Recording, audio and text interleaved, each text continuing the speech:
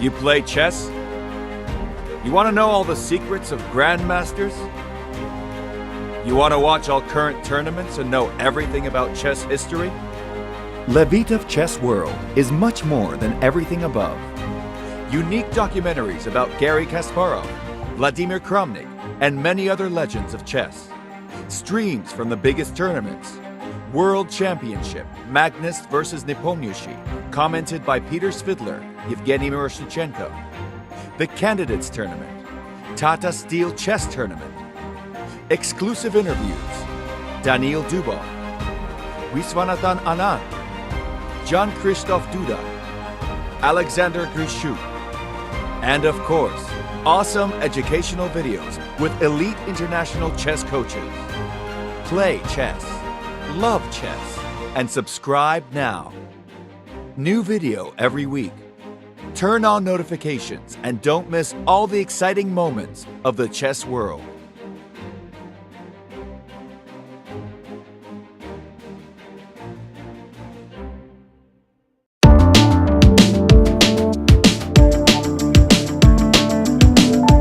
Absolutely, first time I saw him was in Gausdal. It's very classical Norwegian chess tournaments, and I used to play there a lot even in my youth. And at some point they were talking about this, very small and very talented boy, and I remember that he was playing in sort of the same tournament as me, this open tournament. And strangely, my first impression was that he seemed to know really a lot of opening theory, but he didn't seem that talented. And it's not possible to have a more wrong first impression than this one. But I really recall him as a very small kid in the Gausdal tournament. Yes.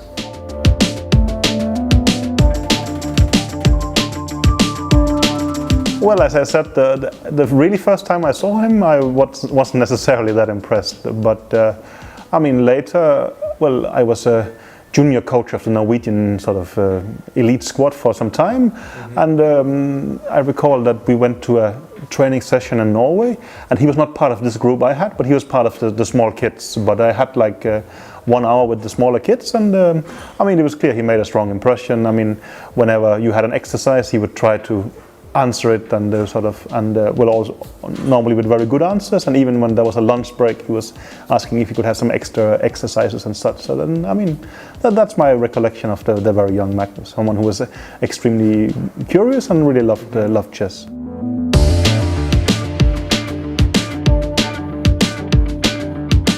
Yeah, when Magnus was very young, we still became you can say almost colleagues. At that point I was still the highest rated Scandinavian player, so it was obvious we were a bit in touch, and we played some tournaments together. And I remember that we both played in the World Championship in Tripoli, for instance, and he lost to Aronian, but after a tiebreak, and I lost to Radjabov in the next round, but we still sort of exchanged a bit of ideas and such. And sometimes he used to visit me in Denmark, and we would have, you can call it training camps, or you can call it holidays and such, but he was still very young at that point.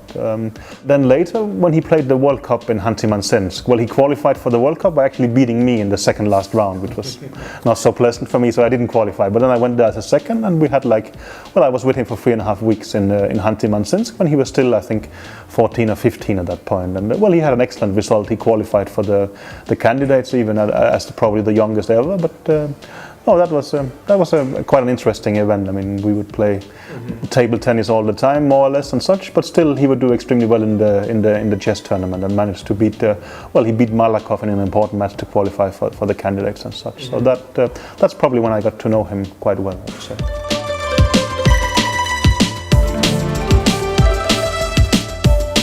Well, it's strange, right? You have a 13 or 14-year-old kid who is basically at that point a very good colleague, who is one you can talk with about the profession you spent your whole life studying, and someone who gives you very interesting feedback. But on the other hand, he's still a very small kid at that time. So that, of course, was extremely weird in some way, but also, he always had good energy and was very fun. So it was also, it was fascinating, of course, but it's, you can imagine, right, that you have this small kid who is maybe your strongest colleague in the region you're living. So it's obvious that you will spend some time together discussing chess, but on the side of that, he was still a very small kid. So it was a strange mix, but I thought he was always very interesting from a chess perspective, and he was always very fun as a trainer or friend or whatever you would call it.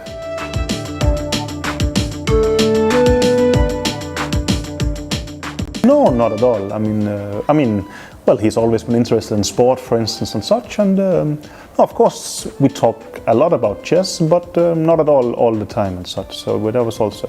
I mean, we would play cards. Even in Hanti-Mansinsk, we actually went skiing and such. So, no, we did a ton of other things. And I think also, I mean, even in his adult career, he's been pretty good at. Focusing on chess when he has to focus on chess, but also to be able to take his mind off and relax. That used to be, I think, one of his big strengths. So he's incredibly good at chess, but he's not just, in one direction. He's an interesting person, and even when he was much younger, he was also quite interesting.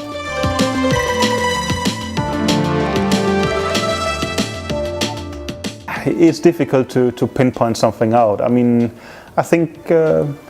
Well, he's always had,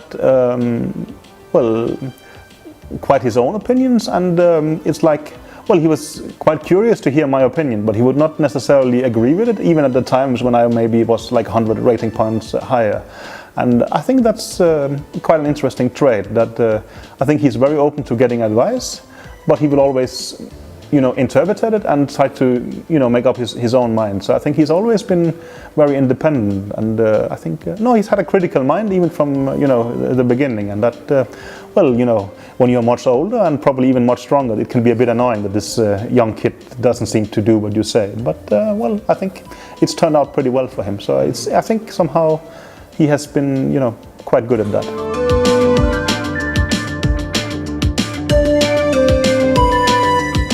Well, as you said, that I have worked with him for really a long time since he was a kid. But I used to work professionally with Anand, and we did that for really a long time. And I was together with him for 5 world championships, and 4 of them he won, which was a fantastic success and extremely interesting.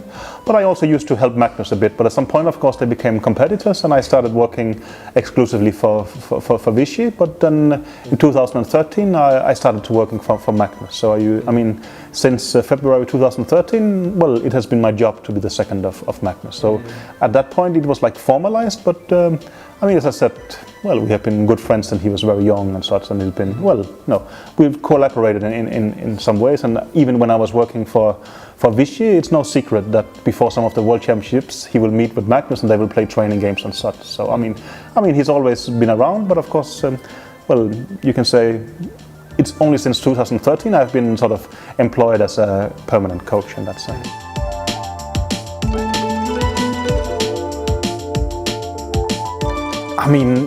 They are of course very different, but I would say that I see more similarities than differences. Of course, when they play the match and in the movie, they will portray it as differences. But I think for me, the biggest difference is age. I'm pretty sure if you look at Vichy when he was 19 or 22, you will also see a very enthusiastic young player who was very enthusiastic and who will play quickly and put people under pressure and such and be extremely good at it.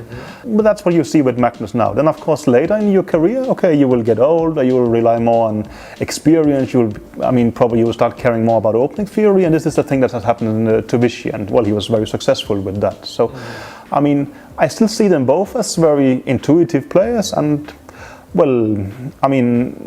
normally, let's say us in the West, we will say this is maybe a more Western approach, and of course even Vichy is as far east as it can be. When we say Western approach, we mean the non-Soviet approach, and don't get it wrong. The Soviet approach for me is something I say with big compliment. This is, they have had a fantastic result, but I think the Western approach is more intuitive, less structured and such. And I think they are both belonging to that kind of school. So in many ways, I see quite some similarities with them. But of course, I met Vichy quite late in his career, while I met Magnus in the beginning, and that makes a huge difference. Where you are in your life. But I actually see more similarities than differences between the two persons.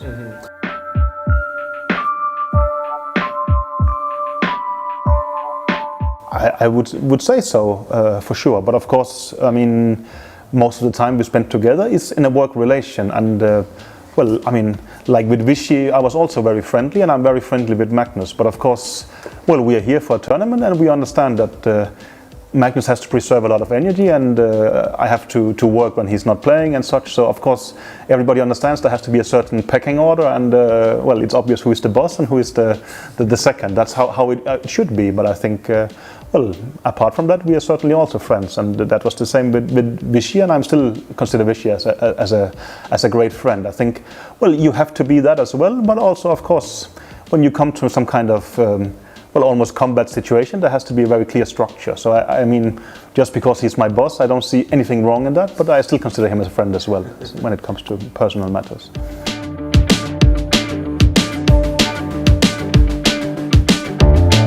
I've forgotten, to be honest. It's a long time and such, but I mean, well, it depends also. Last year there was a World Championship match, so of course we prepare a lot for that. Other times it's less.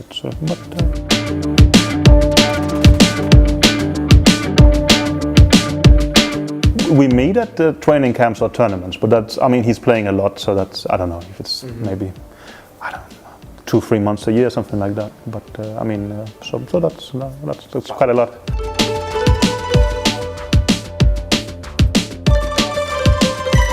I mean, I live in Lithuania now. He lives in Norway, so it's not like we just you know meet casually. We both have our our private life to take care of and such. So not really. But I mean, well, we meet a lot of tournaments, and I mean, you know, well, he also likes to relax during tournaments. So we go to see a football match and things like that. That is normal, casual things. So. No, this is maybe typical for him that he likes to do sports during events, and he gets maybe. Well, it's maybe a good way to get out some stress. It's a good way to relax, and I think also, I mean, let's say during a World Championship, you will almost always think about, you know, the match, even if you're doing other things. But when you do sport, you actually get a break. You're doing something all the time, and you know, it's a very good way to relax. I mean, I think I recall that during some tournaments I used to go to the cinema, but it didn't work for me because it was too quiet. I would always think about the chess games anyway. And if you play basketball, okay, if you start thinking about chess, things will go wrong. So you play basketball. And, some might think it's unserious, but I think not at all. I think it's a very professional thing to do.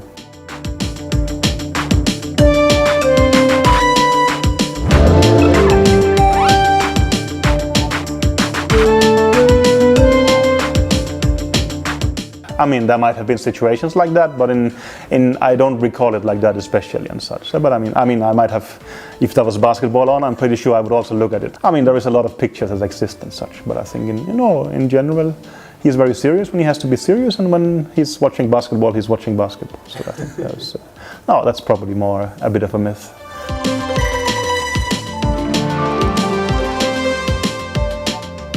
He's a pretty good chess player, obviously, and such, but.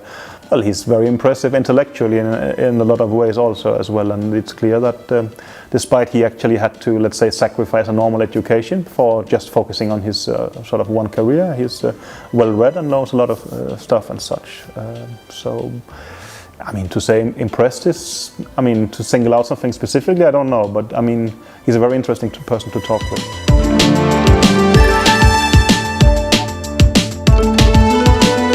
Maybe I'm just too spoiled. I have been working with Magnus and then with Vichy, and it's two incredibly gifted players, so maybe I've gotten used to that. But I'm pretty sure that compared to, let's say, more normal person, of course, I mean, the head is functioning extremely quick, but I would assume that goes for all chess world champions. I mean, that of course you can train a lot of things, but this kind of almost supernatural talent, of course, helps.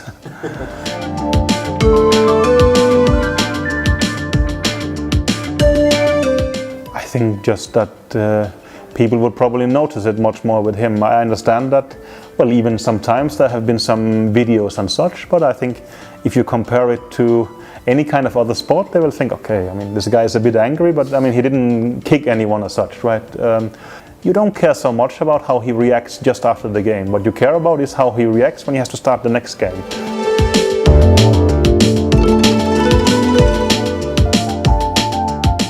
Yeah, I think generally, for sure. I mean, well, he's very independent and he will make up his own mind and have his own ideas. So I think Magnus knows himself very well, and he knows what he has to do and such. So, I mean, I think it goes for all chess coaches or chess seconds that, well, we're using the term second exactly because it's not like in a football club where you have the coach who makes the decisions. You have seconds who try to help the players sort of do the best with their ideas, and well, that's how it should be. I mean, if you get to work with someone like Magnus, I mean, well, he's pretty much a genius, and he's a genius because he's done things his way. So you have to help him there, and of course, you have to look for his leadership, not try to change things.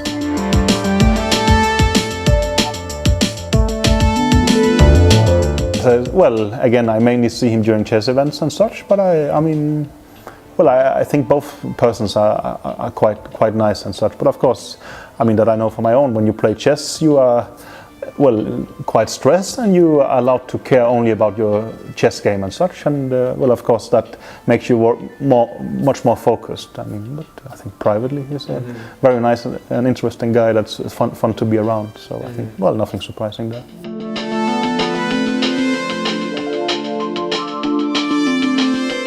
Well, it very much depends, but of course there will always be some kind of, talks about that and such. Well, I mean, well, when he's talks about something, of course you will listen, but I mean, I think I understand it very much myself as well and such. He's a gentle boss, no doubt, and such, but of course, well, we try to do our best, but everybody makes mistakes, right? You play chess? You want to know all the secrets of grandmasters? You want to watch all current tournaments and know everything about chess history? Levitov Chess World is much more than everything above. Unique documentaries about Garry Kasparov, Vladimir Kramnik, and many other legends of chess. Streams from the biggest tournaments. World Championship, Magnus versus Nepomniachtchi, commented by Peter Svidler, Yevgeny Miroschnichenko. The Candidates Tournament, Tata Steel Chess Tournament. Exclusive interviews, Daniil Dubov, Viswanathan Anand, Jean-Christophe Duda, Alexander Grishuk, and of course, awesome educational videos with elite international chess coaches. Play chess, love chess, and subscribe now. And hopefully we're live. Welcome everybody, and the same magnificent trio is covering Game 6 today. Welcome to the channel. With me today is Vladimir Kramnik, as you can see on your screen, and also Miro, who is hiding somewhere in the ether. Hi, Miro. Say something. Shall I? Yes. I'm here to announce big news, for the chess world. Garry Kasparov picked up Hearthstone. For those of you who do not know, Yeah. There is one person who doesn't even know what is Hearthstone, and that's me. You are providing. we'll teach you. So for me, it's not huge news. Yeah, I even don't know what is it. Is it a game? It's a video game. Yeah, you are providing balance for this channel by being somebody who actually doesn't do stupid things with their time. But we can. No, I do. It's just that I do other stupid things with my time. Okay. So we've played 5 out of 14 so far, and by the time this weekend is over, they will be past the halfway mark. They will play 8 games. If all 8 are drawn, do you think we will have a proper crisis, or is it still not like panic stations yet? What do we think? I think that if first 7 games out of 14 are drawn, then we should really make a petition, write a letter that they play the no castle chess the rest of the match, because I think it would be the most logical solution. Absolutely, yeah. We need to, let's change.org. Here we come, and we have lots of signatories, because I'm only half joking, because for me as a kind of I watch live chess. Whenever there's any live chess to watch, I will watch it, and this is for me very exciting, kind of more or less regardless of what the games look like. And I don't particularly feel like there is a crisis, but even for me, of course, sharper games, decisive games would have been fantastic if they happened. But the mood on Twitter, which is my way of looking into the world, since we don't really leave the house very much these days, the mood on Twitter seems to be extremely pessimistic, and I don't know how much weight to assign to it. Yeah, that's what I agree with you, Peter, that, we have to keep the balance between, for me also, what independently on the result, like yesterday game was still very interesting, enjoyable, and etc.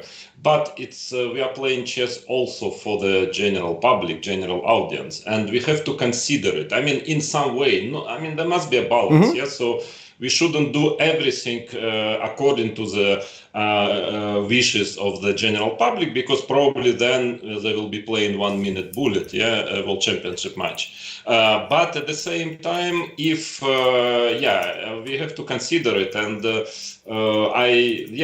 was one of the reasons. Again, I'm repeating again that I see that this is an issue in the very, very top level chess, and that was the reason why I started this quite drastic measures of finding a way, I mean, to make chess more entertaining, I mean, for public, and keeping it as it is in a way, So the same game as we know. So it's not just my, as you can see now, or as you saw it in the previous World Championship match, it's not just my crazy ideas that I have nothing else to do and I want to entertain myself. No, I really believe that we are slowly getting to this, that when, especially World Championship match, both players are extremely strong, extremely well prepared, and then it's becoming really difficult. You saw most of the games, it was just about one or two moments when, if an opponent would play the best move, then he might get a chance. One little inaccuracy and you don't have a chance anymore to win a game, and that's a little worrying. But again, still, I expect some results, some decisive games still, for sure. I mean, it's not going to be 14 draws, I know, but there is something to think about, I believe, still. Miro, what do you think? Yeah, if I'm allowed to step up, I'm afraid chess will never be that interesting as a lot of people, as general public wants it to be, or we all expect. And the problem with that, not only the game is damn complicated, but there is no such thing as, I don't know, kind of intermediate result during the game. Like you know what I mean? Snooker is a damn hard game, but I mean, an equivalent of a chess move is me pocketing the ball. Maybe I've made a terrible positional shot, but as a moron viewer, I can look at Steve Davis and, Ronnie. I hope they are still playing. Probably not, right? And I can see, okay, the guy pocketed the ball, which is equivalent of h2, h3, for instance. And then when Magnus spends half an hour, plays h2, h3, and move 20, and you and Vlad say, oh, okay, it's such a beautiful novelty. I'm like, what's that? Okay, he moved the pawn. Yeah, it was a long thought and then a very short pawn move. So that much I can understand. So of course I understand general public complaining about draws and like wanting a shift towards faster time controls and stuff like that. I think the entrance is sort of the lowest level of understanding required to enjoy a very high level game of chess, in particular a classical game. Is higher than in many other sports. We do have this issue. But this is a philosophical question, which maybe we have started a bit too early with this. We have a couple of minutes. I think, Peter, we are going to continue it after a couple of hours when today's game will be drawn, and then we'll have a lot of time to continue this topic. Before the moves start coming in, so what do we expect? There's obviously, this is Magnus's third game with white. He played e4 once and d4 once. We spoke about this a little bit yesterday. I think we kind of agreed, apart from Miro, who covered a lot of ground with his English-themed prediction. I think Miro took London, English attack, and something else English, maybe the English opening.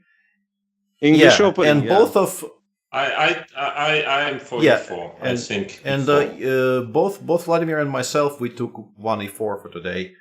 Yeah, I still think it's likely, and I still think the Petrov presents enough of a target to continue looking at it for at least one more game. He might change I think he'll put the red over the corner, says Neil. Yeah, that's also very possible. It's that cluster needs to be split up eventually. But yeah, I think 1e4 is likelier than anything else. But obviously, we are seconds away from Magnus proving all of us incorrect, and I don't know, going knight f3 or g3 or whatever. Well, I think that was at least partially right if he goes knight f3 and c4 later on. I mean, it's not exactly the English opening, but it might as well be, right?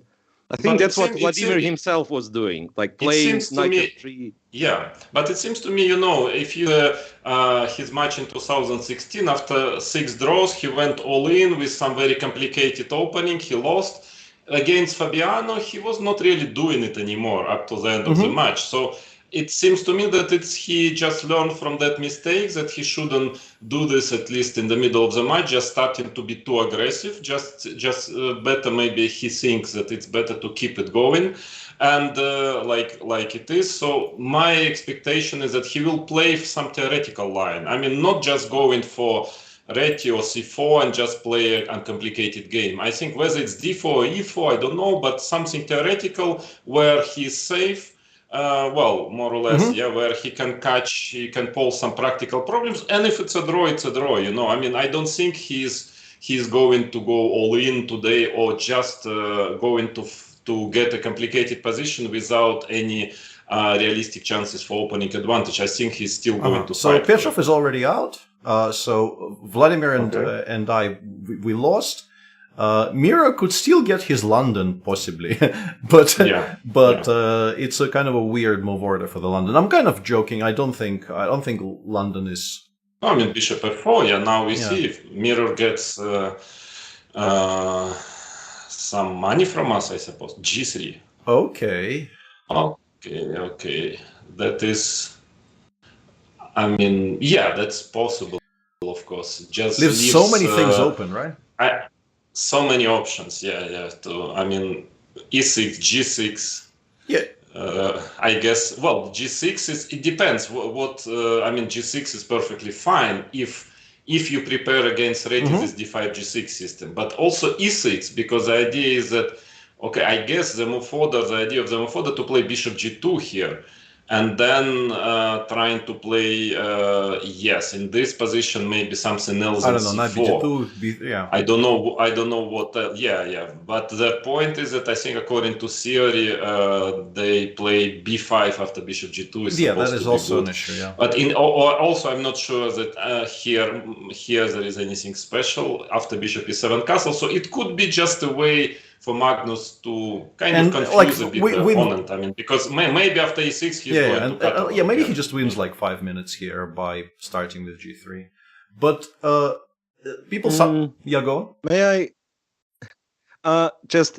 It kind of doesn't make sense to play the Catalan this way if we assume that Jan goes for the same system, because I thought the whole idea was designed to avoid the bishop before check thing.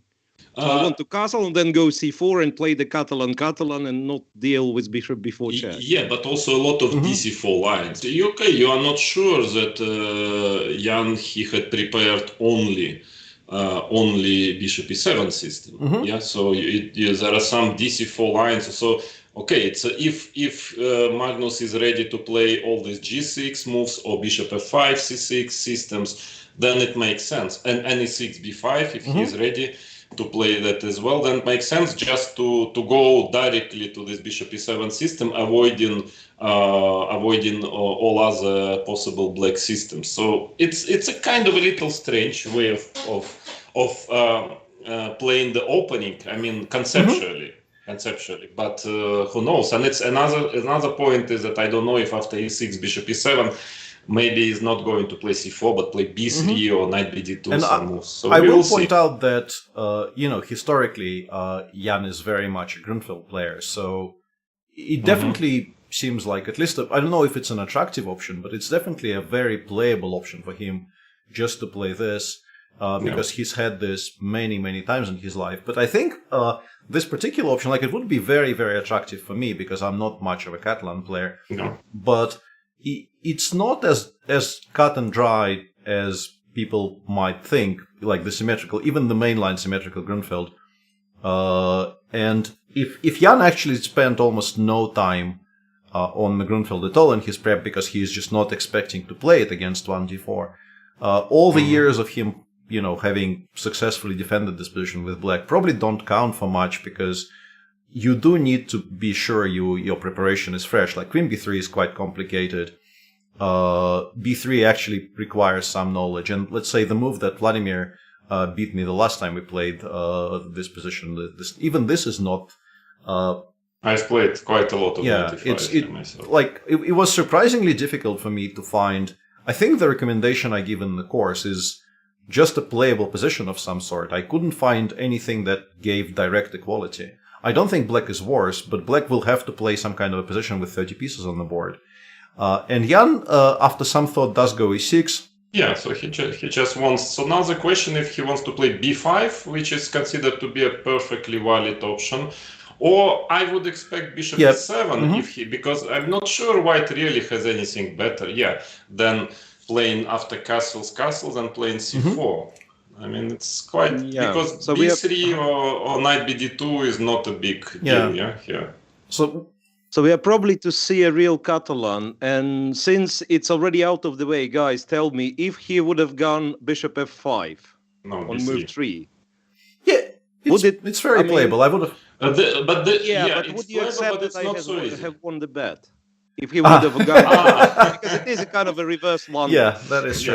Yeah, that's and true. Magnus actually does play b3 here, which really isn't supposed to be very much at all. Yes, I mean, it's supposed to be just fine for black. What is... If b6, c4, then we get to this theoretical position. Is b5 no longer playable? And there is b5. Yeah, I was wondering, if b5, is it playable here? It is playable, but c4, I suppose. Maybe it's not so easy. Yeah, I was wondering how we're supposed to react to this. I guess my first idea would be to do something like this, right? Try. Yeah, 995. I don't have 995. That's kind of... It's not like bulletproof thing. b3. Well, I guess there are many options for black. I don't think there is anything really wrong with the move c5. Shouldn't be. That's what he played actually. And probably dc5 is... Yeah, Magnus I think quite likes these types of positions. Just takes, bishop b2, like e3, queen e2, knight bd2, eventually c2, c4. And this actually reminds me structurally a little bit of that game you referred to earlier, the game 8 that he lost to Sergei. Eventually ended up this kind of a structure, right? Because both, like, all of the g and c pawns eventually disappear. Like, if you imagine something, I mean, the sequence is not entirely forced at all, of course, but like, something like this is very close to what they had. But the bishop was on g3. The bishop wasn't on g2 in that game. But apart from that, it's very similar to that game that Magnus eventually lost to Sergei after overpressing. And he goes sharper. He goes c4. He goes sharper. He goes c4 straight away. And before I forget, there was a question not really connected to this, but kind of an interesting question to hear your views on from Steve Giddens, who was quoting, I think, Niels Grandelius, who I think said that these days with engine help, you can play pretty much anything if you look at it long enough.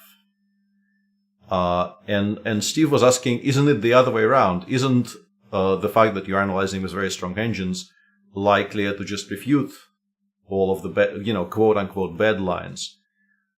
I think in my opinion, it depends what you mean by the word anything. I mean, any opening, practically yes. But inside those openings, there is a limited amount of lines which are playable.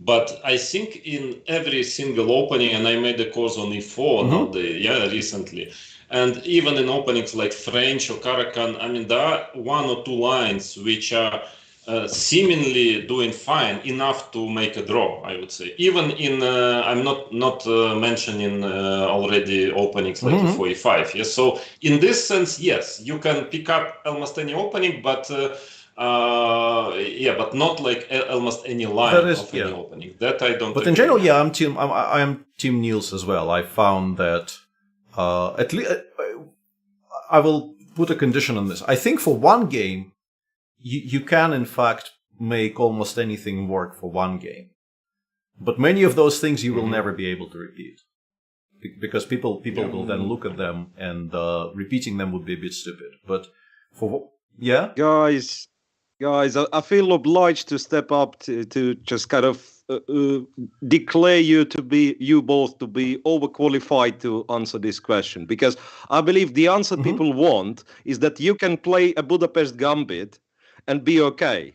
And you narrowed it down to, okay, there is one line in French that possibly holds, or maybe not, Yeah, but that goes within my lines, because you can play Budapest Gambit, but against Bishop F4 there is only one line, which is against Knight F3 there is only one line, which is okay. I mean, in fact, I had a look at Budapest Gambit at some point, and there is no real big advantage for white. I mean, it's perfectly playable opening, but the thing is that you need to, you don't have a choice after you've played d5, d4, knight f6, c4, e5. Then for the next few moves, you don't really have a choice. You really, have to go to only that or that line. Personal story. I used to play a lot of the Budapest when I was like 14 to 16. And I gave up completely after, in a rapid tournament in Oviedo in Spain in 1992, Vladimir just looked at me after I played this against him. We somehow got paired. I wasn't doing that well, but I somehow still played Vlad. And he looked at me strangely and he just played e3, knight takes e5, knight h3. And I failed to equalize utterly and got completely kind of wiped off the board. And I think that was the last time ever that I played the Budapest, because it was just so humiliating. Peter, I can add to your story, because also I think the last time ever I played Budapest was in a simultaneous game against Garry Kasparov when I was 12. And I played the 5D knight g4, and what did he do against it? Knight h3? Yes, e3 knight h3. And that is why I played it against you, because you played it against me, and that was kind of, at that time, seemed to be convincing enough for me to stop playing it, so it's just history repeating. Yeah, then I force you to stop it. It's like the same it's like, fashion. a passing of the baton, from Kasparov to you to me, and now hopefully maybe this story will stop somebody from playing the goddamn open. Anyway, so what do we think about this? People in chat are saying d takes c4 is likely to be met by queen c2. I think it's possible, yeah. I think Magnus probably doesn't want the queens off so early. I would say that to me what is logical is to play, first of all, d4 is very principal, but I would consider knight c6. Yeah, knight c6 Yeah, is I think principal. knight c6 is very logical. Because, cd5 probably. Because if bishop b2, I suppose d4 should be fine. Yeah. And if cd5, e d5. Yeah, absolutely. Yeah, we're definitely playing this kind of a Tarosh because... because you just want to put d4 at some point. No, but even sort of from a purely kind of structural point of view, this should be a good Tarosh, right? At least it's playable for white. I mean, at least kind of, you know what I mean. It is playable. It's nothing really for white, but you can try rook c1, e3. I mean, it's a game, but usually, because in Tarosh, usually you don't take, after you play b3, you don't take on c5, yeah? I mean, you play bishop b2, knight c3, and and here it's already, and if bishop b2, d4, I don't think it's, okay, white can try to play b4 here, and then trying to take back the pawn, but that should be I don't think equal, this is much of anything. Yeah, something will take on d4, and somehow, Yeah, I mean, it shouldn't. Also, after bishop b2, you can as well play a move like a6 or queen e7, something. Queen e7 or d8. But I see the idea of Magnus, I believe, I have a feeling that he just wants, because Jan is a Grunfeld player, he doesn't have such a big experience in those classical structures. So I think he just wants to get a game and maybe to use like a better experience there, maybe he thinks that in those positions where Jan is not so familiar with, he didn't play it so much in his life, that he has more chances to maybe even if not getting an advantage, but to kind of outplay at some point. I mean, I'm sure that he doesn't really think that he's really fighting for advantage like this, but he just wants a game where if black makes a couple of inaccuracies, he can end up under pressure a bit. DC4, I'm not so... Yeah, I'm a bit like surprised DC4. why... I don't think we needed to do it this quickly.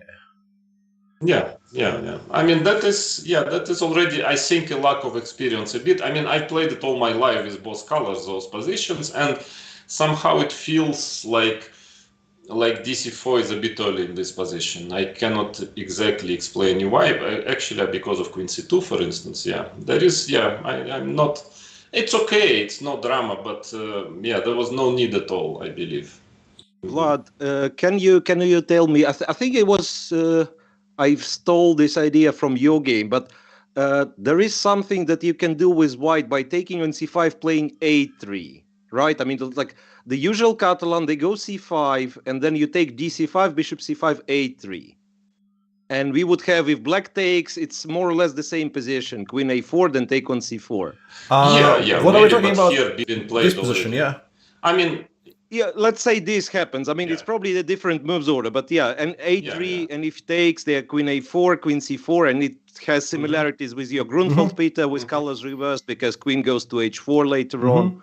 No, this looks very promising. For like I mean, I'm sure it's not winning or anything, but this is a kind of a position as a black player I always try to avoid, because I feel like, you know, a mistake here might result in me just kind of never getting out of the opening. And a very fresh example of this would be actually a game Jan played on the white side, which I think somehow made it into your 1e4 course, right? I think you are, for some reason, covering the Nepomniachtchi Alexeyenko game in your e4 course, even though e4 wasn't played in it at any point, I think.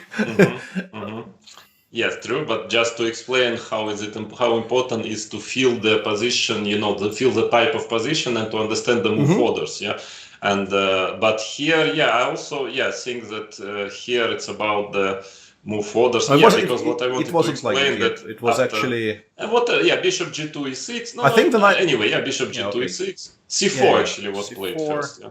e6. Well, whatever, it got to this position, and then Alexeyenko started to confuse everything. Yeah, knight bd7, queen c4, a6, queen c2. And so my point was that he learned it probably by heart, and then he forgot exactly the move order, but then he didn't get the main point of the position, that it's absolutely essential to manage b5, bishop b7.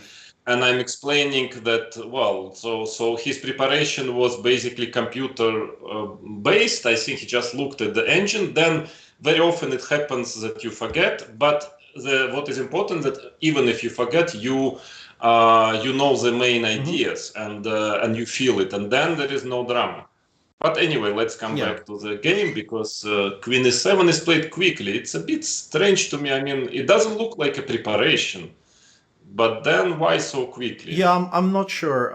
I quite understand this particular choice. It might still be okay. I guess white takes with the. No, of course, no. It's definitely okay. But it's just that it's too quick. You know, I mean, the position, as I understand it, is pretty delicate and, I mean, kind of subtle and dangerous for black. Potentially dangerous. So I would really take time now to make sure whether maybe queen e7, maybe knight c6, and then put queen on d8 still for the moment. I mean, just to make sure that I will get out with my pieces, maybe manage e5. I mean, again, it's no problem with the move. It's just that I feel like dc4 and queen e7, if it's not prepared, it was too quick. I mean, played too quickly, because and if you continue like this, because here after, let's say, queen takes c4, I think the point is b6, as also somebody in chat pointed out. The point is we're protecting the bishop on c5, but more importantly, we covered the b7 square, so we can play b6, and we're not worried about something like knight e5,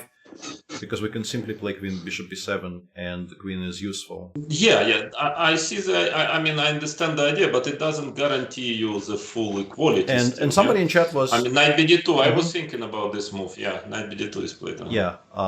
Very good spot by a number of people in chat who were saying that knight bd2 is an interesting sacrifice. I'm still, like, maybe you still just ignore it and go b6.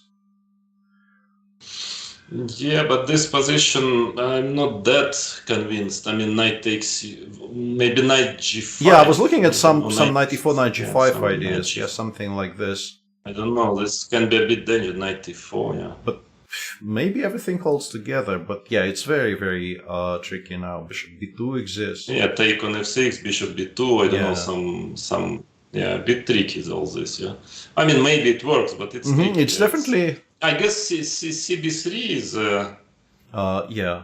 Yeah, I mean CB3. Yeah, let's say AB3, A5 or what. I mean, still not sure if AB3 maybe rook c. Rook f And to just b8. Defend.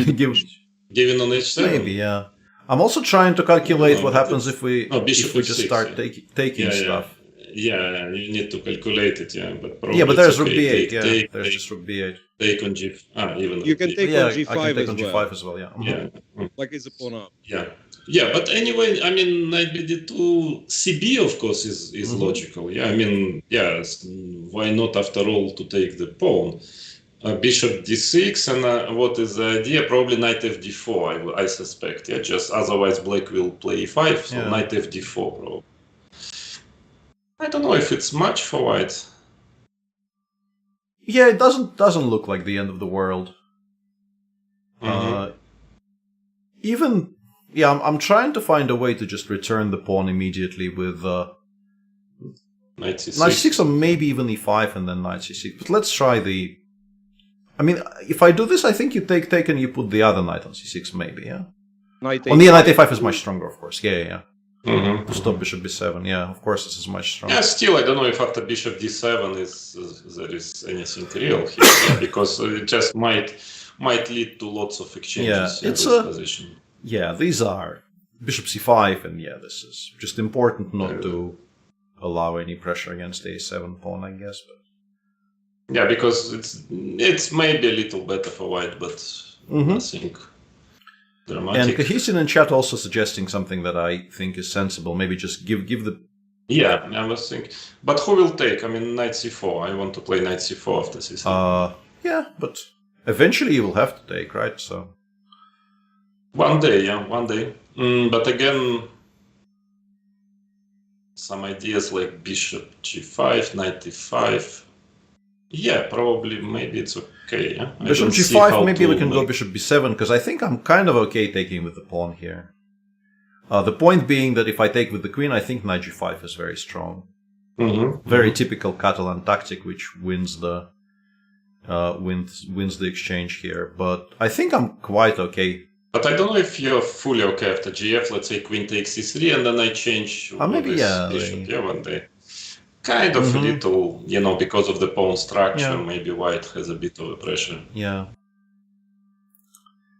But what is important, I guess, here is that Magnus is still in his preparation and Jan is thinking over the board. Yeah, I think even if, probably objectively Black is doing okay, but it's always not good news when you understand that. You are playing against a machine. So far you are, yeah. Okay, guys. Honestly, I would take the pawn because it feels like the similar scenario that there will be some slight pressure on the queen side, but I might as well be a pawn up. Exactly. Yeah, I think it makes sense just to be a pawn up, if just to have some kind of way to release the pressure later. And I think bishop d6 is logical, and then we are going to be trying to, knight f to d4. Yeah, this is what we're looking at. My other idea was to do this, but I think knight b5 is more of a problem than knight f5.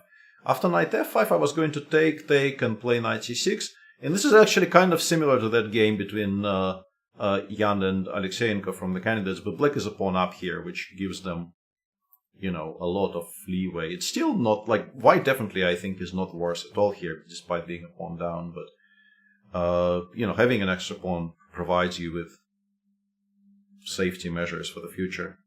But I think still I have a feeling that white might be a bit it's not impossible at all, sure. Not so easy. Bishop e4 is threatening. After h6 you can take on f6, take on c6, and it's not clear if it's this endgame might be rook a c1, knight a5, might be absolutely, not so easy. But I think maybe knight b5 is an even bigger problem because I wanted to play knight c6, but somehow I cannot find a way here not to be a lot of material down, because I wanted to play bishop d7, but unfortunately the queen is hanging, so we're not in time to take on b5.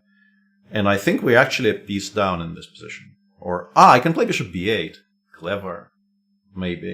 Bishop a3. Yeah. Not clever. Not clever. Clever, but not clever enough. And if we don't have knight c6 in this position, it becomes kind of annoying, because rook d1 is a huge threat with bishop a3 everywhere. And it's not that easy to make a move suddenly.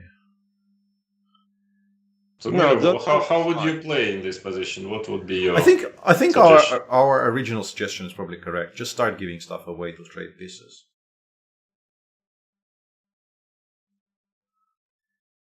If we get to this position, if this is the position on the board and I have never seen it in my life and I have to just guess what is the safest way to proceed, I'm saying knight c6 just because I need to minimize, get some material off the board. Okay. Miro, but now what is your idea? Would you take on b3 or play c3 or play b6? You mean right here? Yeah, I don't know. I would definitely, considering that this is a very lenient time control, I would spend some time comparing. And there's a lot of questions, not a lot, but there was definitely a question, why, it seems like we're never playing knight c6.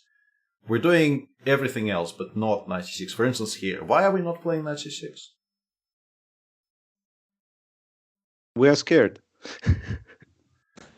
Yeah. Queen takes, I'm guessing, yeah? I'm not what sure. Do you think, Vlad? Or knight takes or something. Yeah, queen takes maybe. And then? Because we need to have a reaction to b6, bishop b7, right? I'm pretty sure the next... Bishop b2, queen h4 stuff, something like this. Bishop b2, Never bishop b7, too much. queen h4, and then some kind of shenanigans maybe. Some jumps, yeah. And apparently David Howell in one of the rival broadcasts said that he has looked at this position recently, and then somebody asked him if he maybe shared his findings with Magnus, and he replied by saying, "Nice weather today." No, but I mean that, if he had looked at this position recently, it might basically mean that he's part of Magnus' team, no? I mean, logics, because that's not really the position you look at, I mean, it's quite a coincidence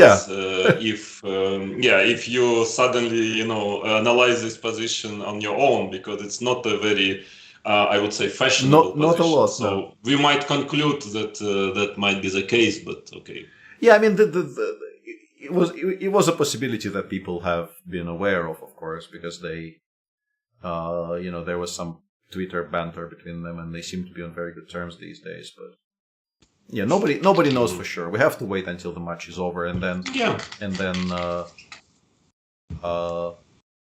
things might become clearer.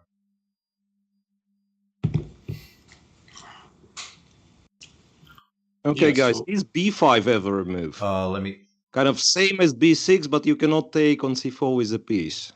Or I'm trying to pretend it's same as b6. I mean, it's probably not the same. I think somebody in chat had a very clever, because we played knight d4 here, which I think is incorrect. I think this is much stronger. Bishop d2, yeah. That same goes against b6. Yeah. In chat it was against b6, but against b5 it's maybe even stronger. And we can, It's just very difficult to make a move suddenly. No knight d7. Because d7. we cannot play knight d7 because of bishop takes b7, and we're obviously threatening bishop f6 and queen h7 mate here.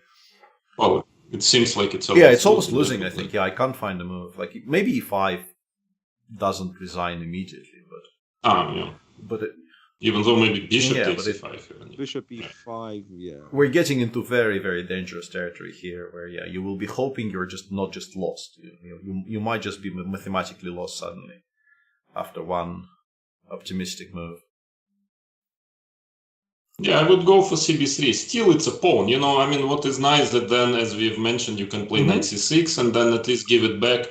I mean, it's because if you play c3, which is a valid option, obviously, as well, but then it's like equal pawns, and you are fighting for equality, and after cb, it might be the case that you somehow will manage to make, practically a forced almost draw, I would say. Yeah, I mean, so CB knight b3, bishop d6, knight. I was thinking maybe the idea is to play knight fd2. It's a strange move, but it might make sense because I want to play knight c4 next. I mean, let's say cb3, knight b3, bishop d6, and knight fd2 maybe. And also, I just wanted to say, because David Hull further claimed that he looked at it for one of his games, and I thought maybe I can find the game he was looking at it for. And this is not like a completely foolproof findings, but the position is unbelievably rare. And again, playing Sherlock Holmes. I think that David is e4 player mostly, and against with black he plays Grunfeld, no, if I remember well, mainly. So it's kind of a bit strange why he would look at this, because it seems to not to be a part of his repertoire at all. Yeah. But anyway, we are just but I at that point I'm not even talking about David Hull. To my actually kind of serious surprise, the database on the Chess24 website says there has been one game which reached this position. This is probably incorrect, but I mean normally it gives you much more. And like this position already 0 games. Yeah, I want to mention that I'm playing these setups all my life with both colors, and I've never looked at this position.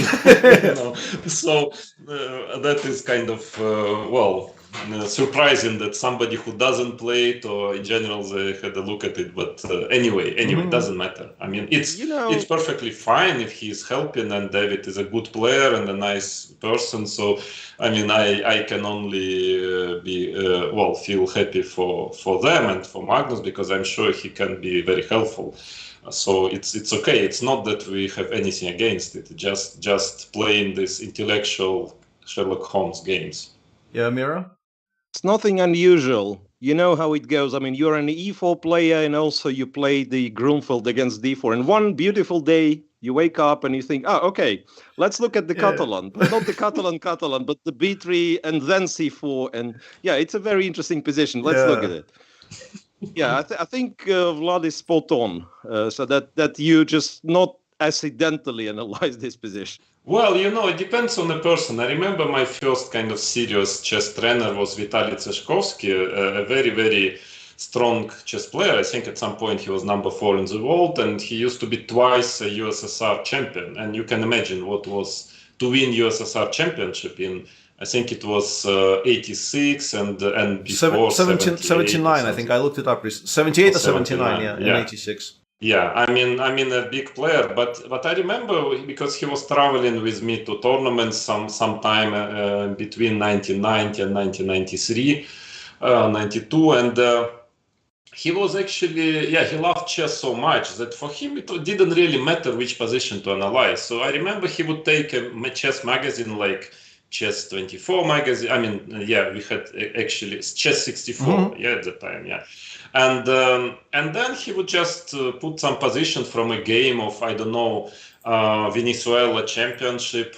And he would get so interested that he could easily spend 3 hours analyzing some position of 2 rather average players. In the opening, which was not part of his repertoire, because he just was interested in it. I was always surprised, and I was trying to tell him, okay, Vitalik, but why don't we just analyze something, in the frame of my repertoire? So I said, yeah, of course we will, but it's just such an interesting position, I just want to understand what's going on. Yeah? So maybe David has the same attitude. Okay, he just found this position very interesting and wanted to understand, is it enough for advantage or not? Yeah, and in the meantime, Jan did play knight c6, and I just wanted to address something in chat.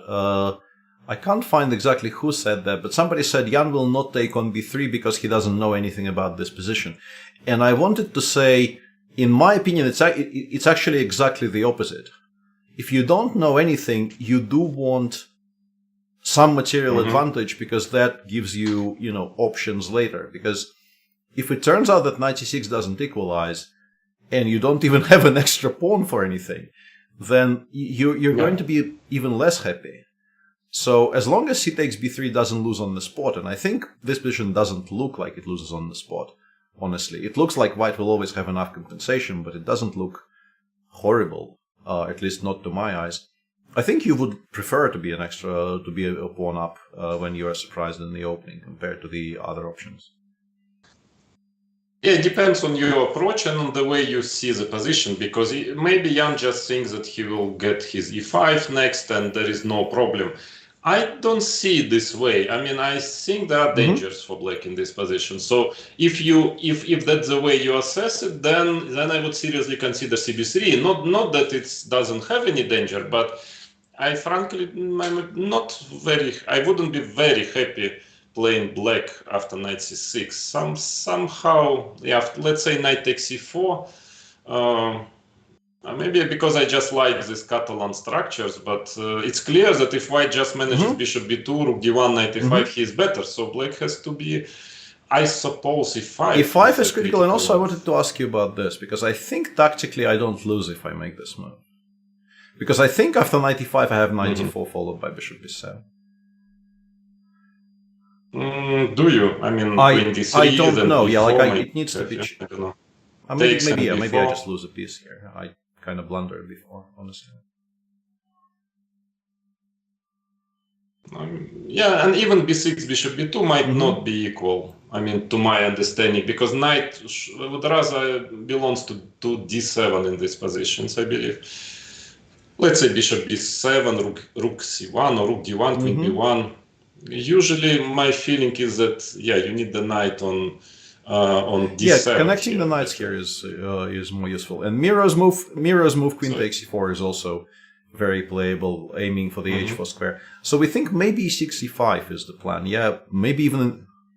I think e5, yeah. But I mean, knight c4, if we, just to continue with this move, but here the problem is even bishop b2.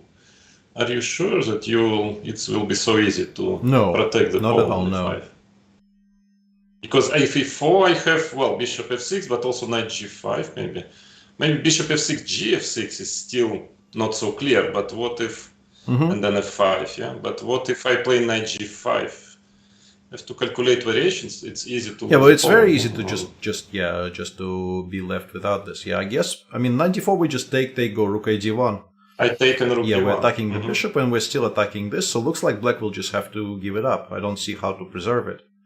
And and if you play something like rook e8 or bishop f5, now bishop takes now bishop takes f6 just wins it, I think. Yeah, like maybe I even do this too. Oh no, hang on, there's knight d4 in the end. I don't know how. Yeah, take with a knight. Is this pin anything? Yeah, it is something. I agree, but maybe it's nothing so dramatic because I can play, for instance, e3 maybe, and then knight cd2, queen b2. I mean, it's a question if I will be in time to. Then queen goes out and fight. Black has and some compensation, obviously. Yeah. But all in all, it's not something. Yeah, it's a very committal decision because if these variations don't work out for you as black, you will be in sort of desperate trouble. If after bishop b2 you cannot play e4, you have to play some ugly move like knight d7. You will really, really not enjoy this. Like rook a. Knight d4 maybe. Yeah, knight d4, but even knight d4, if I just take, especially with a bishop, maybe. I don't know, maybe with a knight, bishop ed, rook d1. And it's again the question if you're in time, queen b2. If you're just in time, actually, it's simply to protect the pawn. It might just drop, like it's. It suddenly becomes very, very concrete, and if it doesn't work out for black, they're not going to be enjoying life very much. I mean, there is bishop g4, but it requires calculation. I think we can still take, right? So I was trying to figure this out, but my queen is actually protected, so we could. Yeah, so you can maybe. We can take on this. Maybe black will be in time to make a draw, but you don't want to try it. Yeah, you don't want to check if it's enough for a draw or not, because if not, it's a real problem. Yeah. Because here maybe it's enough. And rook d2, b2. Yeah, it might be fine. Yeah. It might all work out correctly, but basically this is move 20 now, and this is move 11. 20? No, I mean this this position. Yeah, this position is move 20, and this position is move 11. And if you play 5 here, you will sort of be expected to assess bishop b2 knight d4 and to calculate those lines and to be reasonably convinced you haven't blundered anything in them. Because they might just be forced. They might. But also after, sorry to interrupt. Yeah, sure, Peter, go. No, I mean, I was not sure about e5, bishop g5. That as well, quite dangerous to me. I mean, not so easy because e4, maybe knight d2. Again, you need to calculate variation. Maybe it works, but knight d4, queen d1, bishop g4. You have, so this should work. Yeah, so maybe then e5. Bishop b2. Okay, e3 is another option, just to play e3, just to stop, and then followed by bishop b2. But it's an option, but maybe not that. That gives black some time. Bishop b2 is very but bishop b2 is very principal, and you need really to calculate. But also queen c4. Queen c4 is an option, and you have to ask yourself if we can continue pretending this is a gambit. Yeah, but I thought maybe e5 simply. Even if e5, I'm not sure if white has anything better than finally taking on c4 here. But also, I want to point out that I guess the inclusion of bishop b2 in knight c6 is definitely in black's favor, right? Yeah, true. Even you can play bishop a3 maybe here already.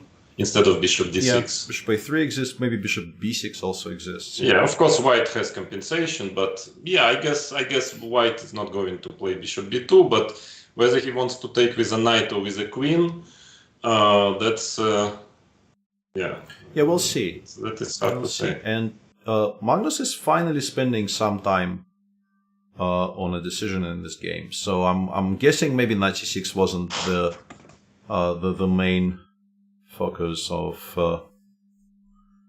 his preparation. Which means it's not the first line, yeah? Exactly. Which in turn means that white might have some chances for opening advantage. Yeah. Well, I mean, of course, queen c4, we can have a look at queen c4. Yeah, because we are kind of dominating our third participant, not looking at his moves, but actually it makes a lot of sense also. So what do we? Yeah, I'm kind of not sure what do I do after e5. Yeah, I mean, what specifically? Because like bishop b2 is the thing, queen h4 maybe is the thing. Yeah, I want to play bishop b. Like e5, I want to have the bishop on b2 just to be sort of more prepared for the e5, e4 ideas. But here, black has some more time compared to the line we just discussed. Yeah, bishop e6. So, well, actually, where does the bishop go? Because bishop e6, it looks like a move with the tempo. But then I don't know if bishop e6 is any good. I was kind of I was trying to play more or less anything else. Maybe bishop b6 or bishop f5 or lots of options, because this does give black slightly more time to develop. Yeah, I kind of like bishop f5 here. And the other one, if we push it, it will go to b6, I think. I'm a bit worried about knight h4, but I think bishop b6 is a good reply, so not that worried. A little bit worried.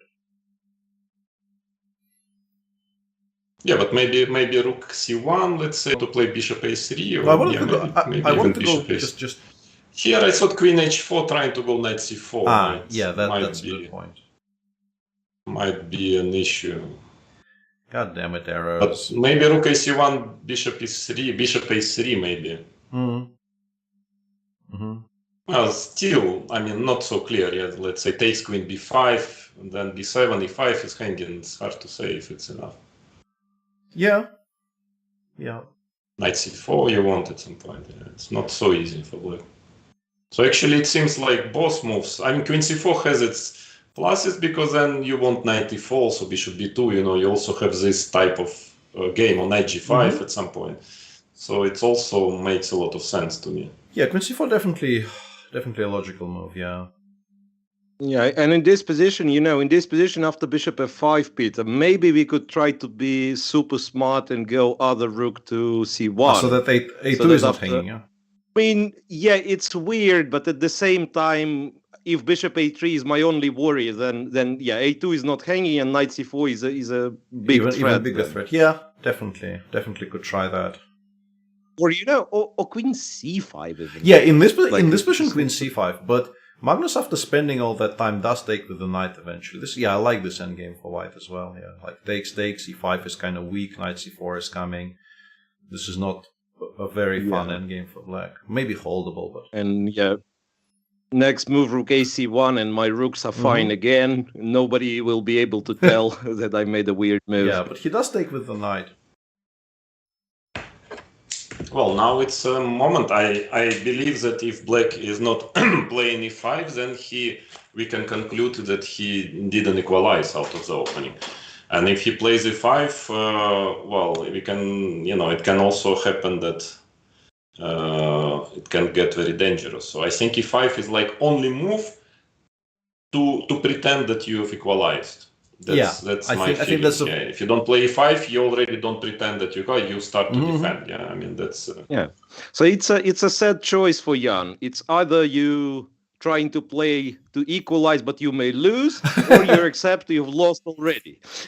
the opening battle, that is, right? I mean, if you play b6, you accept, okay, I'm slightly worse in the typical Catalan grind. Yeah, if I play e5, I'm trying to kind of to be a man, but I might lose. Yeah, I think. My feeling is that Jan is very much in his style to play e5 because he definitely understands that otherwise he will suffer. And I think he, as many other people, don't like to suffer. Yeah, so I think that he will try everything to make it work. Yeah, people are asking about b5, which originally I thought this is quite shocking and shouldn't work, but there's. I think it doesn't, no? Knight c5. I think the point probably is that we can play bishop b7 here. Or then taken b4. Yeah, maybe. Once again, I'm guessing, but I think maybe this is the point. Yeah, maybe. I don't know how happy we are with this position, though. Like, takes... Not sure. Takes and something like... Takes and bishop just go back. Yeah. I'm not sure how happy we are. Mm-hmm. No, hang on. Somebody in chat, actually, there is a better solution. I think maybe you're supposed to play knight b4. Knight b4. Okay, queen b1. Or and now I guess we go bishop b7. And bishop g5. It's tricky. It is very tricky, yeah. But maybe we... I want knight g4. Do I want knight g5 yeah, immediately? No, of course. Or... To me, it's it's playable, but again, as a Catalan player, I would be so happy with this position. Yeah, I mean, I can understand. It's a very, very nice, pleasant Catalan. Yeah, but maybe b5 is playable, even though it's quite difficult to make this move over the board. Yeah. No, if you don't know this works, you probably aren't a huge fan of this decision with black, yeah? Again, Jan, he likes this kind of moves. I noticed that he likes this kind of a little provocative original moves, and so I wouldn't be surprised if he, after some calculation, that he finds that b5 works and just plays it. Because it's time, again, as we understand, it's time for some serious decisions now for black. You cannot just... I mean, you can like playing bishop d7, rook d8, but then you understand. Then it's he knows he's in trouble. Then, yeah. The question is only how big trouble the trouble is. Yeah, if you start making these kinds of moves and like you drift into a position like this, you're going to be suffering, and white might even have something more concrete. But even in a position like this, some knight g5 jumps could be extremely unpleasant, but. Even something like this here, you just know that this is a very, very good Catalan, and you make a draw sometimes in positions like this, but you kind of never equalize until much, much later in the game when pieces start coming off. He absolutely knows that if there is any equality out of the opening to be had, he has to play energetically here. But maybe we can try to check e5 still, because it is, of course, So let's go for bishop b2. Yeah, let's start. most Let's start with principal this. way. Yes. So the options. So e4, yeah, again. Yeah, the very options are, principal, I think, yeah. those two and pretty much nothing else. I don't think knight b4 makes any sense. And I really hate knight g7. I kind of refuse to even analyze this. Yeah, if you... So let's start with this.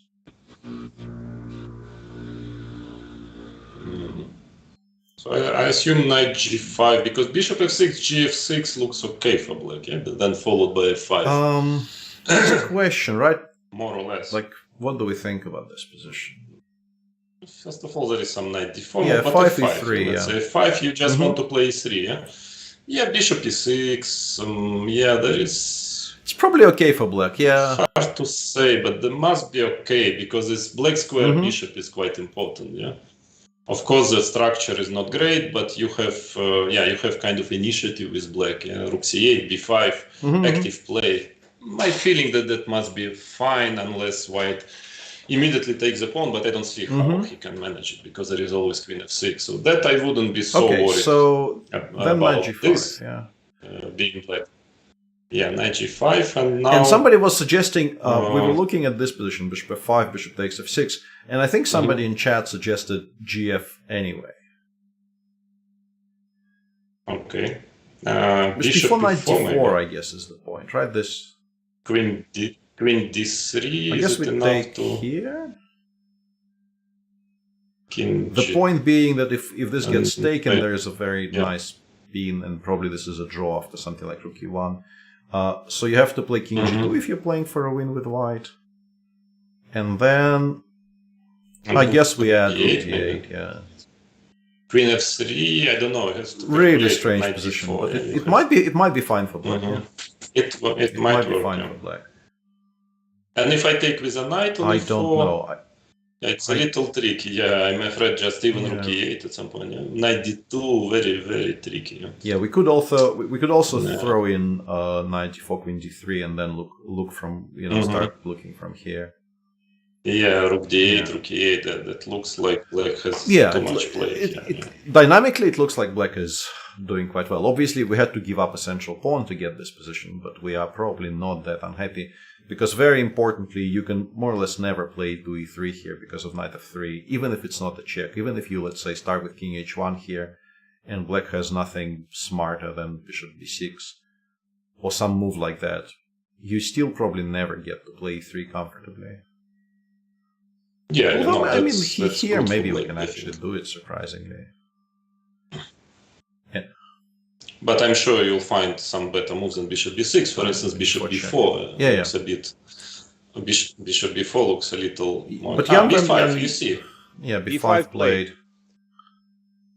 As expected, yeah. Jan is definitely looking for a concrete solution here, because he knows he must play in this fashion.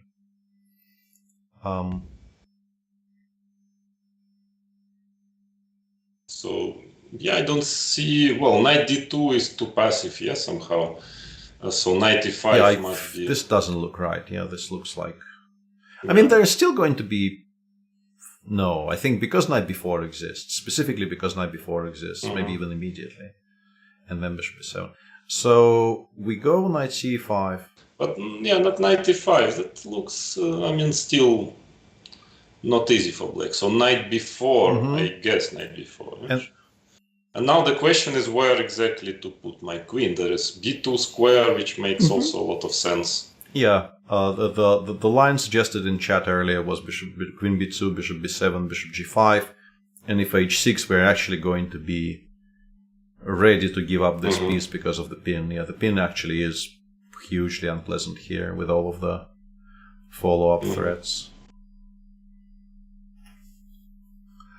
And if you cannot play g5 in this position, then knight g4 is a strong threat, and it's unclear which move you're even making in this position. I mean, knight b5, but yeah, and this is why queen can b2 is maybe stronger than queen b1, because we don't have to worry about knight c3 here, so we can play e4 quite safely. No, there is bishop a3, but yeah, it looks very we'll find a dubious way for black. somehow, I think. Yeah, so this knight c5, knight b4, yeah, that's Doesn't look like it's such an easy Not at all, yeah. quality for working. So what else is... I mean, we did mention that there is the option of bishop b7, but I'm pretty sure it's not what Jan wants to do. Yeah, I'm pretty sure because And also, white is at I least think maybe this is slightly just an better, extra pawn, after no? this bit. Yeah, also, but then I thought bishop f3 you take an exchange. No, I mean, no, sorry, bishop f3, bishop c5. Yeah, so you pretty much have to yes, take that's here, right. I take on c6, and I take on b5, and I mean, winning this position will take some work, but white obviously isn't unhappy about being a pawn up out of the open. Yeah, so knight e5, probably knight b4 is practically the only reasonable move. So what are we missing after knight e5, knight b4, bishop queen b2? In that line, white cannot take on g5 because of takes. Let me find it. Knight g5, bishop g2, king g2 and queen b7 check. No, that doesn't look. I guess hg and then queen b7 check. Do we have any kind of clever moves here? Yeah. I'm just thinking if there is any way to continue the attack, like just going back with a knight somewhere. Yeah. We declared the pin to be deadly, so let's go knight f3 back, or maybe even knight h7. I was looking at. Yeah. On knight d4, then knight g4. No, but then knight d5 comes. Yeah, then you can. So well, it requires some calculation. So let's. How stupid is this? Wait a second. If you just play knight e4, Peter, I think we just win back everything, the material. And knight g4. No, but my problem is this, because it's... you have quite a few pieces. Yeah, this is 4 pieces. Yeah. 4. Yeah. But I also thought it only 3. No, 4. This is 4 pieces. Yeah, it's not 3. Sorry. No, but let's see bishop g5, h6. I also was not sure if you cannot just take on f6. Queen here. takes.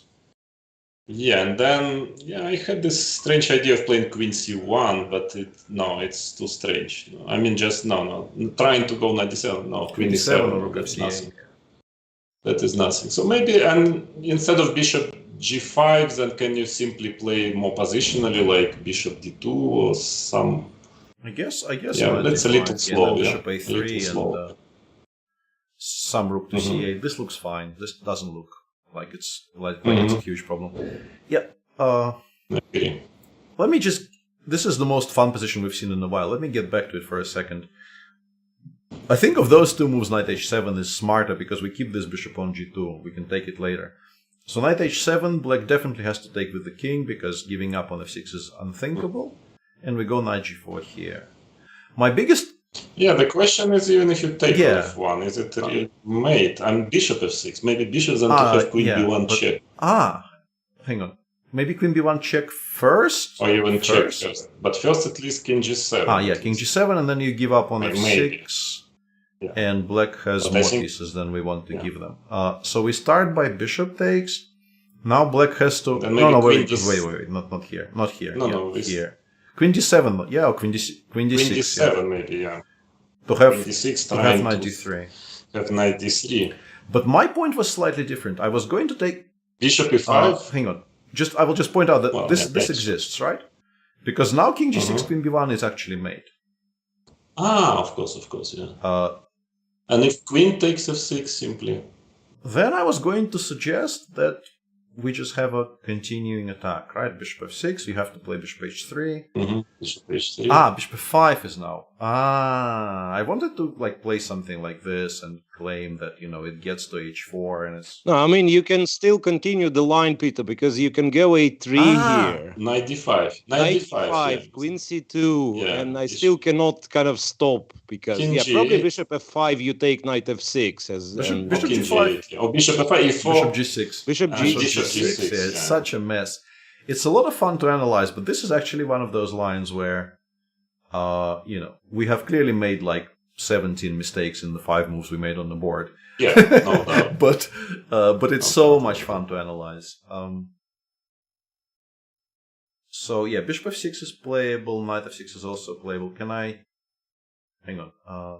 Well, rook takes f1 if you just take the bishop. Really don't basically. like. No, sorry. I mean, I have a feeling this has to be quite good for white, but I can't figure out why. it's hard to say. But anyway, I don't think that. I mean, it's difficult to play like that over the board because you miss one move and you just lose with white. And if you have a kind of nice Catalan position, it's I don't bet on this variation to appear on the board. Yeah, I think it's a safe bet to say that none of this will happen, but you know.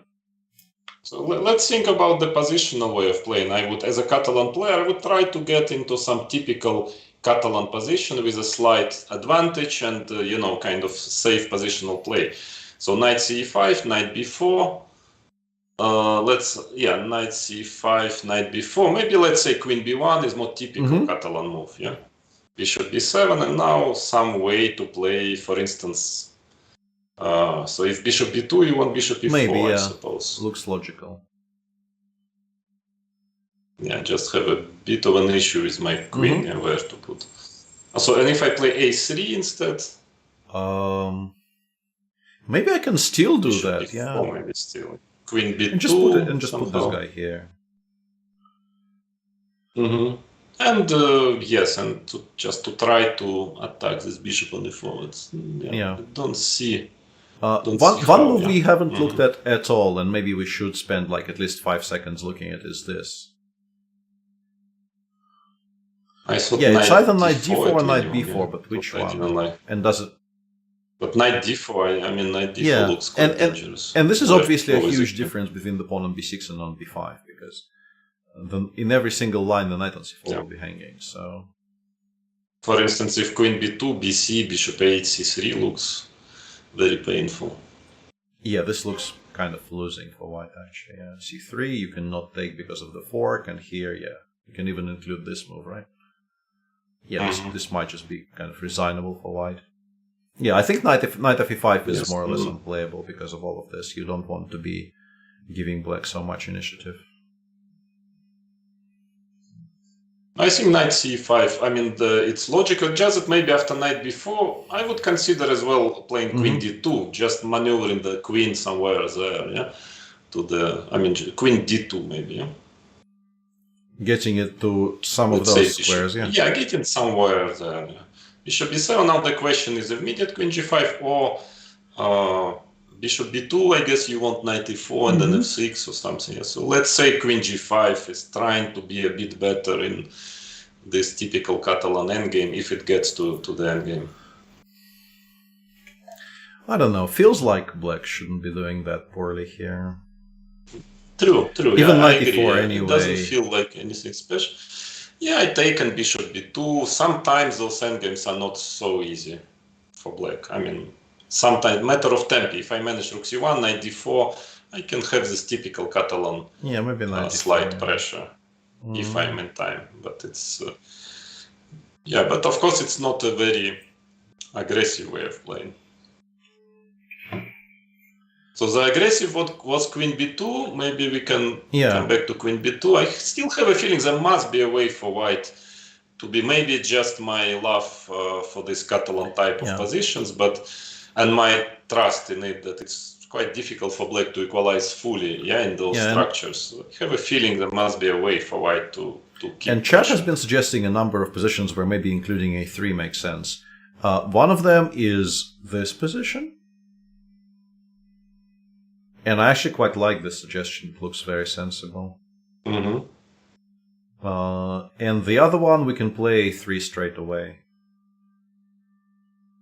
Yeah, it does allow knight c6. My big issue here is that I'm not sure if I want to be such. But knight c6. I don't. Knight d3. I like my knight to d3 already with a knight on c6. And now something, Yes, and then trying to get to c5 at some point, I mean, one day. But it's not horrible, right? It's not unplayable. But no, it's definitely the other one is more ambitious, because if this works out for white, it might just be very, very good. If we... I'm just concerned about bishop takes f3 move. Cannot really calculate it out. Knight f3. Yeah, maybe this is so weird, yeah. Knight takes, and then we take on g5 anyway. And we have kind of threats.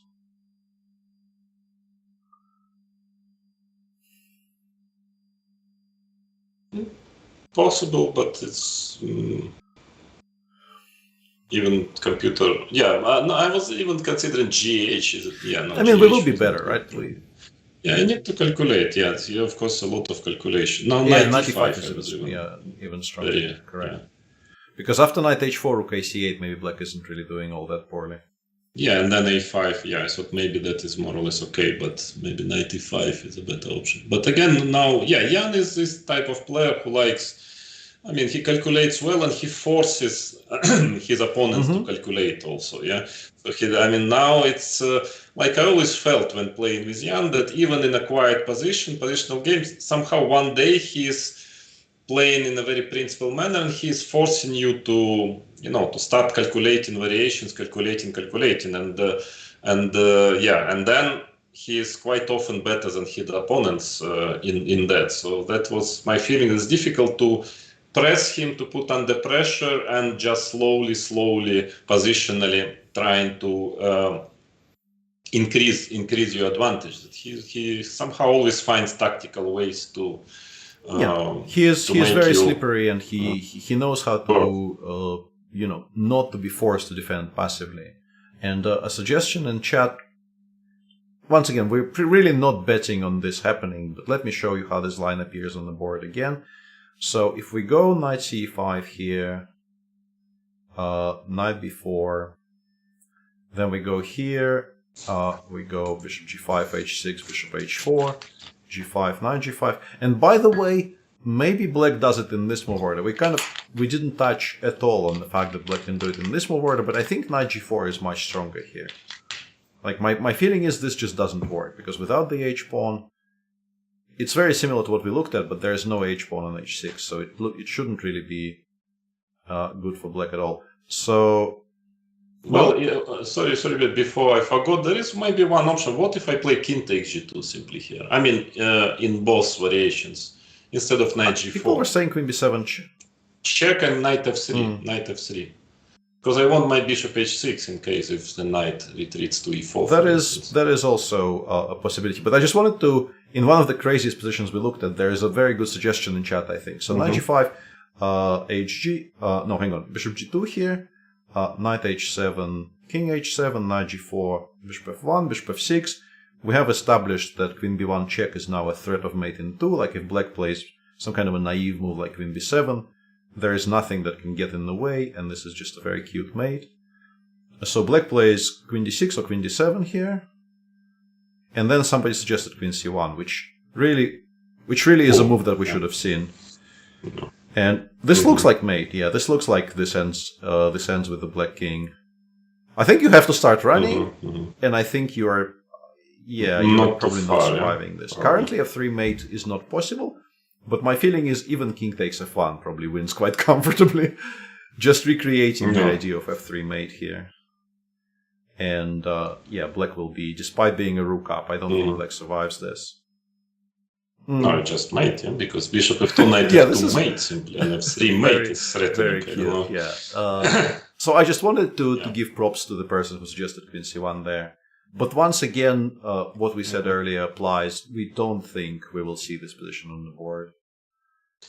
Yeah, but actually it's very principal line, Peter, about just taking king g2. I mean, it's extremely forcing. Yeah? I mean, how knight c5, knight b4, I mean, this position, queen b2, okay, is there anything smarter than bishop bishop b7 here? Let's just go move by move. Can we improve for black by... There is an h6 move, but maybe it's not losing immediately, but it doesn't seem to be great. Yeah, I kind of dislike this. I don't know why, but it seems... There must be some way for white to be at least just a little bit better, yeah. Somehow. Even though, it's surprisingly difficult to refute immediately.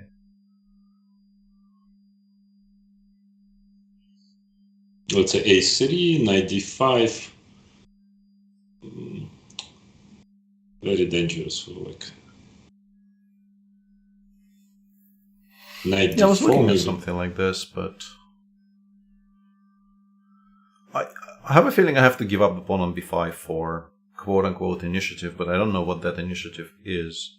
Like, I want to play bishop b7 here, but I think I might just be a pawn down. Yeah, I mean, I will take definitely. Oh, I mean, starting with b4 Yeah. immediately. Well, I mean, that h6 is clear that it might be the best move, but it gives white options. Yeah, that is definitely. If Magnus is thinking now about playing or not playing knight e5, it's not because of h6; it's because of bishop b7. Even if h6 maybe is playable. Yeah, so let's say bishop b7 is the most principal move.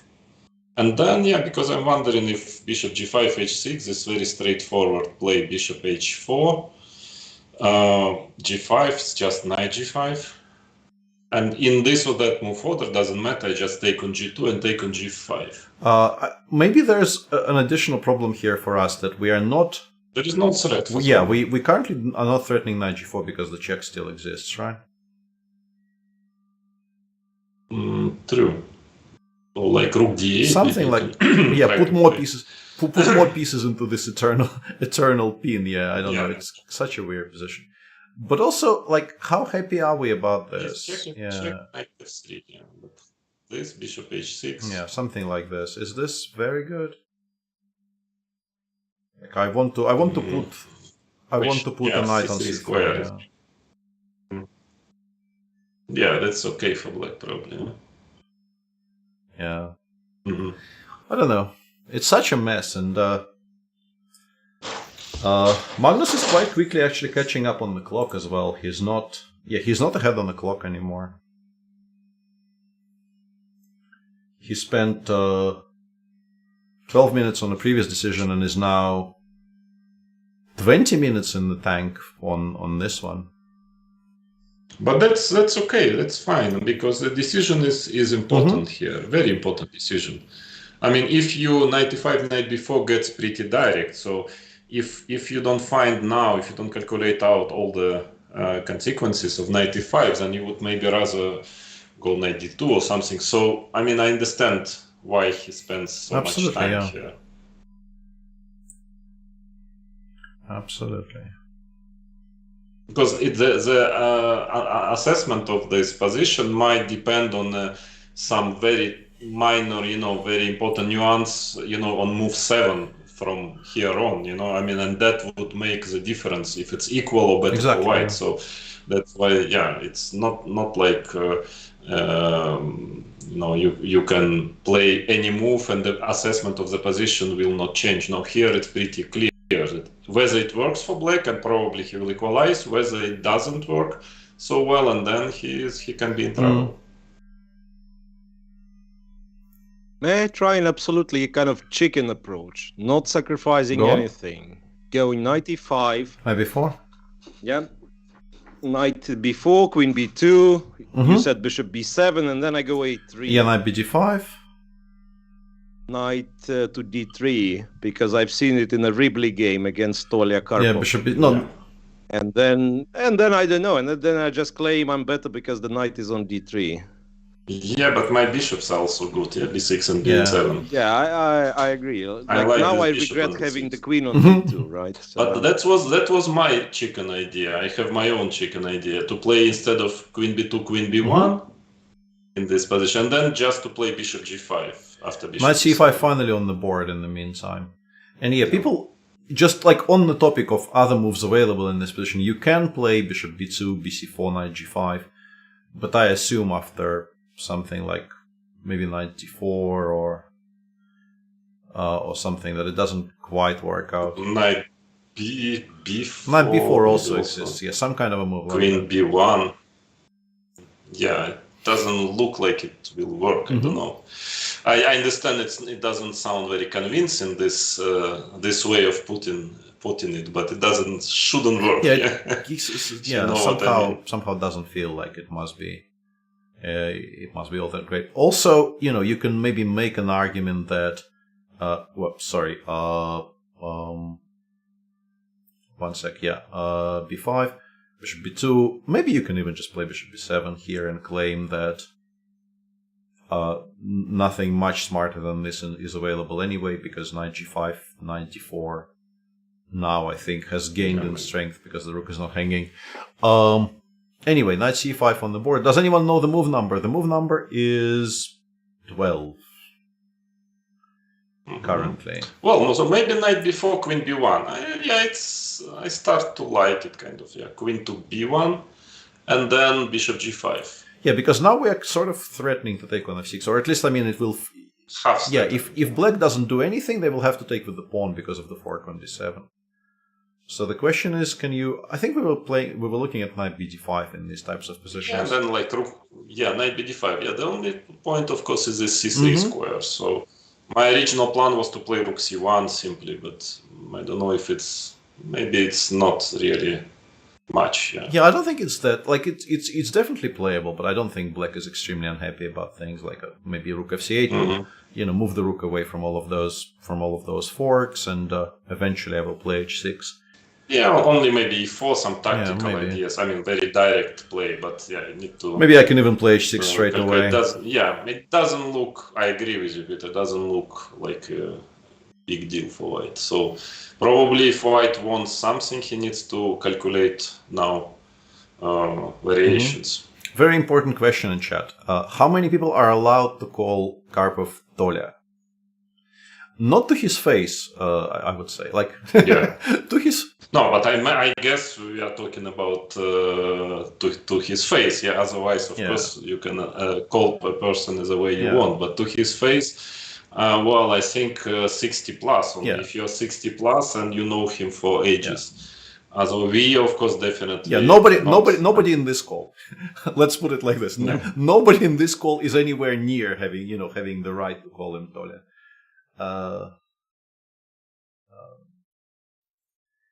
So well, not only him, but actually any person of his age, I would say. Yeah, exactly. Yeah.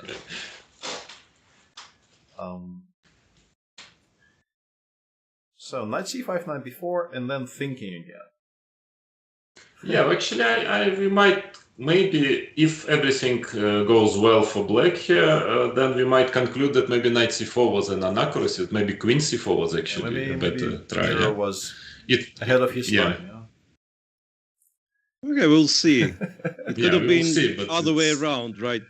Queen c4 equalized, and then he should have preferred more natural recapture with the knight. Yeah. Actually, we never talked about b takes, which looks silly.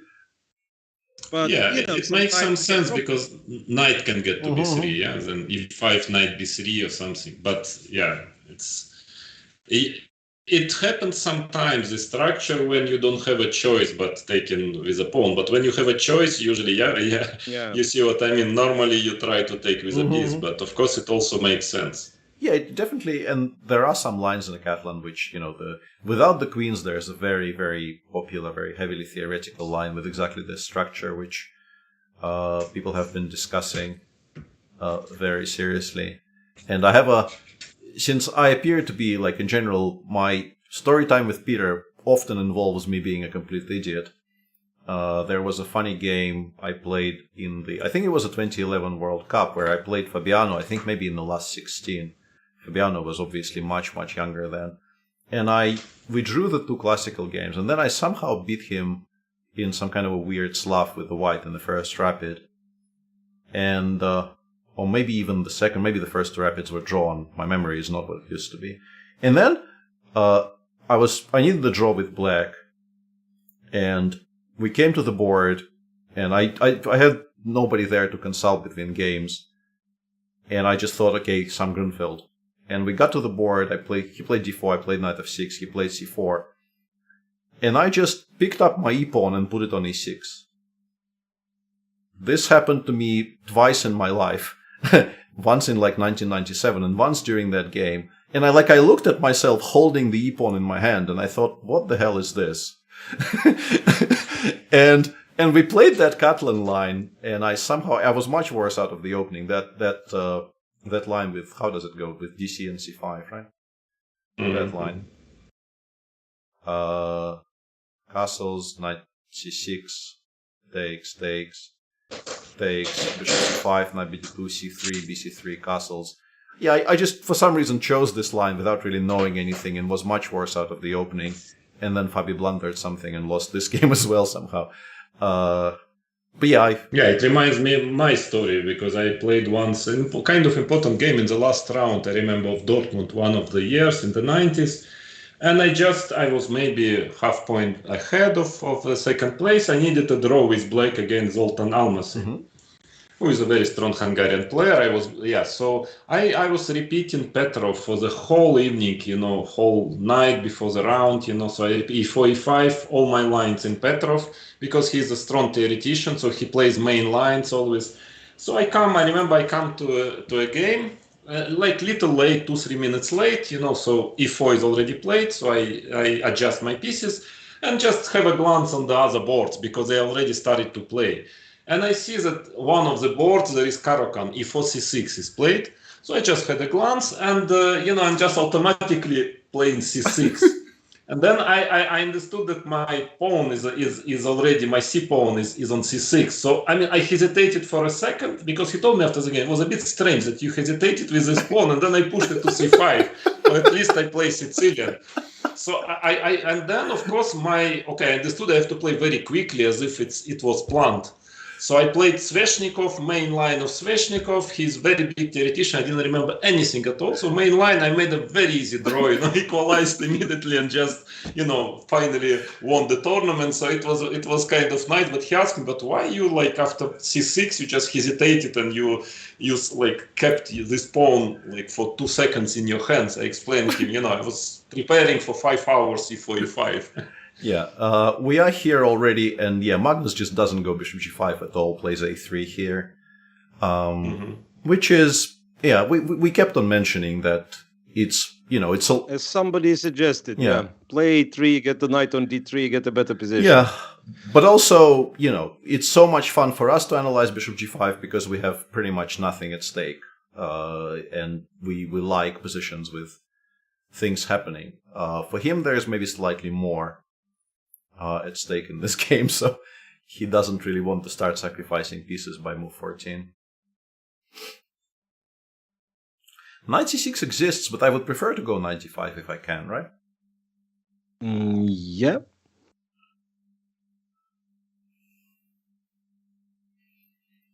So what can be White's plan here? Because black actually. My feeling is that if White doesn't manage doesn't have something very direct in his mind, if Black just develops, he should be okay. Yeah, completely fine. Honestly, to my eyes, Black is not worse here.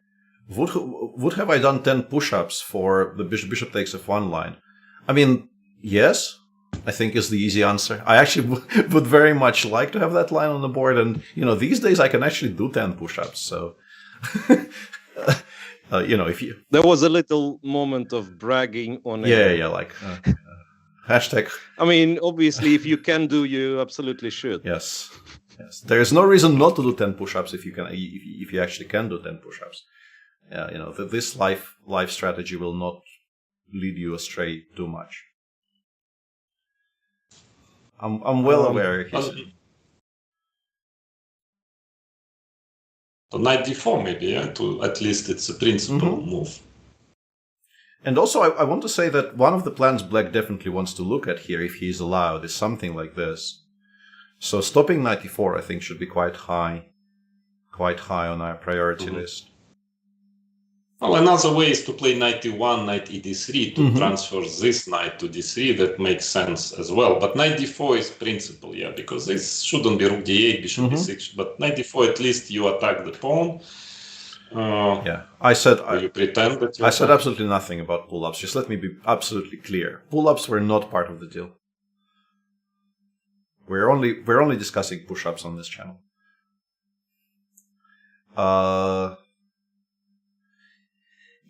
Once again, I'm kind of looking at some ways to sacrifice the b5 pawn for initiative, but I'm not sure if I need to. And like, how much worse am I if I just play a6? Yeah, that's the point. I mean, that if you simply play a6, what do I do next? Because I don't see how can I make use of the fact that I can. Maybe we can sort of C6. go semi all in with e4.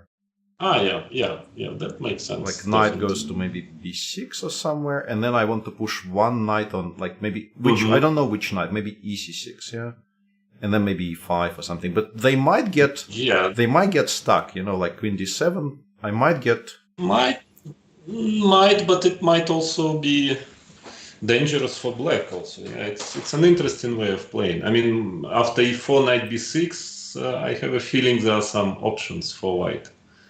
Maybe even bishop e3, for instance. Who knows? Some yeah, you have to calculate, because I mean the e4 pawn is hanging. But on the other hand, like, if this works out for white, we will be a bit better, or maybe even more than a bit. Yeah, we will have something. Like if we can get some kind of a setup with f3 and knight d3. So, but maybe bishop e4 is working. I'm not quite sure, because knight c6, queen d6, and then you have knight d5. But okay, at least it's a very principal line. And so let me go back for a second, and once again I lost my spot a bit. Where were we? that's can I play this maybe. move? Yeah, before knight c6. Yeah, I don't know if you Which can one? fully equalize here. Knight D probably c6. probably. Yeah. So let me play queen c7 here.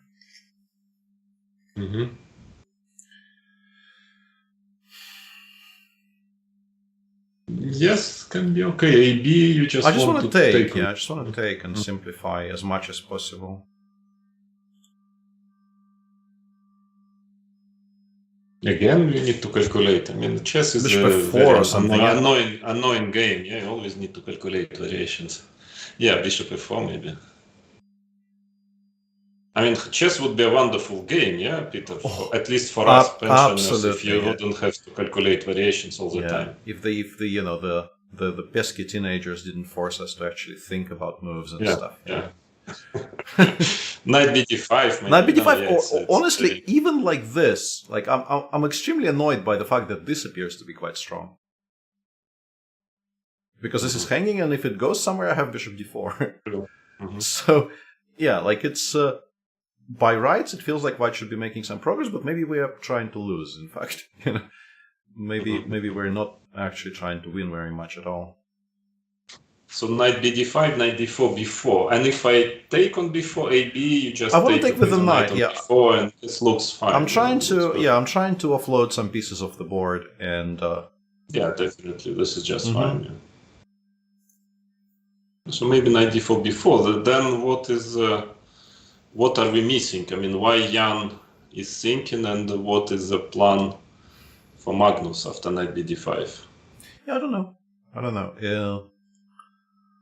Knight d4 looked interesting, yeah, but I think b4 is a good reply.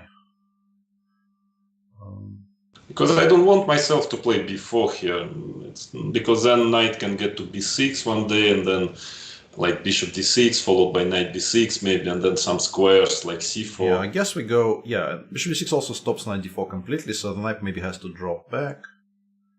Yeah, then my plan was even knight b6. Just knight b6 straight away, because we. Knight goes to c4. Not clear why black is any worse. Yeah, I'd start becoming a little bit optimistic here with black probably.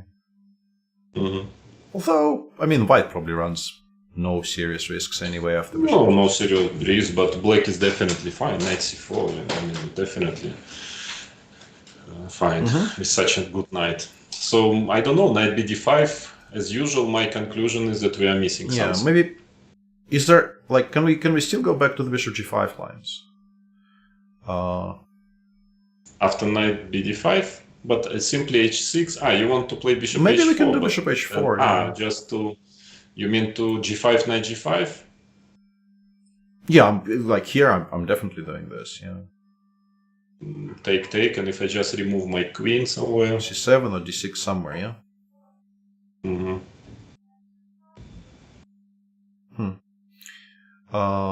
I guess e4. And Jan just goes knight c6, which is... Yeah, it's... I mean, we mentioned it was possible, but... Yeah, but that's well. I mean, I guess he found some problem with knight d5 because it's of course much more natural to play knight d5. In knight c6, yeah, my idea was maybe to play even knight d3 or Let's say bishop b6 and then maybe bishop g5 or something. Yeah. yeah, bishop g5, then rook c1. I mean, that looks like not much for white, but pleasant, risk-free. So this, h6. this. No, I just want to discuss the most stupid. Yeah, rook c1 and then knight c5. Yeah. It doesn't look very pleasant. FC1. Yeah, I yeah, insist okay. on Yeah, FC1. let's go Yeah. fc1. Yeah, let's show culture. And knight c5. This is definitely not equal. I mean, even if it's not too much, Yeah. maybe it's And not too much. I want to but- show a very typical Catalan endgame and just completely ignore the fact that white has some stronger moves in the meantime. In particular, I think knight takes e6 wins here. But I just want to show you this endgame and show you these two pieces. And, you know, Catalan classics, such as, you know, the person we have on call here, have won, I feel like, so many games like this with white. This knight on d3 is just so strong in these types of positions where white has the, like, with the white also in possession of the c file. These positions are incredibly annoying. Even if, like, with the bishop on b6, it feels like nothing is dropping and nothing will be dropping for a while, but you just... But it's just slow. Yeah, that's typical game. I think Ribli Karpov. And Karpov even had pawn on g7 instead of f6, if I remember correctly, and he still lost this endgame. Yeah, Ribli had the double pawns. It was bishop f4 and then some knight d5 takes f4 or h5 takes GF or something, yeah. Still, yeah. No, I mean, And those Peter, thanks endgames for are- mentioning me, by the way, as the Catalan classic. I mean, I'm so proud that you've studied a lot of my games. Yes. Yes. Yeah, but knight c6 is...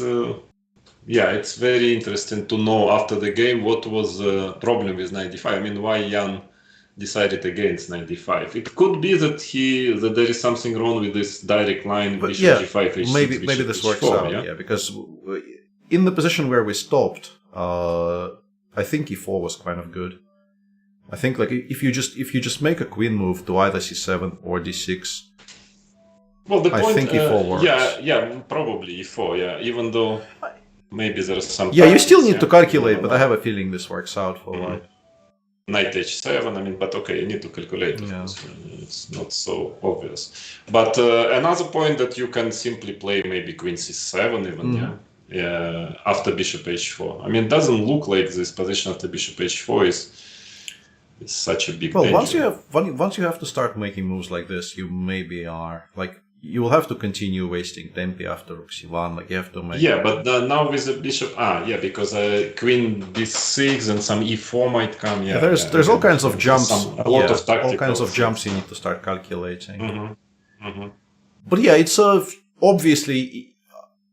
Well, I mean, Actually, queen e8 maybe. Queen e8 is a better try, yeah. Then followed by bishop e7. And in those positions, I mean, it's at least that my feeling that after knight c6 it will not be fully equal. White is a little better, and after knight bd5 it might be just fine. Yeah, that's why I would try to do everything to play knight bd5 to make knight bd5 work, but maybe it doesn't. Yeah. Yeah, and because here I don't think black is fully. No, I don't think so either. 93 played as we expected. We are sort of expecting bishop b6. Is there any reason to prefer the d6 square? No. I mean, I don't see any. Yeah. Short answer, yeah. But Peter, I think since we've started to discuss all those symmetrical structures, I think there was a name mentioned in the tweet chat which we absolutely have to mention. Ulf Andersson, absolutely, of course. Yeah. I mean, the great expert on all of those endgames. Yeah, Ulf. When I started playing against Ulf, he was already in the stage of his career where basically he would make like a 12-move draw, and then he would invite you to take a look at the game with him, and you would agree because that was like the done thing in those years. Even though originally I think you would think like it's a 12-move draw, what are we going to be looking at? And then you would spend like 2.5-3 hours analyzing something with him, kind of vaguely related to what you just sort of played over the board. Because by that point I think he still loved chess dearly, but he didn't really like playing it all that much. He just liked analyzing it. And I think my first game with Ulf dates to like 95, 96. I think already at that point, if you survived with like no material losses up to move 15, you could offer a draw pretty much in every single position. And then you would have a very, very interesting conversation with him about whatever it is that the game could have been, but wasn't, because the game was already drawn. But yeah, Ulf is... Yes, because, by the way, one method, I think he told me once that he's using it, and actually I think it's a very good method, and I can advise to everyone to do this if you want to improve your endgame skills. And Ulf was a fantastic endgame player. Yeah, he is very well known for absolutely incredible endgame technique, actually in both better and worse positions, both, which is not happening so often. Quite often, whether players are very good in defense in endgame or very good pressing, but he had both. And then he explained that actually what he did in his preparation very often, and I actually liked very much this method, and I never really had problems with endgame, so I never really tried to train in this way. But I would definitely, if I would feel like I need to improve my endgame skill, so he would just play training games and take off queens of the board and start from the start position. Then he would play without queens and one pair of rooks, then without queens and let's say one pair of bishops, then without queens and let's say bishop and knight, and something like this, and then without queens and would take pawn f2 and black would take away pawn on d7, and you play. So actually, it's like you are playing complicated playable endgames. It's very, very interesting concept. I've never heard of this at all, and yeah, it sounds like something that would be extremely useful, and also something that I will never ever do. Because I mean, queens. Why are we not playing with queens? But yeah, I can see how that would be very, very useful. Objectively, just not to somebody like me. Which I think explains many things about my chess. No, but okay, it's again, of course, it's only if you feel like you really have a problem with the endgame, but I think that might be very useful because you play all the time. One thing, you study endgame books, but you see how others are doing it, and that's very important. But then you like playing training games and you're forced to play complicated position without queens. So once, I guess if you play like good 20-30 games like that, you should improve normally. Yeah, then you analyze it, then you analyze what was a mistake. Well, it's an interesting way of improving the endgame skill. Guys, may I mean, I have something possibly for a change related to the game. Go on. Since we were discussing queens, what game, by the way, you c5 mean? h6, and to take with the pawn, so that c5 is protected, and also for now you cannot move the f3 knight because of bishop d4. How bad is that? I understand the king is weaker, and stuff can happen, but maybe let's keep the queens for now.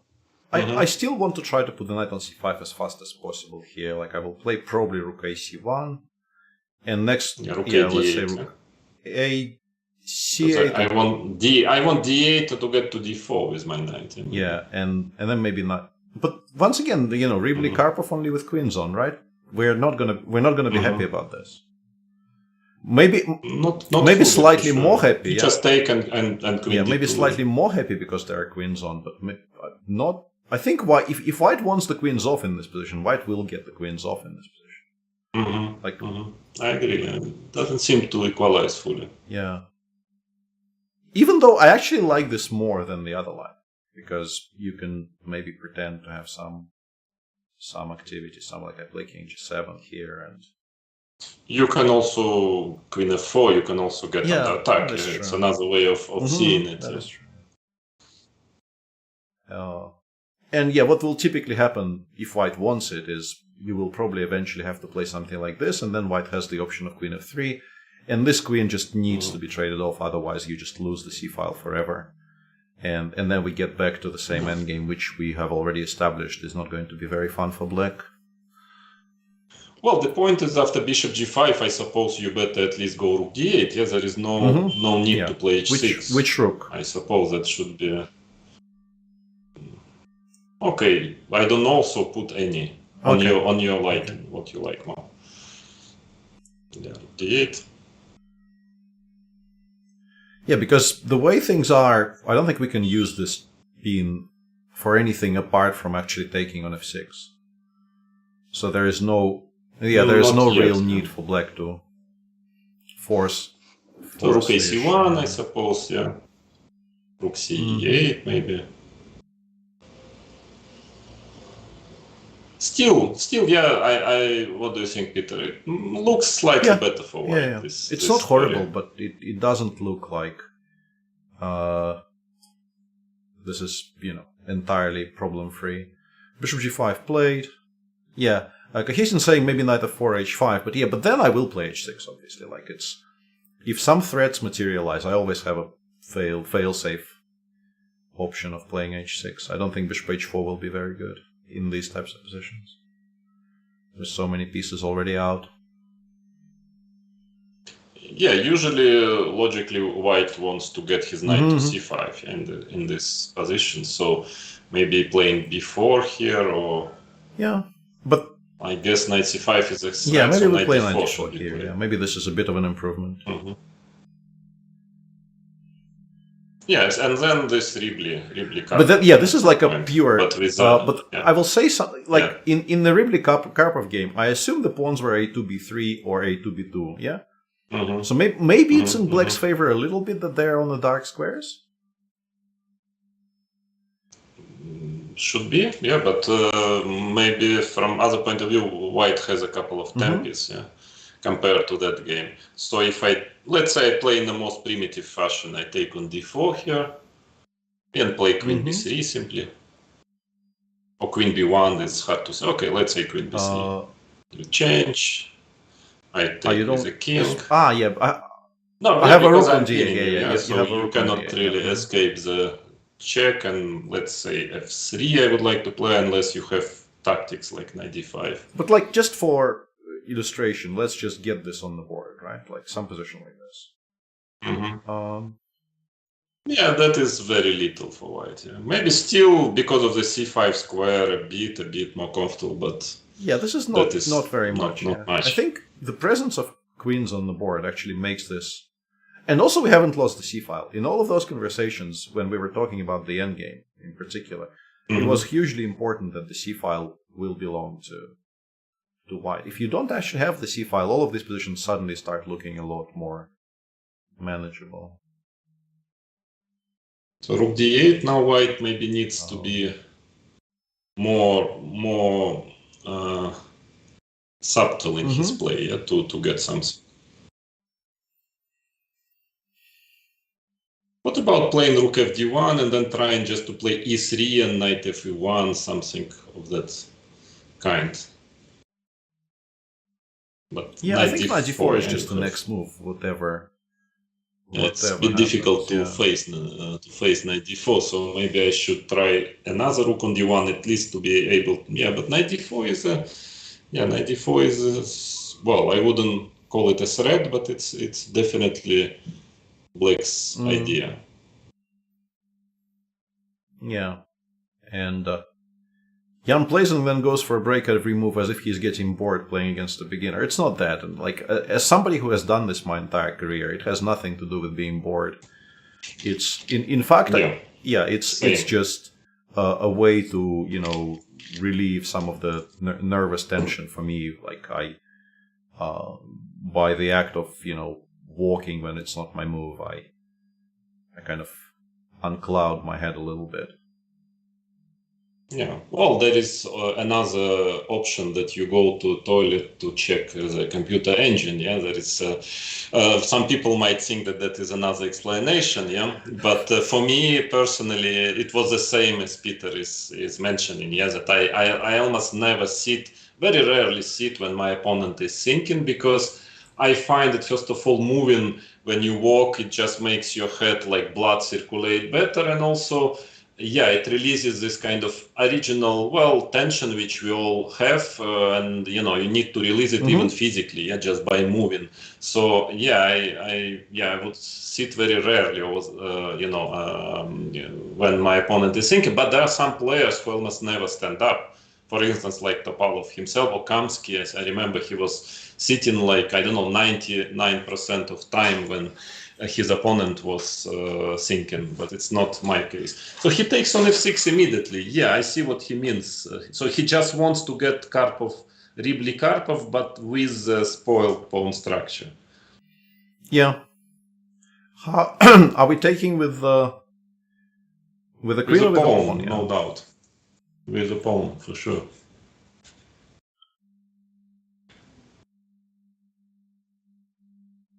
Because if queen, then I take rook c1, then it can be something, but I guess with a pawn. Yeah, this is still a better version than, of course, the move h6, and immediately very clear that rook d8 is a much superior move to the move h6 because Magnus took on f6 anyway, and we have just... It's not even like this mysterious concept of a half a tempo. This is a full tempo that we won. But still, it's not totally. Despite all that, this is still not...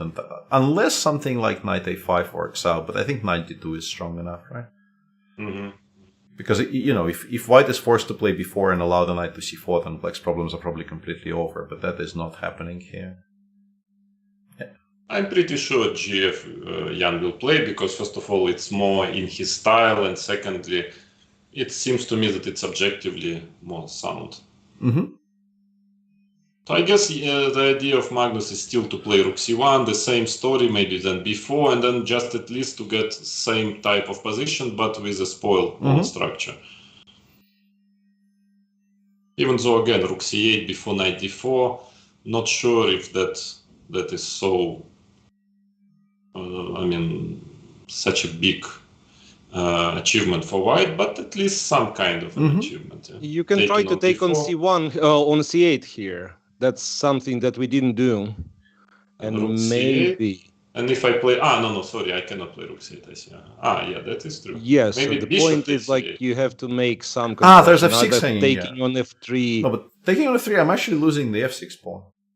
Here you just... Or you will have to take bishop c8, which is no fun, yeah? So, yeah. Yeah, I wanted bishop c8 here, because just to keep two bishops. But yeah, that still might be. Then I take on d4, go some queen c2 or something. Or just go rook c1 maybe. Yeah, then I quite like rook. Not let him, d4, yeah. Let black take on f3 himself. Yeah. Yeah, this is... Maybe it's still nothing much, because I can take on f3 and play e5 simply, or e5. Yeah, because the bishop gets now from this diagonal. Mm-hmm. Yeah, that makes a lot of sense. Just it doesn't look like anything special. But still maybe a bit... But how? Because I want e4, I want some very direct play. Yeah, I want my pawn already on h4 in this position, and it's not. I want to play knight c5, but I'm kind of worried about bishop h3 things. Or even taking on c5, I don't know. Yeah, we'll have to take with the pawn, unfortunately. And then e4, and then some counterplay e3, maybe. It has to be... Yeah, might be not so easy, not Absolutely, so clear. Yeah.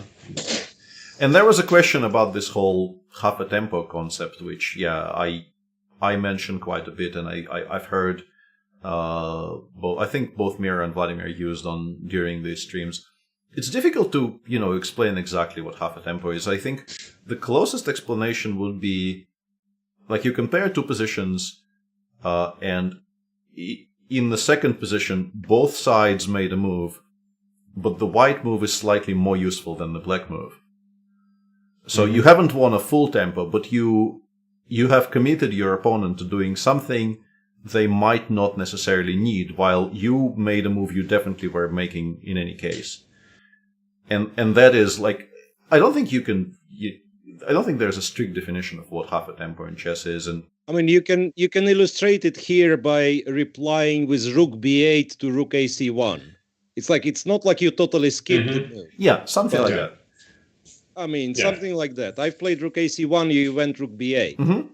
Maybe it helps, maybe it doesn't. Rook a to c1 clearly does. That would be a very good example. Yeah, something like that. By being clever about move orders, because often the concept comes up when you're trying to do something clever in order to force your opponent to like commit to a slight, what you suspect is a slight inaccuracy, because like in this position nobody will play rook b8, but maybe by some kind of clever sequence you could sort of half force black to play rook b8, and you've made a move that you definitely want, and they made a move which will be helpful in some positions and completely unhelpful in some others.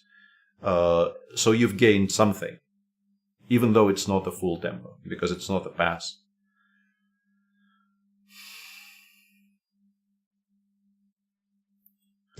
True, but rook ac8 will be played. I mean, even GF hasn't been played yet, so... But that I'm pretty sure, because, I mean, not that queen f6 is bad, but, yeah. Yeah, stylistically, I think Jan is likely to take with the pawn, but... maybe he doesn't like it for some reason. I think there is, well, most of players, yeah, Peter would take with a pawn. What do you think? I think so, yeah. I think so. Well, what would be your move? Yeah, I think I'm keeping the queens on here in most cases. Yeah, I think so. Yeah, me too. Yeah. Maybe only Ulf Andersson would have gone for queen f6, but me also, even me, I would have taken GF. Because again, queen f6, take rook fc1. This position doesn't look equal to me. And there is a strategic danger. That is what even maybe I like even less than it's not fully equal. That strategically it's pretty dangerous. So I already imagine, you know, in my mind this Ridley Karpov story, and I'm getting ready to suffer for another 50 moves. Yeah, that is what I have in my head if I see this position. Yeah. So GF finally is played. Yeah, interesting what Magnus will do here, because as we mentioned, like you have to make a move which is a good reaction to knight d4. Like you have to be mindful that if black has a clear idea in this position, it is definitely the move knight c6 d4. So probably this rook goes to like c1. Yeah, probably c1. It looks logical, yeah. Because knight d4, you can always, for now, you can, I guess, just take on d4 and pretend, even though maybe immediately knight d4, yeah, is more accurate. Just a3 is hanging as well. Yes, so it's kind of because takes knight d4, bishop d4. Now the queen we would like to go in this direction, but we have to consider the fact that the pawn is hanging. Playing queen a2, of course, that doesn't look very convincing. Yeah. This queen on a2. No, that is just nothing, because you check on b7 and rook c8, queen d5, and even e5 sometimes in these positions work, you know, then e5, e4. Queen on a2 is just too far away. Too far away from, And, the chat appears to be confused why we think white is even better at all. Maybe white isn't. Yeah, it's white. Let's put it. I would say white is better structurally, but maybe there's just not enough time to establish. Like you need a couple of moves to to start creating concrete ideas here, and maybe black is just faster with his counterplay. Because also e5 maybe is another idea in this position for black. I mean, it's a bit tricky, but by the way, for instance, rook ac1, maybe e5, very direct move. Yeah, because this is obviously a very strong threat, and I guess knight h4 we go knight d4, to try if it works. I mean, just to play actively, very aggressive. To play actively. Yeah. So takes, for instance, and e3. E3, I guess the moves. Yeah, knight e6 g5 doesn't. I mean, knight. Yeah, even knight f3 check, because now your knight on d3 is not such a great piece, and I like my queen on f3. Yeah, and rook fd1 might actually lose to e5 e4, which is. I mean, e5 e4 in general is a horrible move because we're giving up a square on f4. But if it wins a full piece, it becomes a lot stronger. Yeah. So maybe actually white really has to take care of this e5 idea next. So I don't know about bishop takes f6. Maybe it was a bit premature, because without it, black can never really play. Yeah, we could start with rook c1 here. I think rook c1. I guess knight d4 was something which Magnus didn't like, but I think Magnus realized that if he does it in this order, he is not getting Nepo to double the pawns. So he wants some kind of long-term pluses, but not. Yeah, but he plays rook say c1, yeah? So, yeah, e5 is a very... I mean, knight d4 probably equalizes, but I want to see what is white's reaction against Yeah, e5. it's a very serious move, idea. yeah? Just this moment, because of how awkward it is to react to. Yeah, just because of the concrete situation, actually, white has to be a bit careful, yeah, even. Yeah, I because think if it's we just want to very do what tight. we've it's actually the same, yeah, because I thought maybe this is stronger, but you would take on g2 and then we give this check, and we actually get the exact same position because you cannot play f3. f3 knight f3 is just bad with the knight on d3 hanging. So you will have to play king g1, and then we are just completely back to the exact same position, which might just be very good for black, honestly, because h5, h4 is going to be very, very annoying. Yeah, you have to be careful. I mean, okay, knight e1, Knight e1, knight yeah. e2, you will probably, Knight e1. but it's clear. Knight e1, but I don't think black should. Queen e4 will have any problems here. Yeah, with the... And rook. I mean, you have all this active play. Of course, the bishop on b6 is maybe queen e2, maybe it's because of the bishop on b6, but it seems to me that black had also other options. After e5, let's check e5, knight h4. First of all, there is e4 move, but it probably shouldn't work. Yeah, e4, I think... Even though still I would don't consider know. it. You might... Knight f5, I think you queen might even lose by 6. force, unfortunately. Yeah, definitely I might. I think this is very strong because queen e4, queen f6 actually is game over. Because, I have knight h6. I have knight h6. Knight h6, yeah, sure. Yeah, you're right. Okay, e4 doesn't work probably, I agree. But knight d4 is very logical. Yeah, and chat says even after rook ac8 they like black, but I really feel like people saying those things are heavily influenced by what they see on their screen. But actually, maybe they're very correct, easily, yeah, because it's true that it looks actually very. I don't know. Yeah, maybe it's okay. Just difficult for a human person. Yeah, like diagonal. bishop h3 followed by knight f5. I will force the queen to go to bed, like something like f8, and then I will start, bringing my own queen over there, or I play before knight c5. Yeah, but black has also his play. I mean, knight d4. So, I mean, black has his initiative as well. It's very, it is. But no? I mean, if I know nothing about this position, my expectation is that this is good for white. I think not a kind of a safe advantage where nothing bad will ever happen. But yeah, I think my initial assessment here would be that we are at least a little bit better with this knight on f5. I don't know. I wouldn't be so sure because black is just too active. I mean, after queen f8. Yeah, there's also bishop c8 counterplay. I understand. Yeah, I mean, black is just very active, knight d4 and so on. So it looks to me very unclear. Yeah, maybe I tend to overvalue these types of setups, but yeah. Yeah, so the point is that e5 looks like a very another of course point is rook c8. Rook c8 is fine, and also as. But then at least white has this before. Yeah, knight d4. I think if we want to play knight d4, we have to do it now, when this guy is hanging. Yeah, no. But frankly, I think that it's very much in Jan's style to play e5. I mean, he likes this kind of play, yeah. And I start to like it more and more for black actually. I mean, after e5.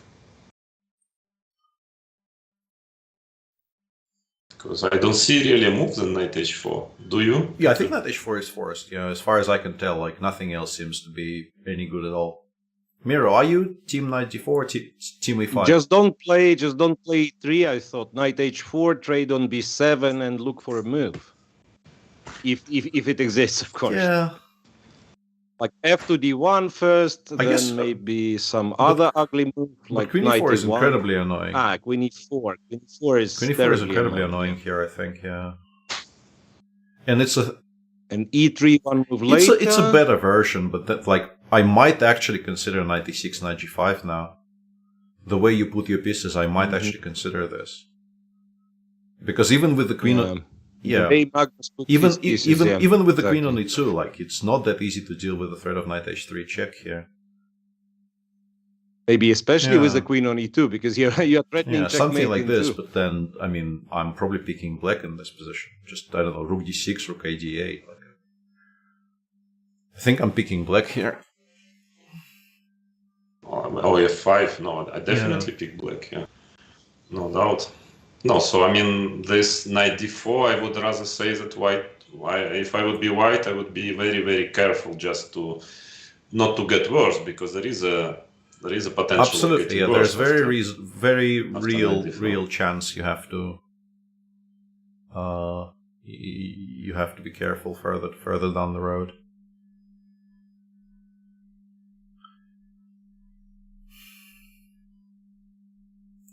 And we still have some knight h4, rook ac8 loyalists in chat saying that after bishop h3 you can even leave this rook on prise.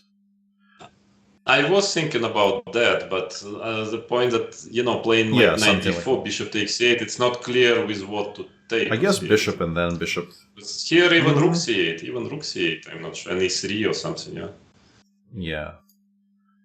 Like, this is how it might go quite badly wrong for black. Although, I mean, you have to calculate rook c2, I suppose. Rook c2 and then some kind of knight e2 check, queen b7 check. God knows what this is, yeah. Yeah, true. Yeah, but we're getting very much carried away. I think, all of the things we're currently saying will be very useful if Jan actually says plays e5, but... yeah, but after e5, if he plays knight h4, I'm pretty sure he would follow up with knight d4. Yeah. I mean, that's a very human way of doing it. Yeah. But yeah, this is a very interesting moment in the game, because we suspect this isn't bad. I have a feeling this cannot really be all that horrible for black at all, but this is kind of trying to equalize, and e5 is trying to play for all three results. Okay, seriously, is there any alternative to knight h4 after e5? What else? Because we said it's dangerous. I don't see. Black might start playing I don't for see a win, anything. but how do you stop? I don't see anything else. Yeah. And while we're discussing this, today Judith is commentating with Surya Ganguly, and Vish apparently mentioned that he wanted to play the dragon against you in the World Championship match. And when there is a moment, what do you think about the dragon? A kind of it's a big question, but still, the dragon is a... Well, I think it should be losing by force objective. I mean, if you're talking about the top level, if I would only know that Visha is planning dragon, I would play e4 in every game, of course. But I mean, we are talking about the top level. I don't think it's a good opening, but of course it's playable. I mean, it's not easy to prove it. You need to learn a lot with white. You need to have a lot of, a lot of knowledge, and it's pretty sharp. I mean, without theoretical knowledge, you can always play systems with short castle, but that is not too dangerous, even though playable. But if you are playing long castle, then you better study theory. But I don't think it fully equalizes. Yeah. But again, I think depends on the Anish level, wants a word with you. I think Anish will have something to say about all of this. But yeah, I mean, I definitely understand your position, and that would be my guess.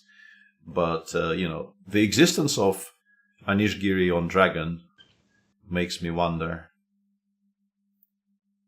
by the way, sorry, I just got, while we are chatting about Dragon, I got the idea. Maybe that is what Magnus wants to do, is after e5 to play knight h4, knight d4, knight d1 maybe.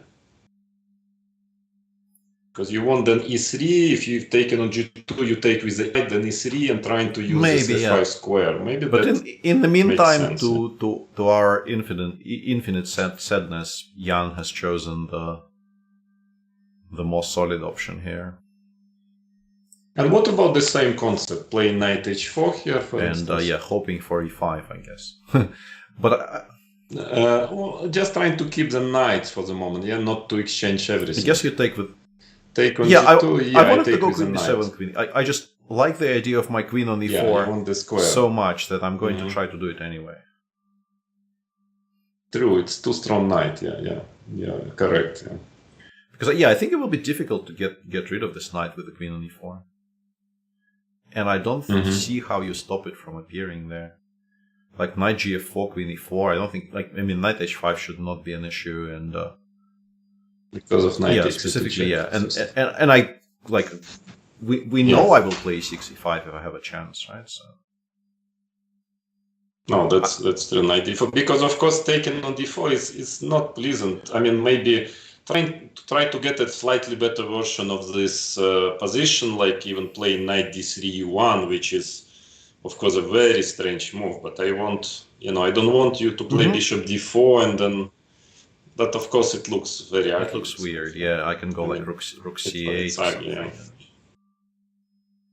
Yeah, but because taken on d4, bishop d4, yeah, that's a big issue. If maybe white can afford not let's look at this. Playing queen d2. Let's look at this. Yeah. Let's try to find some kind of compensation here, maybe.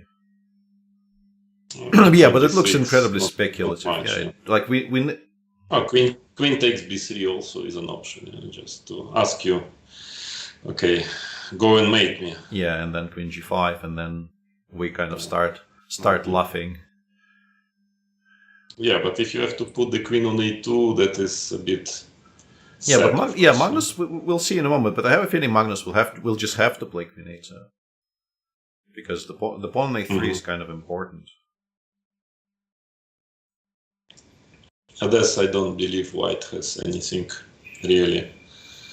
I mean, again, I take on d4, queen a2. Let's say I take on g2. I give check on b7. Because now the question that f3 is not so easy to play because bishop can end up on e3 then, controlling the c line. So, and I don't know, f3 bishop e3 rook c8, white might lose the c line, which is a very important point in this position. So, and if you play king g1, well, then once again queen e4 and just that black is very active. Just start pushing. Yeah, I guess we play queen c2 here and we try to get the queens off the board somehow. I don't know if this rook c8 in this. No, of course here not. Of course not here not. But at some point. So you want, Peter, to play knight somewhere to f4. Yeah? Knight f4, I guess. Yeah, is my next move. Yeah, maybe even a5, trying to get a4. Yeah, this should be. It's solid for white at least, but I don't think that it's anything. Yeah, everything up to queen a2 on the board in the meantime. Also, yeah, I'm just wondering if you just take and play rook c8 or play rook c8 immediately. I don't know how white is going to. Okay, let's discuss something. I think I can't do this because of tactical reasons. I think this loses a pawn to bishop takes f2, unfortunately. And then queen c5 check, and then bishop takes g2 next move. But I just wanted to ask you in a kind of in a more general fashion, like if let's say in this position something like this happens, is this entirely equal or white pushes? Well, it depends. If white will get his queen on c6, it's one story. But here the queen is quite passive. Yeah. So again, even some tactical ideas, queen d6, maybe even e5, e4 at some point. I mean, I think we have to play a4 if you manage everything, so to say, you may be a little better, even though not much. But I'm not sure you will manage everything. Like take queen d5, check. Yeah, f5, this looks like it should be. It also looks like a draw, yeah, because the bishop on b6 is good, but it's even difficult to manage that, yeah.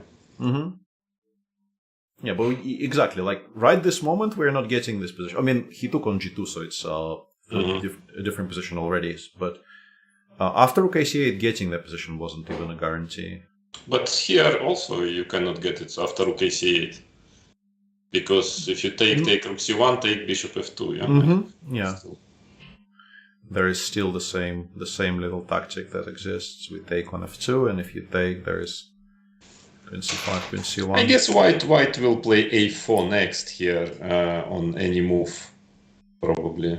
I mean, on rook c8, a4, but then, after exchange this a to b pawn, queen b7 check, bishop lands on b6, which is a very solid, nice square, and because of this activity, I don't really believe white has any realistic chances to pretend.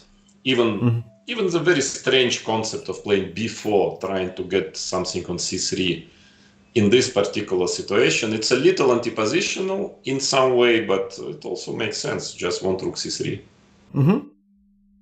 I think it's simply equal this position. I mean, again, structurally, if you just, let's say, imagine that white has his queen on f3 somewhere, then of course white has some pressure, but the queen on a2 is really... Yeah, the queen on a2 is not great. Queen b7 check is played. Yeah, that's of course the most logical continuation. So f3, bishop e3, yeah? It's possible, yeah. I would, of course, normally white would prefer to play f3 here. Just to secure the king and to get this e4 square under control. The question is, after bishop e3, is it... Well, maybe actually rook d1, yeah? Maybe this c line is not so important. And then something. But once again, this is such a stupid piece, right? It's just so far away from where it should be. a4, yeah, a4. 4, I don't know, I can even ignore it for now, I don't know. I don't know why I need the move king g7, but just to illustrate. Yeah, but at least maybe that is a better try for white than playing king g1, because I really don't like, if I'm white, to give black a chance to put his queen on e4. Yeah, absolutely, yeah, this much I agree with. So Miro. It's another draw. The match is boring. Yeah, making draws. They don't want to fight.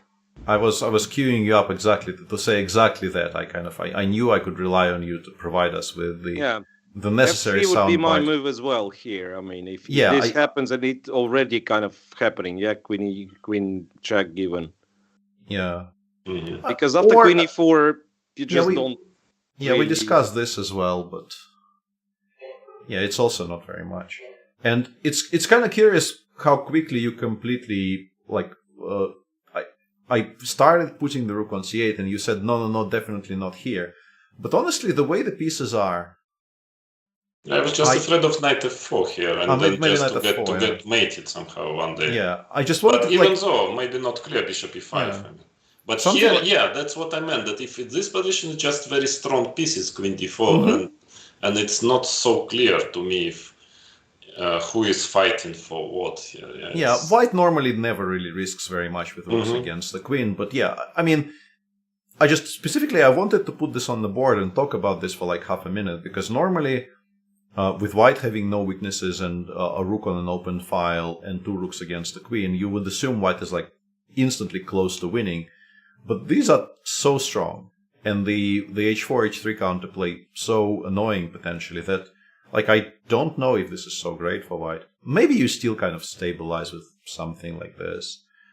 But it's irrelevant. This will not happen. King g1 played, not f3. I guess because of bishop e3. Yeah, I guess. So the question is if simple rook c8, kind of solid move, or queen e4. Yeah, this seems like the choice.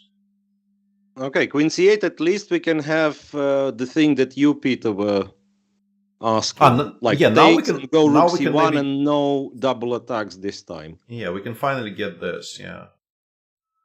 And but still it's nothing after queen e4. Yeah, queen e4, or we can start actually with our H move.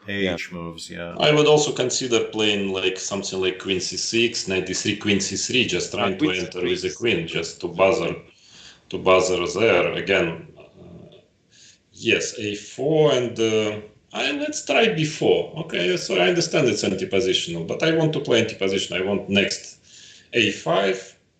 It's anti-positional, but your b3 pawn is also a bit weak. Yeah, okay, even bishop e5 or something. Yeah. I would be a little bit worried, but yeah, I guess it's not very much because this b3 is such a weakness. Yeah, how stuck we are. I get my queen to d1 easily, and then after you play something like king f8, I guess my question is f5, or something. Yeah, how do I ever, f5 is maybe more cultured here.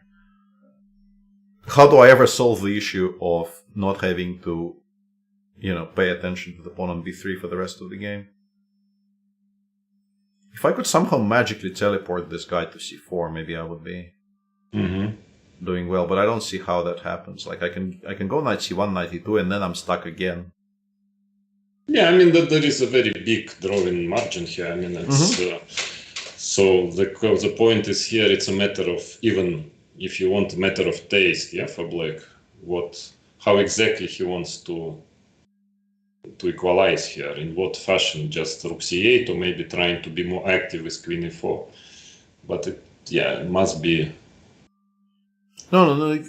Sheriff, we're not suggesting anybody is losing here, and of course you can take on e5. White is not worse because black cannot put any more pressure on the pawn on b3. We're just saying this is maybe enough to make a draw, even though you normally don't want to be putting your pawns on these squares. But the pressure on the b3 pawn might be enough to hold. Queen e4 played in the game. I assume queen c2 is the reply, right? Was there anything wrong with queen d2?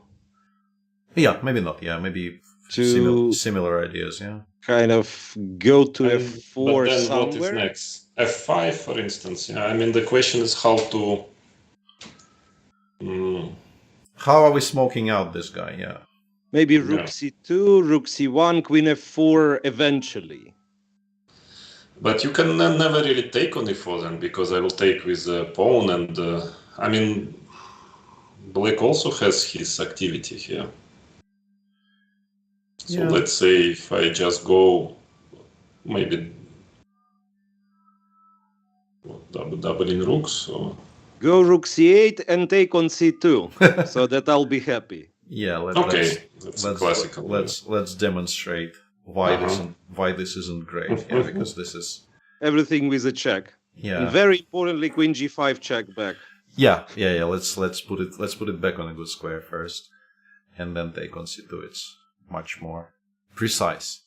I would rather go with Peter's idea, just to get. I really want to get rid of this annoying queen on e4. It's just very annoying to keep it. But something you said about the queen d2 position made me wonder. Like, if I play f5 here, you play knight f4, for instance, and I just ignore it. And I say, if you want the queens off the board, please bring my pawn to e4 so that you no longer have your wonderful d3 square. I don't know which move to make. I don't know, bishop b6 or something. I kind of dislike allowing knight h5. I don't know, maybe I play king g7. To always have king g6 if you go knight h5. I don't know. Yeah, it's also possible, of course. And just say, yes, I know I can't avoid the queen trade, but please do it on my terms, not your terms. Maybe White's idea actually is to play b4 here and knight c5, or knight c5 immediately. No, I mean, knight c5 is too drawish, but maybe b4 and then trying instead of queen c2. No, I mean, exactly immediately here, yes. Straight away. Trying after queen e4, b4, trying to get knight c5 somehow or something. I mean, at least to... I think it might be, like, why are we giving black additional targets? I don't know if it's strong. I'm just wondering. It's also fine, of course. Yeah.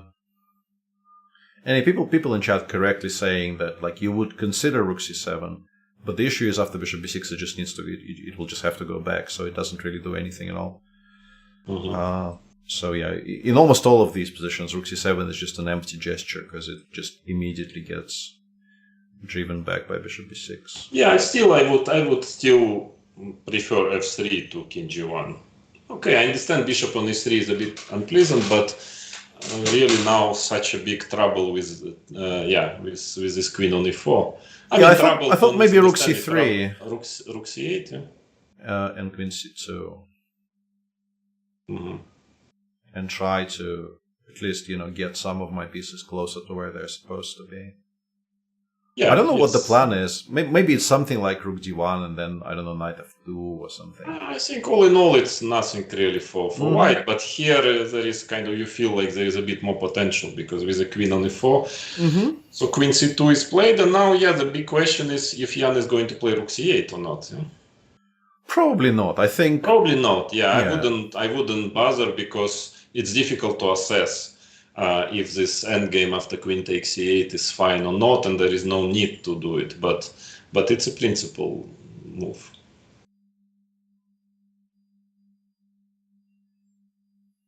Yeah, I think it's just such a weird practical decision to go rook c8 that you don't seriously consider it, because the risks you are suddenly running if you do it are immense. And then If that- f5 maybe, yeah, Peter. F5. F5 yeah, that's- F5 that's looks the logical, idea, yeah. And then just not even to take on c2 once white is playing, for instance, knight f4. Because what else? Yeah, it's unclear if you have Just clever- making a useful move here.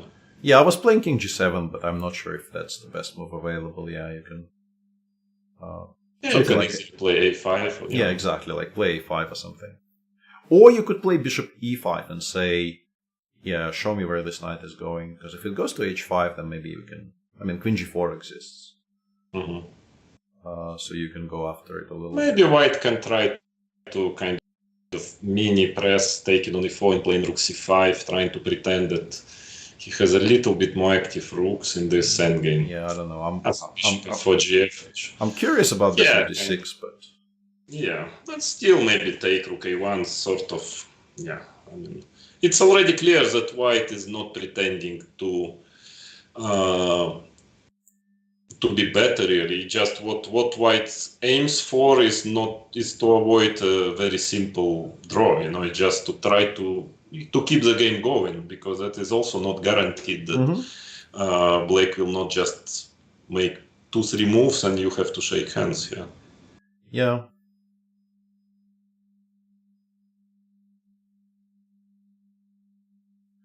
In the meantime, people in chat are discussing sort of our perceived jobs, judging on how we, depending on how we look like. And the consensus appears to be that Mira is into some sort of, martial arts.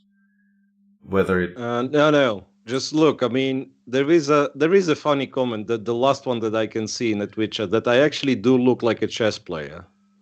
Yeah. Which is, I mean, Is it a compliment? nowadays, as or far an of a insult? guest as a boxing coach. Yeah. Oh. I don't know. I like the idea of you being some kind of a, hard-boiled,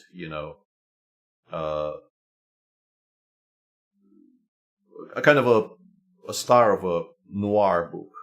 Somebody who runs his own boxing club and does some slightly shady stuff on the side and Kind of Fight Club inspired story, you mean? No, more like, I don't know, Raymond Chandler type stuff. I think that would be more appealing to all of us, old fogies that we are. Look, actually, the silly tactic I was talking about. Now that you've played f5, I came across an even funnier line. Queen d2 now. Okay. Rook c8, and I go rook c7 for whatever reason, and then you take. And then I take. Yeah. Can I please not take? No, you're not allowed. I mean, you have to take. Yeah. I think f5 queen d2 is actually a little bit of a problem, and the reason to maybe make some kind of a waiting move. But why it's a problem? I mean, let's say if I play a simple bishop f6 even. I mean, just the most simple move.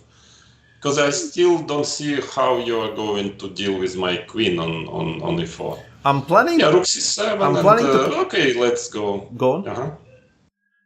Just doubling the rooks or something, rook d4 or something like that. I was kind of planning to ignore it's there for a while and see where it gets me. Like rook fc1. King g7. Yeah, I mean, of course, it's a strange way of playing with black, but what I mean that is it... No, but now maybe maybe now I can play f3, yeah, and it's... Yeah, or rook a d8, maybe I should... I mean, playing for tactic. Yeah. I mean, there is no point to do this, that's what you mean. But who knows, so queen d5, maybe even rook d8. Yeah, probably it is a bit... Yeah, it's too much. No, there is no need to be... But suddenly I have ideas. This is my point. True, I'm not saying... I don't know if white is better, but suddenly... because this diagonal has been opened up, it feels like there are some ideas I can explore.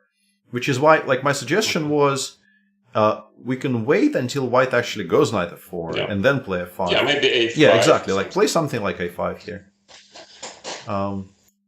Play something like a5 here. I don't know if I want a4 with black next. It's hard to say. Probably not, but just a useful move. Yeah, just make a kind of a semi-useful move and wait for a reply. And if you go knight f4 here, I do want to consider f5 because all of this stuff is much less likely to happen. h6 king h7 does make h6 king g7 maybe more likely.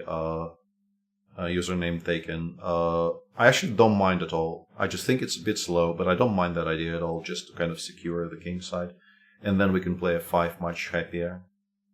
I just think you probably have sort of faster and more precise ways. And I think one good thing about the move a5 is we're sort of stopping that before. It's still, technically speaking, possible, but you will have to take with the knight, and you don't really want to be taking with the knight here. So preventing white from even sort of considering the knight before knight c6 plans is probably useful. Which is why I'm liking this move more and more as we continue discussing this position. Can commentators analyze rook a8 for like 2 minutes? Yeah, we discussed it a little bit before.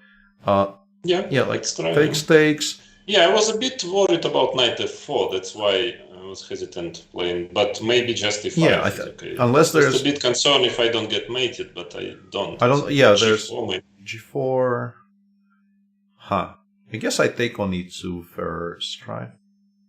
Why don't we take on G4 and C8? Yeah, that would. See, also. I mean, that's my theme, which is reoccurring all the time. Yeah. Sorry.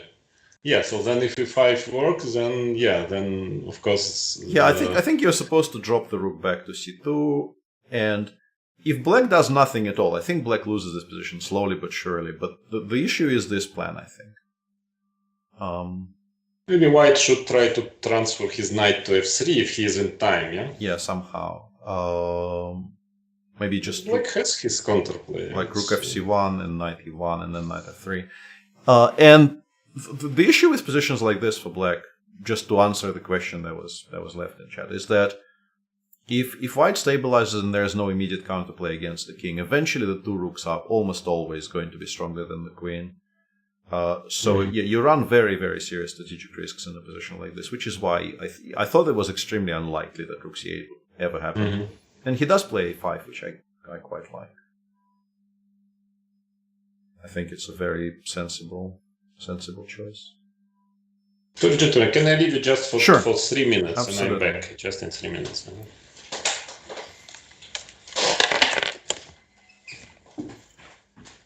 So,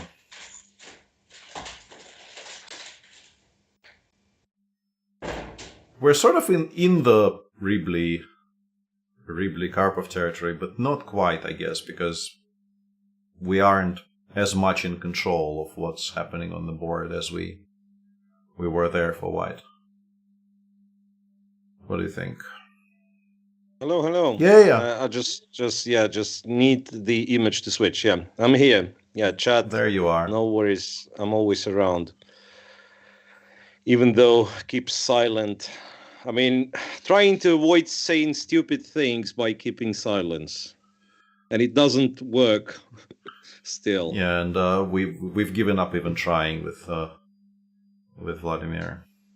No, I mean most of what you say make perfect sense, right? What a5 is on the board. Yeah, right? a5 has been. Yeah, I like the idea of stopping knight before, and in some positions, I guess a5 a4 is not a stupid choice next. Like it's. You know what? Yeah. I'm afraid that's the moment where white does something like knight c5 and we go for a break, and when we are back, it's all over. Yeah, I mean knight c5 exists as a kind of a bailout, but yeah, this is like an immediate draw. Like we take with the rook, and then we go rook d1, rook check rook a1, and rook a. Yeah. That's the easiest. This is just an immediate draw. Knowing Magnus, like if there is anything in the position at all that he feels might give him an advantage, he won't do that. But he does know that this option exists, which basically liquidates the game and allows him to start thinking about game 7. I don't know why thinking about game 7 is so attractive, but maybe he likes the number 7. You know what? Knight b4, strangely, at least allows me to keep the knight versus the bishop. I don't know if it's a good thing. We discussed it very, very briefly, and I came to the conclusion that you don't really want it on c2. In particular, I think this move is, maybe it's not that annoying, because you can go rook b1, yeah. Rook b1, bishop c3, rook d1, yeah. And you stabilize. Am I playing for a win, though? You go a4. Yeah, I'm not entirely sure. Like takes, and a4, or maybe the immediate a4. I don't know. Yeah, you could have gone immediate a4. Immediate a4 is probably also quite good. Yeah, I don't know why I chose to give up the file. No particular reason. Extremely hard to imagine how white even asks any kind of meaningful questions here. Bishop b2 is probably not forced either. I think there's probably a way to make a cleaner draw here. I wouldn't be surprised. Like maybe rook ac8 is just an immediate draw. So same thing, knight d4. Unfortunately, this you just cannot do at all because of the small tactic of rook c2, bishop f2. So I think you're pretty much, because of the threat of bishop b2, you're pretty much forced to go for this rook ending, which is sort of exactly the same as the one we've just discussed, because I do get either this or something along those lines. Yeah, probably just immediately liquidates into a 4 against 4.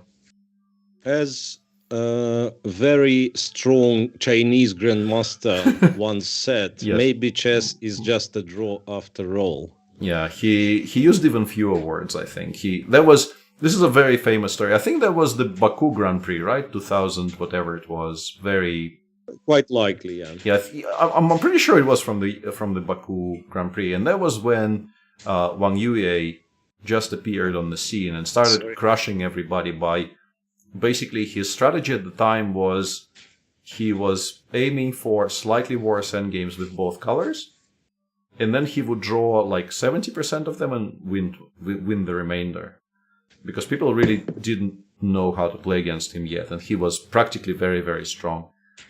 And during the Baku Grand Prix, he became like a darling of the press because he was this like adorable, very sweet, slightly panda-like person, kind to everybody, and he didn't speak very much English.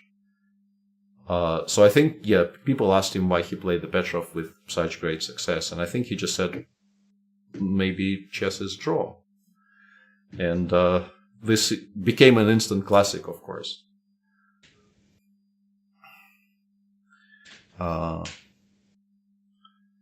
And remains true to this day, which is also kind of relevant to the topic. To the topic he at hand. Was a prophet then. Yeah. Maybe chess is draw when we talk about extreme high-level chess. He wasn't the first to express that sentiment. Lauren, obviously, this the idea isn't new, but when he said it, it somehow felt more poignant and very much to the point. Anyway, what do we have here for white after queen c2 a5? Knight b4 we really don't like. Knight b4 is a draw offer, I'm pretty sure. Knight c5 is a draw offer. Rook fd1 I don't think makes much sense, which more or less leaves us with knight f4, I think.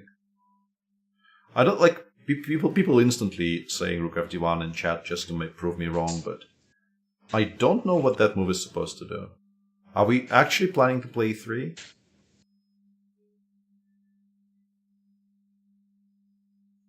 I find it dubious. I mean, we could. I'm also really wondering if it's unreasonable to play a4 here. But yeah, I think the logical move here is to try to play knight f4 straight away. And I suspect the endgame is fine for black, but also, as we mentioned, you can play f5.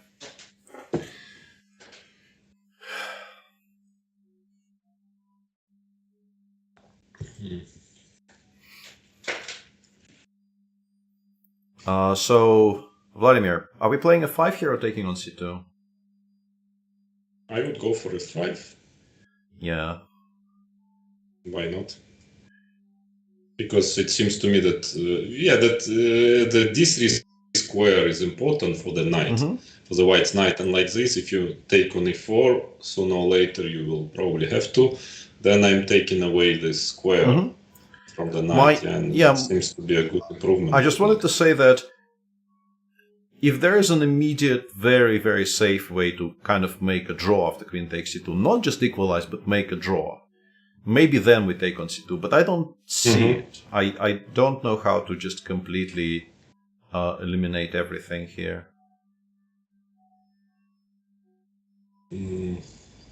I mean, we can include a4 before, but I don't see how I get to the a3 pawn. Because rook c8 is obviously always met by rook fc1, so the bishop doesn't get to the b2 square. And on the previous topic, we have more expert opinions coming in. People saying Miro looks like a Krav Maga teacher. So the MMA theme is holding strong.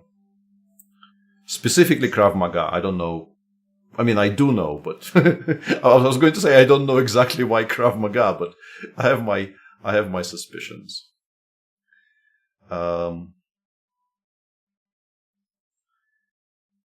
what to play? Yeah.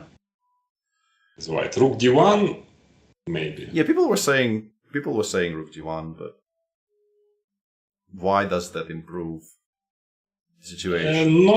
Maybe I want e3 at some point. I don't know, e3 queen e2 or something like e3. This I was wondering. I'm probably putting it on the e5 square here. Am I? Yeah, and then queen e2 and then f3 at least. So yeah, that makes some sense.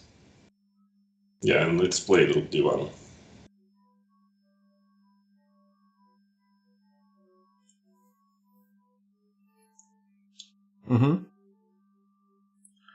Okay, so how do we react? Like, if we assume e3 is coming, is there a way for us to stop it or make it less attractive? Rook d5. Can I try with the idea e3? Bishop takes? Can I take on e3 and rook d8? Yeah?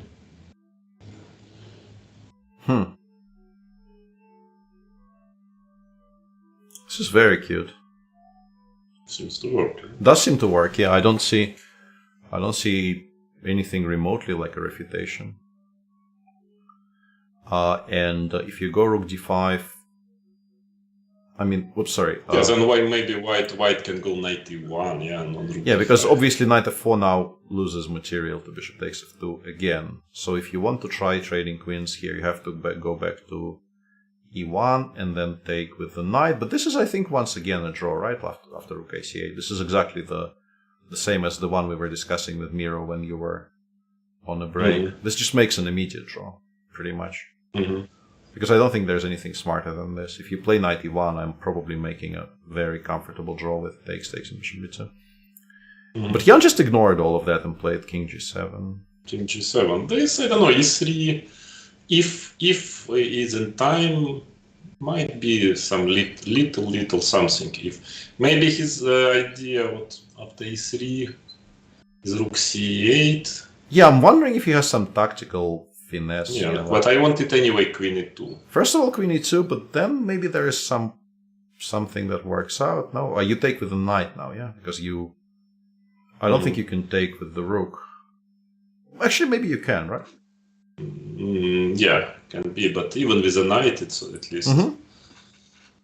But with the knight, maybe is even stronger because. Yeah, because I'm not threatening to take on d4 yet, but you are, because this is protected. Sorry, it's protected. Yeah, yeah. So then I'm actually weak opponent. Yeah. So this e3, unless there is something very direct against e3, then at least white has slightly improved his position, I believe, if he manages queen e2. So let's check for. So are we missing something clever here? We can try. No, I was going to say. I don't see it. Yeah. Yeah, take and rook c8. First of and all, I there even is can still take there is c8. still the queen e2 move, which is Mhm. maybe a large problem because it just stops all the Yeah. calculations. Yeah. Mhm. But also, I don't. Yes. I don't think this works out because Yeah, simply just queen queen. e2. Yeah. Oh, Even queen Or c8. even queen is c8. possible. Yeah. Or even queen c8, and then Yeah. knight f2 in the end. And knight f2, I think, yeah. Yeah. Well, anyway, yeah. So king g7, yeah, it's a little inaccurate. Yeah, I mean, I feel like too quick. Yeah, too played too quickly. Yeah. I think. Of course, it's no big deal, but after e3, it's already becoming. I mean, White had achieved his goal, which is to avoid the forced draw. Mhm. Yeah, I think White manages to avoid the forced draw, and that is something. That's already Actually, something, it's yeah. even not totally equal anymore. So bishop. Because in fact, also I don't like the king on g7. Yeah. There is. I mean, the fact that there is a pawn on f6 should count for something. Maybe not very much, but something. No, that actually it's slightly worse here. Mhm. You know, I start to see because I want f3 at some point. Even I mean, I get my king g2. I get my position, which is a draw, but which is very close to draw, but it's already playable. Yeah. Right? I think King g7 next is move. quite a significant Yeah. inaccuracy. Next move, if nothing happens, is probably knight c5. I think. Mm-hmm. And then we trade one Yes. pair of rooks, and then we retreat maybe. I thought rook c8 probably, yeah. But I think even With, here I can go knight c5 Mm-hmm. because this is a bit annoying with the knight takes e6 ideas and everything. It might be a bit annoying for black. Mm-hmm. True. No, I mean, it's after e3, if it works, it's becoming a bit unpleasant because bishop b6, queen e2, and I also have this knight f4 ideas. Bishop c5 suggested in chat, but this already it looks very artificial. Well, first queen c5 and queen b5, yeah. You need to check. I don't know if rook e3 No, doesn't seem like a perpetual. No, it doesn't look like a perpetual. I Yeah. mean, there is some compensation Otherwise- after rook a8, but you never play this. Yeah, compensation in the sense of drawing chances. Yeah, I would Exactly. say. Yeah. But it's not a draw. Yeah. So yeah, it's a strange decision, king g7. No, king g7. Yeah, I think it's the first sort of autopilot move that Jan made in this game, and as is often the case, autopilot moves. I mean, his autopilot is very strong. He is a extremely strong player, so he will. So let me advertise my my course thinking in chess. So if in this position before playing king g7, you start to just ask a question: what is white's next? And then you see that the idea white wants to play e3 and queen e2. And then, if you ask this question, then you actually just understand that you have to bet a fight against it. Then you find a way how to fight. So again, it's this situation when I think Jan has just asked this question simply, because I'm sure that if he would see that e3 is coming, I mean, there are some moves like, as we mentioned, rook d5 or something. Yeah, there are moves. So on the other hand, finding that rook d5 and bishop takes e3 idea is not that easy. And also, can we just we didn't. But even bishop e5. I mean, in any case, better to try to stop queen e2 rook d8 just to be in time, maybe. Yeah. No, I'm not. Or maybe not rook d5 necessarily. But what I mean is that to me it's clear that Jan just missed the idea of e3 queen e2. I have no doubt that you just missed the idea. No, my point was specifically that maybe he didn't think he could stop it. But then, but then you don't put the king on g7 anyway, yeah. Yeah, that is that. In any case, I'm not sure king g7 is required. Yeah. You then rather play f5 already, e3, bishop f6 or something. Yeah, I mean, you just don't need the king on g7. No, I think it just whether we are missing something direct, but really there is. I doubt because there is not much to miss here. But it's looks like king on g8 is simply better than on g7 after e3 queen e2 because knight f4 becomes an issue. So it looks to me like it was better to say pass, not to make a move. In a way, in a way it might be. Yeah. Yeah, absolutely. Interesting that it hasn't been played yet. because, like, what else? I have a feeling that Magnus is very happy and he just wants to make sure there is no tactics, after e3. I think he's very happy. I would be very happy. I say, oh, e3, queen e2 starts to be interesting all of a sudden when you already almost committed yourself to the fact that it will be just a draw, and then all of a sudden you start to feel excited. Yeah, I can definitely see that. But, and also it kind of makes you suspicious because you think, why is he allowing what is my pretty much only reasonable idea so easily? Maybe he knows something. So you spend some additional time double checking that there's nothing wrong with it. But yeah, this could very easily become a game now after e3 queen e2 because black is a little bit, these pawns are also, they're not weak, but they will start, as we have already seen in a couple of lines, they will start hanging in some further tactics which might appear on the board. Yeah, I don't know. After e3, what do you think? I start to feel that white is suddenly quite, as they say, clearly slightly better. Yeah.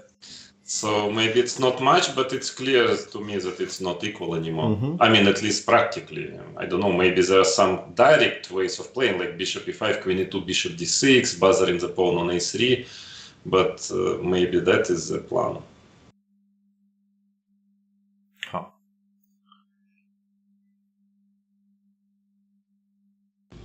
Yeah, this looks sensible. It covers a lot of squares, and also you need to commit to some kind of a way to... Can we play a4 here? Yeah. And then if he takes rook c4, rook c4, some stuff like that. That actually starts looking extremely annoying, because also the rook is now... Because I also have checks. Yeah. The question is, still queen b7 or queen b7, or queen f5. I don't know what is better. Queen b7, I think I just take again. It's white at least managed to keep on going. Yeah, and Nico says e3 rook ac8 exclamation mark. I don't know, like rook ac8 exists, but I don't know if exclamation mark is correct because I think we can take queen e2. Queen e2, also queen e2, but like I don't know why we're so happy about this as black. I don't think bishop takes e3 works, and if bishop takes e3 doesn't work, like something like this, you are running tremendous risks. The way the pieces are, like white is very, very close to already like launching an attack against your king side, and then you just kind of lose. It's not even going to be a very long loss. Like you will lose quickly. If that's like if the rook lands on d7 and you have no counterplay yet, you are dead in the water. I don't know. Queen f3 Zwischenzug. Yes, but like that doesn't change as much as people think that it does. I understand I can maybe not play rook d2 here, but I can play rook dc1. Or even with the other rook. Yeah, but why not? Why not just double? Because I always have knight f2, like bishop b6, knight f4. Like these positions are dangerous. You really don't want to be playing them unless you absolutely have to. And as Vladimir pointed out, if for some reason you are not happy about any of those, you can play queen e2, and you're still getting the kind of a position you're aiming for. I suppose maybe this bishop e5, bishop d6 is maybe almost maybe I'm exaggerating to say the only way to fight for equality, but at least it makes sense. Because I really don't like my bishop on b6 because it's very passive. On b6 it really doesn't do very much. And people are asking in chat about bishop takes e3. First of all, queen e2 might be very strong, but even if you discuss a position like this, it's just you lose those positions. You just never ever hold them if white doesn't go badly wrong later, because the king is not strong. There's problems with the king, and also there's just not enough counterplay. Very curious why e3 is not on the board yet. It hasn't been very, but 11 minutes. So 11 minutes is much longer than I would have expected Magnus to spend on this decision. I just think that, Peter, maybe also Magnus thinking about move like rook d2, which makes a lot of sense also. Maybe he's just hesitating whether a move like rook d2 is even stronger. Because he wants queen d1, Yeah, queen d1, maybe yeah. a knight f4, and so on. Yeah, it also makes a lot of sense. Mm-hmm. So that might explain the fact that he takes time, because yeah, you want maybe knight f4 and then to take with a rook on c2. I mean, also not a bad move. All in all, king g7 is really a mistake. I mean, because most of the lines we are analyzing now, yes, we see that quite often king is just better on g8 than on g7. Yeah. And yeah, rook So rook d2 is an probably option is a also. very good suggestion. Yeah, I just didn't see. I honestly, apart from the fact that I like e3, I couldn't see what the other option even is. But rook d2 definitely is a very sensible move here. I just missed it completely. Well, now you can still play rook c8 at least, yeah. Yeah, to get to but this position at least. I never really liked those positions, and I kind of continue not liking them very much. But maybe you eventually, maybe you will have to start feeling like you have to. Even though it's clearly better version for white, obviously, yeah, than a couple of moves earlier. Yeah. When people continue saying e3 rook ac8 is nice for black, yeah. I do get the feeling that people are quoting engines at us again, which is, of course, they are right, but like from a human perspective, there is no way I would have described this position as nice for black. I would feel like I'm extremely lucky if I'm not losing sort of more or less immediately, and Yeah. Well, but I've noticed that I still believe there is maybe only one weakness in assessment of engines left, and that weakness is positions with queen against pieces. I think, my opinion, that it hugely overestimates the queen against pieces. Against rook and knight, for example, in many positions, it overestimates the queen. That was my feeling, because I remember once I played with Dingley Ren in candidates, and well, it was clear that computer was saying 0-0, but it was clear that black is in big danger to me. I had rook, knight, and pawn against queen, and it's clear that only white can play for a win. Of course, finally black holds just because he's always in time tactically to give checks. But people were just not, were like curious why I kept on playing, because it's just like 0-0. Even sometimes it would give 0-2 for black, but it's absolutely fine. I was so surprised, because it was clear that white can never lose, and he has some winning chances, And so in those positions, I would still, argue with engines when the queen is against two rooks, or queen against rook and piece at times. Yeah, it's interesting for how long does it take to Magnus to make a move. I mean, it's clear he smells that there is a moment. He gets some chances, and I'm sure he's hesitating between those two interesting moves. I mean, very logical and interesting moves. And what is the move now? 25th, yeah, he's thinking about move 25. 20. Okay, he's got a lot of time, yeah. I mean, there are only 15 moves left until the time control. Yeah, rook d2, b4 is a suggestion in chat, trying to get bishop c3, but I guess we just take, and we have a choice between immediate knight f4, or maybe we can get knight queen d1 to work tactically somehow. Or queen c4. Yeah, but that's actually true, yeah, because if you manage your bishop on c3, that might be enough, to create play and to make a draw. So maybe actually rook d2 before is a and the point is, as James Watson correctly identified, is that you have this shot, and then queen takes before, and black is immediately completely fine. So, yeah, maybe before is a good reply. just trying to immediately fight against the rook on d2. Well, you have, of course, AB queen d1 and bishop c3, knight c5. That's what I meant, yeah. But that should not be enough, because the bishop on c3. Yeah, I think knight e4 takes, and it should like be rook a3 or rook a2, rook b2, maybe even. It should be a draw. Yeah, that's nothing probably. Yeah, this should be fine. So probably e3 then. Because rook d2 b4 is a very important resource. It seems to me.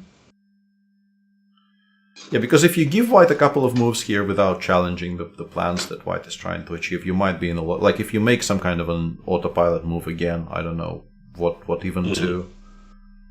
What even is like something like this already. Knight c5 is, for instance, a very unpleasant threat suddenly. So you have to start thinking about like dealing with serious tactical problems even. This position I just don't like. Maybe you can play rook d6, I don't know. But it's getting into kind of seriously dangerous territory for black. Yeah. Because I can get my rook dc2, queen to f1, then maybe exchange queens from g2, c line. But in any case, why not e3? Yeah, so it's a little strange. It's interesting after the game to hear the explanation of Magnus, what took him so long in this position, because it just, humanly looks like a very nice way. You're slightly better and, great just playing this move and be happy. Mm-hmm. So, but I guess Magnus sees further than we do. Well, it's his game. Let's hope so.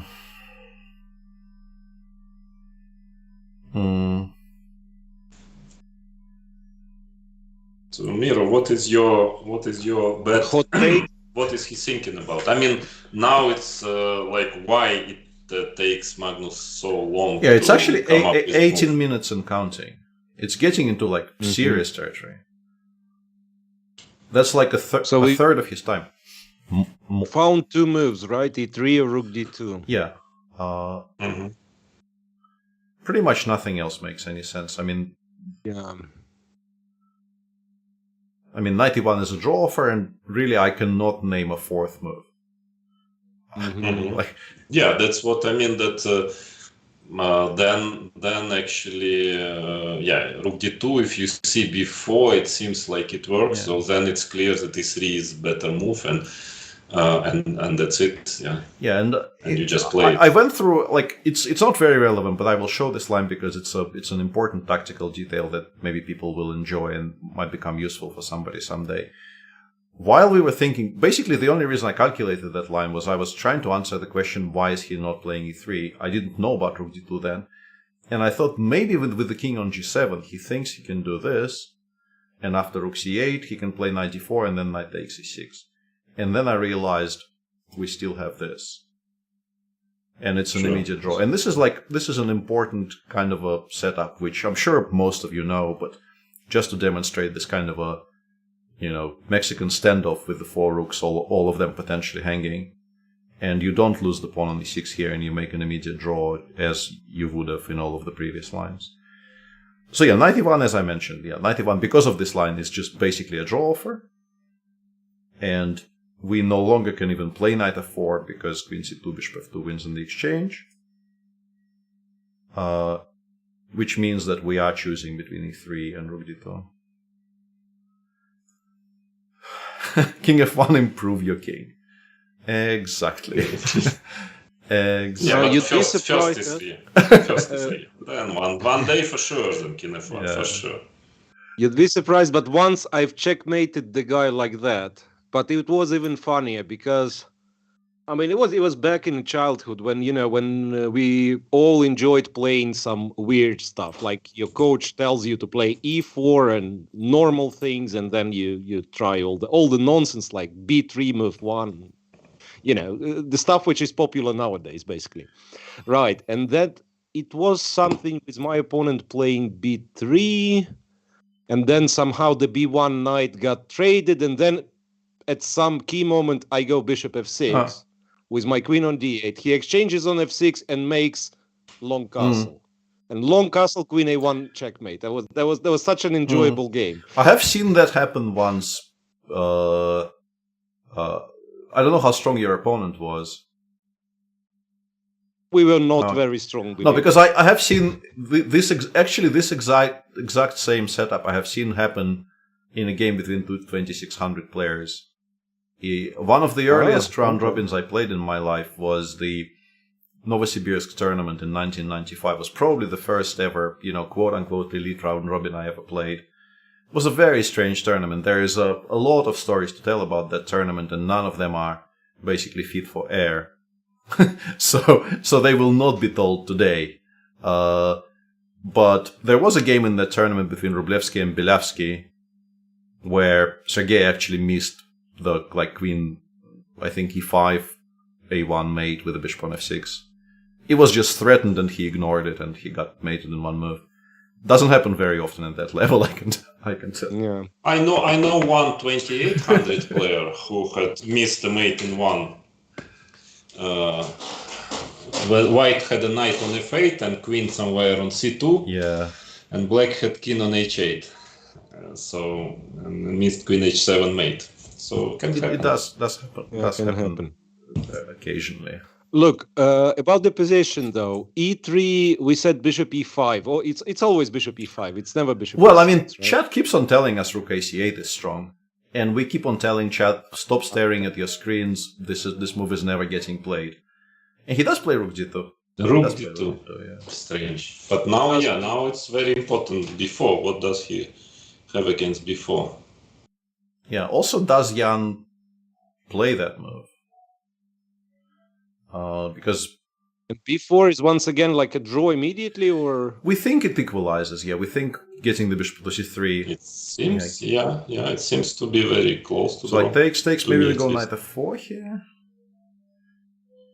Yeah, but still takes and put the bishop on c3. That's I don't even know which rook to take, right? So, yeah. Because if you take with this rook, like all of the... Still just just all of the rooks are completely stalemated by this. Yeah, all of the rooks are out now.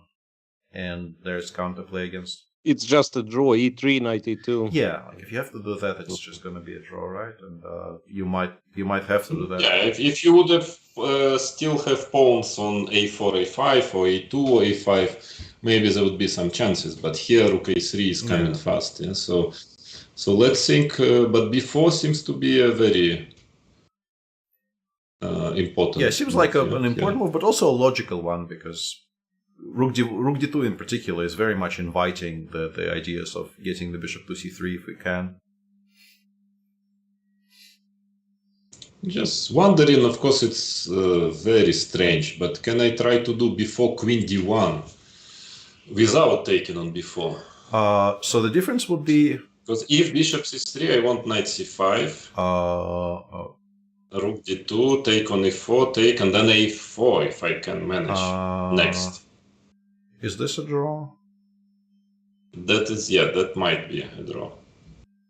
This is probably a draw, right? Because if you do this, I haven't just enough time to get the rook to c3 and trade everything.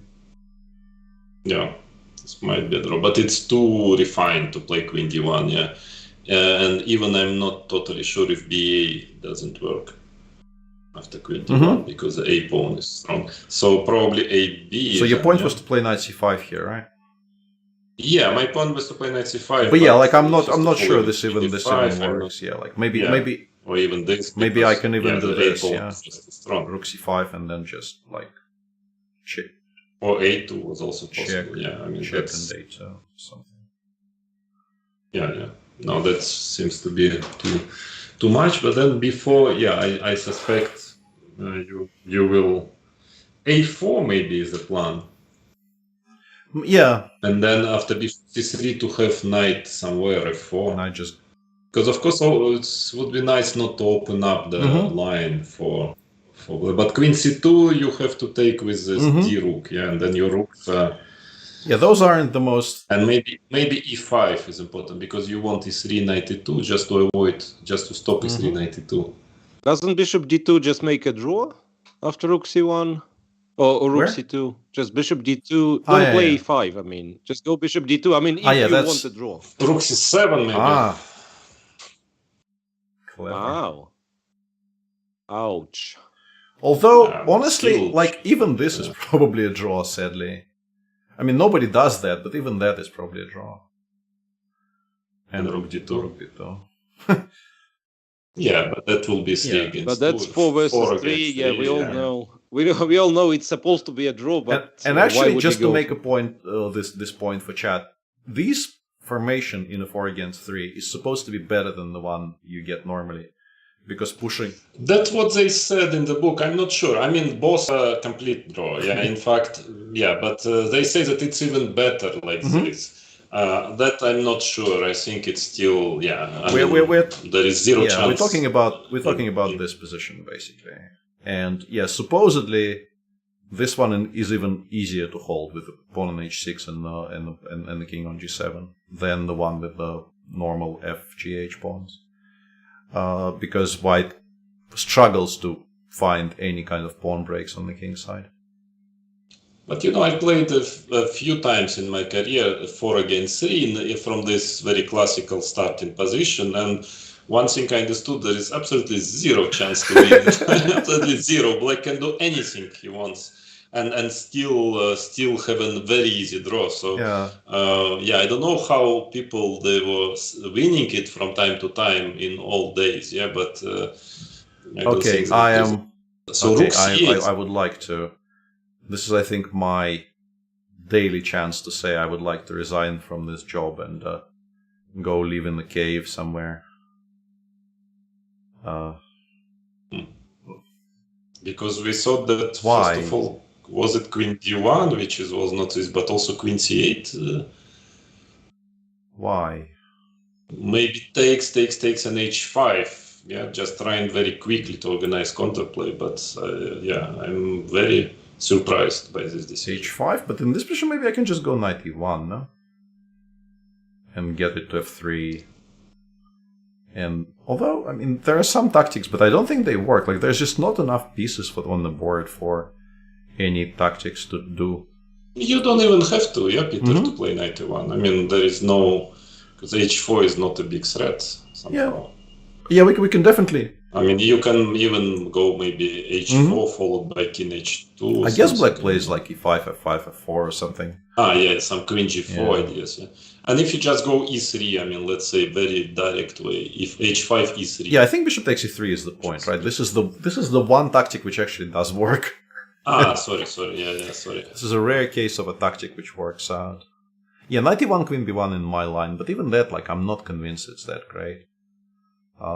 And this is actually one of those positions. I just want to say, if I were playing this position with black, even this I wouldn't be 100% sure I will hold. But probably, yeah. I mean, the rook... this probably is a draw, yeah. Because... But you can always play Yeah, King of F1, course, yeah. My plan was to play King F1 and claim that, I will drive the bishop away, and then eventually I will unpin myself. There's no way this pin stays forever. But maybe my queenside pawns are now hanging, which is kind of relevant. So... Still Yeah, very risky and decision. I think basically I know now how this game will continue to like completely retire me as a chess pundit. Jan instantly plays rook a8, and now Magnus takes about like 40 seconds not to take on c8. And then this channel just continues without me. Like, I just go away and kind of never appear in public again. Well, Peter, I'm just wondering if knight c5 is possible here. It is a strange move, but can it also be dangerous? Takes... No, hang on. This is the same draw we've always discussed, right? How? Why? No, it's not exactly the same. If you take, I But take. there's rook d1, rook But a1. how do you... you have rook Yeah, a1. this Sorry, is- sorry. Yeah, sure. I just, sorry. We've had this. Yeah, this. No, that is a draw, yeah, of course. Yeah, so then... Yeah, and people are saying queen e5 is very strong also. Yeah, no, that's okay. So, then why not to take on c8?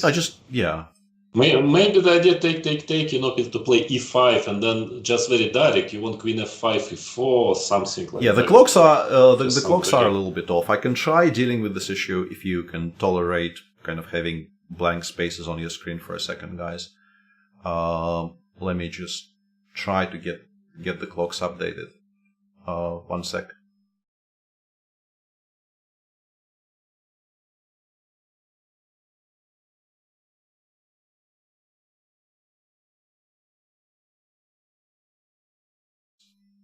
There we are. It was, I mean, I was waiting for it to update automatically, but it wasn't doing it for some reason, so I just had to refresh the page.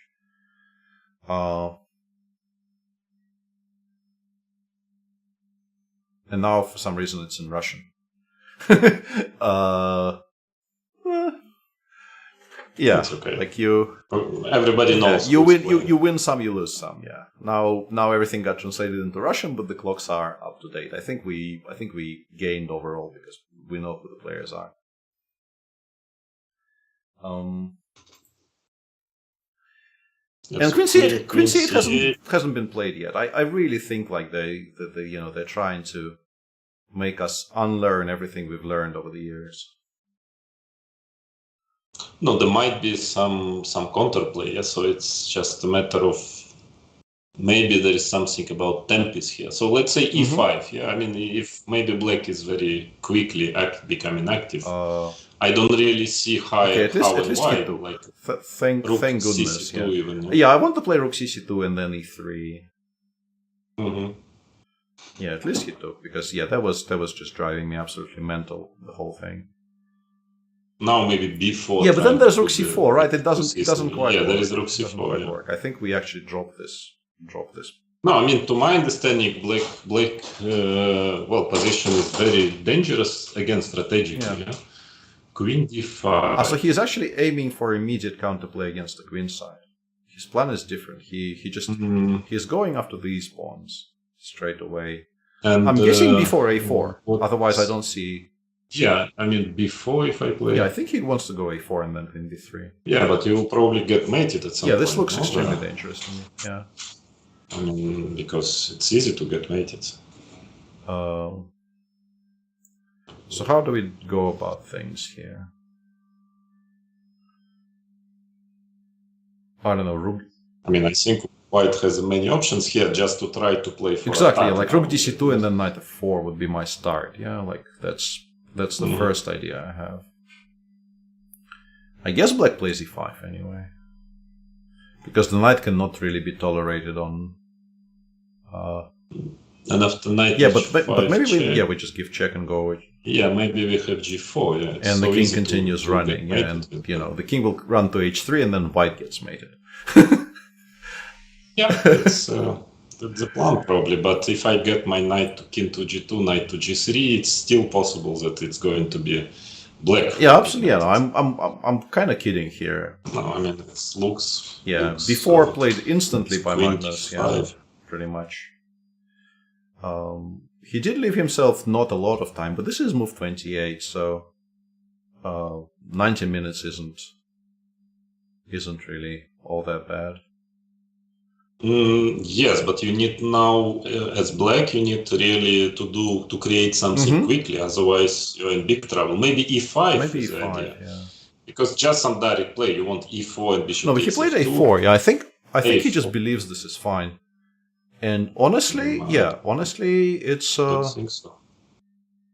It's a huge gamble, because if this backfires, you just lose, I think. But even if I play, can I just do E3? I think bishop E5 is the idea. Yeah, and rook C2. I mean, rook C5. I mean, I just want to win without. Yeah. Well, I mean, counterplay. If I manage, if the entire queen side disappears, White wins, I guess, right? Yeah, knight E5 and just trying to win, take on B5, and then somehow to manage to exchange the A to B pawn. Yeah, but like king G2 and just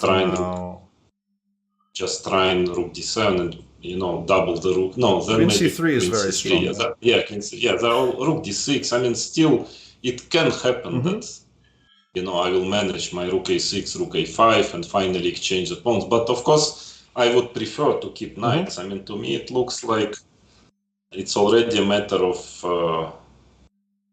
Black really has to be very quick. Yeah. I mean, otherwise, and For instance, rook c2 if I play even.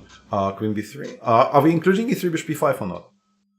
No, I want without including it. And you want knight c1, Queen- yeah?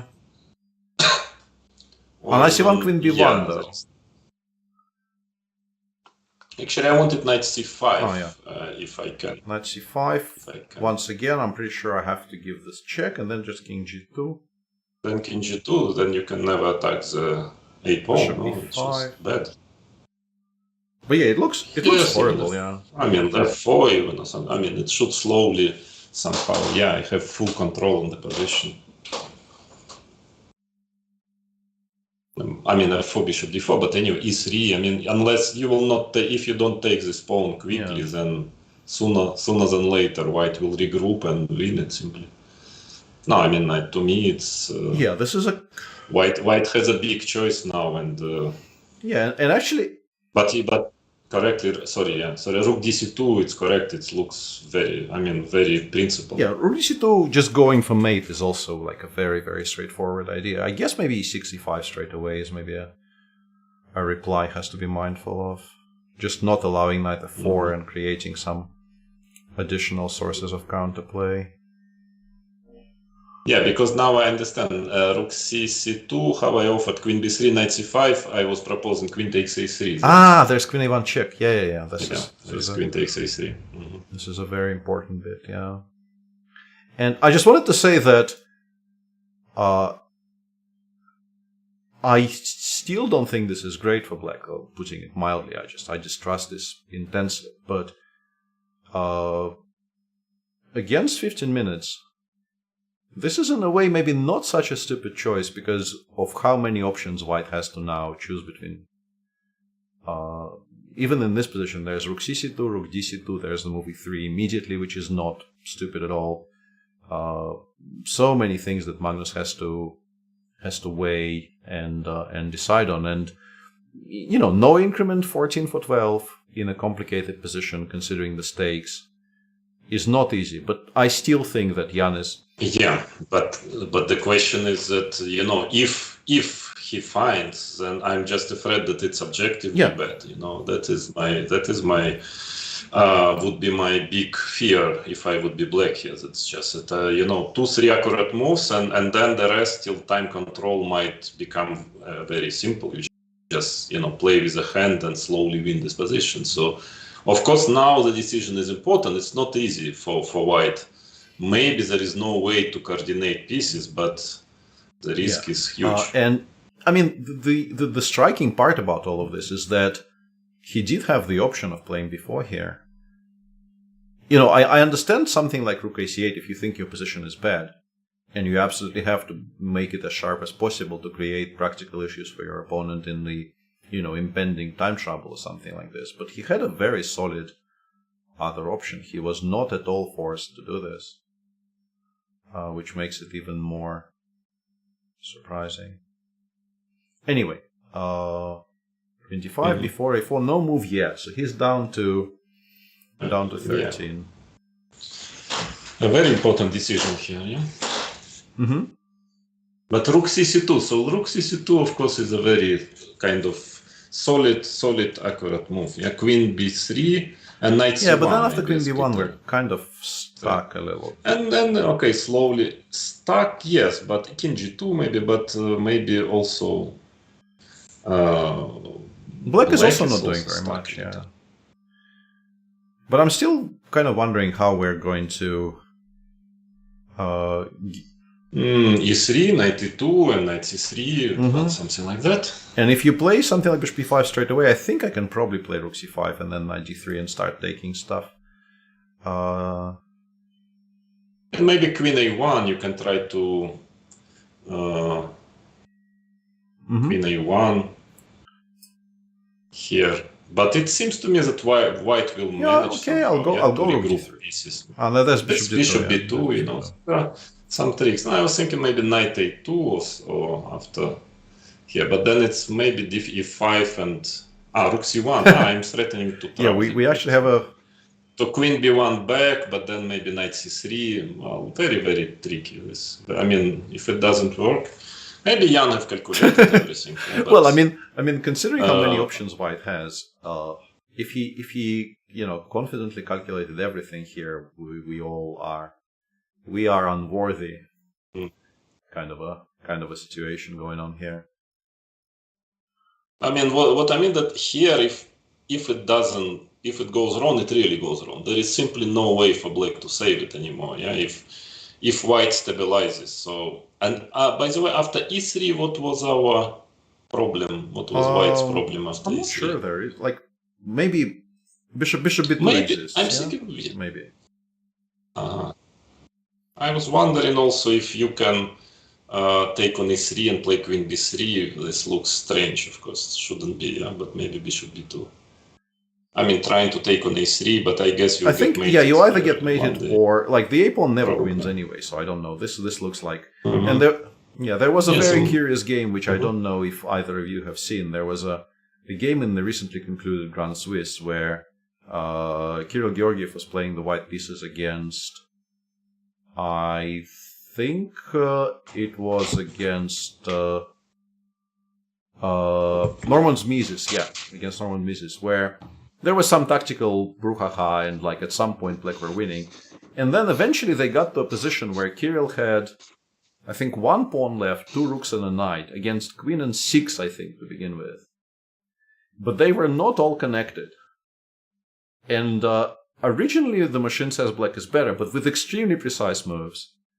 And in severe mutual time trouble, Norman's made like one inaccurate move, and it instantly went back to zeros. And he actually lost that game slowly but surely because the pieces got connected, and two rooks and a knight quietly, one after the other, collected all 6 pawns, and then gave mate to the king on an empty board. But you just don't see that material balance very often in practical play. So he does play e3. So what?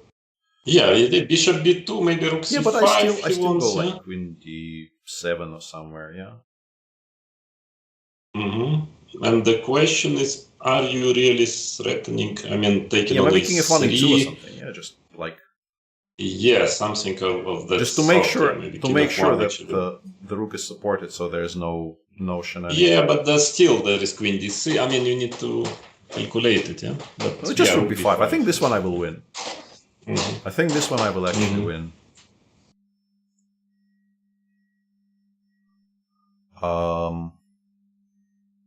Let me just. I missed a lot of stuff in chat, so let me just briefly take a look if people are informing us of. So Miro, you approve King F1, King E2? Of course, in every position.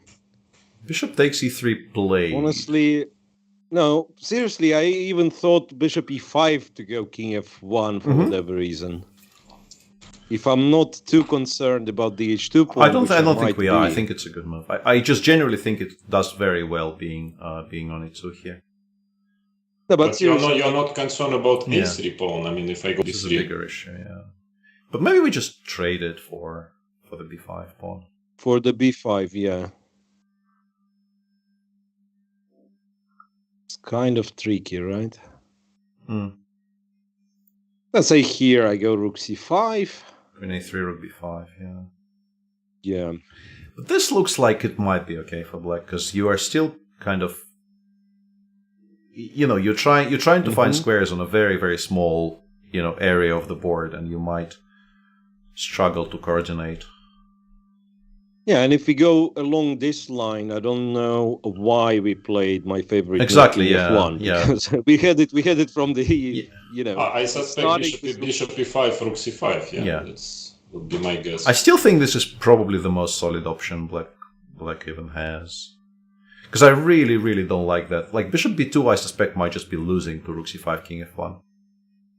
Because you might not have a way back. You pretty much have to move the queen back to either d6 or d7. I don't know if it matters. Maybe it does matter, because there will be bishop takes before.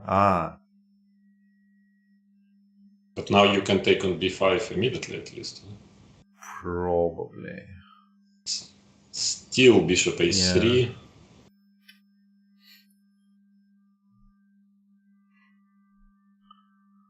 I don't know.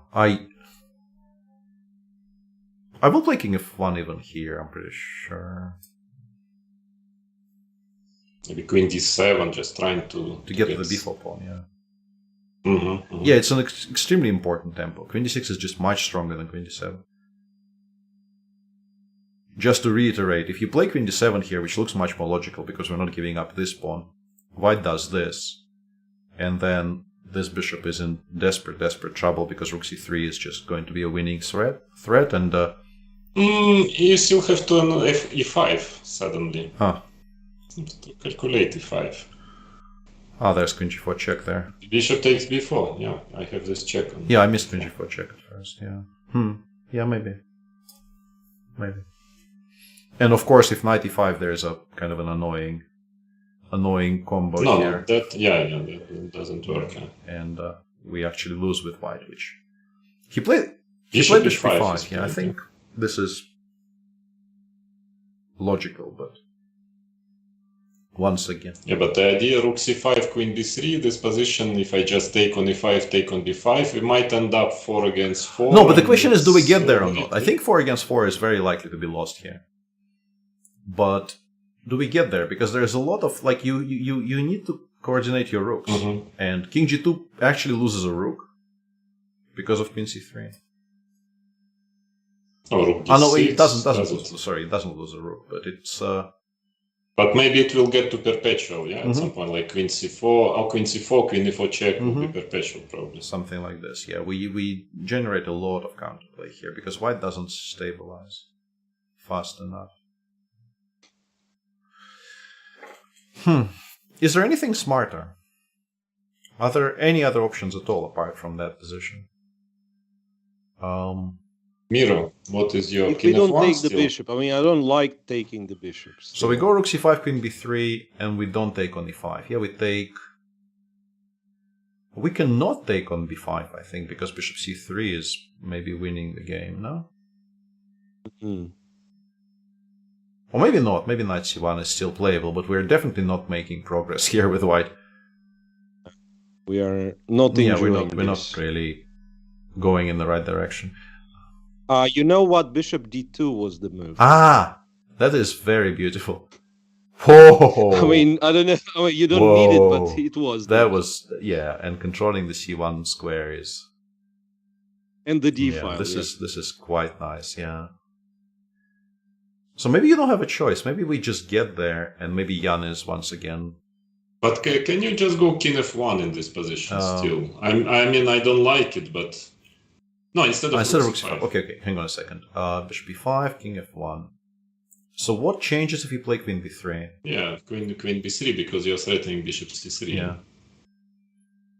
Mm-hmm. Maybe nothing changes. No, but here you will have your knight c1, yeah? King e2, bishop c3, knight c1. But queen a3. But queen a3. Yeah, queen a3 always exists, right? Yeah, but I mean, the rook c2 instead of e3 looked like anyway much better version. But okay, let's see. You mean instead of e3 here? Yeah, just going back. Yeah, rook c2 looks like you're winning at tempo almost because you have this knight c1 ideas after queen e3. But okay, yeah, e3, bishop e5.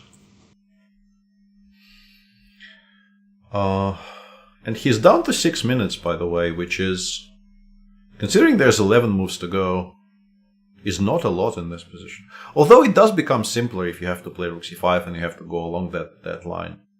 Because he played h4 here. Claiming, I guess, that king f1, e2 doesn't work anyway, and he doesn't want to give up on h2, maybe in some lines. I mean, queen b3 is the question, yeah? b3. Can we go for... No, with go on? Mm-hmm. I'm thinking maybe he wants to play for mate somehow, just leaving this a3 pawn, I mean, just not caring. But the problem is that bishop c3 more... I think we go with knight c5 then, something like knight c5. Yeah. Okay, yeah. Queen a3, well, I don't really see mate the problem immediately, is, but it might come, like, yeah? Rook d7 maybe. Yeah.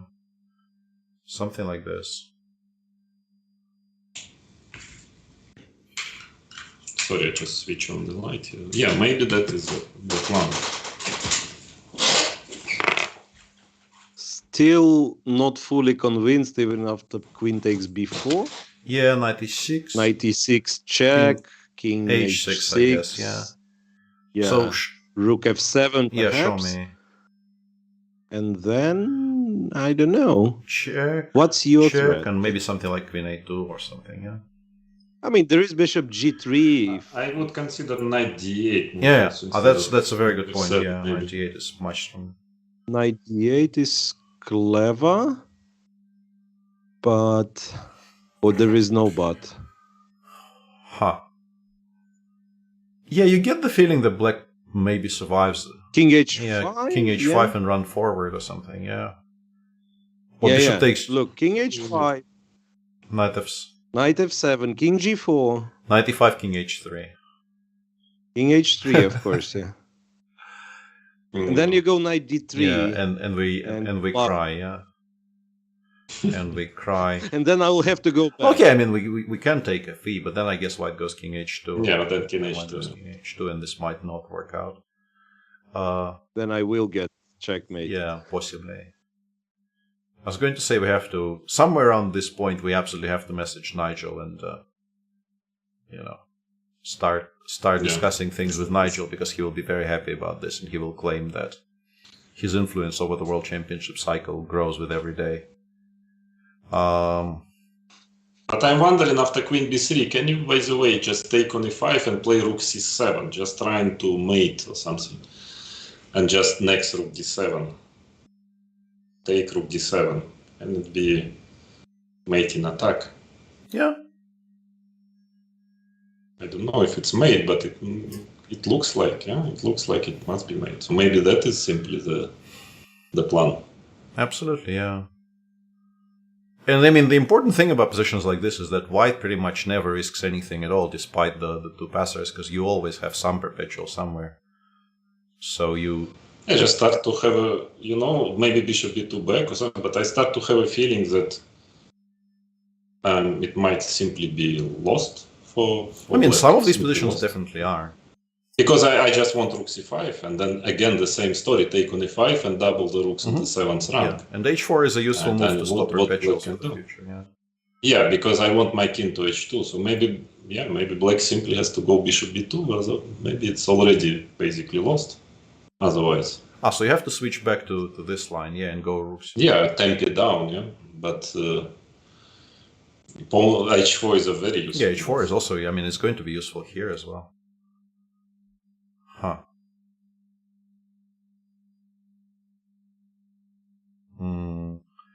So rook c5, queen d6.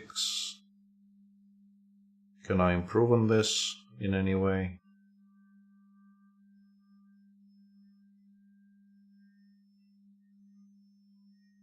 And I'm still also thinking about playing for mate, like playing instead of rook c5, rook c2, bishop takes and knight f4, and then again two rooks on the 7th one, h5. Yeah, he played h5, which I...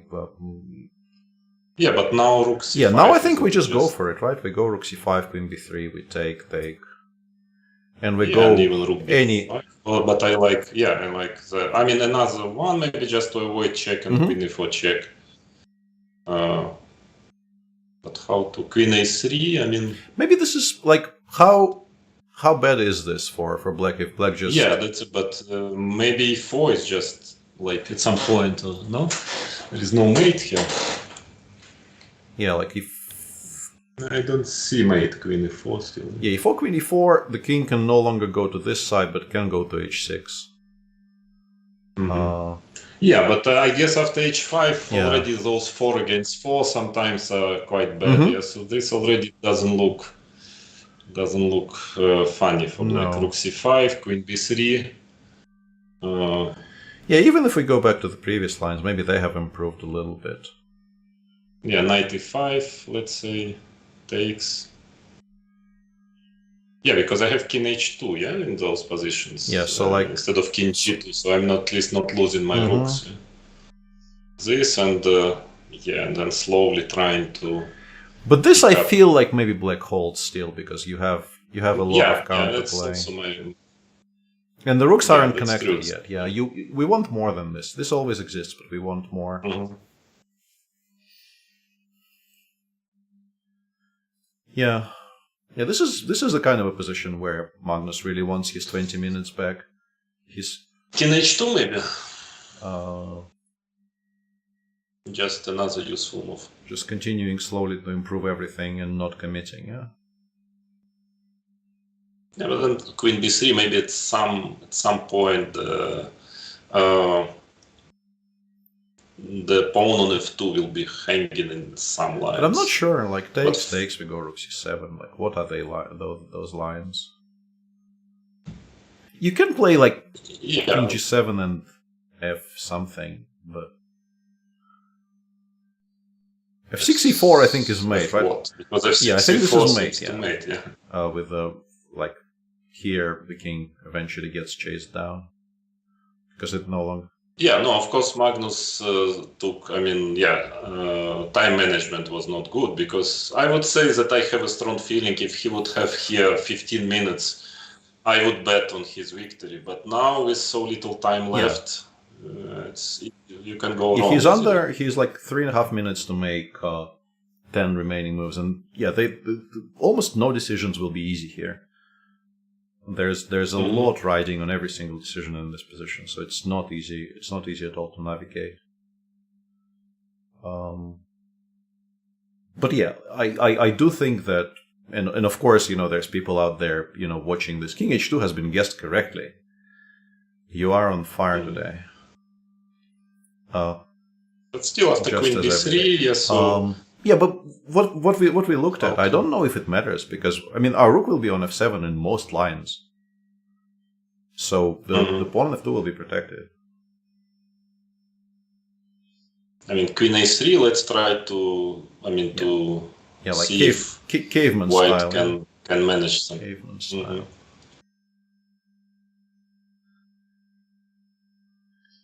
Yeah. I was G4? going to suggest g4. Yeah.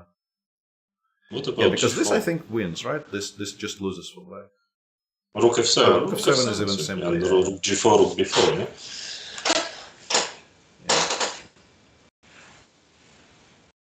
But what if the king goes to the h file when you give a check? One sec. So rook g7, we go king h6. But no, in this position, I'm pretty sure we should be winning now. Because I go, hang on. Let me get this. Let me get my ducks in a row. All of my... Not quite sure, yeah. I want to include e4 in the... Yeah, we can include king g3, but... Maybe, but still I don't see mate, yeah. This is so weird. Because we're so very close, but it doesn't seem to be there.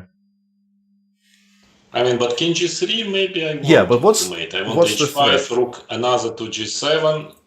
Yeah, I don't know. Rook g7, king f5. 5, yeah, I guess. Yeah, and now rook g6 or something. But okay, but then the queen will finally leave the b4 square, and then I will be able to play king e4. So, But anyways, I don't see really a move than queen b3. Yeah, it seems. I think it's you like have to commit. Yeah, sort of suits one. If you play something like bishop d6, I think you will just lose slowly, right? And queen b3, if I go knight c5, I'm not in time. Yeah. Well, in this position, I think the fact that the f2 pawn is hanging might actually be relevant, right? Might, but Like knight takes. you mean knight e6 immediately? No, it's not mate. Yeah, it's perpetual probably. I don't see mate. Check. But why is it? Where is G6. even a perpetual? I'm running. Sorry, f5. Yeah. Sorry. Yeah, I missed yeah. So rook d7. No, but then even queen a2 exists. I think this is a little bit too slow. Queen a2, king g2, simply. But we still have no threat, right? So a3 or whatever. And rook d8 is not a threat somehow. I can play f5. There's a chance to get mated, yeah. Get f5, and then I can just go to h7. You get. But it's not a rook. Yeah, it's very sharp, but it can be because your queen is also sort of. Packed, it is, yeah? but Yeah, I need to calculate here. Of course, time is important. Yeah, no, actually, yeah. I feel like it might be instead of rook dd8. My feeling that here, yeah, rook dd8 was not, but here my feeling that it might not end well for Yeah, and black. our clocks are stuck again, and it's actually kind of important here. So I'll do the thing. Apologies will be. Like simply at the end of this variation, rook a8 simply I could have gone. Seems like our clock is just not updating. So he's at 3 minutes, not 6 minutes 28. Apologies, guys. The relay between the official server and our viewer is sometimes a bit laggy. So okay, I mean, just for my education, why is this losing? This, well, because it's just the position is lost probably. Rook cc2 and just slowly, yeah. Now Because queen now b3, just play slowly. Yeah, knight c5. Yeah, now knight c5 will be c5, winning. Yeah, because there's no tricks with the king already safely on h2.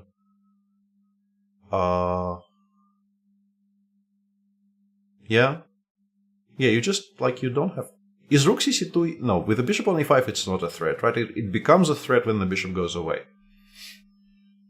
Well, in a way, it's like black doesn't have a useful move. In fact, than queen b3, all other moves are making his position worse. That's what I feel. Yeah, it does feel like it, because you definitely don't want to be playing queen e4. It's the wrong direction. You want to be attacking the a3 pawn. Queen f3 does nothing. f5 loses a piece to rook c5. The king moves make no sense. Yeah. I mean, queen b3, good or bad, but seems that it must be played. Oh.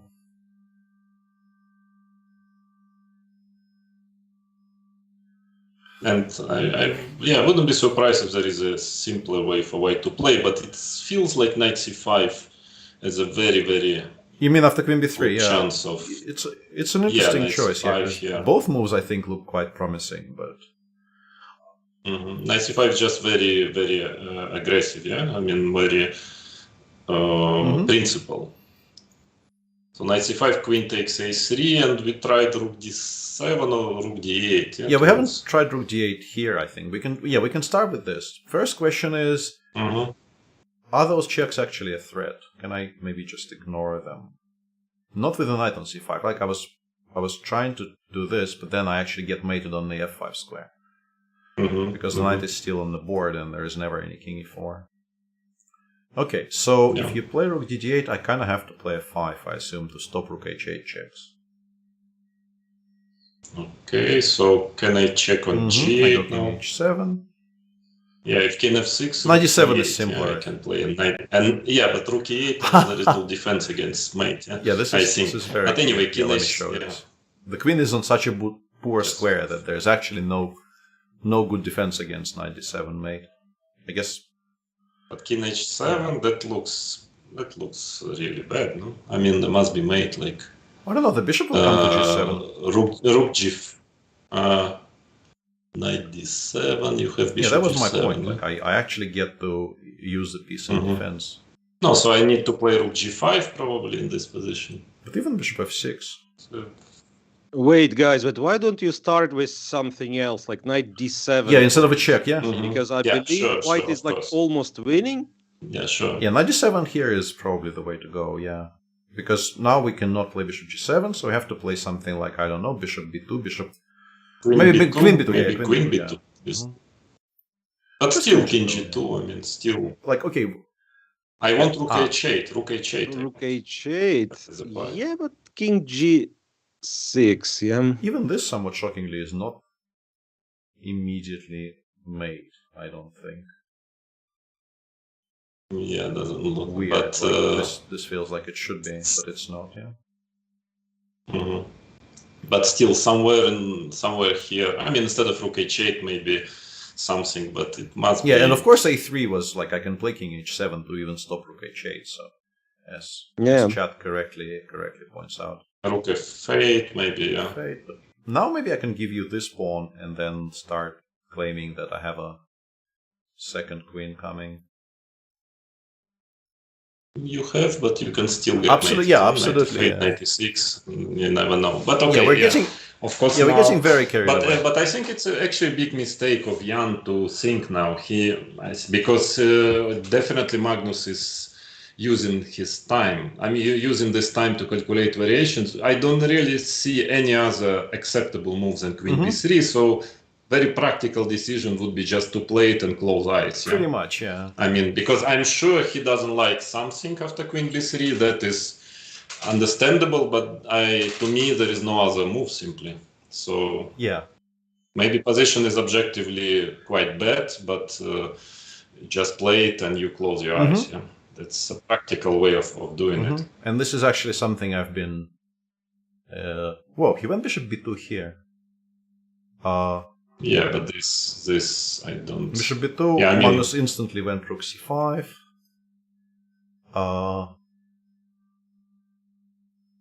That should be lost. But hang on a second. But did we find how, or we just think that the king on h2 is very useful, so it will work? Because I don't think we have entirely refuted this. Not entirely, but the point that the pawn is on h5 is now hanging. For instance, Queen d6, you can just take. Yeah, I think Queen d7 loses immediately because I can go rook c2 and rook a2, and the bishop is actually gone. I think I'm not mistaken here, right? Yeah. So you have to play Queen d6. So what do you? Maybe I can just take on h5. It's a tasty pawn. Okay, you can. Yeah, exactly. I F5, was wondering about the 5 here, trying to cut it off, trying to keep it on h5. Yeah, the rook is a bit cut, so maybe after Queen d6. Yeah, and we now have our, I think for the first time in the match, Sesse is actually saying one of the players is winning, and no prizes for guessing which one in this position. Yeah, is it possible that we win this way? Because there's a pawn on h5 now, we can gobble up and then give mate that way. And mate, yeah, very very big chance. Yeah, because Queen takes b4, just rook d7, rook c7. Just go after everything on the king side. I don't know. It's not necessary, I suppose. But it's maybe strong also. Yeah, but it's clear that white should be winning. Or taking on b5, I also don't believe there is a real chance for black to survive. I mean, bishop a3, and then... Yeah. Bishop a3, and then some kind of a a3. move. It kind of is a no-engine stream view side, but we can't impose such restrictions on chat, and I'm just reporting what I see in chat. I don't actually switch engines on almost at all, and haven't yet today. Vinyl Queen to d7? Yeah, here I don't really see immediate way. No, probably, yeah, it's correct, rook c2. Yeah, I was just, we showed good, this line here. Here I think rook c2 and then rook a2 actually. Yeah, but also after Queen d6 it must be strong, yeah? Because I'm even wondering if I cannot just play rook c2 here, bishop takes, knight c5, rook d4, something, just to kind of cut this bishop. But then, yeah, this one I am less sure about this. Yeah.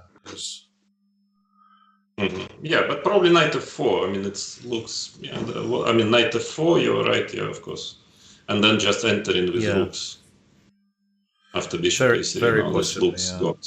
People are asking us to look at bishop a1 on the previous move, but we can get back to it. Like, this is a very exciting position, and also there's a lot of time trouble, I think, by this point for both players. So. I mean, bishop a1 just doesn't do very much. I don't know why it's any good. No, I mean, it's maybe better than bishop b2 because it doesn't lose by force, but the position. Yeah, but like, what are you planning to do in this position? Yeah, because I think if I get knight f4 for free, I probably give mate in this position. My feeling is like this probably ends up being not very good for black at all. I guess maybe you can go back to e5 and try to trade it before taking on a3. People suggesting bishop a1 have seen an engine. Okay. Okay. I will bow before the unending Yeah. wisdom of the engine. But yeah, Peter, but then again, sorry to step up, but then again, I mean, you have to know what kind of an Yeah, yeah. engine that is. Mhm. Because, yeah, I mean, if it's set by Sessa on gajillion giga Yeah. nodes, you know, this we can trust. But if it's just an online thing like Chess24 yeah. or And there was also sometimes it turns to suggestion underestimate. of this, but I think just e3 e4 probably wins here. It's a clever idea. I was wondering about this myself, but e4 like also I can go something like knight e1 and then take Yeah. e3. I think. Okay. Although Slowly here but surely, actually yeah. all of my pieces get attacked, so this is Yeah. not the Okay. solution. But I guess e4 is good enough. e4 and now black is maybe So- f5 though. Rook d1. Rook d1 is played by Okay. Max. What is this? We looked at something similar, right? Queen d6. What is this move? Rook d1, bishop a3. What is the plan? I think he just takes on b5 here. I don't know. Yeah, probably just takes on b5. But Yeah. yeah, it looked like rook cc2 was just a killer. Yeah. So yeah, there's some e5, some ideas at least. Mm-hmm.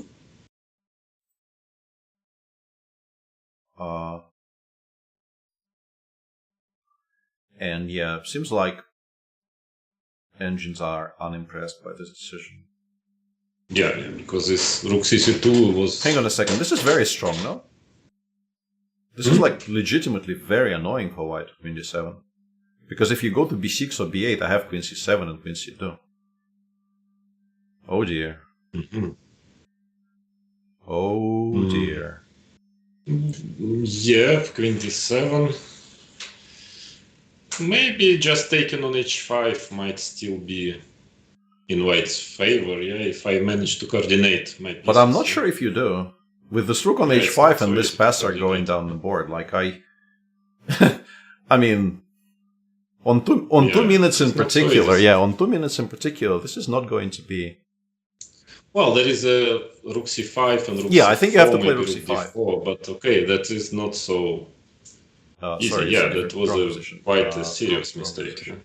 So rook d1, rook d5, queen d7. I think we have to do this and maybe go all the way back and try to consolidate. And then maybe you don't lose, but yeah, that's a and this is, I mean, quite clearly the result of the previous time management. Because he Yeah, felt that's he very felt like he needed to make a move quickly, so he made a move quickly, and it turned out to be. I mean, rook c4 here, I'm not in time yet to pick up the pawn. Bishop goes. Yeah, somewhere, I don't know. And in case of knight b2, there is queen Yeah, b5. queen b5 is just crushing here. Yeah, no, I is mean, there- you can play rook d4 instead, but yeah, it's. Yeah, I don't know if white is better already. you mean black? Yeah, I think black probably is better. I mean, white. Oh, white? If white. You mean okay? Yeah. Okay. I mean, in case if I manage somehow to take this pawn, there is a fair chance still to be better, but probably. Yeah, I mean, that's. Mhm. if it survives, black is clearly in control. Yeah, and queen d7 played, and yeah, Magnus obviously by this point realized he cannot keep the b4 pawn alive, so he goes rook c5 more or less instantly. It will get picked up. I don't think there is any reason not to take on b4 here. And then we'll see where he goes with the rook. Yeah, that's actually the question if black is better or not. I mean, that is for me now a question. Yeah, I have a feeling maybe you still hold after rook cc1, but it's now very kind of touch and go. Like you go rook cc1, bishop goes somewhere. Also important. And you try to pick up the pawn. Yeah, and I just go after the pawn on h5 straight away, like knight f4. Oh, queen Queen b5. b5, like then rook b1 or rook c7 or something, yeah, and just try. Yeah, maybe something of that sort, yeah. Mm-hmm. Yeah, but that of course was very, very disappointing for Magnus because it was already done basically. Yeah, and looks like you were correct in the assessment of this position because once again I'm going by what I see in chat, but seems like our chat was saying that rook cc2 was winning because the mating attack was succeeding later.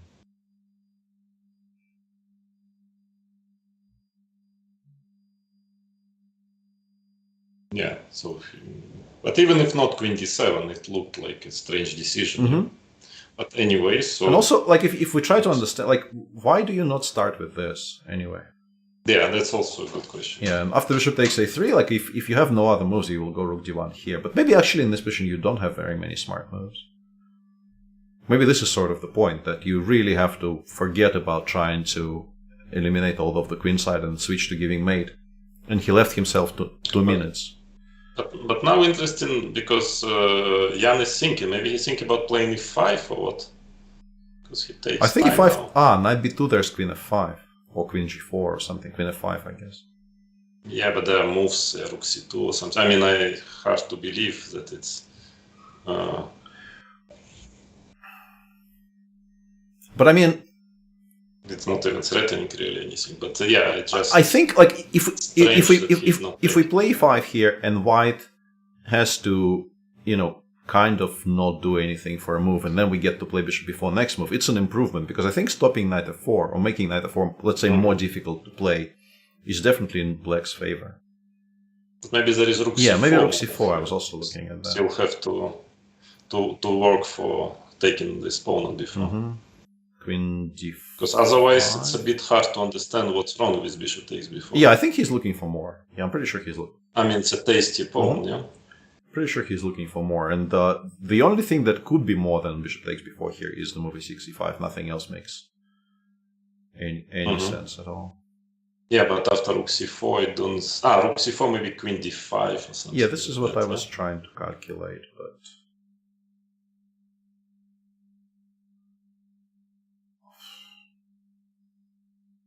Actually, maybe. I don't see... Rook c5. The question if rook c5, then you can try queen b3 or something else. Yeah, queen b3, and after rook d2, e4. Yeah, e4 and bishop takes b4, I guess, is the... If this, and he does go e5. Very exciting times. Yeah. Well, he's trying to swindle, yeah? I mean, I'm not sure it is a good move, to be honest, but... Yeah, but it might be a good practical decision against somebody on 2 minutes who is expecting bishop takes b4.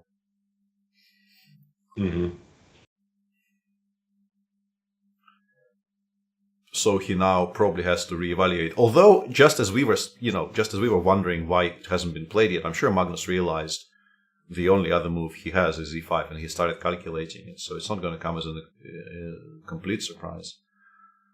But, And how many moves are still? This is move 35. 5 to go. Jan has 3.5, and Magnus is now down to basically 1.5. Yeah. Yeah, and I mean, obviously, all of us have played in tournaments with no increment, but I think these days you are very used to relying on that crutch of having 30 seconds for a movement. Yeah, 5 minutes for. There is go on. There is e4 move. Yeah. But I think this improves. Just trying to get the rook to d5. Rook. Yeah. But I want my rook to d5. This is. Yeah, maybe e4 there are some queen d4 ideas, etc. So he played rook c2. And our clock is incorrect. He is down to actually 1 minute and 10 seconds, according to... I mean, I assume the other clock I'm watching is more correct. But now we just take on b4, right? We don't really need to, finesse it anymore. We just take on b4 here. And yeah, this is like a very large improvement, because playing knight f4 will become much harder. Like in the same line, knight f4, queen f5, or queen g4. I guess I go with queen f5 first. No, but rook is hanging. The rook is hanging. What am I talking about? Yeah, of course. So maybe he wants just rook c1. Simply. That actually makes sense, because now pawn might be hanging on e5 with a tempi. Pawn is hanging. I mean, queen f5 is a draw, but it's not more than a draw. I can actually do this because the perpetual is always there, since you can't really do this. But I mean, we don't want the perpetual, we're not wars. Queen f5, I can also get rook c4, but that's not really playing for a win with black. So the idea is bishop b2. Is he looking at this? Knight b2, and then maybe queen b5 or something? But who is better and why? Exactly, yeah, I don't know. Knight c4. He played queen d5. Kind of, I don't know. Is again a bit plain. I mean, with A little fires, bit, no? yeah. Rook cd2 now. I think Yeah. white is back to being sort of safe, right? Because if you only pick up the pawn on b4 while trading the knight for the bishop, white never loses. And Yeah, I mean, rook d2. rook d2 or rook, yeah, I don't know about queen d5. I really don't know about queen No, d5. it's clear he's just trying to play for, I mean, for time Yeah, travel. against the clock. Yeah, I don't. But it can backfire, you know, it can get worse. Yeah, also. After rook d2, how does he want to proceed? I don't know. Because queen b3, I just go like rook c7. Miro, what is happening? Rescue us. I don't know. I mean, it's very easy to find rook d1 to c2, rook d1 to d2, because you just realized a couple of moves ago what an idiot you are to play rook d1. I mean, so this move would Yeah. be very Yeah, because easy to now play. also you know queen b3 there is rook a2 move. Yeah. Rook a2 is And bishop before rook db2, and then I pick up the pawn. Eh? yeah. The pawn gets picked up, and then you probably lose. You don't lose every single one of these, but you lose very many. Some of them are kind of holdable, but yeah, rook a2 played, and also Magnus has Yeah, but now eaten away at the number count, at the move counter. So he only has to make. He has 30 seconds, but only has to make 2 moves. yeah, but now it's simple, yeah, because my next move is maybe even b5. knight c5, Maybe even. even b5, yeah, or knight c5 or something. e5, I'm afraid that bishop might, yeah, but even knight c5, I mean, and queen b4, knight a4, and rook d3 or something. I mean, black simply has to take on b4, I guess, and then after rook b2, you pass time control, and Yeah. I'm afraid. And Is very e4 difficult. crazy? I think E4 it is. Yeah, you don't want to. e4, knight c5. Yeah, the simplest. Knight c5, queen b4. Now you kind of cannot. Ah, no, Yeah. yes. Very clever. So hang on a second. But maybe even just knight f4. Knight f4. He yeah, played- probably. he- Knight f4. Yeah, that's what I was thinking. Knight f4, bishop b4, and He played then... knight c5 though. Also knight c5 and knight e4 maybe, and taking on e4 or something. Uh-huh. No, but this might be lost for black. This Queen b3 at least, yeah, you have. queen b3 back. Yeah, this is very important. Otherwise, like if you allow. Yeah, and Magnus Yes. Magnus made the time B3. control with 20 seconds, and Jan is now down to very very low on the clock. Well, queen b3 is only Yeah, but move. he does play queen b3. And rook dc2 instead of knight takes e4 was apparently winning. Yeah, because- it's a very, very, very simple move. But I mean, how do you actually pick up anything? Like I play f5. What's I want knight a4 and rook c3. yeah. Yeah. And yeah, with black killing off any kind of breaks on the king side, this I assume is just quite easily winning because black cannot really do anything. Yeah, you And just pick up the on pawn. the same theme, our chat was suggesting that the only move in this position was to play f5. To basically, I'm pretty sure the idea is to just have the f5, f4 break at the earliest opportunity to start creating something on the king side. Because the way the queen doesn't lose against the two rooks is when you can actually manage to weaken the king for the side that has the rooks. So yeah, comparing this with where was it? With this, black now has no breaks at all on the king side, so white will have all the time in the world to slowly attack the f5 pawn, pick it up, and then once one of them is gone, all of them fall down. Okay, but what do we do now? What is the position now? Yeah, I'm trying to understand. Maybe it's still actually very good winning chances for white. But how- I'm thinking rook dc2, rook dc2, Bishop I suppose. before, I guess, yeah.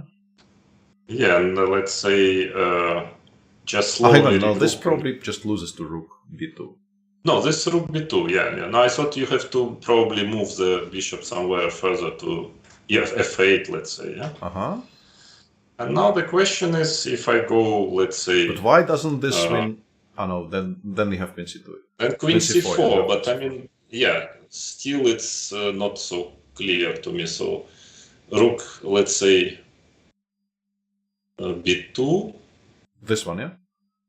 I'm not sure which one. Okay, let's say this one, yeah. Queen c4. Knight d2. Queen c6, I just guess. want my knight to d4 somehow, and then rook to the 8th rank, then the second rook, 2 rooks on a file, you know this story.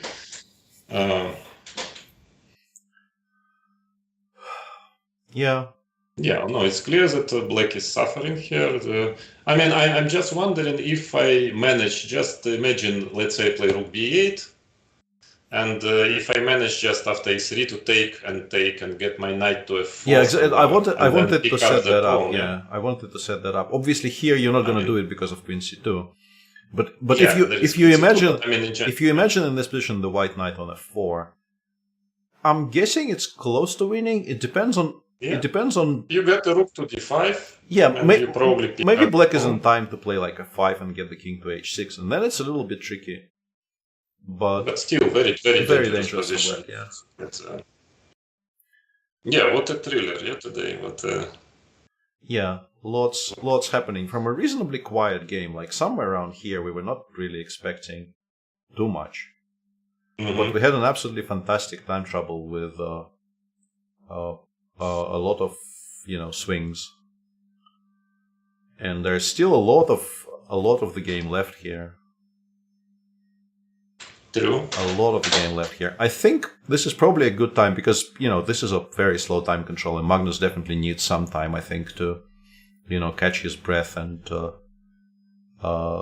reevaluate. So maybe we go on a little bit of a break ourselves, play you some more of that delicious Peter Heine interview. And this looks like it's finally going to be one of the proper Magnus games, which might go like 7.5 hours. What joy. What joy. So yeah, we'll do that, take a bit of a breather, stretch, drink a glass of water, and be back with the rest of the game. Stay tuned.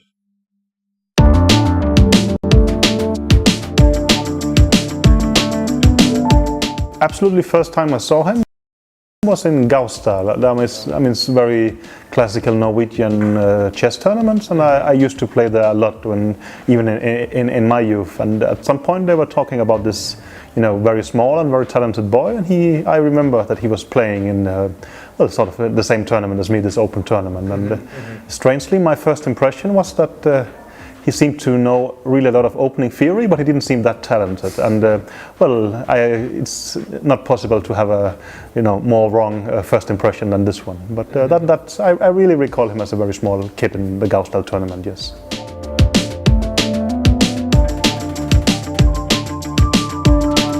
Well, as I said, the really first time I saw him, I wasn't necessarily that impressed. But later, I was a junior coach of the Norwegian sort of elite squad for some time, and I recall that we went to a training session in Norway, and he was not part of this group I had, but he was part of the small kids. But I had like 1 hour with the smaller kids, and it was clear he made a strong impression. Whenever you had an exercise, he would try to answer it and also normally with very good answers, and even when there was a lunch break he was asking if he could have some extra exercises and such. So then that's my recollection of the very young Magnus, someone who was extremely curious and really loved chess.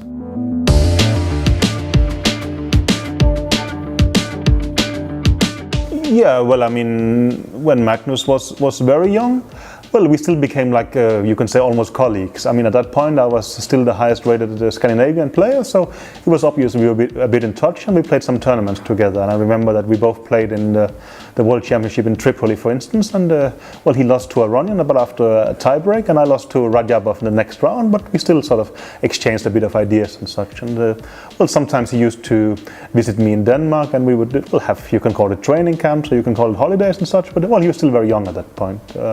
Then later, when he played the World Cup in Khanty-Mansijsk, he qualified for the World Cup by actually beating me in the second last round, which was not so pleasant for me, so I didn't qualify. But then I went there as a second, and we had I was with him for 3.5 weeks in Khanty-Mansijsk when he was still, I think, 14 or 15 at that point. And he had an excellent result. He qualified for the candidates, even as probably the youngest ever. But that was quite an interesting event.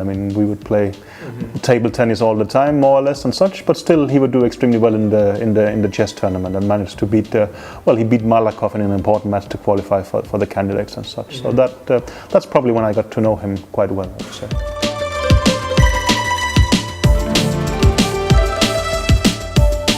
Well, it's strange, right? I mean, you have a 13 or 14-year-old kid who is, well, basically at that point a very good colleague, who is one you can talk with about the profession you spent your whole life studying, and someone who gives you very interesting feedback. But on the other hand, he's still a very small kid at that time. So that, of course, was extremely weird in some way, but also, I mean, well, he always had good energy and was very fun. So it was also, I mean, it was fascinating, of course, but it's, well, you can imagine, right, that you have this small kid who is maybe your strongest colleague in the region you're living. So it's obvious that you will spend some time together discussing chess, but on the side of that, he was still a very small kid. So it was a strange mix, but I thought he was always very interesting from a chess perspective, and he was always very fun as a, you know, trainer or friend or whatever you would call it.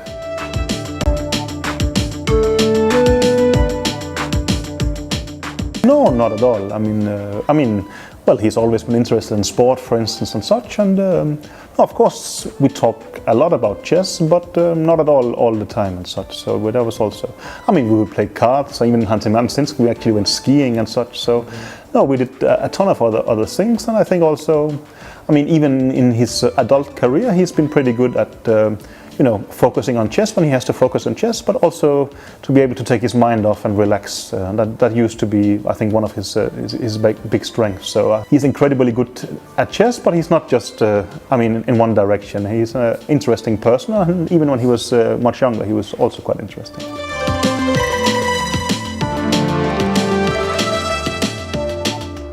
It's difficult to pinpoint something out. I mean, I think, well, he's always had, well, quite his own opinions, and it's like, well, he was quite curious to hear my opinion, but he would not necessarily agree with it, even at the times when I maybe was like 100 rating points higher. And I think that's quite an interesting trait, that I think he's very open to getting advice, but he will always, you know, interpret it and try to, you know, make up his own mind. So I think he's always been very independent, and I think, no, he's had a critical mind even from, you know, the beginning, and that, well, you know, when you're much older and probably even much stronger, it can be a bit annoying that this young kid doesn't seem to do what you say. But, well, I think it's turned out pretty well for him. So I think somehow he has been, you know, quite good at that.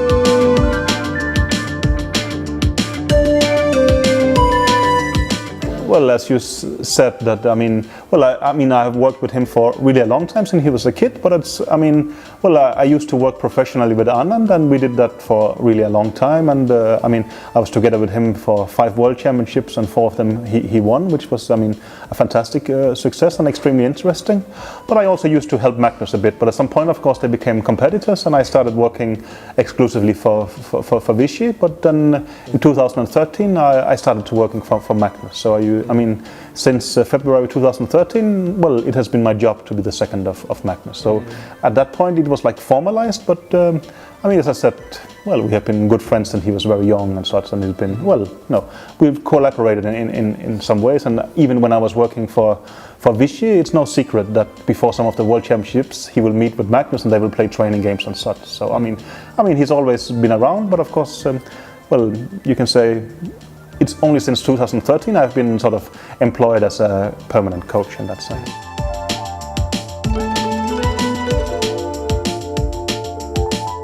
I mean, they are of course very different, but I would say that I see more similarities than differences. Of course, when they play the match and in the movie, they will portray it as differences. But I think for me, the biggest difference is age. I'm pretty sure if you look at Vichy when he was 19 or 22, you will also see a very enthusiastic young player who was very enthusiastic and who will play quickly and put people under pressure and such and be extremely good at it. But that's what you see with Magnus now. Then of course later in your career, okay, you will get older, you will rely more on experience, you will, I mean, probably you will start caring more about opening theory, and this is the thing that has happened to Vichy, and well, he was very successful with that. So, I mean, I still see them both as very intuitive players, and well, I mean, normally, let's say us in the West, we will say this is maybe a more Western approach, and of course even Vichy is as far east as it can be. I mean, when we say Western approach, we mean the non-Soviet approach, and don't get it wrong. The Soviet approach for me is something I say with big compliment. This is, I mean, they have had a fantastic result, but I think the Western approach is more, intuitive, less structured and such. I think they are both belonging to that kind of school. So in many ways, I see quite some similarities with them. But of course, I met Vichy quite late in his career, while I met Magnus in the beginning, and that makes a huge difference. I mean, where you are in your life. But I actually see more similarities than differences between the two persons.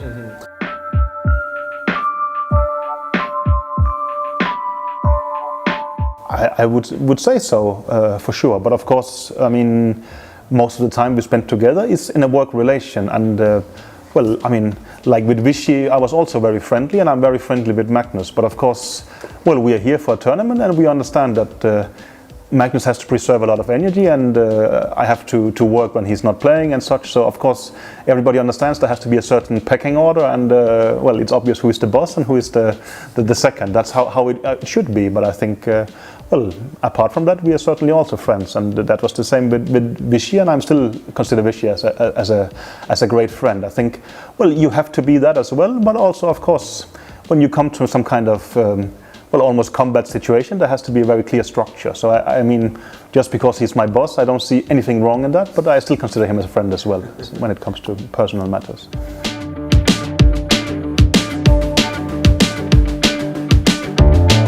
I've forgotten, to be honest. It's a long time and such, but I mean, well, it depends also. Last year there was a World Championship match, so of course we prepare a lot for that. Other times it's less.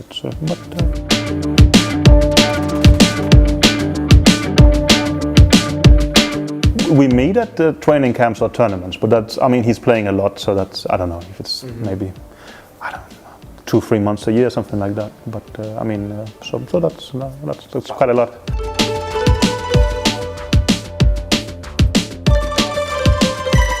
I mean, I live in Lithuania now. He lives in Norway, so it's not like we just meet casually. We both have our our private life to take care of and such. So not really. But I mean, well, we meet a lot of tournaments, and I mean, well, he also likes to relax during tournaments. So we go to see a football match and things like that. That is normal, casual things. So. No, this is maybe typical for him, that he likes to do sports during events, and he gets maybe.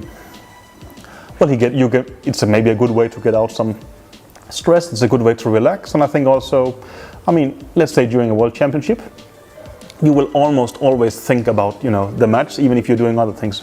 But when you do sport, you actually get a break. You're doing something all the time, and it's a very good way to relax. I mean, I think I recall that during some tournaments I used to go to the cinema, but it didn't work for me because it was too quiet. I would always think about the chess games anyway. And if you play basketball, okay, if you start thinking about chess, things will go wrong. So you play basketball. And, some might think it's unserious, but I think not at all. I think it's a very professional thing to do.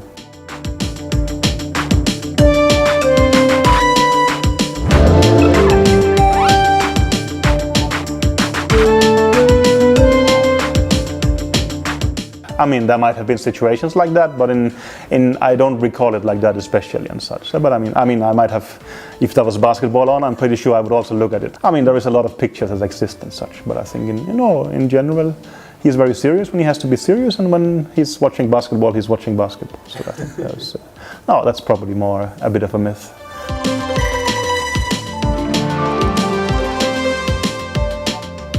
He's a pretty good chess player, obviously, and such, but well, he's very impressive intellectually in a lot of ways also as well, and it's clear that despite he actually had to, let's say, sacrifice a normal education for just focusing on his sort of one career, he's well-read and knows a lot of stuff and such.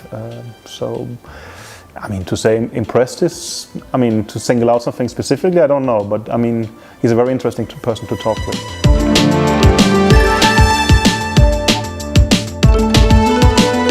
Maybe I'm just too spoiled. I have been working with Magnus and then with Vichy, and it's two incredibly gifted players, so maybe I've gotten used to that. But I'm pretty sure that compared to, let's say, more normal person, of course, I mean, the head is functioning extremely quick, but I would assume that goes for all chess world champions. I mean, that of course you can train a lot of things, but this kind of almost supernatural talent, of course, helps.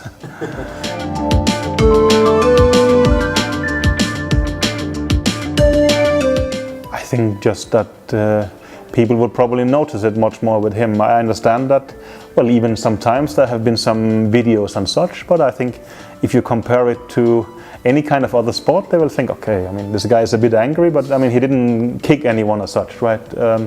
You don't care so much about how he reacts just after the game. What you care about is how he reacts when he has to start the next game.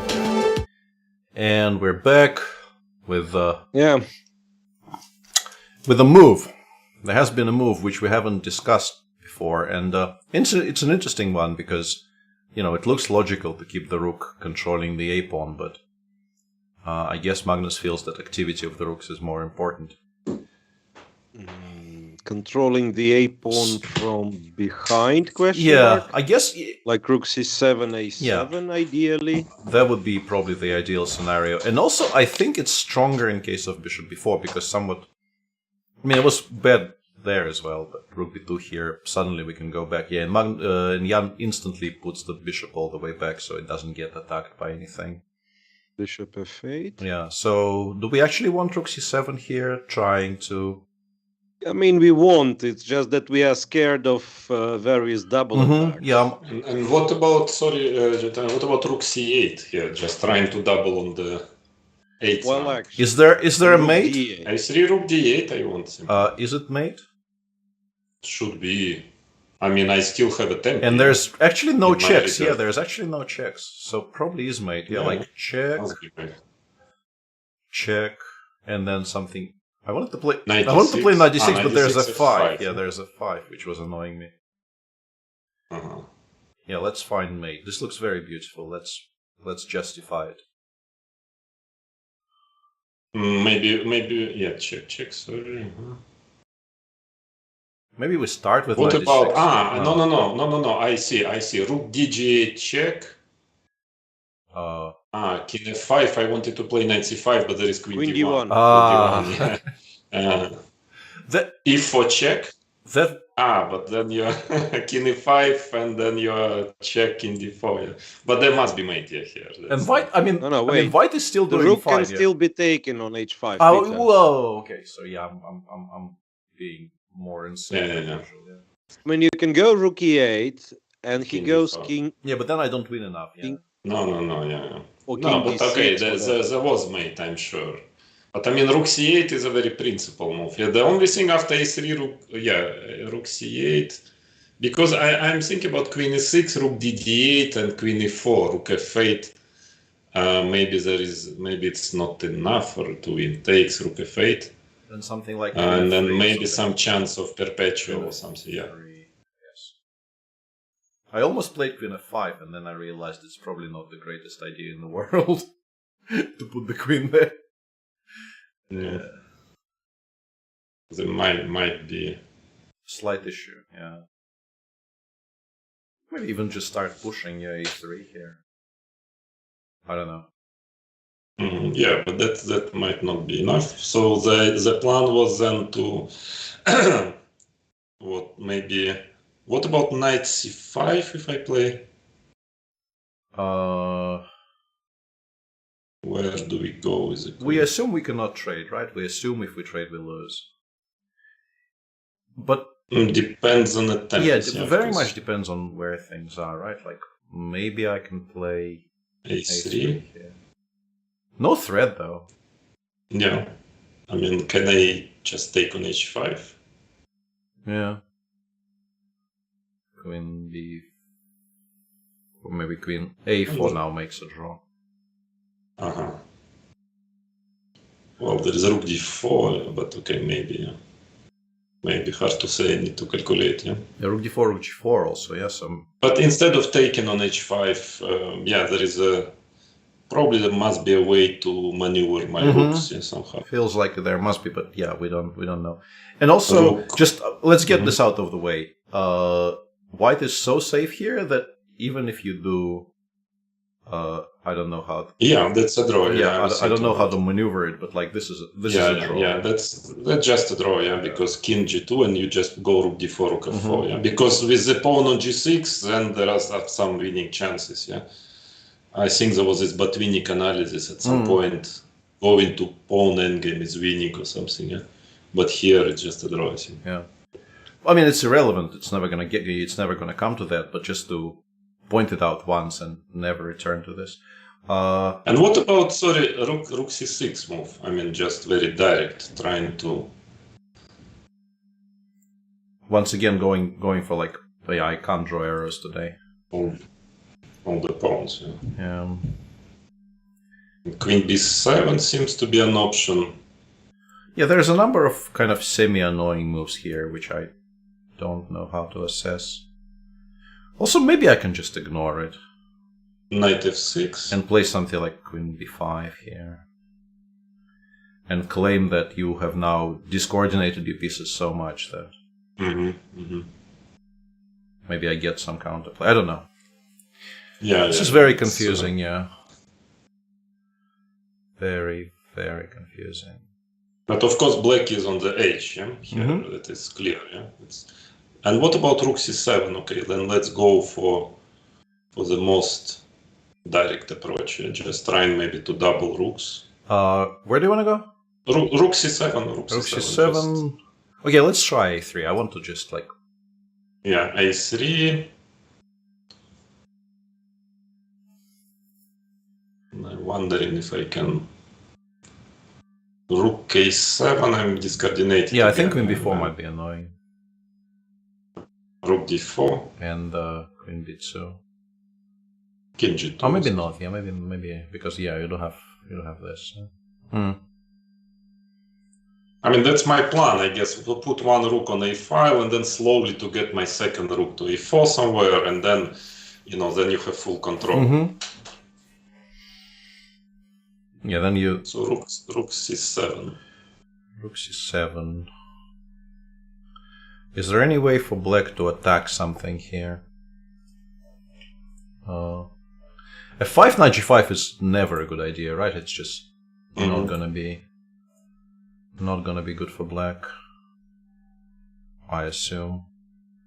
Yeah, I'm not sure you have anything better than a3 here, because yeah, I want even second rook to d7 or knight d6 or something. Yeah, I guess looks like you have to push the pawn. Yeah.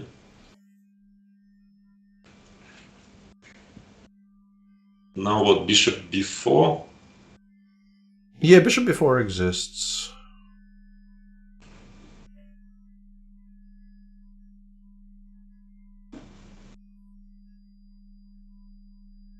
Rook. It's awkward, right? Because we're not really controlling everything. Not so easy. Yeah, he's gone knight c5. He's gone knight c5. Yeah. Now the question is, to start with is bishop takes c5. The main question. Yeah, and maybe black actually has to do it because like queen b5 or g5, you might not be able to return. Well, maybe queen c6 though. Yeah, I don't know. Because queen b5 definitely is a serious second option. Yes. So I'm trying to understand what is the plan after queen b5. Yeah. Maybe just maneuvering the knight to f4 is the idea of Magnus. Oh, just getting it to a good square, keeping the rooks on the second for now. Yeah, and people are saying bishop takes c5 loses, and yeah, we kind of assume it does. We just didn't really. Yeah, must be. Yeah, we didn't know how, but we kind of assume it does. But otherwise, yeah, I guess the plan of Magnus is just to maneuver the knight to f4, almost whatever happens. Yeah. So a3, let's say knight f4. There is bishop d6. But yeah, maybe it's just lost. Maybe I can just go for this and win. Yeah. It's not impossible that this is just lost, yeah. Even though, I mean, with the pawn on a3, you don't always get to coordinate and win it. But Rook a8. Rook where? Rook a2, queen b3, I thought. Rook a1. And rook a1. I mean, this is the ugly but very convenient. Yeah. But I won once, you remember, Peter, against you in Linares, like this. Yeah, I just put rook on a1, on a2, something like that. And just picked up this pawn. I remember that game, yeah. Exactly the same motive, I remember. Yeah, so knight c5, I guess, queen b5, knight d3, a3, knight f4, and then, black has to try, I mean, the queen a4 maybe, just trying to, no, not immediately, because h5 is hanging. Looks very difficult, because probably this h5 pawn will fall, and then you come back, and then sooner than later you manage. Yeah. Yeah, this is once again extremely annoying for Jan, because it's unclear if he can ever really get any kind of counterplay going again in this game. I mean, maybe something like bishop b4 here. But also even rook d8 already has to be considered, trying to get to mate. Yeah. Mm-hmm. Yeah. No, it looks hopeless. Yeah, The story. Yeah. Rook this- cc8 and mate. And here actually probably mate. Yeah. Rook g8, no, it's not mate simply. And rook Oh yeah, h8, of course. rook Yes, g8. sir. Yeah, I'm Yeah. being unnecessarily subtle, and you can just give 3 checks. Yeah, that looks. Yeah, it looks lost for black. Yeah. And yeah, once again, I could kind of got out of the study in the break, and my wife is doing other things, but also has the game open. So that was my first introduction to the engine assessment today. And apparently white is only slightly better, according at least to a weak engine on our website. So I don't... You mean in this I particular mean, move position? 41. Move 41, it wasn't really giving white anything remotely decisive. So I now have been polluted by an engine assessment, and I'm trying to figure out why this is not winning, because like to my eyes, you just like maybe you don't lose immediately, but you lose long term. You are not supposed to hold this. Yeah, because it looks like pawns are starting to fall, and how to, I mean, what to do against this plan with knight on f4 and then just taking on h5, because the a pawn is not getting promoted, and maybe we are missing something, but it looks very unlikely that black can survive it. Yeah.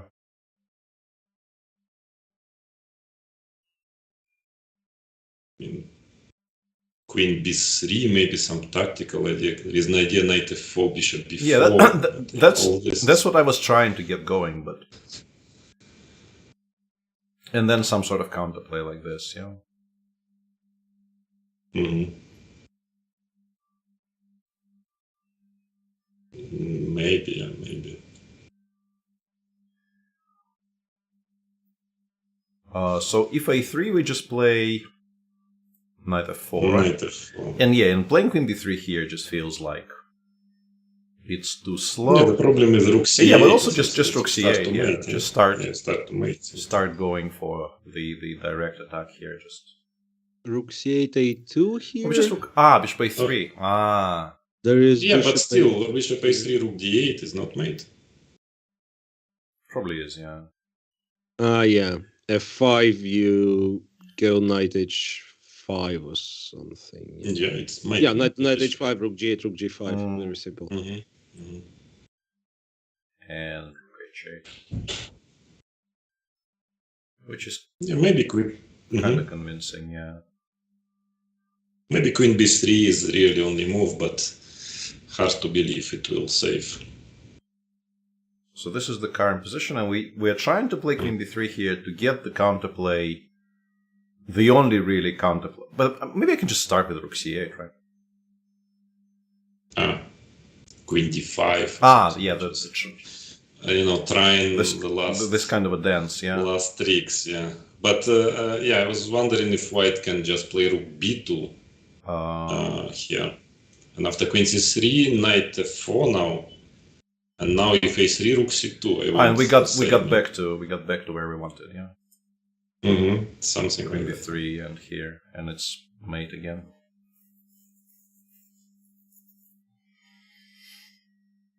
Probably we are missing something, or we are missing everything. I don't know. But Yeah, very likely. But yeah, from a non-connected human perspective, this looks horrible. Do we? A3. Yeah, a3, and I assume Magnus will just insta play knight f4.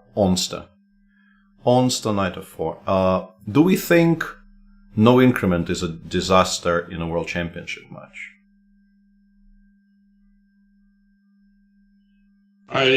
Frankly, I don't see why to make it. Yeah, because it just slightly decreases the level of play.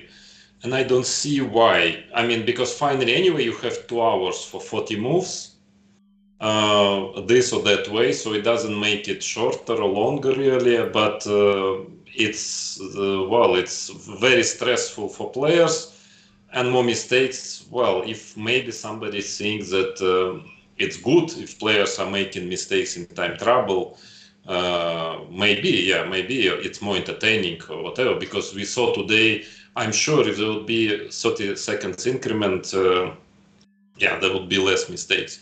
But from a chess player, as a chess player, of course, I always prefer to have, 140 plus 30 instead of 2 hours.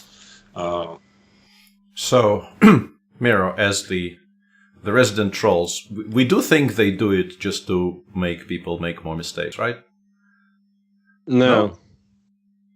They, I mean, do not try to find any kind of evil thought where you can explain stuff. With I mean, that's the golden rule, yeah. Exactly what I'm thinking. Remember, I was asking why on earth there is not a single feeder time control in all the events, and that's pretty much the same. I mean, they keep experimenting for whatever reason. Yeah. Never ascribe to malice what can be easily explained by incompetence or stupidity, whichever way it is. Yeah, probably you're right. Yeah. Mm-hmm. I'm wondering if knight f4 queen a5 is a move. Maybe. And I started to think about some beautiful rook d5 queen a8, or where do you want? Queen a8, yeah, queen a8. Trying to not let us. Because the big question is if after rook a8, if after simple rook a2, it's enough. But knight f4 played, so we will find out. We'll find out soon. Yeah, and bishop b4, trying to go to c3, and queen a4. Some little chances still. Yeah, because of course it is quite important. I believe it is quite important to to get white's rook passive. Yeah. This or that way, so it is a very important point. I mean, maybe the only chance for black to save it is to not to let those 2 rooks get. From what we've seen so far, if you allow some kind of rook c8, rook g8, you almost always going to lose, and probably sooner rather than later. So, queen a5 probably a good. Because I was wondering if queen a4 something like because now you don't have rook c8. I was wondering if queen a4, rook c8, a2, rook dd8 might, if not winning, probably not, but it was just fun. Yeah, but now maybe I guess we have queen. Yeah, I have queen a3. Yeah, queen a3. Yeah, and I take on h5. Probably not. Yeah. But anyways, I guess a4 or a5, one of those 2 moves. I guess a5 because. On a4, already h5 pawn is hanging with checks. Yeah. And more input from people who are obviously watching the superior broadcast, which is the Sese screen. Any queen move is a draw here.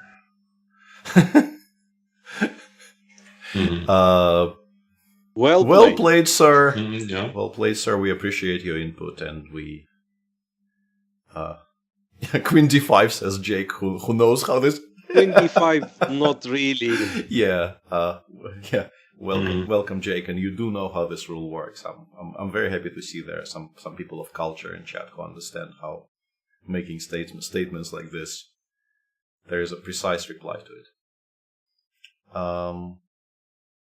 Queen a5 played. Queen a5 played once again.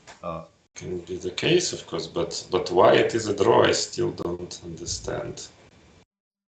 Yeah, I guess h5, the pawn on h5 is just not relevant enough if one of the rooks has to go back to a2 and then black starts developing counterplay. So once again, what was like rook d5, queen a4? I think we were going queen a8. Queen a8. I think queen a8, yeah. Queen a8, rook a2, and then I think we were playing bishop b4 here, but or maybe even move like queen b7 or something, just trying to maybe. Okay. Yeah, it actually looks a bit more convincing because bishop b4, I thought I could reach knight, rook, and like bishop b4, rook b5, let's say. Yeah, that's a very good point. The one that you were looking this is exactly for. the one. Bishop c3, rook b3, and then and just take it. Yeah, this is a Better little take bit on A. different I'm because sorry. queen f3. Sorry, It's better like take on not A8 and take on automatically. H5 or something.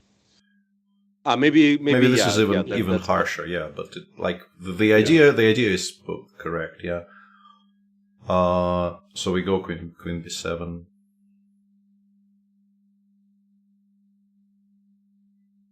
Still maybe rook d3. I mean, just to try to reach the same position. Mm-hmm.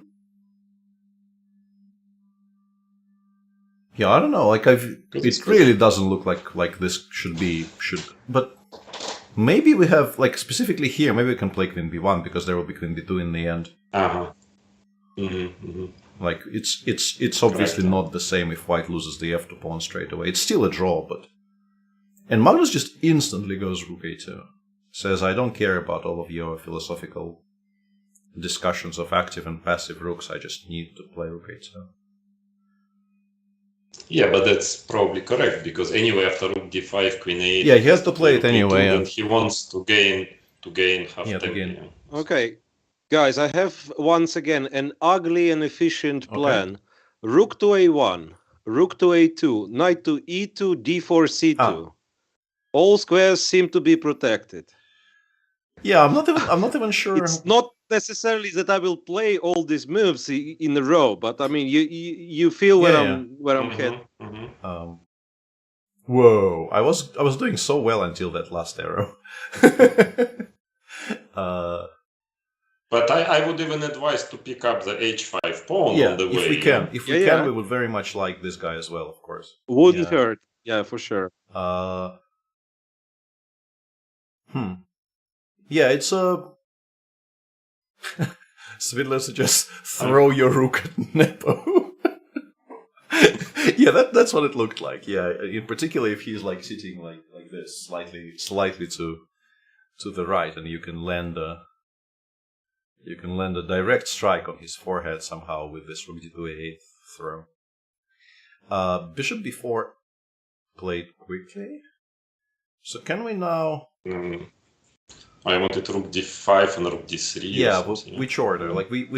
But I guess the idea is rook d3, bishop c3, so rook d5 queen a4, I assume. And now we go back. And now we go back, and we are ready for something. Queen a5. Queen a5. But hang on. 95 bishop will just go somewhere. 95 doesn't do very much, maybe. So after rook d5, queen a4, knight h5. King h6, I guess, right? To make sure we don't have checks. Yeah, and then the rook. Yeah, the rook is kind of stuck on d5. It's not doing very much. And then we can make a draw by playing knight f6, queen b3, and rook g5. Maybe. Maybe not. I don't know. Bishop f8. I mean, bishop b7, and then who knows what this is. Yeah, bishop b4. So it's difficult to coordinate pieces. Yeah, I don't know. White. So rook d5, queen a4, and rook d3, queen a5 back, we think. Yeah. Queen a5 back. And Miro's plan is. Wait, rook b2? Yeah. Still. Yeah, just bishop back, or something. Crawling. Queen around. a4. Queen a4 if I go, Rook b1. You still want this, No, we're trying to find a way to give up the exchange and pick up the pawn on a3, but we're not succeeding yet. But now maybe rook b1, maybe forces king h6, but how bad is king h6? Maybe it's playable.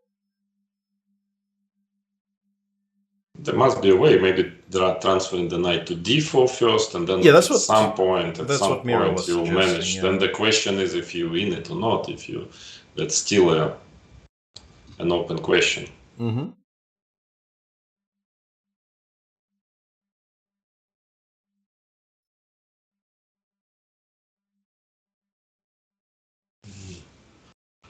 So we are currently here. We've looked at this. Rook d3 is the same position black is getting there, but with black to move, which is unlikely to be useful. Also, another thing is that after rook d5, queen a4, rook d3, you can just play king h6 or something. You don't have to come back. Yeah. Probably I will have to start driving my knight somewhere. Somewhere, yeah, exactly. Yeah, like we don't entirely know I guess this is really the only way. C2? Yeah, like Oh, queen b5, rook b3, maybe a knight d4 if it works. And Yeah, finally taking on a3. Yeah. like with the knight not on f4 yet. Do we think this is winning? I think maybe quite important that queen gets to f1. Ah, yeah. Because we probably don't actually get the knight to f4 because we never have knight e2. Yeah. Mm-hmm. Or maybe we do. Yeah, knight f3, g1. Magnus plays rook d3 immediately. So after Interesting. Yeah. After bishop c3 now, what's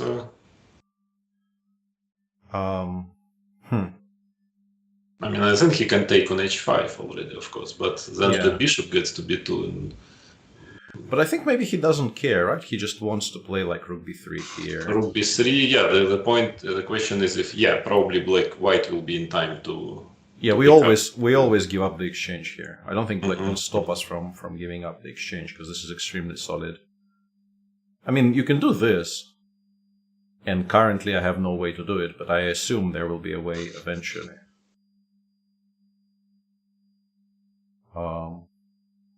Likely, not 100% sure, but because knight d3 queen c4 is actually very kind of awkward. I can take it here maybe, and maybe we don't lose any pieces. Yeah, but it's tricky in this position. Yeah, it's true. It's and actually difficult to play with both colors. What I want to tell to our audience that it's maybe a computer is saying 0-0, but over the board it's very unclear. I mean.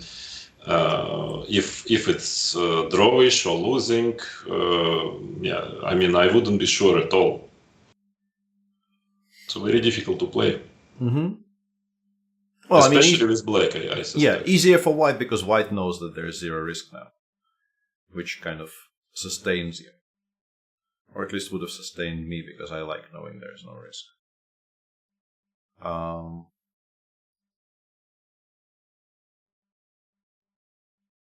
Yeah, it's interesting that he doesn't feel like forcing queen a4 is useful. Yeah, but maybe I'm thinking now that maybe he's right because what to play? What is the black's move? Because in case of move like king h6, you at least have a tempi rook d5, and Yeah, but even after this, I'm not sure we have time. Yeah, I'm not sure we have time because queen b3 is coming extremely quickly here. That's exactly my point. Like I don't think we ever have enough time to pick up an h5. Knight d3, it's a matter of tempis, yeah. Yeah, knight d3, we go maybe all the way back. Yeah, of course, white's coordination is far from ideal, yeah, far from ideal. Yeah, and in a position like this, you suddenly no longer think there is no risk. You kind of, if things go really badly here for white, you can actually lose this. Suddenly. Suddenly, which wasn't true 3 moves ago.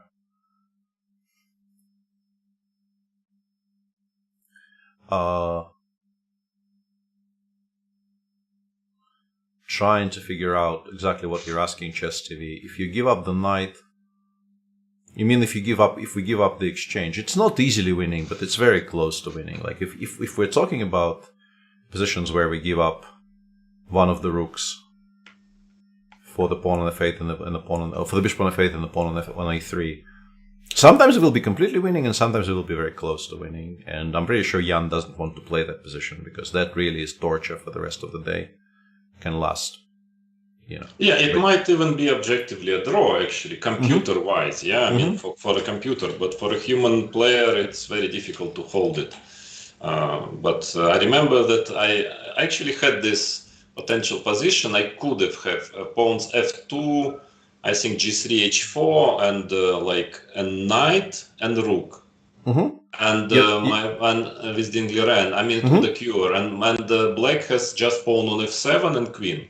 And computer was saying it's an easy draw. I mean, but that is just a complete draw. But it doesn't, it's not so obvious when you play a game. Not obvious at all to me. And it actually, in a way, I think it would help me. Like, if I had to play this position with black, the one you're describing, it actually is helpful to know it's a draw. Because in a practical game, I would suspect it might be losing. Yeah, you know? I also thought during the game that it should be lost, but then I came and computer was saying that it's a draw. But again, it doesn't, even if computer says it's a draw, because computer calculates, especially with queen, there is a lot of checks, calculation goes very far, very deep, and then he finds some perpetual, but over the board it's a different story. Yeah. So where are we? Played rook d3, and Jan is thinking. So we think bishop c3 is probably a mistake, because I think that knight h5, knight f4 line probably is kind of winning for white. So the question is if black simply stays now. Yeah, stays or goes king h6. Yeah, like maybe king g8 is or even king g8 maybe. Yeah, like it's a weird move to make, but maybe you can make it. Yeah, I don't know. But then we go knight d5 and we win this guy with check. So even if you stay, you have to stay very accurately. Yeah, you have to be precise. Yeah, maybe king f8 or king h8, like a move that you just can't make. I think your hand will not permit it. King h6, yeah, you can, because that's what we are. That's what we're discussing. Yeah, Miro, like if you have this on the board, I mean, you just think you're lost with black here, no? No. But you're I an have optimist. it with white, and I think I'm winning. That's how that's it obviously the solution. Yeah, that's obviously just always have this solution with white. The stuff you were looking at, this taking h5 pawn, I would still try to take care about a3 first. So it's like king h6. Okay, let's go knight d5. Let's try to do something in this direction. Yeah, let's I don't know all the way back. Yeah, and I'm just and how exactly? Don't ask me how exactly I'm planning to take care of the a3 pawn. Yeah, because it wasn't that. Wait, it was 92, right? Yeah, we were trying 92. Yeah, 95 is only good in I think very specific situations. So king h6, 92. Queen f5 kind of forces me back. Yeah. Yeah, in this particular position, I actually have the annoying queen f5 move. Yeah, which asks you to put it back. Yeah, king h6, somewhat shockingly, maybe is a critical move, like forcing white to take on h5 is check, which doesn't look like a bad idea, but you have some rook d7 tactical idea, yeah. Rook d7. If I play queen a4 anyway, yes, I can pick up lots of pawns, but I'm not sure it will help me. Yeah, I don't know how happy you are about that. And then rook e2, but that doesn't work. Yeah, even a2 bishop is. Yeah, I think this costs us a rook. We might not lose. Like rook d2. Here I would argue, Peter. Yeah. It's maybe rook d2 or even rook e1. Maybe it's. It's fine, right? D7, some ideas. No, here queen g7 is possible. But rook e1 was maybe possible. Hang on. Rook e1. Yeah. King h6 is on the board, by the way. Yeah, Jan being very much on point. So I go queen b2 here. Yes, and maybe now there is knight d3, you have a1 queen. I have a1 queen, and rook d1. I still get the same. I can try to check you on a7. It's also another option. Yeah. Actually, instead of playing. Yeah, I think it's better. Yeah, okay, it's calculation. Yeah. Yeah, once again, we kind of have to calculate, which is illegal. Look, king h6, rook d2, a1 queen, rook d7. And obviously, I don't know what is that. And then now black sacrifices everything and claims a stalemate. But how? Yeah, but the bishop on a3. The bishop on a3 is we can't get away. We can't. Yeah. Wait, bishop e7 and bishop e7 and try to beg your opponent to go after rook a1. I'm afraid. Yeah, but like if this happens, we can actually succeed, right? We actually get there. Yeah, you get rid of all the stuff. We get there. Yeah, but unfortunately, there is a problem with this line.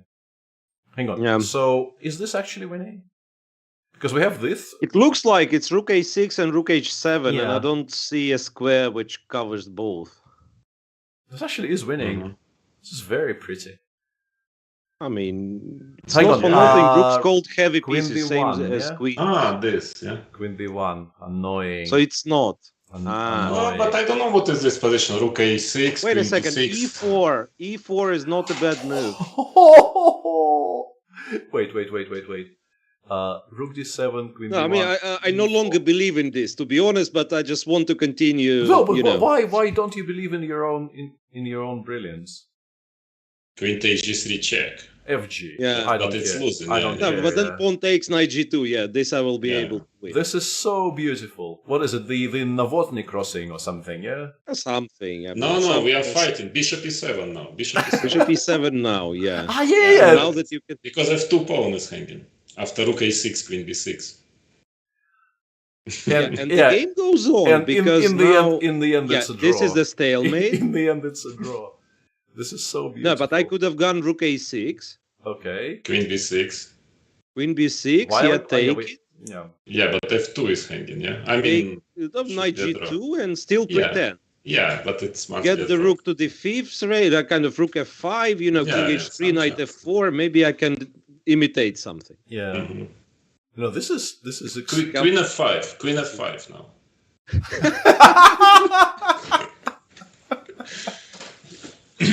just one. I mean, yeah, it is a logical conclusion. yeah. This is how the game should end here. Obviously, yeah. In a fight is the way to go. This is gorgeous.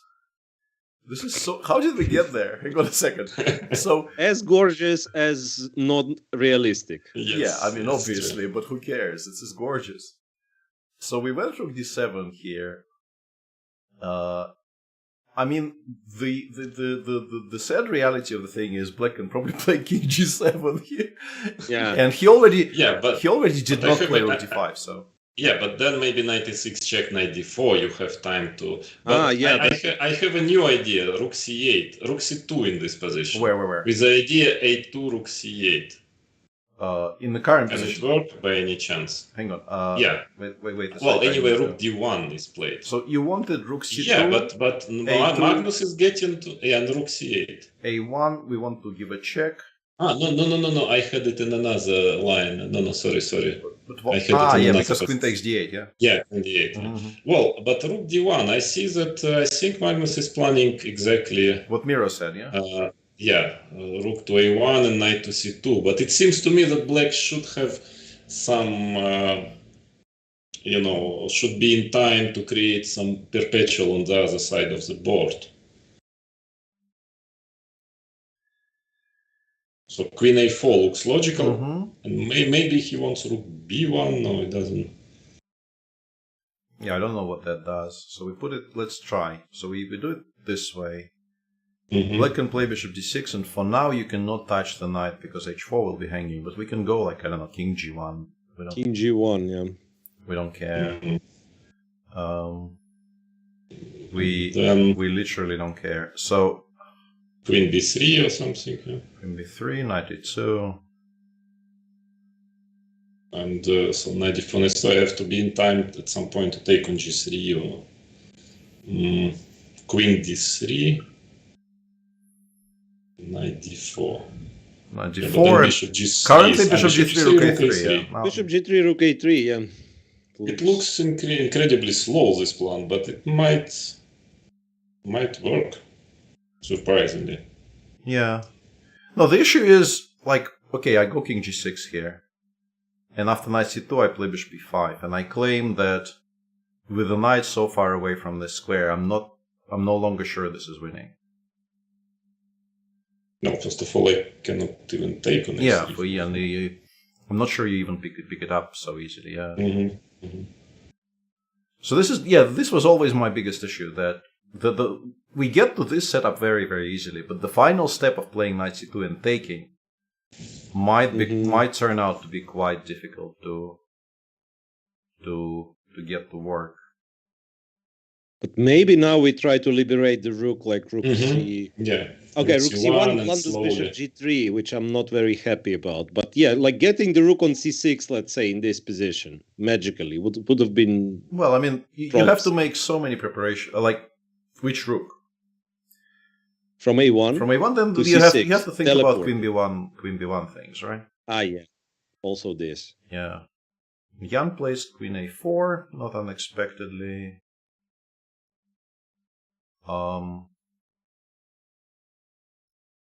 Yeah, I don't know. Yeah, I'm not quite sure what is the plan of Magnus here. playing rook b1 and moving around a bit, yeah, but Yeah, just move. I think for some time he won't really be committing to anything.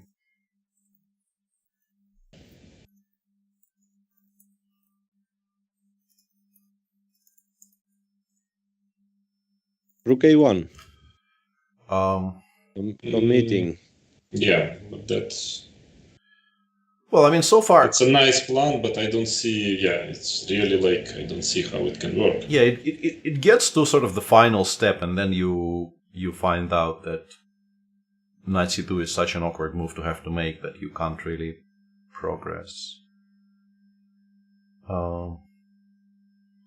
I don't think there is much difference between starting with bishop d6 and starting with queen b3 here, but there is no particular reason not to go bishop d6 and not to win a bit of time, right?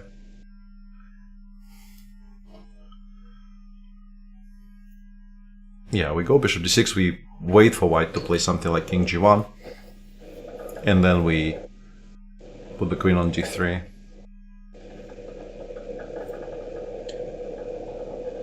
Yeah, maybe it's true that once your queen is on d3, I will start again rook c1 and enter in with a rook. Yeah, so we get somewhere like here. This is not forced, but just for illustration's sake. Yeah, we get to some position like this. And now, because knight c2, bishop e5 is so awkward to continue for white. Well, just, Peter, sorry, maybe I will keep my knight for the moment on e2 here. And get again rook c1, rook c2 or something. Yeah, it's. So we go rook c1. It's difficult. Queen b3 you always can come back. Yeah. Very difficult to make. Yeah, this is the issue. Yeah, like the only times we're really enjoying this with white is when we're trying to give mate, right? All of these slow plans, always seem to give black just enough counterplay. But it can be. I have a feeling it can be that you are starting one plan and then all of a sudden you move to another plan. I mean, to give in mate. For instance, queen b3. I can try to play rook d2, for instance, or something. And then who knows? Maybe all of a sudden I will start mating. Yeah. One day. Yeah, with this setup, I don't think we're going to be fast enough. Knight d4. Knight d4 now. Once again, mixing the plans. Yeah. So I think the idea might be is to shuffle pieces around and then to try to find the moment when black will be inaccurate or just put his king or bishop in the wrong square and then you make progress finally. Yep. That might seems be like it, but yeah, I get the feeling that without the mistake, these particular I'm very much regretting, sort of quote unquote knowing what the engines think about this because it's influencing my thinking very, very much here, and it's kind of annoying because I don't like what Magnus is doing. I would have preferred. Sort of. It's harsh. I mean, I think more precisely, I would say that he is playing what he's playing because he couldn't find a way to give mate. But the plans that should work here are plans connected with trying to give mate. I think this is the statement I want to make. And but even these passive kind of shuffling positions, if I hadn't known, I mean, once again, expecting the chat not to lie to us, that this is supposedly equal, I would still feel that maybe there is a way to kind of rebalance our pieces and win.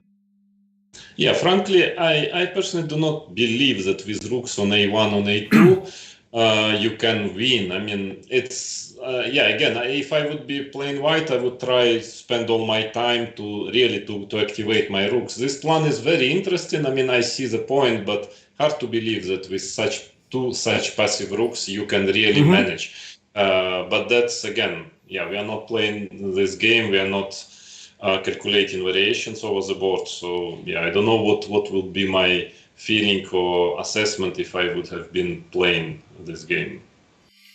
Yeah, and I think what you said about just kind of taking it move by move and looking maybe for an opportunity that might open up if Jan misplaces something somewhere is the way to go for a while at least, because any kind of like with the rooks on a2 and a1, the only direct plan that we know of is this idea of getting this guy to c2, but it doesn't seem to work. So, Miro, now what would you say? King f1, king e2 at some point? Or Again, stop trolling. activate the king? But you come up with a great plan, yeah, with this plan. But maybe now you. But wait, can we really? What you said, Vlad? 92, and then somehow move the rook when. But maybe he keeps the queen on b3, right? Like 92. I think it stays on b3 and then goes to d3 when you play 94. I think that's how Black should approach it. Bishop e5, yeah. No, bishop e5 is too early, right? Because no. rook a3, yeah. We have to do it at the very last moment. So we can go queen d3 here, or we can maybe go king g6 and wait for you to actually play the move, and then we'll play queen d3. Okay, yeah. Queen d3. Yeah. Maybe that's the most precise, because now, like, bishop g3 is in the air as well. Yeah, it's not threatened yet, but it might become a threat eventually. Yeah, now some idea of trying to activate the rook somehow. Yeah, you know? as Vladimir said, for instance, rook c1 now suddenly here bishop g3 does already, allow bishop g3 because we don't have rook a3. Yeah. Knight e2 played in the meantime, so yeah, Magnus also agrees that this has to at least be tried, but yeah, it doesn't get there, at least not in the most kind of a straightforward fashion.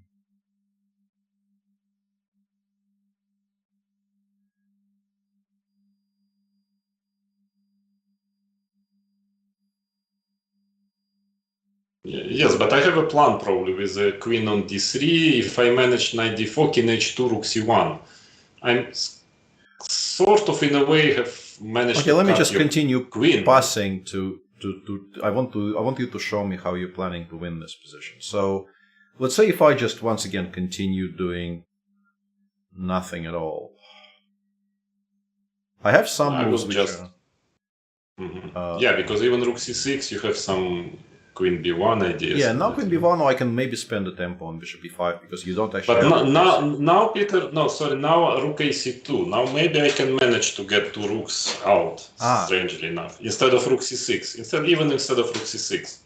Okay. This I quite like. I start to get out. Yeah.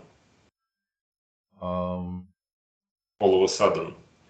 So let's say bishop b4. And now maybe this and rook c8 maybe again. See, I'm worried. Like, yeah, but we might be giving mate again, right? After a2, maybe after a2 we just maybe switch to giving mate suddenly. Oh, a2 rook a1 seems. Rook a1 queen b1. Rook a1. Yeah. So I can be rook a1 queen b1 isn't pleasant. Maybe, but that seems to be kind of close already. Rook a8 also. Yeah, this is not mate, sadly, right? So this. No, I could have done rook a8. Yeah, maybe. Rook a8 first, but then rook a8 first, and then bishop a3, rook a1. Yeah, I have maybe. Maybe we actually sandwich. We actually get there, yeah. Queen b1. Still, we don't. Well, I mean, yeah, that's queen b2. Queen b2. Yeah. I was happy there for a second, and then I realized And this one we might actually lose because the knight doesn't get to g2. This one we might be quite unhappy with. But we got very close. So bishop a3, and maybe I go for mate now. And after queen takes d4, maybe I can use this pin somehow, but probably not. Yeah, it's a little bit too fantastic of an idea. Rook g8, pardon me? King h7? Rook king h7, precisely, I think king f5 might also be a draw, but it's... King f5, rook a5... But I will have queen b2 in the end, right? So like king e4... Yeah. And if you go here, I have queen b2 with an immediate draw. I think. But yeah, we're getting a little bit carried away. And Magnus for now just played knight d4, which is something like we started from there. This was our first idea, and Yeah, I quite like king g6. With knight on d4, I think putting the king on g6 makes a lot of sense just to kind of avoid checks and prepare to play bishop b5 against knight c2.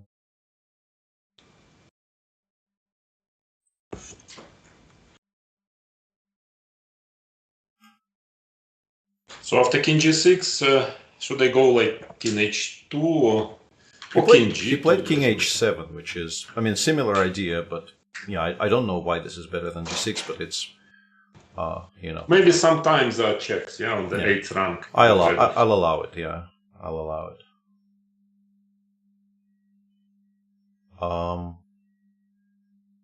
And once again, for those who maybe have not seen us discuss this, this turns out to be an extremely awkward position. I mean, you can take an immediate draw with like this repetition, but you cannot actually make any progress here because the pieces are just positioned horribly and bishop b2 is coming.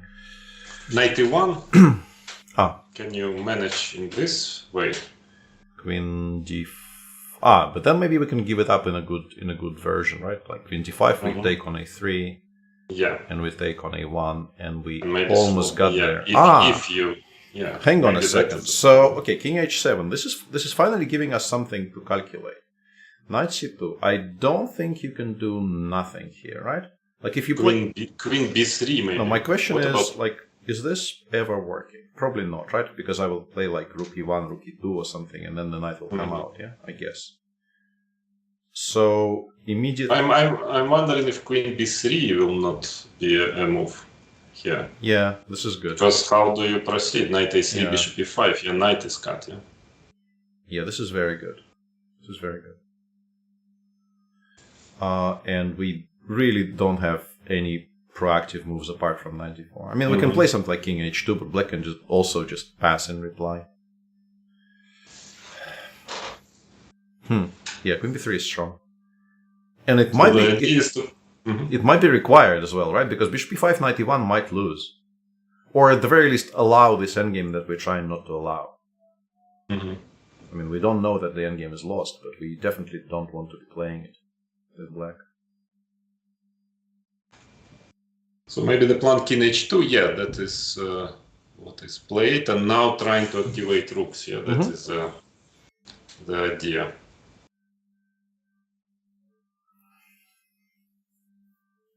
I don't know, the question is if I go f5, I might be threatening a4 at some point, f4, you know. Just kind of ideas of perpetual at some point, I don't know if it's... Yeah. I mean, it's a little, you don't want to do it, obviously. Yeah, he went, whoa. Queen a4. Okay, but rook a3. I mean, queen h4, king g1. Maybe he thinks this is a draw somehow. But why should it be a draw? I don't really understand. Because if you play something like queen g4 here, I'm pretty sure you don't make a draw after like rook a4. With rook a4, that is difficult, yeah. But maybe bishop g3 is, and then push an h-pawn. Yeah, like takes, but to play this move so quickly as well. Yeah, that's pretty strange that it's so... I mean, maybe he just believes this endgame that we've been avoiding for like the last hour and a half is just an easy draw. Like, maybe he just thinks he will take on a3 and play king g6 and just smile at Magnus. But that's anyway white's maybe only chance, yeah? So you could have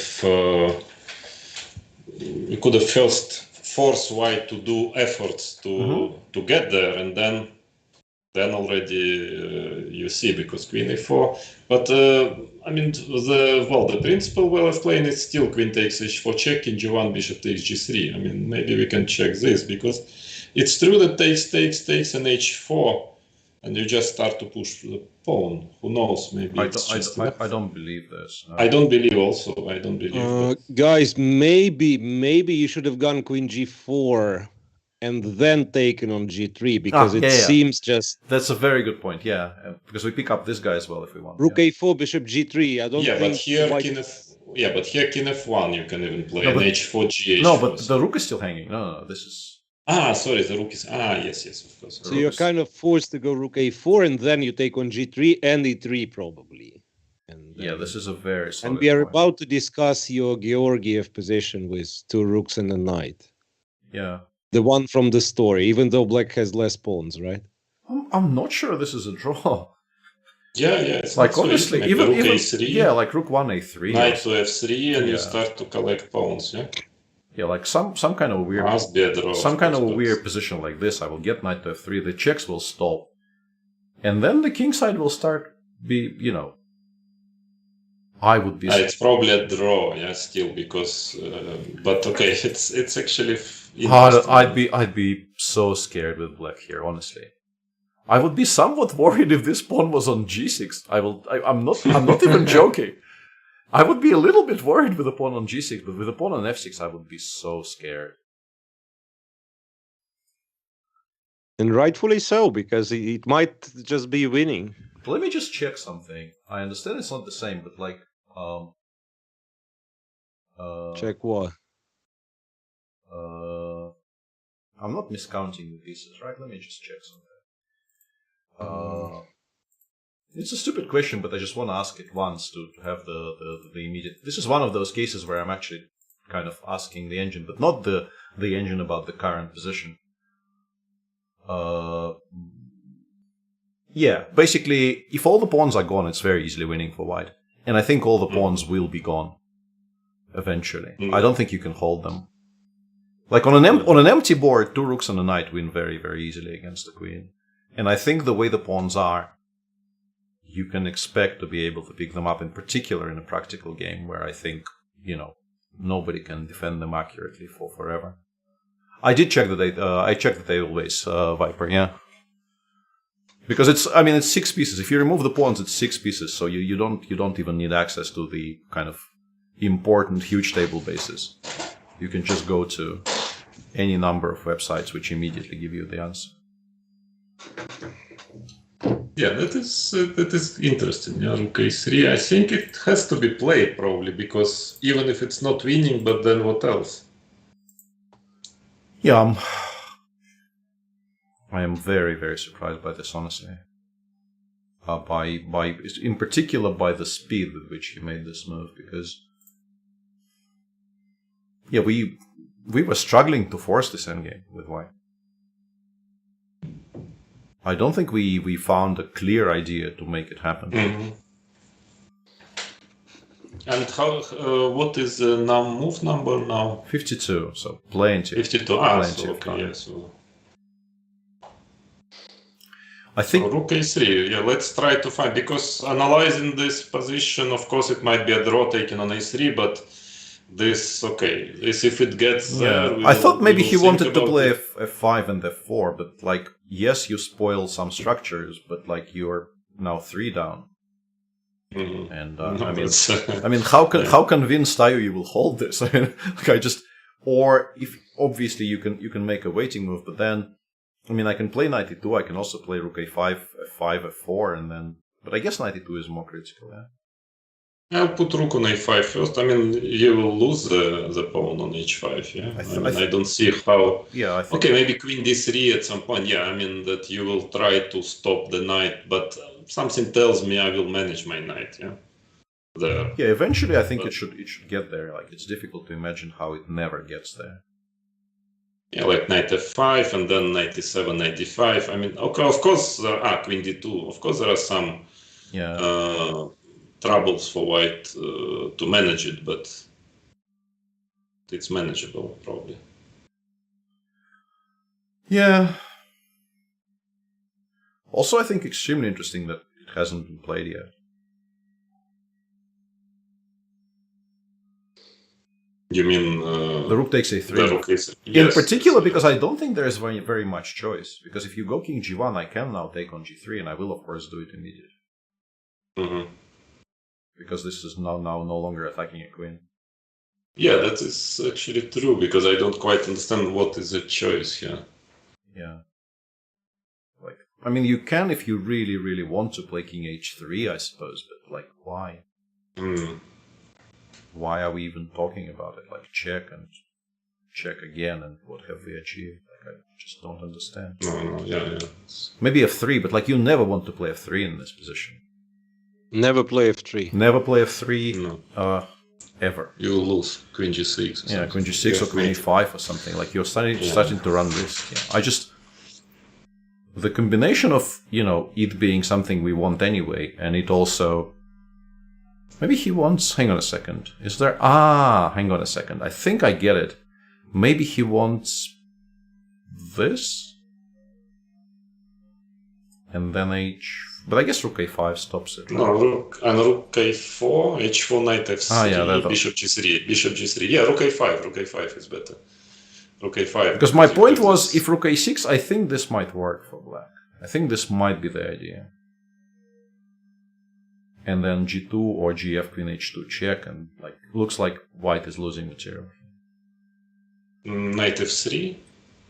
Yeah, okay. I'm losing my mind, obviously. Yeah. This just wins on the spot. Yeah, g2, knight h2.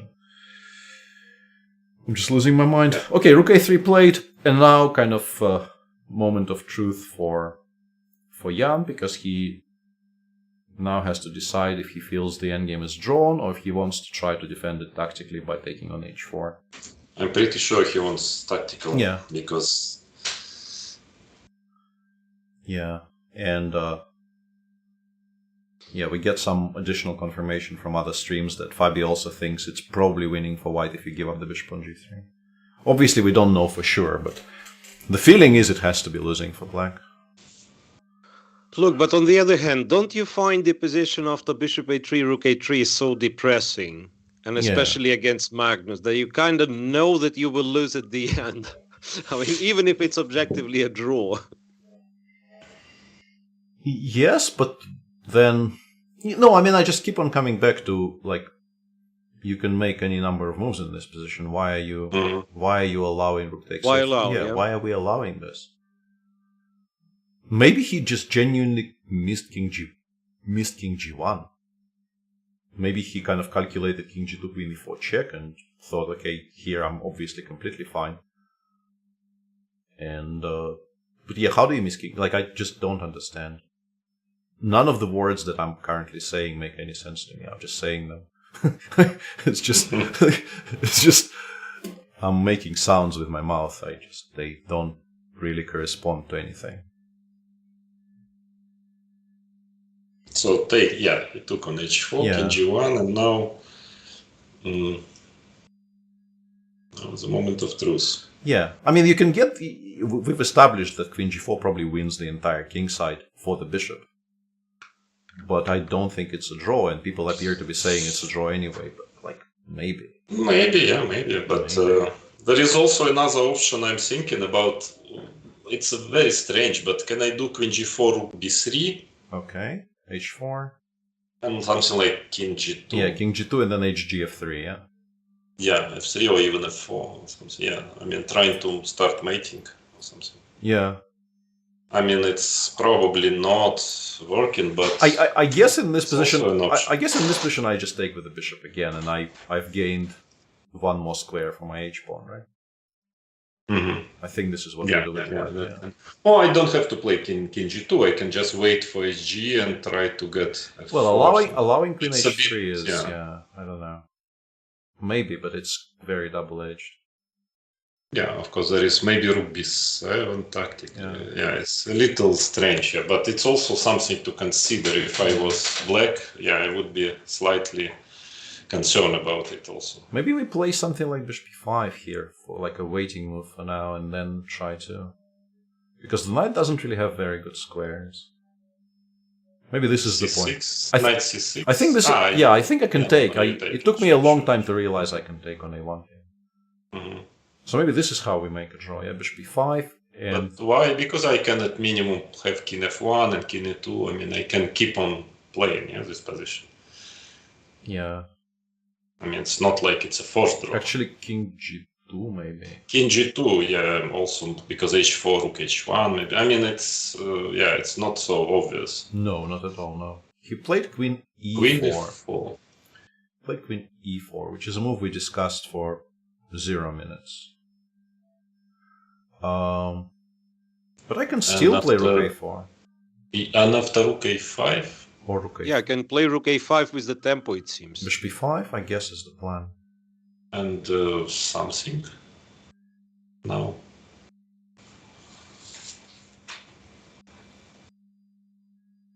But as you know, if we're discussing, I'm not sure the rook belongs on e5 because I don't know what what the something now is. But it is extremely strange move. Yeah, So if I go rook a4, I think you play. Yeah, if rook a4. I think you play bishop b5 anyway. But now maybe I can go knight e2, knight e2 even and then rook a2. 1 a2, and I think we're just lost, no? Because then I will definitely stabilize. I don't understand. And if you play h4, I think knight e2 wins, right?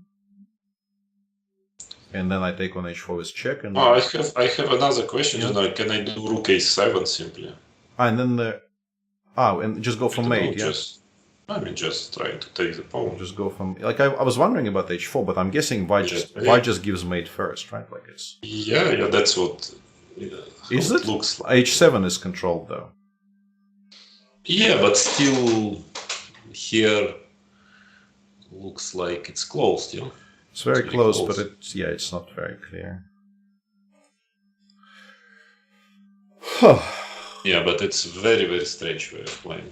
Yeah, I don't know. No? I don't like this at all, yeah. I don't like this at all. And I currently I have no reply to rook a4 at all. And it's played, yeah. And yeah, I just have no, and obviously the big point is that this loses on the spot, right? Without this, rook a4 would have been not very good, but knight e2 here, just everything is under control. Well, I would say fg should also be enough. Probably, but here, here game is just finished because it's extremely strange. I mean, way of playing because because it's clear if now white stabilizes, it's over. Yeah, pretty much. Yeah. I mean, it's no chance. So you need one move, knight e2 or something, and then it's over. So he needs to have something here. Yeah, and I absolutely don't see what. And also, I will say that even, let's say, some kind of an ideal scenario, I don't know, you play bishop b5, knight e2, I don't know, queen f3, and somehow you manage to trade h5 for g3, which I don't know if it happens, honestly. But even if it happens and white, I don't know, gets the knight to f2, to f4, and the king to e2, even those positions, I'm not sure you draw them. Mm-hmm. You draw them very easily. And those are like the absolute best scenario you can hope for. I am very confused. I am very, very confused. I mean, I would understand if Jan would have blundered rook a4, but it just doesn't seem to me that it's only a strong move. Yeah, that's why I'm surprised, because if it would be only rook a4, but I am not sure that it was. There were no some other strong moves also. Yeah, I mean, the kind of an obvious stupid thing to say would be to say that maybe finally the pressure is getting to him because he played the first 5 games as if it wasn't really affecting him at all, and this is the first decision that he made very quickly, which we kind of really have no explanation for. Well, you could see already in this game this king g7 move was a bit impulsive, at the beginning. So there were some e5, I guess, was a bit impulsive, because normally you could have taken it before, run 0 risk and just play it, 5. So it was a little impulsive, his play today. Yeah, Shahansky says a cute line by Machine, bishop b5, knight e2, queen d3, rook 1 a2, bishop b2. I mean, it is cute, but I don't know why this is a draw. Like, why is this so equal suddenly? I mean, queen d1, king g2, I understand maybe you have h4 here, but I still don't know why you're supposed to be so incredibly happy about any of this, or rook a7 or something, I don't know. Could be extremely easily could just be completely lost for black. I don't know. But bishop e5, I'm also not totally sure if knight e2 is the only move here. Yeah, pretty sure you can. Because frankly, there is no threat after bishop e5. I mean, black doesn't have a threat, but maybe white doesn't have a useful. Mainly, I thought I can play the move I kind of want to play now, and I might not have that option later if I move anything.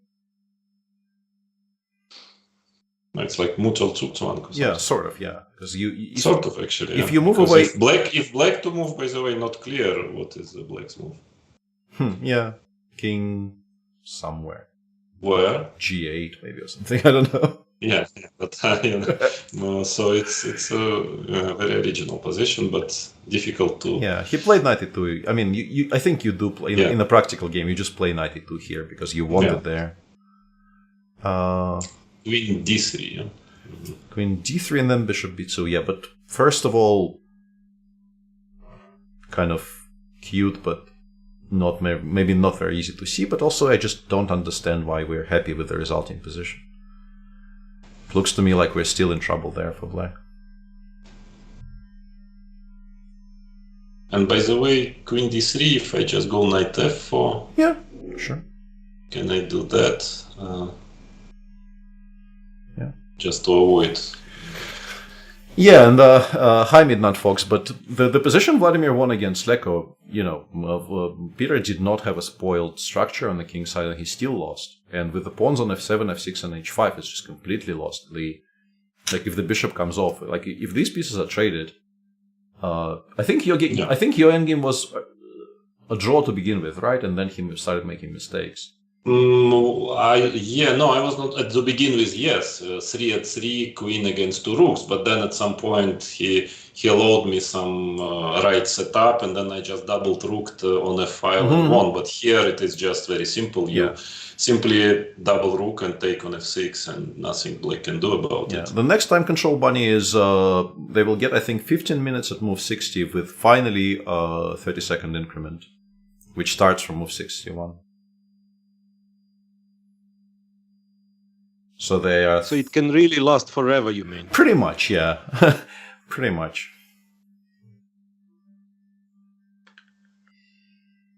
Well, maybe if knight f4, there are some queen b5, again some tricky ideas trying to play against coordination. Yeah, like rook a2, we can maybe go h4, and bishop takes f4, and we have actually managed to achieve something here.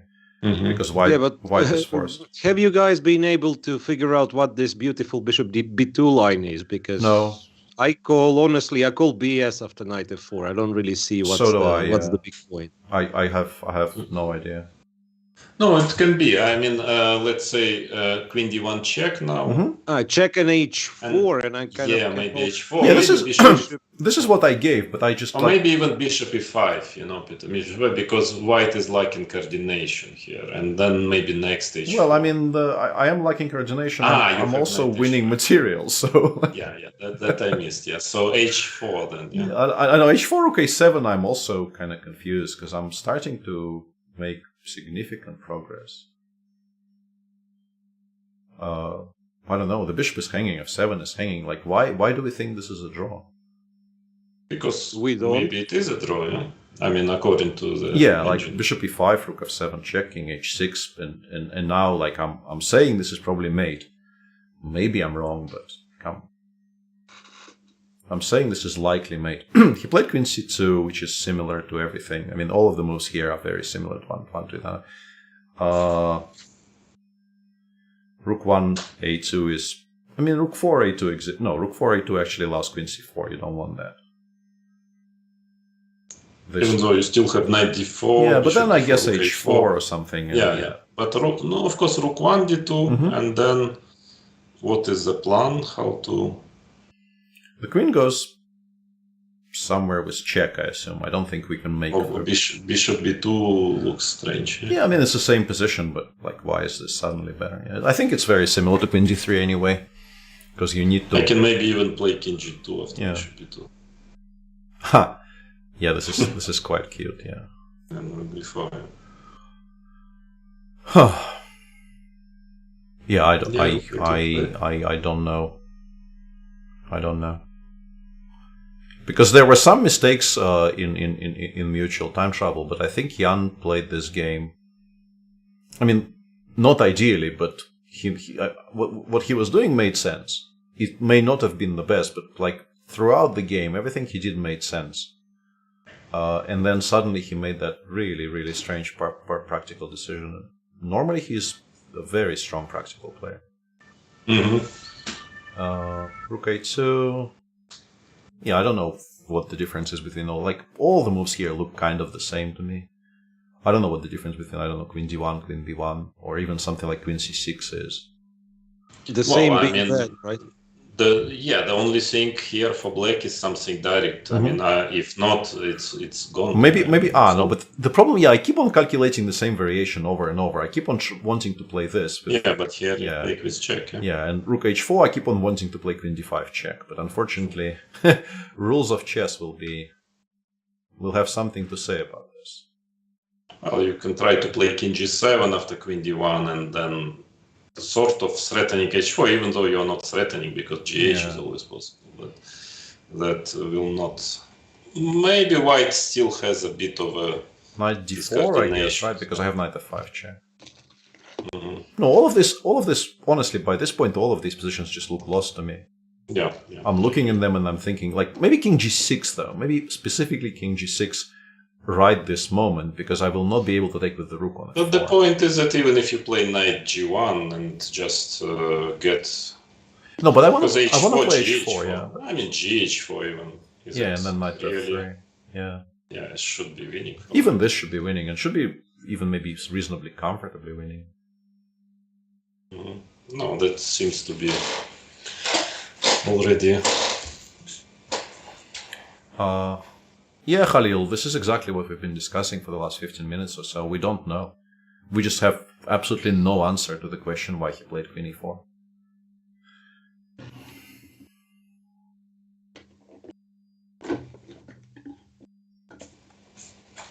Yeah, and tomorrow is the next game. Yeah, tomorrow is the next game. Yeah, they play 3 in a row. It will be difficult after the game like this. Of course, not only that it's a long game, also very emotional game, I would say, for both players. And especially if Jan finally loses it, very, very difficult to play next day. Okay, you have white, but from other point of view, you need to play for a win, and you're tired and really bad emotions because, some decisions in this game were really, I would go as far as saying unexplainable. Yeah, maybe we go queen b1, queen b7 and hope this does something. Like forcing the king to a bad square, but those are not really very bad squares. Even f3 is not that horrible. f3, I don't see what's... Even f3 is not that horrible. We'll put the king on f2 and then just start collecting, I don't know. I mean, in reply to what you were saying, at least he will have the white pieces tomorrow, right? So if he feels like really he needs to, I don't know, a timeout, so to speak, to get his emotions under control, the way Magnus has been replying to 1e4, it shouldn't be very difficult to play in a way that you always have everything under control, Yeah, definitely. So, Jan played queen b3. Yeah, trying to prevent white from taking with the rook on f4, obviously.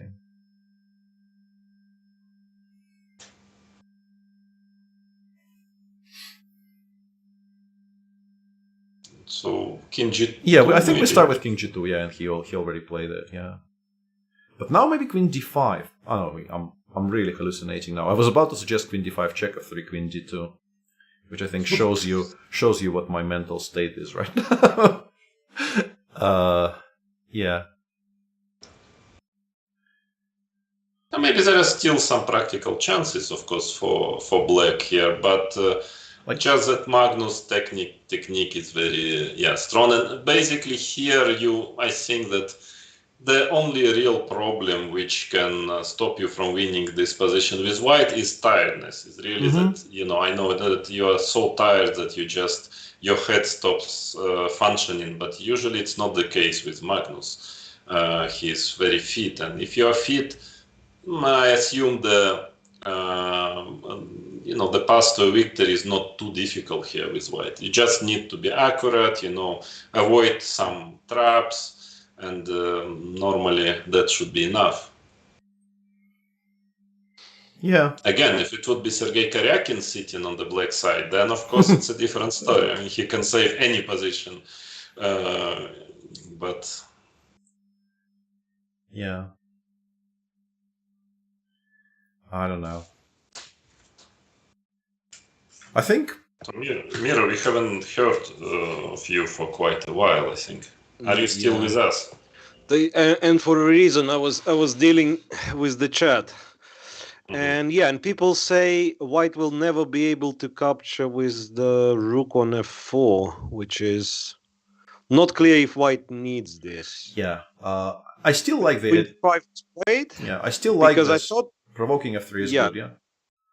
yeah, I actually thought white's next move, if you kind of somehow totally pass, would be knight g1. Interesting. Then the knight to f3, then rook somewhere on a whatever, and the second rook to a4. And this is how I was kind of planning to win. Yeah, and also, So- I think we discussed it with you, Miro, no? That model of Sergei Karyakin seems to have been retired, right? And there's now a new model, which gives mates, but also loses some unpleasant endgames occasionally. Okay, so e4, is e4 ever a move?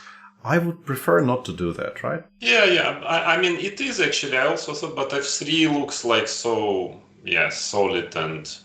f3 king f2, right? But Queen d1, maybe Queen d1 trying to go to h1 somewhere. But do we even need to touch anything? Like, can we go king h2 here?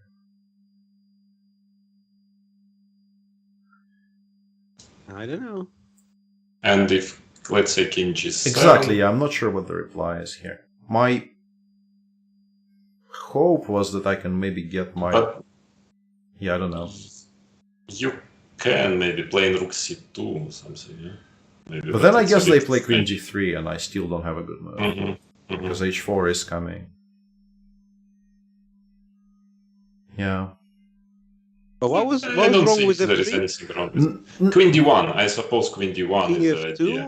Queen h1 at least. Rook yeah. h4. You have rook h4. Oh no, I thought you had some clever... Bishop No, g3, you yes. don't. Bishop Oh, maybe Bishop it works, G3 yeah? after king h4. Yeah, but I think it works, yeah. And Queen a1. Beautiful. This is very, very cute, yeah. The kind of a triangle here. But King g4. Insist on the h pawn being pinned. Yeah, but hang on a second. Let me... why do we need to play king f2 so early? Is there a threat here? Nah. Maybe it's just difficult to make a move, right? I wanted to play rook h4, but then maybe queen b3 is quite strong, potentially. Just picking this guy up in exchange for h5.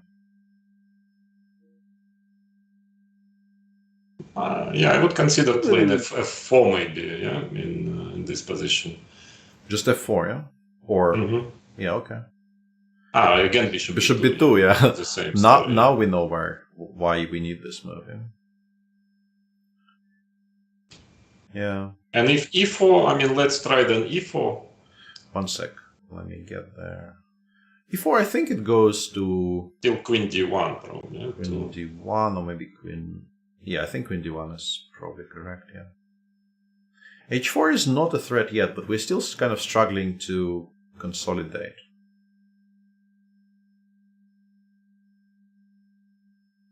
F3, of course, is more logical, but queen, that's a bit of an issue after queen d1. Yeah.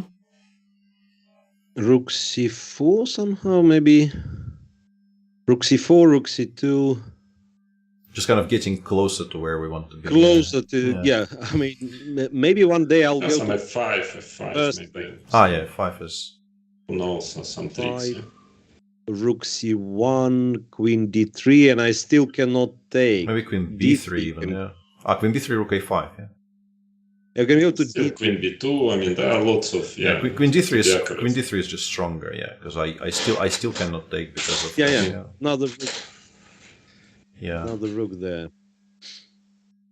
Yeah, once again, maybe all this, narrative we've been pushing about this very easily winning for white is only when you actually get your pieces onto good squares. I feel your pain, guys brother. can see how excited I am about the forthcoming endgame. Resident sleeper mode. Yeah, King h3 Magnus says, a Jan fan in chat, I assume. Yeah, well, we don't know, but maybe Sessa is saying after f3, like every move draws, yeah? Any move with a queen. Yeah. any it's queen move. important to make a move, in fact, because, everyone keeps move 40 under control, but move 60, sometimes you tend to forget. Yeah. And it's still kind of couple of moves left, right? Yeah, this is move 59. Yeah, Magnus is currently thinking about move 59. Yes, but it's 5 important minutes. decision. Yeah, he's right. I mean, the next move he will manage in half minute, but it's a very important decision. Yeah.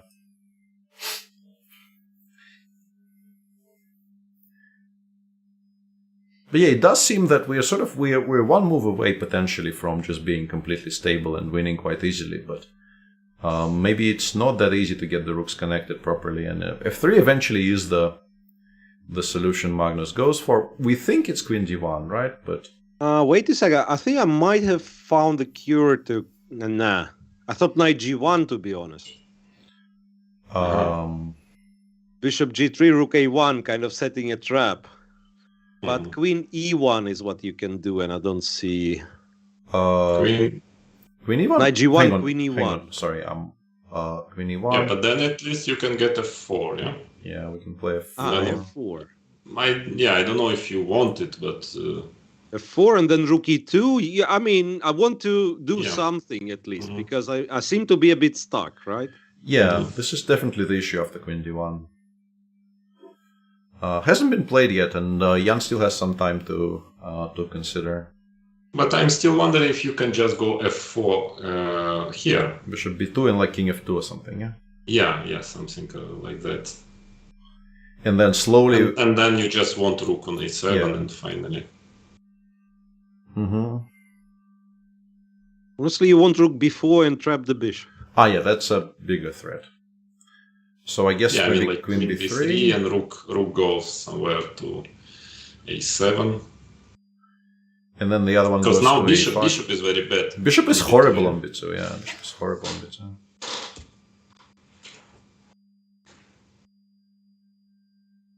That looks like a very reasonable solution for white. Yeah, seems playable now, for sure. So queen b3 is another option, maybe. Queen b3, king f2, and then... And I want bishop... I cannot bishop d6, there is knight d4 coming, yeah. I don't know what the threat is, but... bishop d6 is just to stop rook a3. No, I guess, exactly. Like, if you give me a move here, I probably play rook a3. But then maybe queen c4 with some ideas of h4. Like, if I play, I don't know, king g7 here, what's the move? Probably I would go...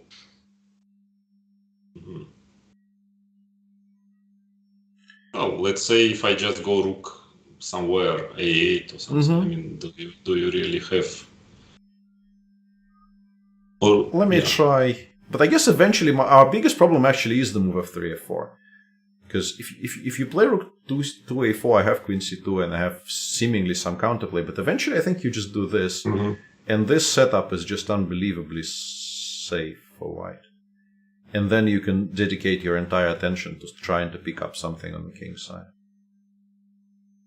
Because black will struggle to generate any counterplay against this setup at all. Like, it takes, I don't know, 3 moves to give a check to this, and then it's just one check, basically. So, yeah.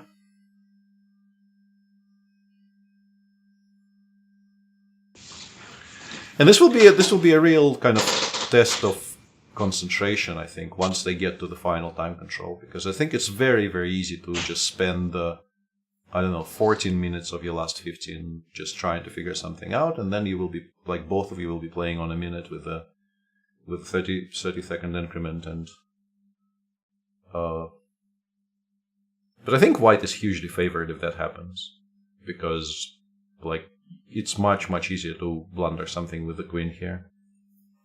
than it is with the rooks.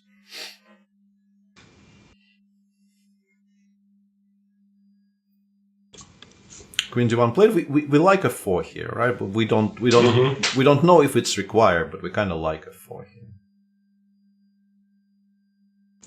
Yeah, because if bishop retreats, then you have this rook d4 idea. Mm-hmm. I mean, retreat somewhere to... Yeah, like bishop c7 or somewhere. Yeah, bishop. You can actually still do it because there's queen b3. Yeah, because right? rook d4, queen b3. Yeah, there's still queen b3.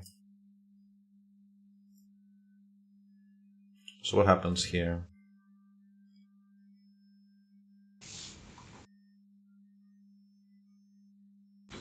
This is still a very confusing endgame. Rook a5, maybe. Yeah. Take away some squares, yeah. But yeah, it's still some technique is required. Absolutely, yeah. Or possibly this is just a draw and like what is required is just perfect play. Which not everybody can demonstrate. Especially on the 7th hour. Yeah. Yeah, we discussed bishop b2 and we don't. I understand probably the machine likes it, but we don't really like it very much because after king f2, it seems like this bishop is misplaced. f4 allows queen d5, but we are kind of okay allowing queen d5. We just go then e4. E4. E4, yeah, just sorry. win Sorry, e4 and fe. Yeah. Everything under control. Yeah. Magnus has 2 minutes for this one move. And it might actually be a difficult move to make, which is kind of unfortunate for him. I think he would much rather have this position on move 61.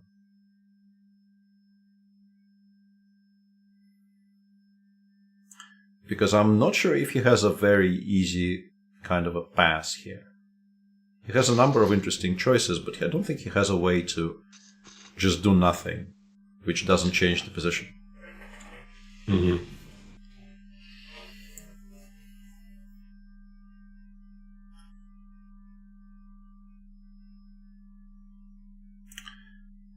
Time to get a round of betting in. Miro, what will he play here?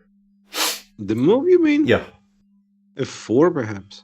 But I'm wondering what's wrong with knight f4 here. I think There is anything wrong we with knight probably f4? want to play h4, I assume. And gh simply. Can you just play gh? Well, yeah, okay. I'm No, losing here my I mind. can Yeah, take I'm with losing my rook. mind. Yeah, sorry. So why aren't we even discussing this exactly? Maybe. Yeah. We are tied down to this idea that you will have to take with the pawn on f4 for some mysterious I don't reason. know. With queen on d1, we're not, right? Why? King h. No, but king h6 we will stabilize somehow, I assume. Rook f2. Yeah, king maybe. h6 will find a way how to stabilize. Rook e4 and rook f2, you know. Whatever. Yeah, Come yes, to daddy, something like everything. Yeah. Queen b3, we have rook a3 and then knight h5, I think. Everything is under control again. So yeah, maybe it is something like king h6 and just pass. But yeah, Miro wins. We should have actually discussed what you win, but you won something. Swag points. Yeah. But yeah, knight f4 was a good option, I think. Knight f4 was maybe anyway. a good option, yeah, but he played a4, and now, yeah, bishop b2 exists as an option, and both of those moves make some sense. And in fact, if it goes back, maybe it goes to c7 and not d6 to stop rook a5 from happening. Mm-hmm. Maybe there is some reasoning, like if you rook a7, bishop b6 might be actually quite good for black, because I don't think you can even take, because queen d5 check is coming. As far as I can count, yeah. Normally in these positions you need to keep coordination. That's the most important. Yeah, exactly. I mean, yeah. first you coordinate your pieces and then you start to pick up pawns. Mm-hmm. I mean, that's all the wisdom I cannot do it, but I can say how one should. Yeah. Somebody should win these positions, but I would definitely spoil it somehow.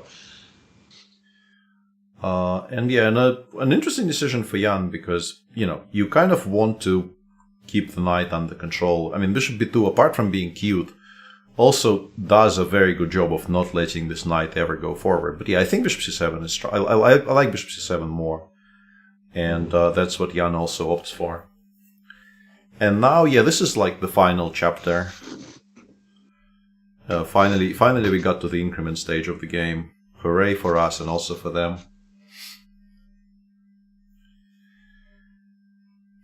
So what is... White is very close, obviously, yeah? Very, very close, but still not totally there.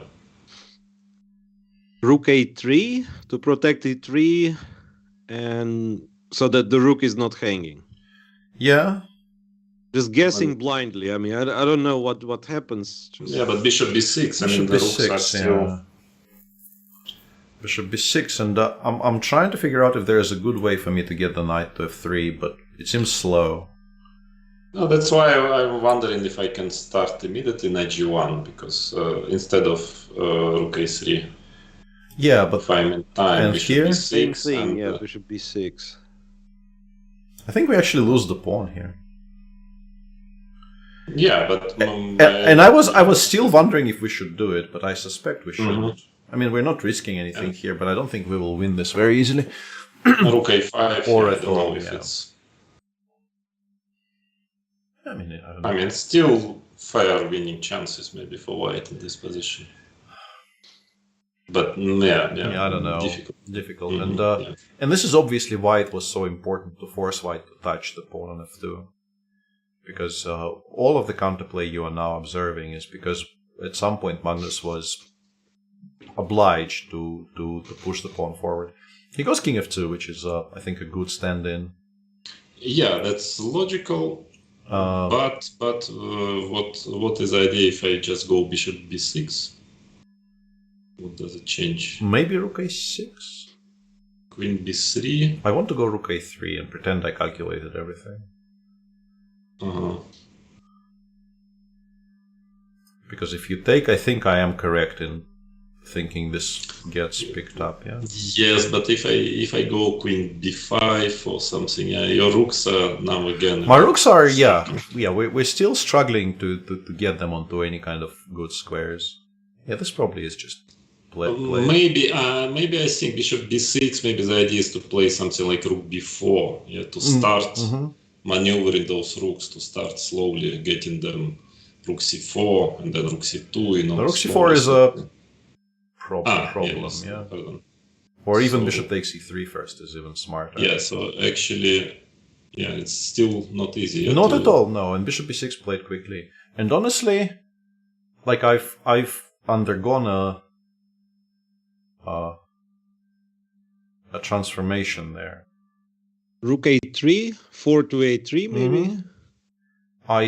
With the pawn on f2 I assumed white was always in control and was going to win, but now I think maybe this is actually holdable with best play.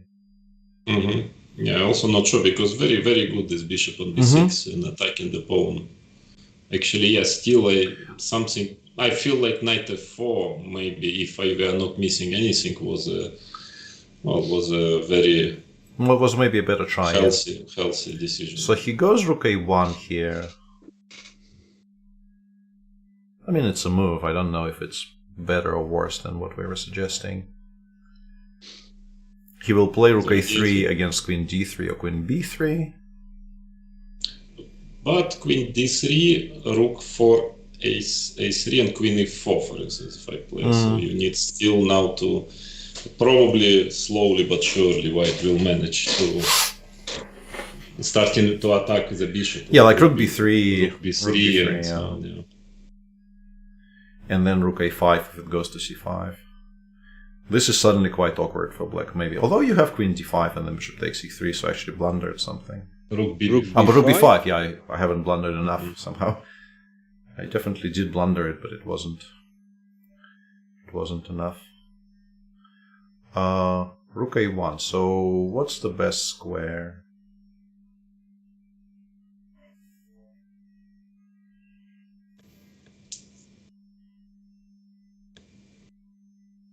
Maybe like b3, yeah? I'm thinking. And the idea rook a3, queen b2 somehow, just to keep those rooks Together, yeah? attacked. Together and attacked, yeah. And that's what Jan does, yeah, queen b3. We don't really like rook 1a3, right? Because something like queen b2 or queen b5 or somewhere, yeah? I think you said queen b5. Queen b1 maybe also. No, the queen b5 was with the rook on a6, but it's very similar here as well. Yeah, I like it here as well. Or queen b2 or queen b1. Yeah, all of the squares make some sense. Yeah, it looks more logical to play rook a3, yeah, rook 4 a3.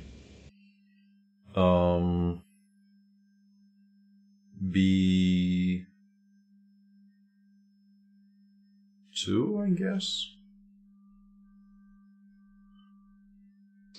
I can manage. Yeah, that might be an idea, just to try to get my knight g1, knight f3 at some point. Yeah, but like completely stabilize with this and then get this knight over to f3.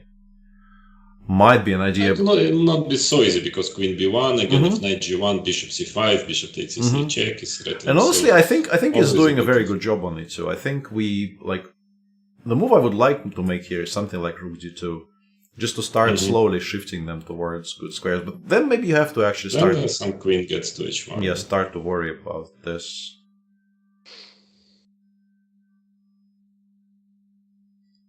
No, still, the queen is a strong piece, yeah? Queen is a strong piece, yeah. Absolutely. It's quite surprising to me that, of course, with a pawn on f2 for sure it's winning, but I would assume that even with a pawn on f4, there shouldn't be... Whoa. Rook e4. Whoa. Is there a way to actually kick it off the e-file here and collect some material? But I think white wants, in the worst case, rook a1, a4, yeah? He wants to... Yeah. No, I was trying to calculate f5, but yeah, I don't think it's great. I mean, rook e5 and then rook e7 check, and then it's white to move. And once it's white to move without anything hanging, we will be in trouble. So yeah, f5 is not great.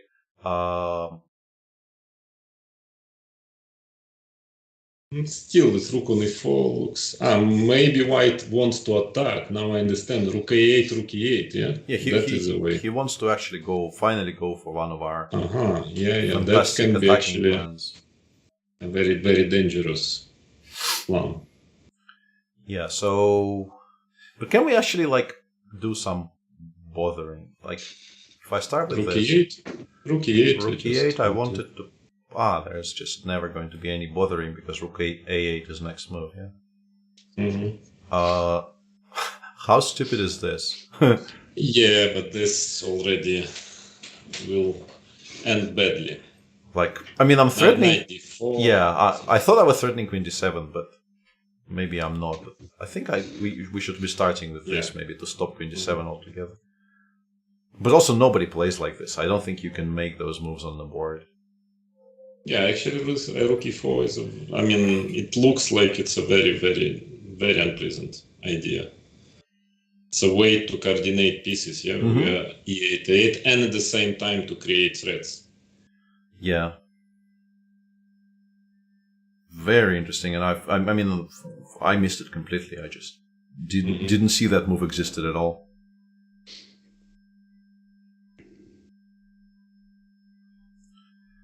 So, Miro. Yeah. How deeply are you cursing the day when I floated the idea of these shows to you? He's okay. Actually, I mean, if I would have been given a word, I would mention rook e4, but that would be in an absolutely different position.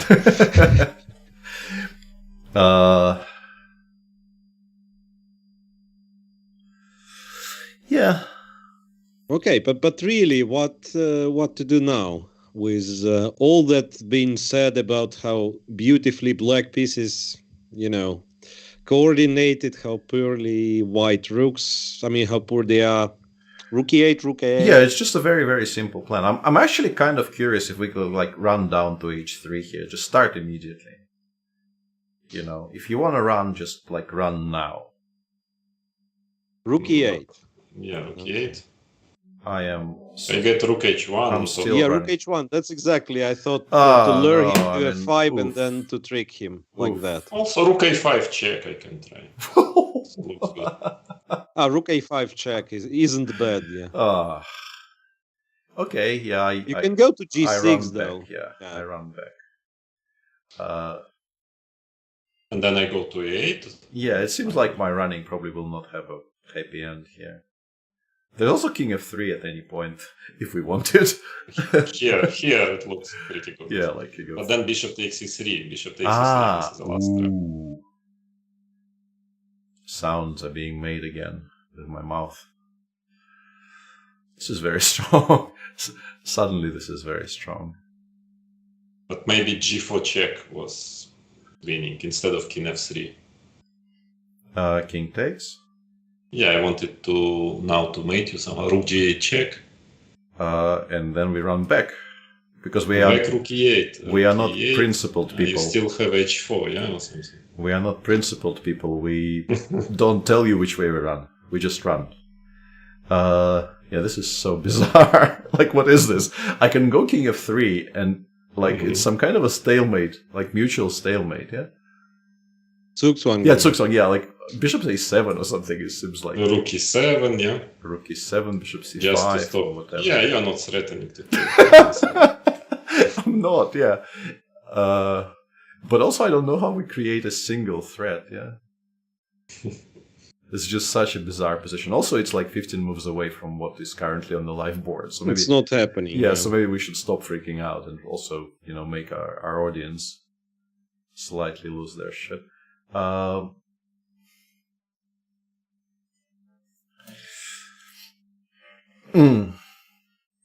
Yeah. Seriously, how did we?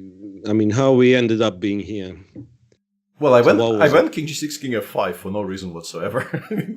Rook e8, and you just went king. I just went f5. king f5 for no particular. But I thought rook h1 was really strong. In fact, Yeah, I'm sure it wins. Yeah. Like I don't have to resign, but I do have to go back to g6 and kind of cry. you have to go back to g6 and And then maybe something bad will it's happen not- to me eventually. I'm pretty sure. I don't know what that is, but something bad will happen to me. I don't know, something. So, like, I can have the rook some elsewhere on the first rank, not a1, right? I don't know if it helps. Maybe this plan just kind of gives mate eventually. Like rook h4 followed by g4 followed by rook takes g4 and then king f3 knight g3 mate. Although I mean it allows f5, so maybe like doesn't have to lose by force. Yeah, we shouldn't get carried away. Like obviously, I mean Jan Nepomniachtchi is a sane person with a brain, so he's not going to go king g6 king f5. I mean. There is still a chance to try to defend it, trying to get queen on b2, and then once your two rooks on the 8th rank to play f5 at least. But it's very, let's say rook e8, but... Yeah, but it feels like eventually white will find a way to make progress here, right? Queen f6 or something. Yeah, I just go king f3. One question, like, let's say you make a waiting move. Is this a draw or a win? That's a good question, yeah. Like, some endgame like this. Is this winning? Not sure. I mean, because of this weak pawn on g3, I think it's fair drawing chances here. Yeah, but the thing is, I can actually support the knight on f5, and this is not a weakness until I find some kind of a winning plan, right? But like, I can get my king to somewhere like d7 here, probably, and you will just have the... Yeah, I would just say that it's definitely not 100% that it's a win. Yeah. And in this we position, which should be winning for white, probably will not go for it. Yeah, I was just wondering, because I struggle with assessment of endgames like this. It's probably just not necessary. There has to be a cleaner way to... Like, if we actually get to a position like this, it does feel like white should be winning. And Jan has been thinking for quite some time now. I think he also got surprised by rook e4.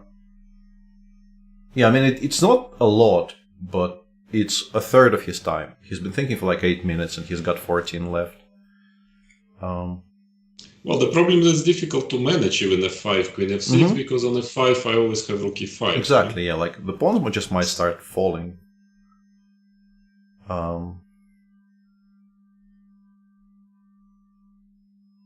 Yeah.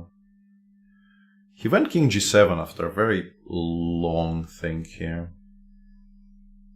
Which is basically a pass. It doesn't really do very much in any single line, I don't think. It's just a move to make. We start with rook e8, right? We always start with rook e8. I don't know, yeah, whatever. I mean, also possible rook a8. Or rook a8, yeah, I don't know why I chose this one. Maybe doesn't matter. Maybe it kind of stops. No, but then this just, yeah, if black does this, black will just get mated. I don't think this is possible. So probably black's plan is finally to get the pawn to f5 after rook a8 and at least to have king f6 after check. But then I will get another rook on a8 and probably start to pick up the h pawn. Yeah, which move order we like? How do we even start here? With black, yeah, and rook e8 played.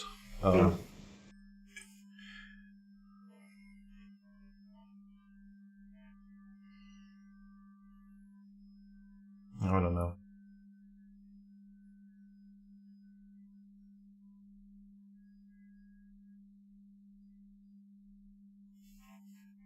Well, let's say whatever I play queen b2 maybe. Just to pin the knight for some reason. f5. And f5 here. Like, yeah, I feel like the easiest way to win this position is just to go rook e5. And just like take on f5 next move. And if you maybe it's not so easy to take queen c2. I will still. I think I can organize in a way that I will attack it and you will not be able to defend it. Yeah, rook b8. Rook b8 or something. Yeah. Gentlemen, was there a problem with rook h8 after queen b2 or f5? The moment you play rook e5. Rook h8 was just Rook h8. It looks like it wins something. Yeah, it wins like the entire king side or something. Queen b3 back, but then okay. Check and rook e8. Rook e8. Yeah, this looks like g6. You're kind of. Yeah, but yeah, there's absolutely no trust. I mean, you can return to your idea by playing rook g8, rook g5. Yeah. And then I think this is likely something like this is likely to happen, and he has played a 5. Wait, Peter, and here you go h4 and then bishop e3. Whoa! But that's not stalemate, right? Because you have to trade. No, wrong. Yeah, sorry. You have to trade. I was so impressed for a second, and then I realized we actually trade away the rook. Yeah, sorry, bishop e3 doesn't work. Yeah. So f5. Instead, I tell you what you do here. You take with the queen on e3. And I also had this idea, and then remove the bishop. And then you claim that because there's a pin, the bishop is also pinned and has no moves. Okay. Now I'm just wondering if rook h1, what is the plan against if I just play rook h1 in this position? Yeah, more or less the same, in fact. Yeah. I mean, f5 is played. Yeah. Yeah, hang on. I've lost my. In g7 was played rook e8 f5. And now rook h1 if I try. Well, he played rook a8, but yeah, rook h1. Why is rook h1 not just winning on? Yeah, that's. I guess I don't know. King g6, wait for the check and go back, and e3 is hanging. But I mean, maybe the bigger question is why isn't this winning slowly but surely? King f6, yeah, probably. I guess king f6, but the last chance at least. But I mean, I go rook e5, and I think eventually you will run out of squares. I think it's extremely likely. What is this threat? I don't know. I will just continue. I mean, rook h8 probably is the. But rook h8, maybe then you can play bishop c7. Because currently bishop c7, I think I win with rook a6 check. Bishop b6, and maybe rook now. Rook f5 is another. Sorry. Rook f5 is much. Rook f5 kind of always in the air. Much cleaner.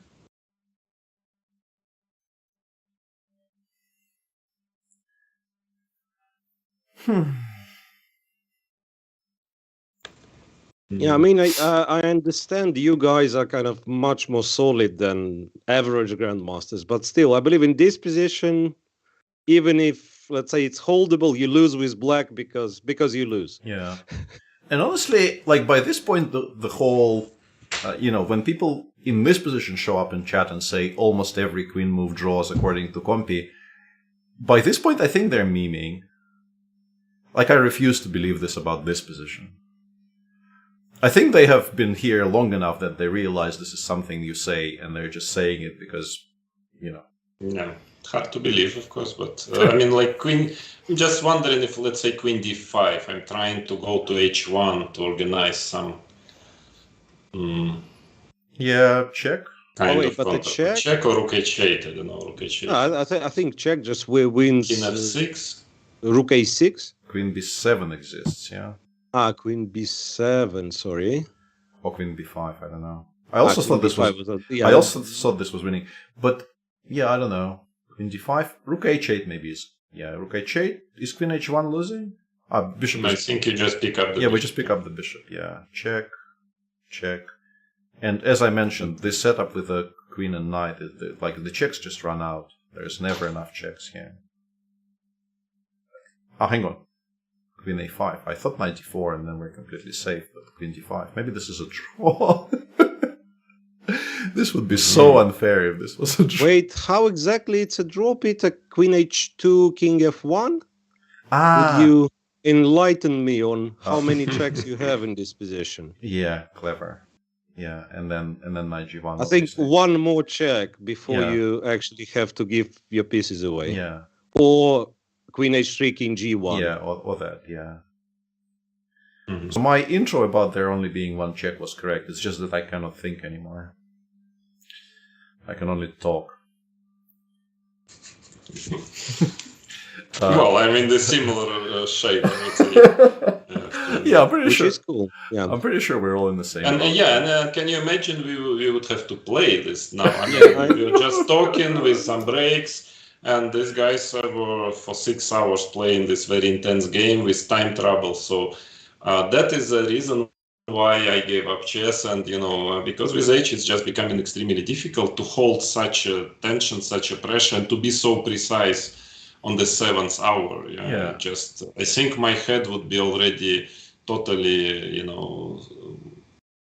just totally collapsing. I would simply, be afraid to blunder in one move in this position.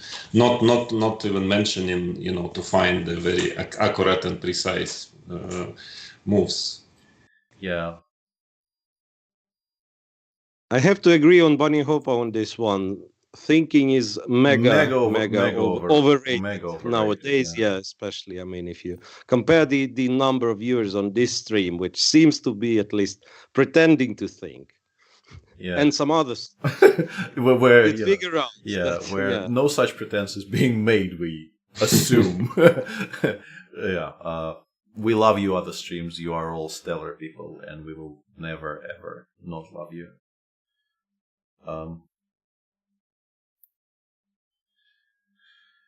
Yeah, I don't know. I'm just waiting for Jan to make a move of some description here. I no longer have any processing power left. Mm-hmm.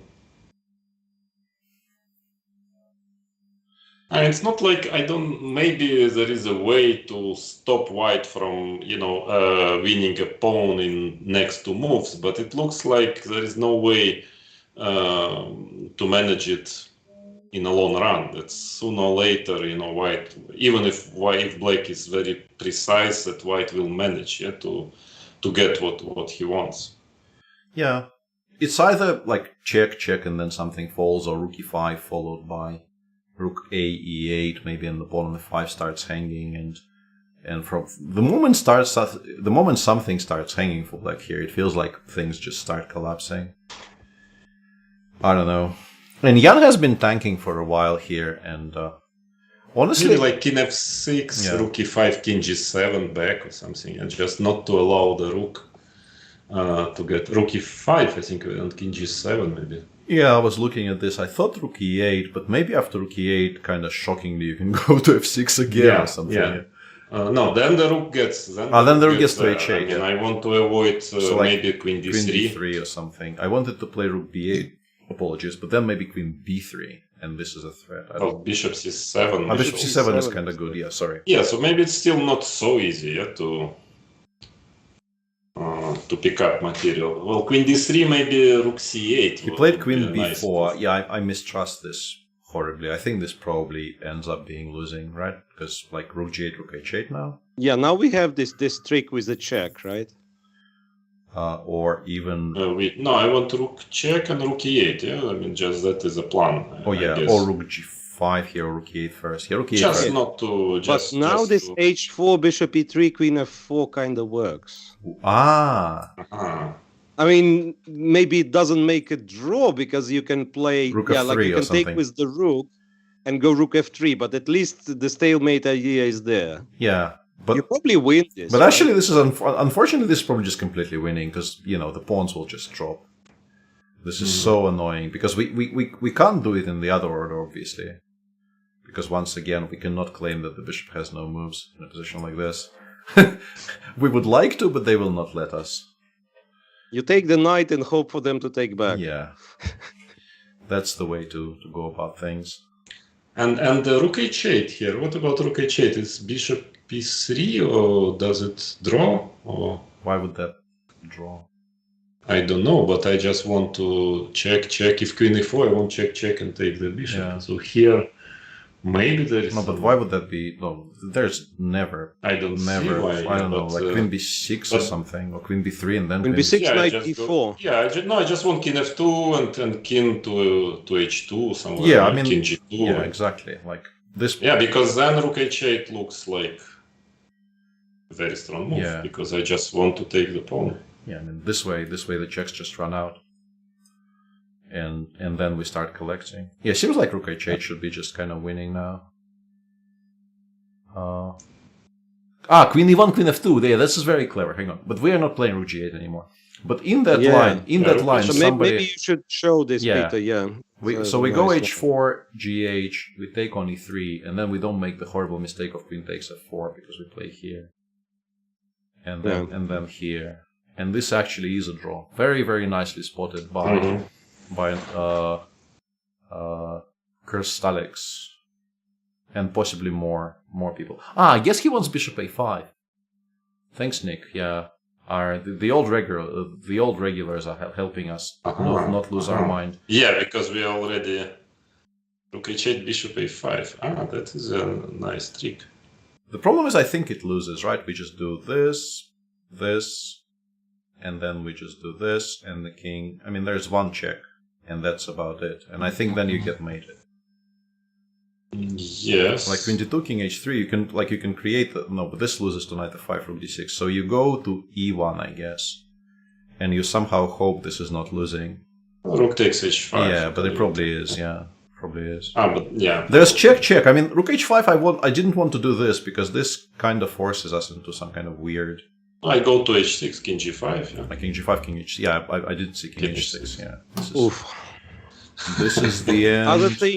Other thing you could have done, Peter, is give a check on d6 and go king h4 immediately. He's good, and Magnus has played. Rook c8. Yeah. Has played a very, very curious move here. I don't know. No, it's nice. I like it. Yeah, just improving the position. It's. And bishop a5. He just wants to go knight d4 now, I guess. With very similar ideas, and he just, I think, correctly thinks he will give mate. Wait a second. What's queen d2 check instead of queen e1 check? King f1, yes, simply. You just go because to you don't have f1. the e2 square, so I always this always happens, and then you run out of checks, I guess. Yeah.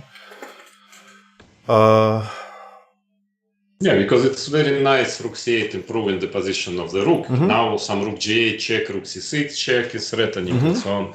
A very nice move. Yeah, I like it. I mean, I suspect rook h8 was winning by force, but we're. Yeah. I don't think we're in no hurry now. You know, people in the chat say it wasn't. It wasn't. Interesting. I don't know if we are free to believe them or not, but people say it wasn't winning. Yeah. But I am once again very firmly back on the, in practical terms, this is quite easily winning bandwagon. I think it's just so much easier to play with white than with black because you constantly there's just too many threats from every side and not enough counterplay to. I mean, maybe. And we might experience actually something which I think we've never seen yet, which is Jan Nepomniachtchi in time trouble. Yeah. Finally. It's a very. I don't know if it ever happened in the last few years, at least. I'm not sure. I don't remember. Yeah. Because, the games he occasionally loses, they actually tend to be the ones in which he plays very quickly, so. Mm-hmm. Yeah.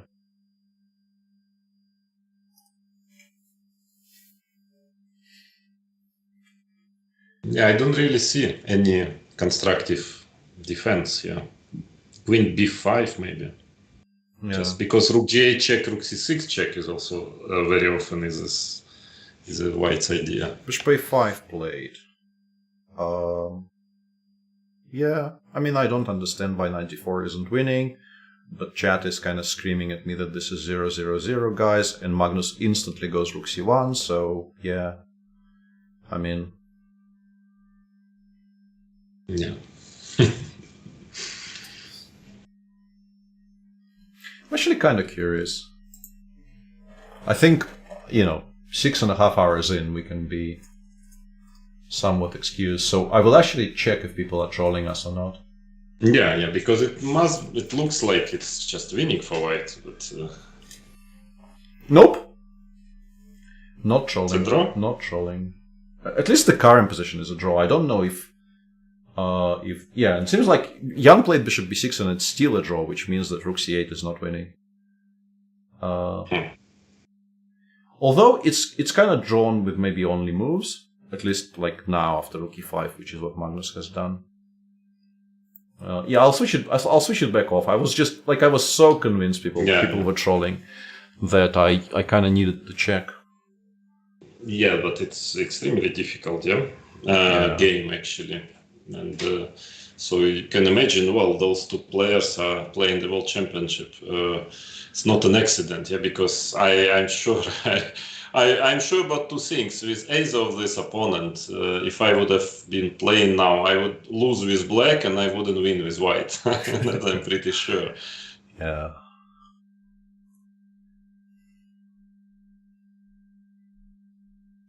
Queen b3 played, which is a decent move, and this is the last time I actually know what Sese was saying. I've already closed it, I'm not opening it again, but this is the what I saw on my screen as the cleanest way to go. And rook c3, what is upon queen b1? Queen b1, I guess, yeah. And like rook c6, trying to pin everything and everyone. So let's try rook c3. Mm-hmm. I guess queen b1, because playing rook c6, for instance. I mean, how to... Yeah, I have no idea. Just to buzzer this bishop. I have no idea how this is not lost. Bishop a7. But also, like, we thought something was winning very, very cleanly, and it wasn't, so... Yeah. But here, what move to make? Queen b3 back, yeah. Maybe queen b3 back, or something along those lines, yeah. And apparently, just to illustrate, in this position, where were we? Here, if you go 94, apparently you go queen e1 check, and then you have to play bishop c3, just giving white a move and any number of checks. A million checks. And this is just not winning. Mm-hmm. I just don't for instance, like just to illustrate, this exists. And I guess f6 holds or something, because you cannot actually take, because we chase it down and we win. f6, knight h4 check. I just hard to believe that it holds. Yeah, I just don't understand. I just don't understand at all. Like rook c6, you play a move like f6, where currently. I mean, if you just go knight h4, then you always have king h2, knight g2. Yeah, and it's hard to understand. We even more material up, and there seems to be no immediate counterplay, and this is apparently somehow a draw. So yeah, we just kind of give up. There's no arguing. I mean, obviously, Sese is correct. It's just that, I don't think it's manageable. Anyway, so Oh, it's very interesting still, yeah? The fight is going on. Queen b3. I would be still willing to bet a moderate amount on the white win here, despite having just watched the screen with all zeros before my eyes. I still think it's very, very easily losable for black. And a number of people in chat were asking, I think, a very relevant question. Does Jan think this is a draw? Because you play differently, I think, if you believe this is a draw or not. I think my experience in this situation that you just play, you don't know if it's a draw. You understand that you're on the edge, but you understand that there is still a practical chance, and basically you just concentrate on finding the best move in this position. And because with little amount of time guessing, trying to guess if it's a draw objectively or not, I'm not sure it is the most effective strategy. The best is just to concentrate on trying to find the best move in the position.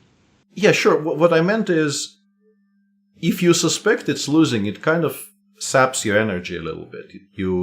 It's harder to play when you think you're defending what is eventually a hopeless case. At least for me. Yeah, maybe you're right. Yeah. From other point of view, you're more quiet in a way, yeah, that you're less nervous somehow because you think anyway it's lost. Miro, more psychobabble needed. I am falling asleep. That's how nervous I am about this position. I am failing to produce enough psych. Literally falling asleep. Chat has it right. Tomorrow, both of them must be so tired, referring to obviously you and Vlad, not the players. Not the players. Yeah, I mean, who cares about the players?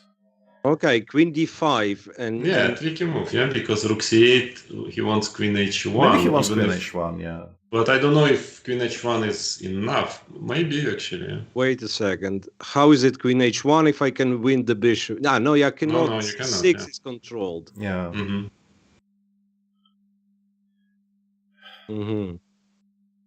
I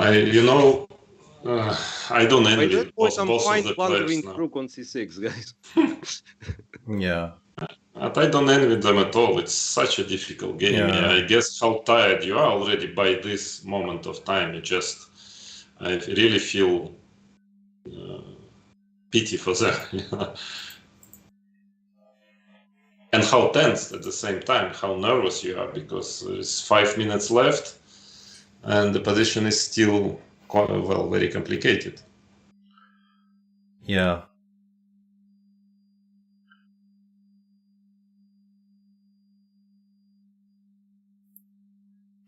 How much ELO per hour do chess commentators lose? And at what point will I overtake them? Asks Neil.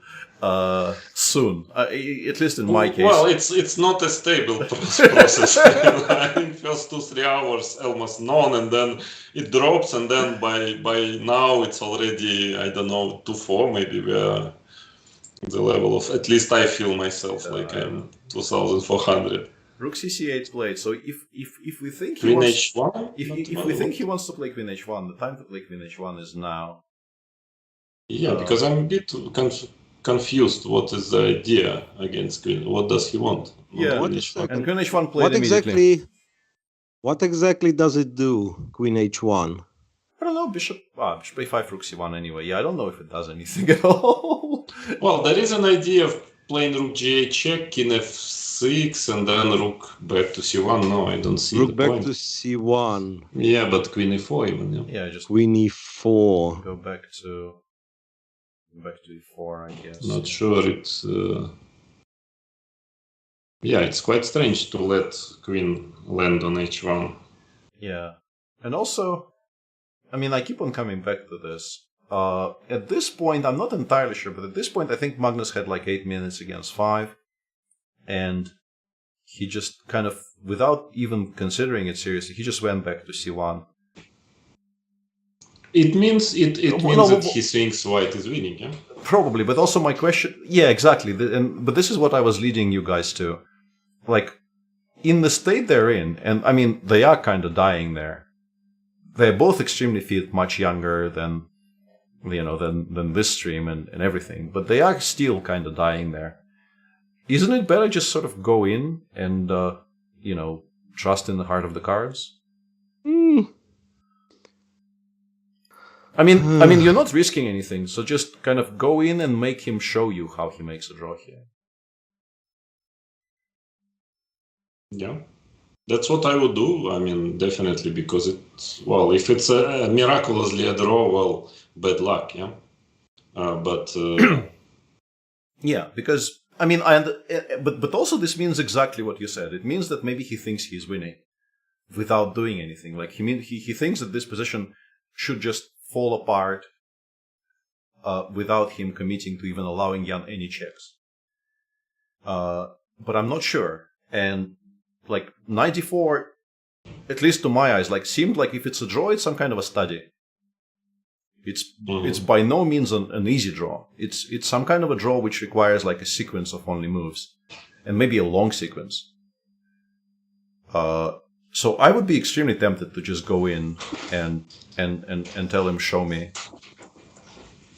According to computer, it's obviously better. It's 0.04. And I have a remark, Peter. It's not only your ageistic comments in kind of self-deprecation and stuff. Not only it's upsetting me, but also your math is seemingly wrong, because those two players combined are obviously older than any of us on average. I didn't mean combined. I meant combined. They still overtake us very, very easily by about 10 years. Armor up, yeah.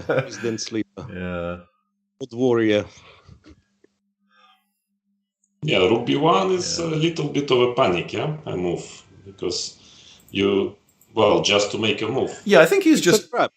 I think he's just a trap. Yeah, he's threatening a threat. Rook takes b6. Yes, he finally created a concrete threat, and he's hoping maybe it will not get noticed.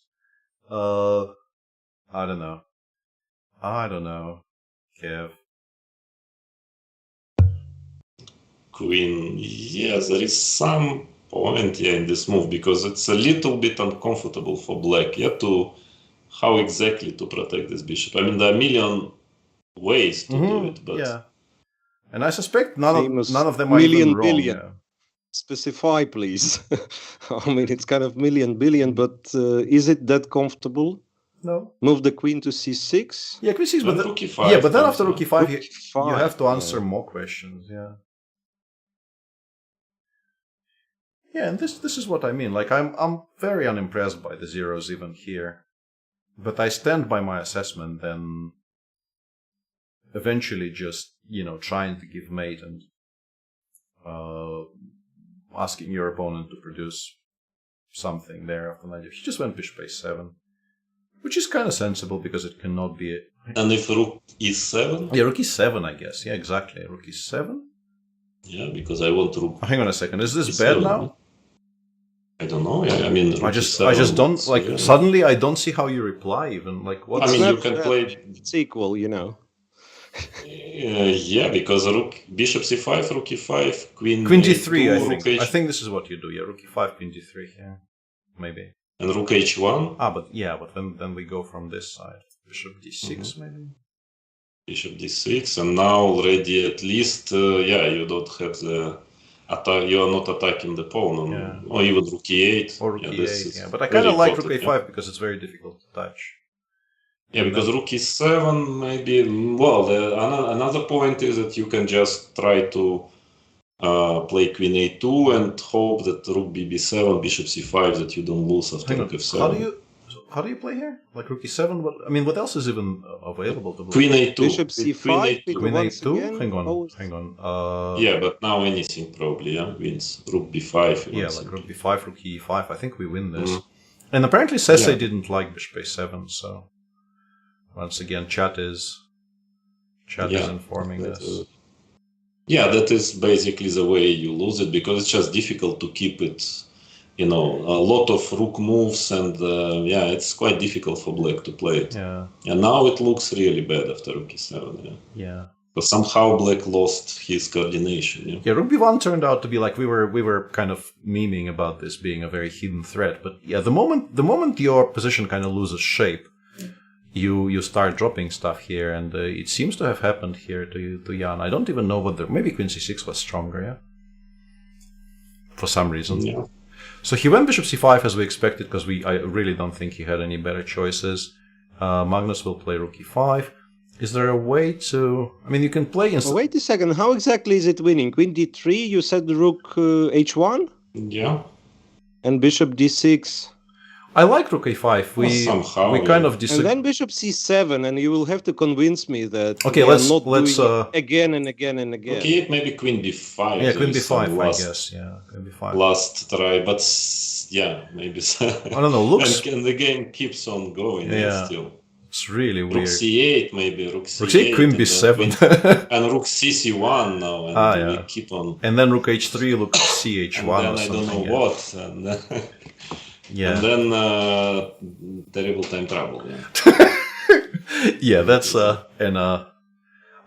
we've come to the kind of girlish giggling part of the stream, which is not very healthy.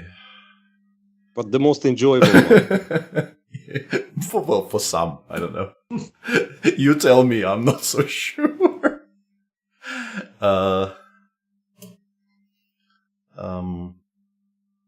So we're currently playing Rook h1. I will just say that it's maybe not the only square. Mm-hmm. Yes, you can make, but maybe now f6. I mean, Like, I don't know, no, Rook b7 or something. Yeah, makes sense also. Yeah. Because if Bishop d6, I want to actually play And Rook Rook d7. I thought you want Rook a5, Rook a7 also. No, but Yeah. currently, like, how do you even unpin yourself without losing stuff? Looks very strong.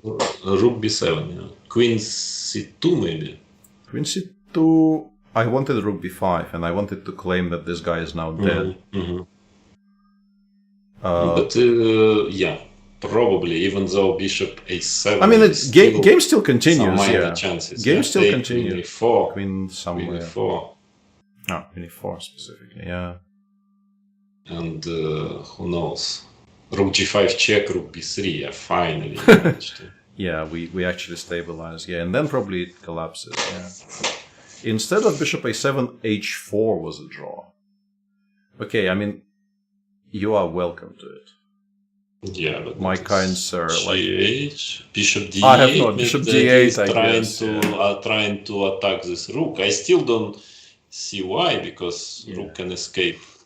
Yeah. But okay. Yeah, exactly. But okay, yeah, this is exactly how this sentence ends. But that's clever. Yeah, now I see, because rook g1, king h7. If you play rook h1, queen d7, I guess kind of. No, Rook h1 is not even No, possible. sorry. Yeah, because this pawn is hanging. Yeah, that is yeah. And I mean, actually, but just in general, kind of to even consider the idea of leaving the bishop on b6 hanging because you have h3, like is just obscene. Yeah, no, it is impossible. Yeah, like it's just completely obscene, and yeah, not happening. Yeah, but here now again. So what time? Oh, Magnus is running very short of time. Yeah. Mm-hmm. How much increment is 30 seconds? Yeah, per move. Yeah, half a minute. But even in this complicated position, even 30 seconds is not that much. Not that much. Yeah, but it feels like even if he's objectively winning, it might not be. Yeah, it can. Yeah. Rook h1, Rook a5 does look like maybe it gets Bishop c7 though. Yeah. Okay. So your original idea was Rook h. Yeah, but then we found Queen b5. Yeah. So here it's Queen b5, and if I go to a5, Bishop c7 is actually like horribly annoying because Bishop b6 is coming back. Just as I thought I was out, they pull me back in. As we all know. So maybe this Rook b7, move. Yeah. Peter. But maybe Queen a6 then. Rook b7. He played Rook b7, Queen a6. Well, you have Rook f7, Rook f5, Rook c5. Yeah, but the also game maybe will be very long. Maybe Rook d7 simply and go after everything. I wanted to bother your Rook with Queen c6. Yeah, I just wanted to do this and take on f5. Yes, of course, yeah. Yeah, that wasn't Sopranos. check yourself before something. So what is Queen C4? Can it work? Queen I don't C4. see Rook F5, Bishop E3, King E3. Yeah, so you cannot take rooks with check. Rook F5. Yeah, just Rook F5 and there are no checks. Yeah, and Queen E4 maybe. I mean, it's of course looks crazy. King G8 or something. Yeah. Nah, but like. But this is just winning Rook C5, Rook H5. Yeah, we think. Yeah. But probably is. Yeah. Three should be enough. It is easy. Yeah. 3 should be enough. Be sure. Queen C2 has been played. Queen and now Rook B5. Yeah, now Rook B5. And Bishop A7, I suppose. Yeah, and then we but then take, check, and Rook B3. Yeah, that was. Yeah, this seems to be on the verge of collapse at least, and maybe actually collapsing. Hang on a second. Queen D3 here. I think we just go back to E5, right? We just like give the pawn is. Why not to check? Check and King F8. Okay. Rook E5, Rook E5, F6, Rook F5. King F7 or something. King F7. Jesus. I mean, it might still be a bit tricky. Yeah, he went Rook A5 now, which I quite like because we can gain time and we can. Maybe there are some positions in which it's useful for us to have the bishop on B6, but no, he's just gaining time, which is very sensible. He is down to a minute, so gaining a full minute here makes a lot of sense. So hang on. So Rook F5, we go Queen D3. Rook takes F7 mentioned in chat. This does exist, but with the H5 pawn surviving, we are less than 100% sure this is winning. Yeah, but still not bad chances. Quite good winning chances probably for white in a practical game. But yeah, of course, it's still. I'm sure that Magnus he's searching for a direct. Yeah, he wants more. He captured on F5. He took on F5, so Queen D3 currently seems to be like the best chance, right? And then King F8, like the whole sequence is just illegal.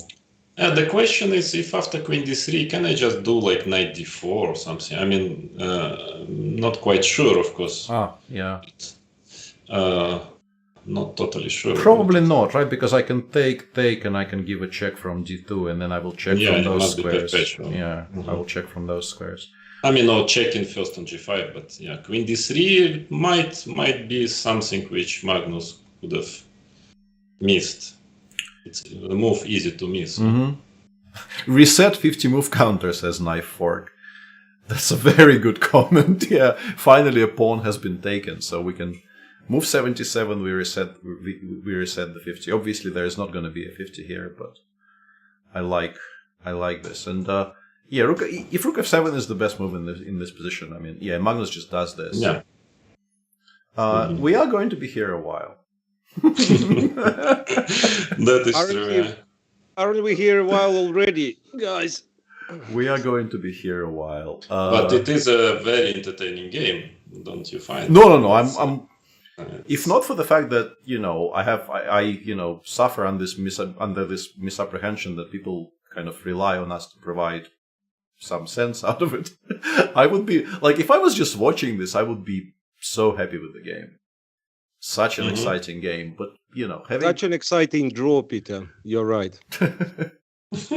Blah blah blah. Do not. No, seriously, how do you make a draw with black? I genuinely don't understand. I mean, white just plays and plays, like keeps everything protected. So you cannot make a draw. You can survive for another, I don't know, until Magnus gets bored. That's the only way, right? Because it's never perpetual. The knight protects the king. Yeah. Right. And yeah, people are reporting that Nepo is just sitting there grinning because he understands this game will never end. As he could finish it right now. Yeah, like as the one of the anthems of our youth proclaimed. This music will be eternal if they just change the batteries, and I'm pretty sure the batteries have been changed. Okay, Queen to D5. Yeah.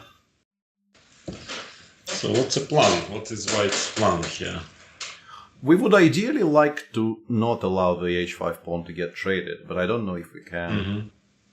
The way the pieces are, it feels like we might. I mean, for now you can, of course. Yeah, Rook but I a1 don't know maybe, if, like rook a6 check and rook a1, yeah, something like that. Yeah. Also, I would definitely consider knight d4. I think it's a good idea. Yeah, definitely. No, not rook a1. Yeah, check and knight d4. This looks good because knight gets to f3 in case of queen h1. Yeah, and that as well. Yeah, that's a very good point. Queen h1 is just kind of completely empty right now because this exists. Yeah.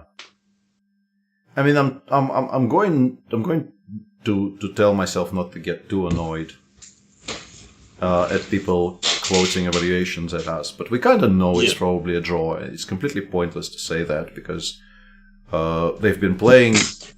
They will be playing for 7 hours and 12 minutes. And the objective evaluation of the position, as long as it's not like, queen and king and pawn against pawn, starts kind of losing its potency by the time we're at 7 hours.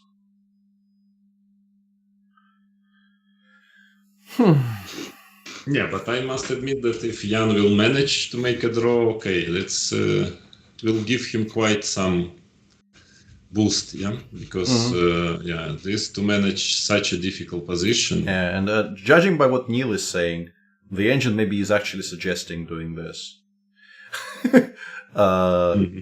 Which I mean, shrug emoji. And Miro is doing the right thing. I actually want to join. Can we just like? I have. Peter. Once again, you and Vlad, you are used to more official streams, but let me regular on Levitov Chess channel. Yeah, so let me just. Cheers, guys. I mean, that's certainly the most entertaining draw in this match that we've seen so far. I'm actually going to leave Miro and Vlad alternating on screen, and I'm gonna go and get a refill. You know how to do it, Peter? Okay, chair stream, official chair stream. But actually, king f5 is a very tricky move. Yeah, I mean, it's maybe was a better idea instead of check just to start with knight d4 because king f5 you have to with little time on the clock. This king is running. Have to be g4 check. Have you checked g4 check? No, but I don't see what is a big deal with g4 check if I just take with the king. Rook g7, I thought. Rook king g6, h4, right? And some knight d4. Okay, I mean, it's probably nonsense, but at least like some. And obviously, h takes e4 is a beautiful line. I mean, that's why I wanted to kind of try. And they're making moves, and we don't have Peter to. So those moves are played. So finally. King is still on g6 for some strange reason, but okay.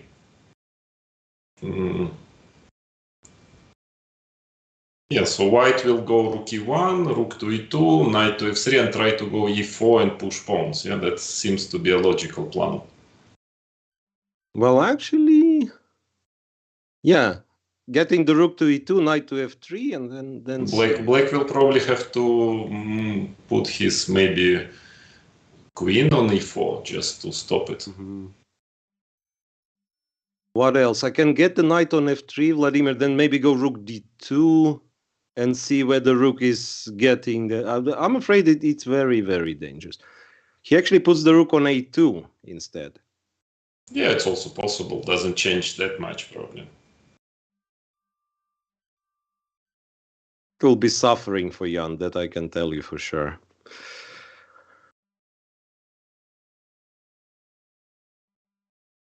Well, I can imagine if it's already suffering for us. Yeah, what can we expect from the players? I mean, it's. Yeah. Queen h1. I don't know about this move. Knight f3. I'm not sure that queen belongs there.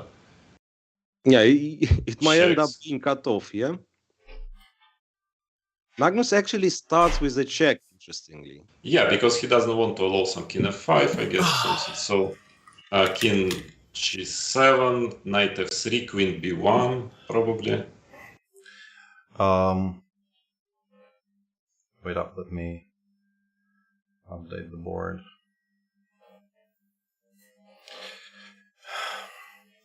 So let's compare notes. What are we drinking? Something. Well, you're privileged, you know. I cannot. Okay, I will just golden myself if you allow. Yeah, for a absolutely. second. Yeah. I mean, Okay, why okay, didn't of why course. didn't you yet?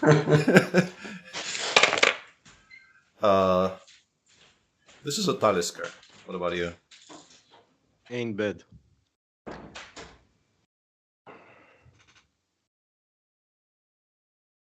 What? I'm saying Taliska Ain't bad. isn't bad. Yeah, but Right. you're refusing to admit to.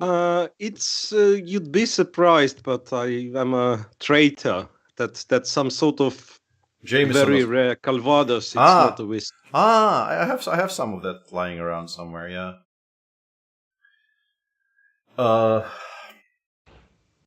So what we think about this? We were kind of impressed with the idea of putting knight on f3, but actually the checks from this side are more annoying than the checks from h2 even, I think. What checks after rook d6 would be my question. Yeah, fair, and that's what he instantly does. Yeah.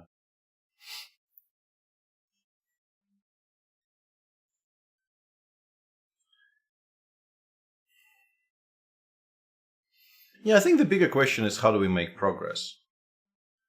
With the queen somewhere around the b1 square, for instance. Like, we've stopped e3, e4 as black. The king cannot really go any further. We don't really have any push with g4. Once the knight goes away from the control of the d2 square, there will be checks. Rook d2, you put the queen on e4, let's say, right? I don't know, maybe I just play something like king f6 for now or something. I mean, you wait, rook e2, you put the queen on e4, I move the knight, you go queen h1. Something like that, yeah. I think it's... Maybe I can trick you, you know? Like king g7 or what? Rook e2? Mm-hmm. Sorry, He goes rook d5. Yeah, he went rook d5 instead, yeah. Check and back, yeah. So now, okay, you want... Yeah, check and back. Okay, rook e2. So that let's pretend I'm threatening e4, which I'm honestly not sure if it's a threat. Yeah, but it might be. With the rook on e2, it might be, because it gets to... Yeah, so you go queen e4, and then I go knight g5, you go to h1, and I go back. And I'm saying the queen is actually bad on h1. And Magnus actually is going for something like this. Maybe queen b6? To prevent it for now. And then once the king goes away, we can go like queen b5 and start pestering you. Then I go knight g1 and e4, finally my e4. I don't know if it's... Yeah, and Jake with the best comment says, 3 Russians and not expecting a drunk stream. Amateur hour. Yeah, cheers. Cheers, everyone. Yeah, Miro was from Ukraine. Miro is from Ukraine, which obviously changes everything. Everything. Yeah, I mean, it's completely different story, right?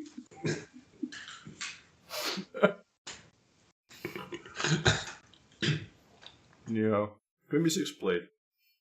So, and they both got the clock under control by making a lot of moves. Yeah, so now how to make the progress? I have no idea. I suspect... It's interesting, Peter. Yeah. You said we don't want the h-pawn to be exchanged, and now I'm honestly thinking maybe it's the opposite. Imagine like g and h-pawn disappear, and I get the knight on g3. And when we start and pushing, maybe I will find some safety, like knight on g3, king on f3, and free the rook. Yeah, but then once you start, maybe impossible to achieve. Once you start pushing the pawns, then there will be many checks also. Yeah? I mean, in general, also not a bad idea for white is to try just to pick up this pawn one day. The h5 pawn. I mean, it's another... How realistic is it, though?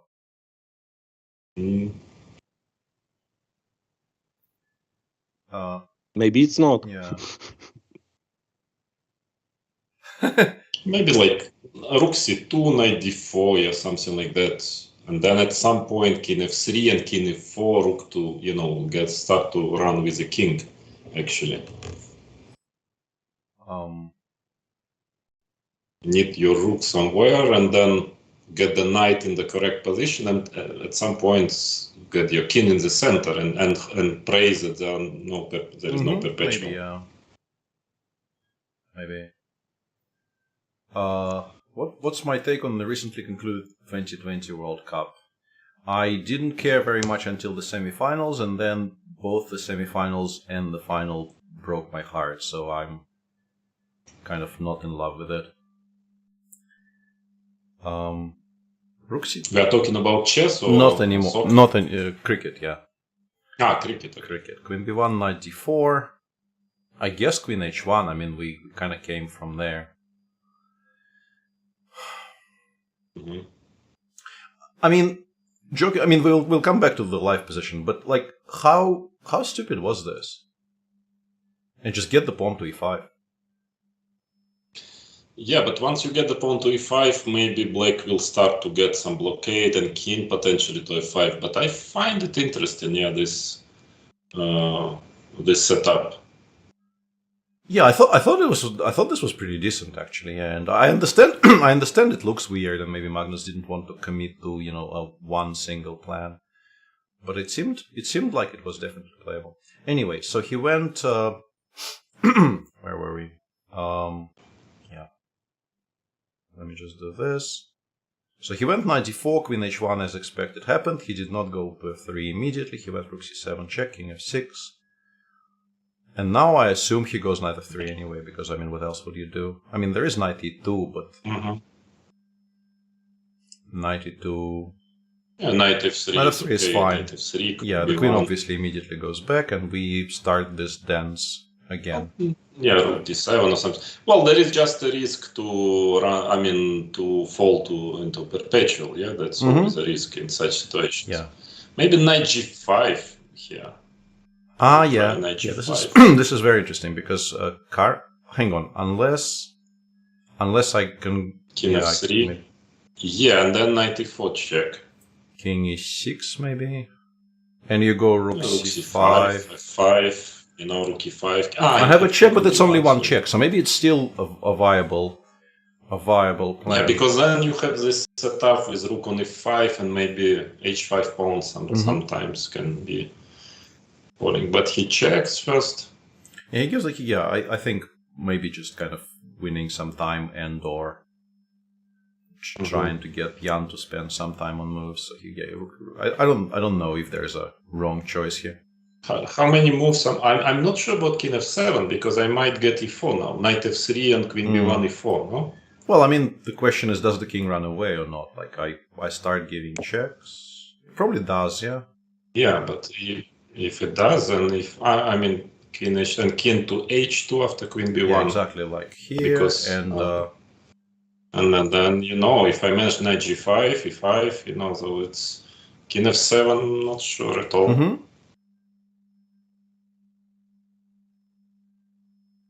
Yeah, and a friend of the stream, Betsy, is saying, once I claimed the draw in a position with queen against rook, knight, and pawn in a tournament game.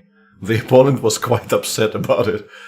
Yeah, people get upset about weirdest things. And he did go king f7, so we now have this option. We have arrived at this position, and there is definitely an option to go e3, e4 here. Yeah, it's a very, very important moment. Yeah, if it works, it's a big thing. Yeah, if white manages e4. And somebody also said in chat, like, for a chess noob, how is this a draw? I'm pretty sure at my level, white wins 95% of games. Yeah, I think it's still very possible at any level to lose this with black. If you lose control for a second and white starts making progress, and you can very easily start panicking and yeah, I mean, it's a draw for machines, but apparently it has been a draw for machines for sort of the entirety of the game, so like nothing new there. So Magnus just checks on g5. Yeah, which also sort of indicates he will go e4 anyway, because the knight probably doesn't really have a good way to come back. But this, the king will be less covered, right? Like king e7, e4. Maybe there will be more checks here compared. Mm-hmm. King g7 chosen, okay. I don't know if there's a difference.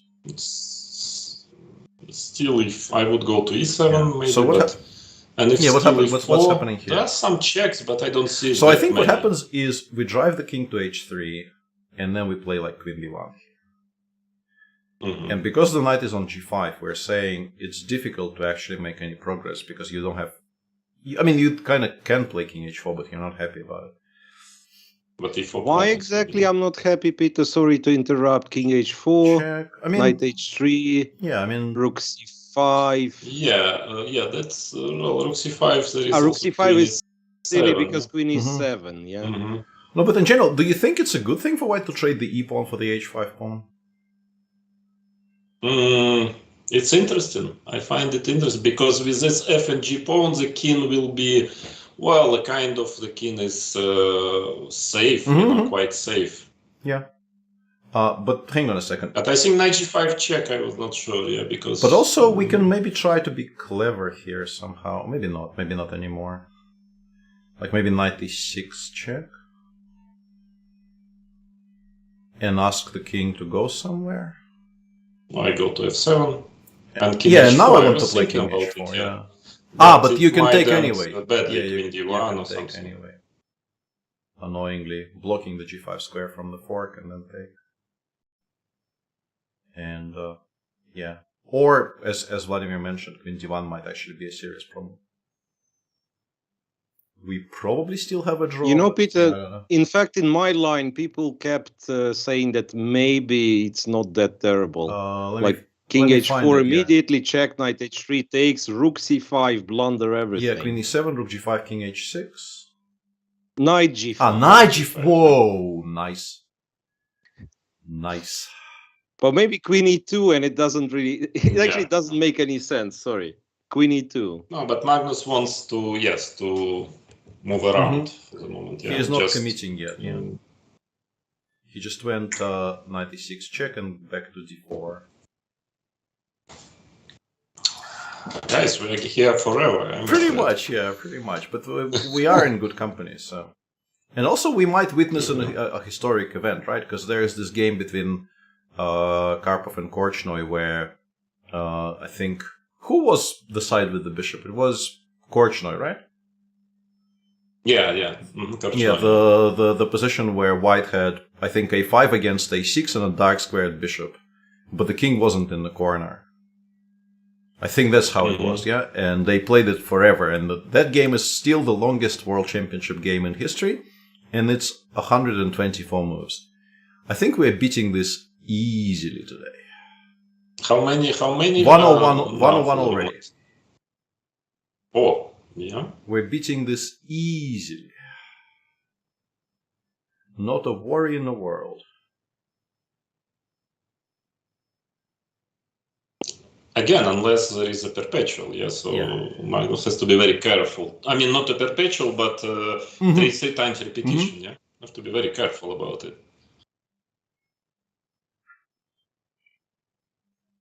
So if you do this, it might turn out that this is the third time. It might turn, Because there's one. Oh, no, it's different. It's a different position. So there's one here. So maybe it's only 2 times. Well, still I would, he went knight f3, I think he doesn't want to. And then probably what makes sense is to play something like rook d7. No, was check first. Sorry, To play rook d7 to make sure that you're not going to repeat. Just out of interest, how much material does white have to lose this? E3 is not enough. E3 and f4 is not enough. E3 and g3 will start depending on where the pieces are, I guess. I'm not totally sure that all you lose and put the rook depending on d4. where the pieces are. Like if you lose all 3 pawns, but you have a rook on d4 or on h4, it's an immediate draw. Like it's a dead draw. Nothing happens. But if the rook doesn't get to the 4th and black starts making progress, those you sometimes lose. Well, the safest is to blunder a rook, Yeah. And if it's really the gold, then it's the most Yeah, convenient. the safest is to blunder rook. Vladimir Kramnik, 2021. Well, I did, I mean, I did blundered many rooks. I remember when this Legends tournament, something, I made, I think, a complete, absolute record, which will stay forever. Because in my match, 4 games match, 15 minutes, against Dingliren, I blundered 2 rooks. And I still won the match. Yeah, that is... I don't know how Impressive. is it possible, but yes, I blundered 2 pure rooks, pure. I don't think... Yeah. And managed to win 2.5, 1.5. Yeah. Do they start tomorrow's game if they're still playing this one, asks Misha. Yeah, we don't we don't know, Misha. We don't know. I'm just kind of happy tomorrow is Saturday, so I don't have any morning obligations in the weekend. Yeah. Quote unquote enjoy it at its fullest. So now I think we had this position, but maybe Queen was on King was on we have something G7. similar. A rest day is on Monday, John. Not tomorrow. Not the day after tomorrow. The rest day is on Monday. There's Yes. 2 more games, yeah. It's a long weekend. It's a proper long weekend. Three games in a row.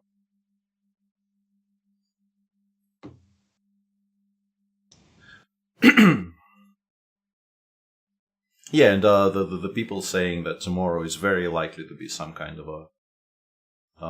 I don't think he will just like if he has a line where there's like what we used to call like something to check, yeah. Specifically, like a very forced line where you have an improvement over the current state of theory, and if your opponent knows or can figure out the correct answer, it just becomes immediately completely equal. Something like this, I think, after today is quite likely, honestly.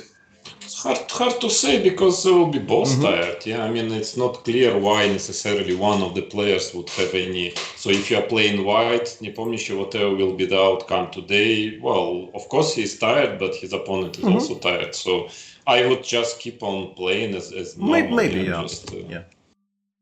Yeah, I think it's my inner chicken shining through there. Oh, I just said that it's World Championship match. Yeah, 91. I don't know. So I mean, it's not like you're. It's unpleasant to give a half point. I mean, not even to fight with white for a win just because you are tired. It's I see the idea of the setup. So maybe now he's going back to this. Yes. I think he wants Rook D4. I think he wants. And Rook then 92 D4. and then E45. And then 92 E4. Yeah, something like that. Yeah. Or let's say even more accurately E4 and then 92. Yeah.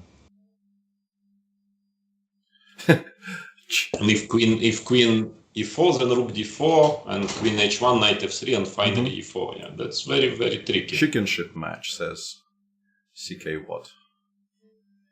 You get a gold coin for that comment, or whatever the currency is. A drop. We should enable drops here. I just don't know what we should be dropping. Maybe airdrops. Shall we enable? Yeah, we should be enabling airdrops for this stream. Yeah. No, it's very clever. Hang on, let's not position. Let me very tricky. get the right position up.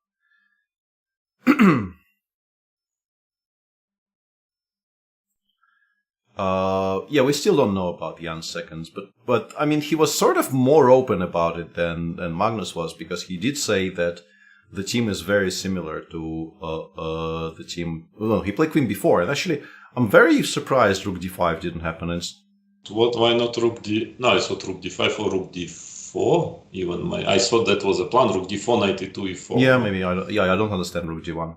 Okay. But yeah, he did say that the team is very similar to what was during the candidates, and his team during the candidates was sort of announced. So you can make, I think, a lot more conclusions from what he actually said than what Magnus said. Because Magnus said sort of like, I work with lovely people, they're all lovely, and you will find out later. Which is fair, he's not obliged to say, but he basically didn't give anything away, and Jan did say something at least.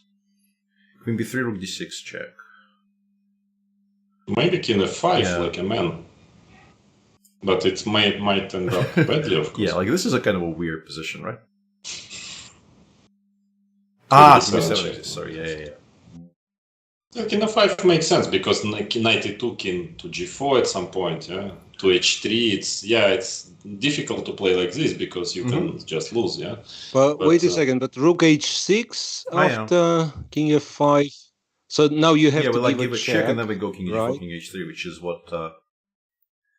But I'm not sure because then you get rook on g5. no, we can't because you because- cannot even get h4. This can be taken. for There is now, a yeah. slight Yeah, problem sorry. with our line. Yeah. f5.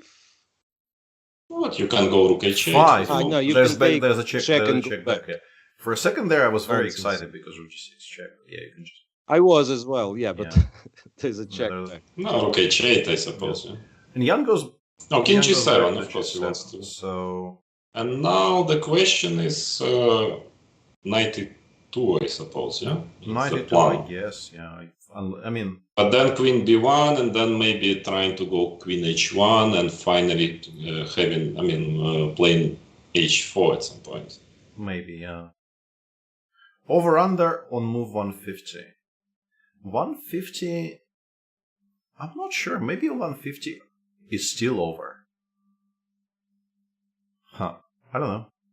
Rook d4 finally played. Rook Yeah, this d4, is what yeah. you were mentioning. Yeah, finally we're probably going to see some progress. Yes, because let's say if you go queen b1 now, Yeah, we can go e4, right? e4, yeah. So Did they run out of paper yet? They give you an additional score sheet. And then if you run out of that, they give you one more.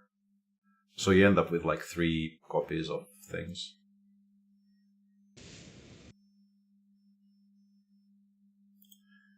e4. I'm just wondering if white, let's say it's white to play. I mean, if he is in time on his knight on e2, if he wants to go f5, rook f4 to have like this, probably not, yeah. Probably not. I think more that e4. Yeah. Yeah, I don't see how black can stop e4 now. Yeah, probably cannot. Yeah. Do they have to write moves still? In any time control with increment, you have to write down moves.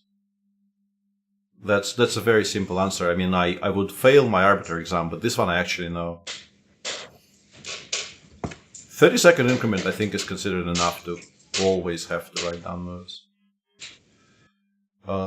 So Miro, what would be your bet? How will it end the game? I mean,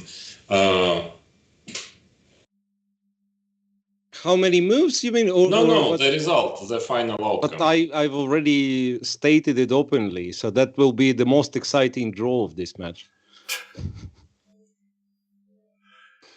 Yeah. Possibly longer than 150 Yeah, I moves. was kind of wondering. We are at 108 right now, and the pawn will definitely get Peter, moved. Yeah. may I ask you to return a little bit back because Sure. Okay, I mean they're playing too fast, but it seems there was a way to make progress. He could have gone rook d5. Yeah, exactly. I at was one very, point. very curious why he didn't just play rook d5 here. Rook d5 and more or less what we were discussing, like the h5 pawn's hanging, and at the very least after king g6 I can go g4 and trade something. Right? Yeah, or I could. Or Or I we mean, could- check or we and can g4, do or this. just check, force the king to Yeah, h6. force the king to h6 and claim that yeah. this is progress of some kind, like some ideas, blah blah. But yeah, I mean, he chose not to. I don't know. And yeah, currently, yeah, we have the option of playing e4. The assumption is if we play e4, this will eventually happen. Pretty soon, probably it will happen. This will disappear. There's still not going to be a perpetual, but the king will become open from more sides, right? So it's difficult to make progress. Or does... Well, you can just push pawns, yeah. I mean, then because you can have knight on g3, yeah, in this situation, unless if black. Yeah, let's plays just h4. assume this happens, yeah? And we go knight g3. Yeah, and then knight to g3, king to f3. It's quite a solid king. Yeah, this is a very... In fact, I think you kind of have to play queen g4 here, maybe.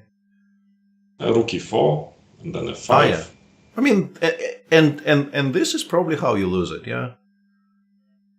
I mean, and I say this in full understanding that probably machine would just say this is a draw. Yeah, I'm pretty sure it's objectively a draw. I'm pretty sure, but yeah. So, but yeah, once something like this starts happening and the pawns start getting like pushed seriously far down the board, you start kind of panicking, and also there are some threats eventually, and maybe you miscalculate one line somewhere and you die. E4 play. Yeah, I mean he had to eventually. He can't shuffle forever. So that's move what? 100 and That's 110. 110. So we are waiting for 160 now. The critical Yeah. number, right? I mean, if nothing's moved, nothing's exchanged, it's 160. Yeah. And the machine quoters are saying the machine says 0.5, which is a draw in this position. Unless this is a joke and they mean it just says it's a draw. But obviously in a position like this, anything under +5 is a draw, pretty much. well, no, I mean that's clear that it's objectively draw, but it's not so easy to make it. I find. Yeah. No, I mean you definitely don't make it every single time. Rook d7 check. I don't know why. Just adding some time to the clock. Yeah, I liked it on d4. Yeah, but I mean, now how to? Let's say if king goes to f8 somewhere, because e5 h4, you cannot really take on h4. Some queen h2 check is coming or something. Yeah, I'm not sure I like this little move. bit Actually, strange yeah. this check. Yeah. Maybe he was worried about e5 and then the king starting to come up. I don't know. Yeah, could be. Yeah. But Yeah, king g8 played. Yeah, and this is a nice point that you're making here. That now it's showing. you can give a check from here, and the only move to not lose a rook immediately is actually king e1, because everything else loses the rook to queen h3 check. Yeah, but I want my king to f3 and knight to g3. Yeah, normally. Yeah, so we are being shifted, and he just went back to d4. Yeah, I'm not a fan of this particular attempt to win time. Yeah. Because after h4, how does he want like to he's dress? not even going to establish the pieces properly here, right? I want to get king to e3 to d2, yeah, at least. But yeah, it's not. I really liked your setup. the I liked your setup position. much better. Yeah, I liked your setup. Yeah, a it's lot not really the position of the king, which I would prefer myself. better. Yeah. h4, so check, king e3, I guess. He h4 didn't even will play be- h4, so he gave this check first, king e3. Yeah, I guess you play h4 now, because without it you were... Yeah, but then probably better was immediately to start with h4, not to lose half tempo. Yeah, I don't... Maybe he wants to play like queen h3 and pretend this is a threat.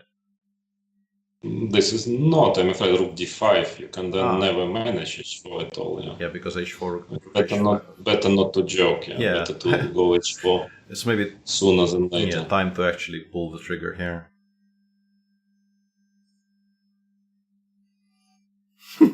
And apparently Ganguly on the official stream just said Magnus could have played d4 and move 1 instead of 110. Yeah, which is a statement of fact. h4 and check was played. The king will go to d2. We take on h4. And yeah, I absolutely would prefer to have like king f3, knight g3 here.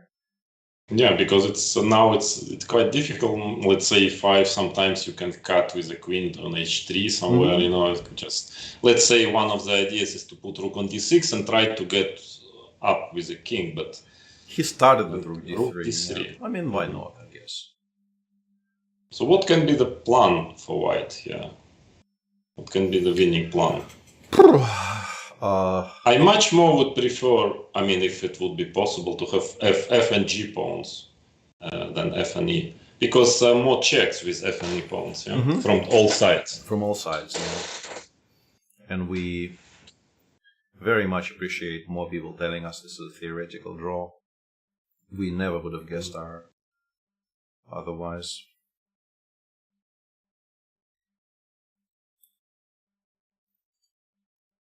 Yeah, you know, guys, it's maybe not only the GF pawns versus EEF pawns. It's just the fact that I cannot really get this set up with knight on g3, Yeah. king on f3. Imagine it materializes now.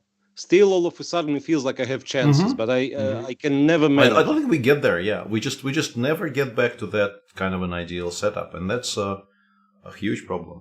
And Maybe it is possible. It's slowly. Maybe there is a way to manage it.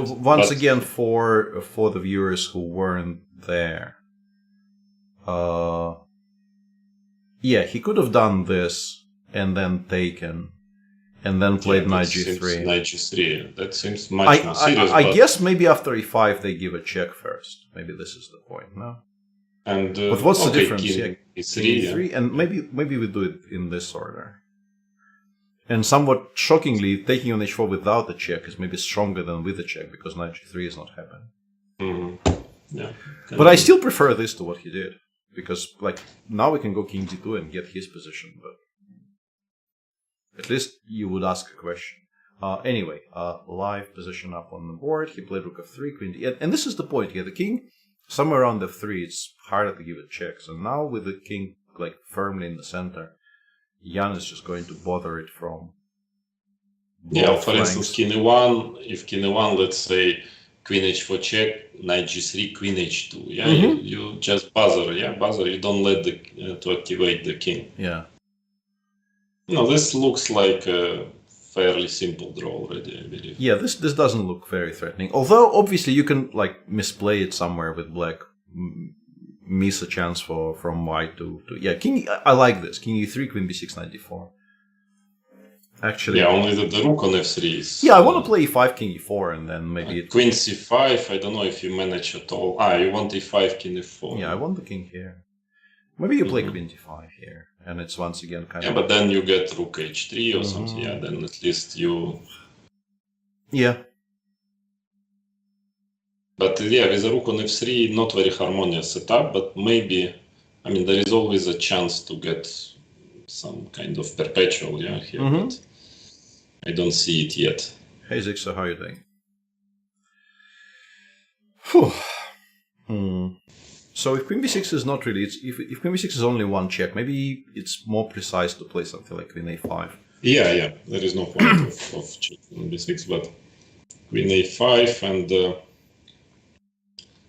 that looks like a better square for the queen.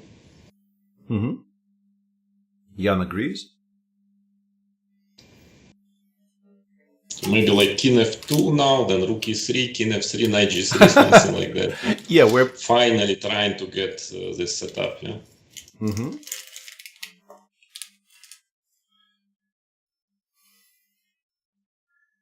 So, Miro. Yeah, you see, I mean, I know all the moves. Yeah, apart from being annoyed at people who say words like carbon footprint, what have you been up to? I'm reading a lot of Twitch chat lately being today. And all the interesting things are discussed in the Twitch chat. Yeah. Like someone was asking, imagine Jan chanting do not blunder a fork, something like that. Do not get forked. Do not get forked. Yeah. And seriously, I think it was, I don't remember the year, but basically I was playing the round robin to score the the last Grandmaster norm, right?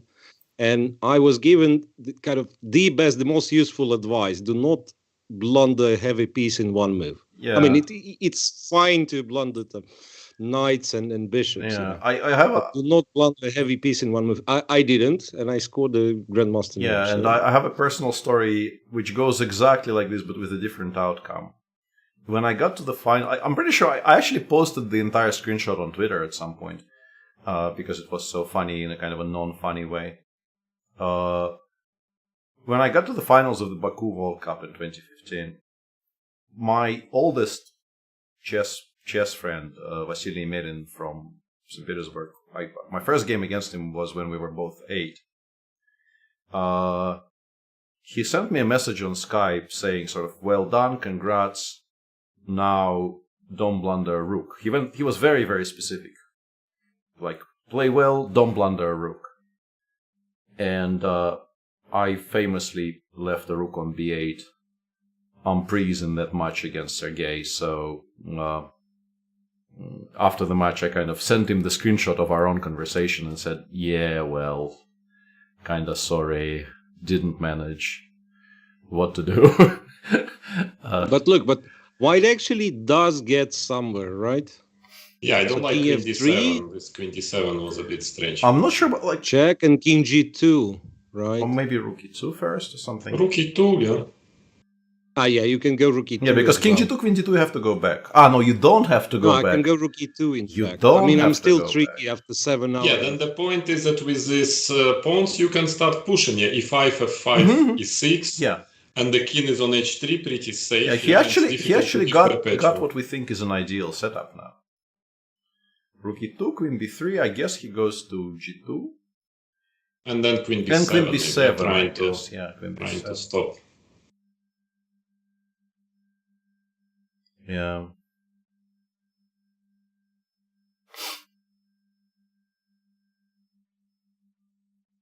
Is it played? Ah, no, not yet, yeah. Not yet, but it will be, and it has been, yeah. Yeah. You actually did caddying, Neil. I keep on learning things about you. Look, Peter, maybe we can try to f5, yeah? strange it to activate the rook like rook d2, the crook, And to d5 or somewhere, yeah. To d5. and to yeah, d5. maybe. And But how do strangely, we the push? king will Yeah. always run under some checks. Like, let's make a move, and we have apparently broken the record Of what? of the Karpov-Korchnoi game. Easy. Yeah, we knew. Like, I said it was like not even a question anymore once they reached move 80ish, I think so. But it's true. This, by the way, this is quite dangerous. Mm-hmm. I mean, this makes a lot of sense. Yeah, the rook on d5, because then it's very difficult to give perpetual to white's king. Mm-hmm. Yeah, rook d2 played. It seems like having added like a dram of whiskey or Calvados or whatever it is that you're drinking. What are you drinking, Vladimir? Cognac, Yeah, I just thought very simple. I would have bet on cognac. Yeah, we are back to guessing the moves quite well. So that was yeah, that usually helps. yeah, that was the missing ingredient clearly. 3 Soviets, no vodka. Yeah, absolutely no vodka at all.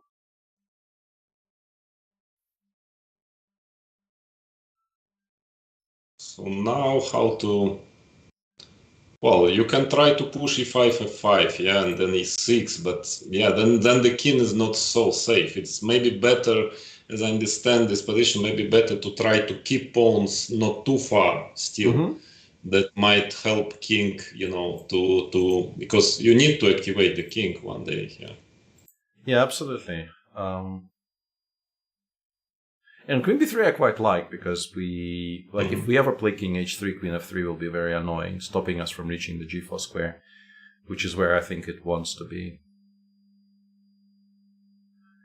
And yeah, I mean, it's still a draw. We kind of know it's a draw objectively, in huge air quotes, but Jan also has been handling it quite well, I will say. I think he's not lost patience, is doing all the right things.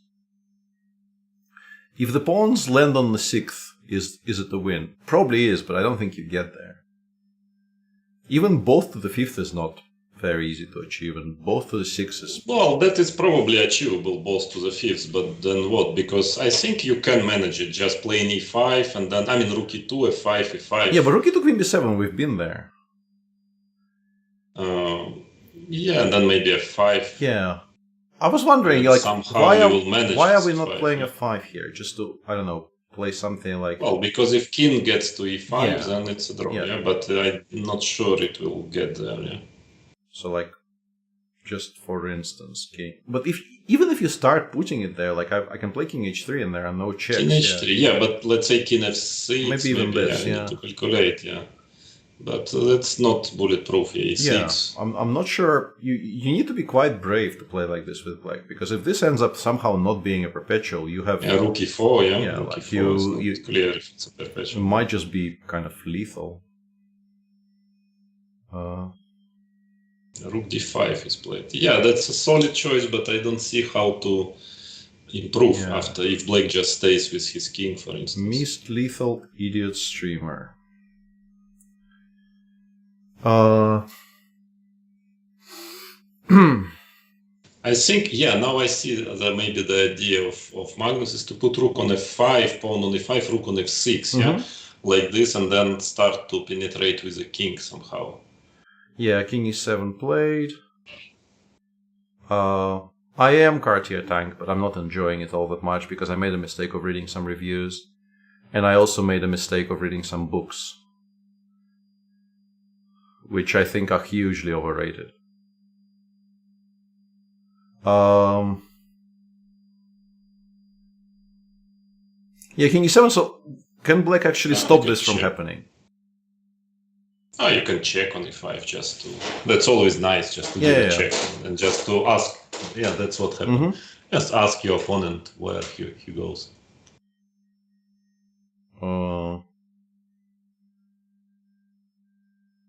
Okay, whatever, yeah, king d8 or something, yeah, so then... World of Tanks, yeah, that's it, yeah, the Colento game. Maybe the plan is f5, rook e6. No, I mean not now, because queen b2 check. It's at some point king h3, f5, but then queen gets to f4, and it's very difficult to fight against this queen. Yeah, because like we're stuck now, right? Yeah. We seem to have made a lot of progress, but we're also kind of stuck. I mean e5, but then it's difficult, yeah, with just with this. So Jan doesn't want to cut himself away from the pawn, so he went king f7. The check from f5 was given. And now I guess your e5 rook f6 is likely to happen. Magnus win chance in percentages. Miro, go. 30, I would say. Really? This high? Yeah. Miro did not go. 50, I mean, that's always yeah. 50. Like it's that does it or not. It's always 50, yeah. That is obviously the correct reply, but... As someone who actually did study quite a bit of probability theory, I can confirm every single probability being 50. Yeah. The one... Actually, like maybe I'm running a bit of a risk here saying that, but I want to say that... Yeah, you better don't, so let's concentrate on the game, yeah.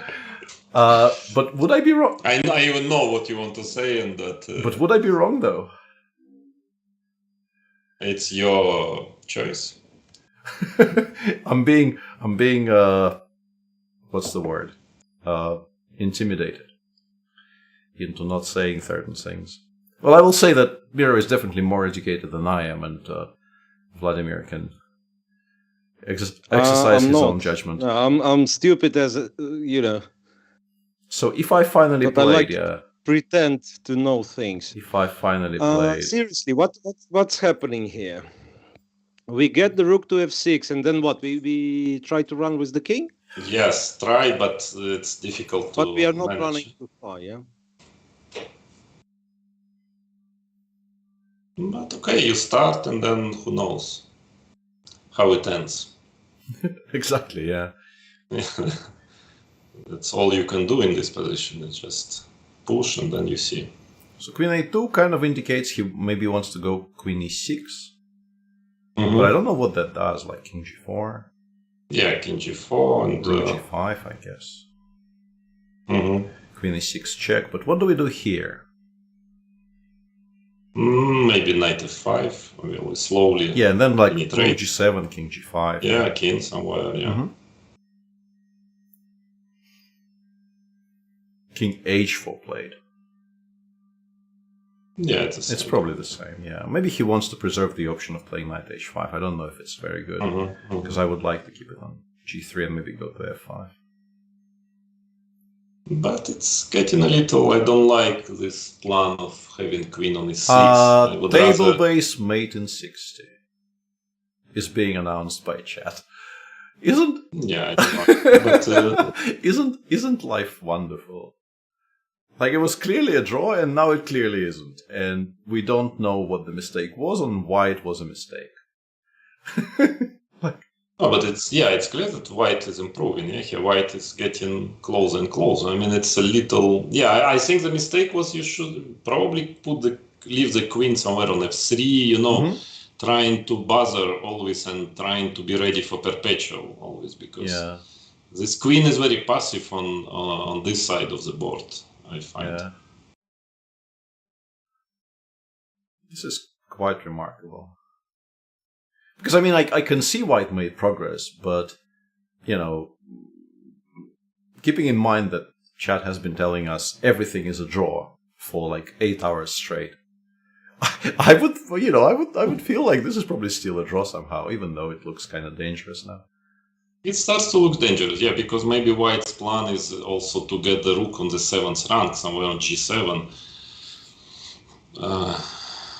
Yeah. Well, yeah, it's clear that it's dangerous already. I mean, if I wouldn't know this assessment, I would say that, yeah, it's getting a bit. I would start to get nervous. Yeah, the big threat here is maybe black. e6 with rook f7 to follow, because of all the forks. Yeah, queen h7. I think now e6 just wins, very possibly. Probably just ends the game. Because rook f7. Yeah, because rook. I mean, queen e7 check, but once you have to start making moves like this, it kind of feels like you will never really come out. Even king g4 is possible. Yeah, and people are saying queen had to stay behind. Queen had to stay like on b1, c2 Yeah, squares to start that giving was the checks feeling, from there. yeah. Yeah. That makes sense, yeah. Yeah, and probably even more than one move is winning here, but I quite like e6. It's very forcing. Queen e6 was the losing move, so he was still fine until here. And then he made what we assumed was like the plan of queen a2, and after that he's dead. Yeah, this. Yeah, but it's still, anything can happen. Not much time, and you know, it's still not easy to win. Yeah, absolutely, but feels like now it's very much winnable even on this clock.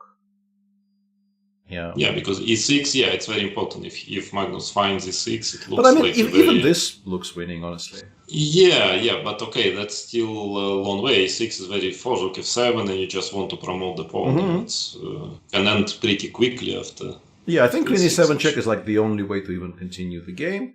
And maybe king g3 is winning quickly, but I don't even want to You get... can play king g4 also. Yeah, I can even play king g4. Yeah. Okay, king d8, but then already it's getting check f5 or rook f6. Yeah, this is why I like rook f6 clear. Immediately, because I can play king g5, king g6 later, and like it's just kind of crushing. He's been thinking for a while. I mean, I'm pretty sure he knows he's now... Yeah, he does play e6. Yeah. He knows it's either winning or very close to winning, so he doesn't want to spoil it clearly.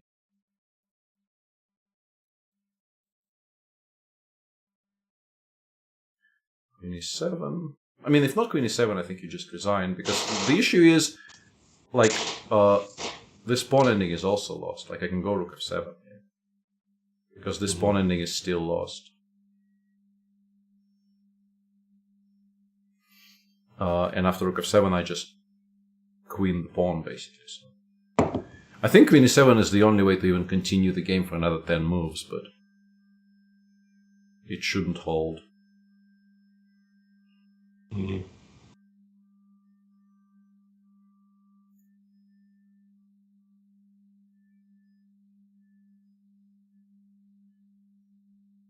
e7, rook f6 is a draw, people say. Jesus. No, but king g4 is even looks much more. Yeah. Don't ask me why. Yeah. I mean, but rook f6 apparently is a draw. Yeah, this is... Peter Vlad, is this still theory? Absolutely. Absolutely.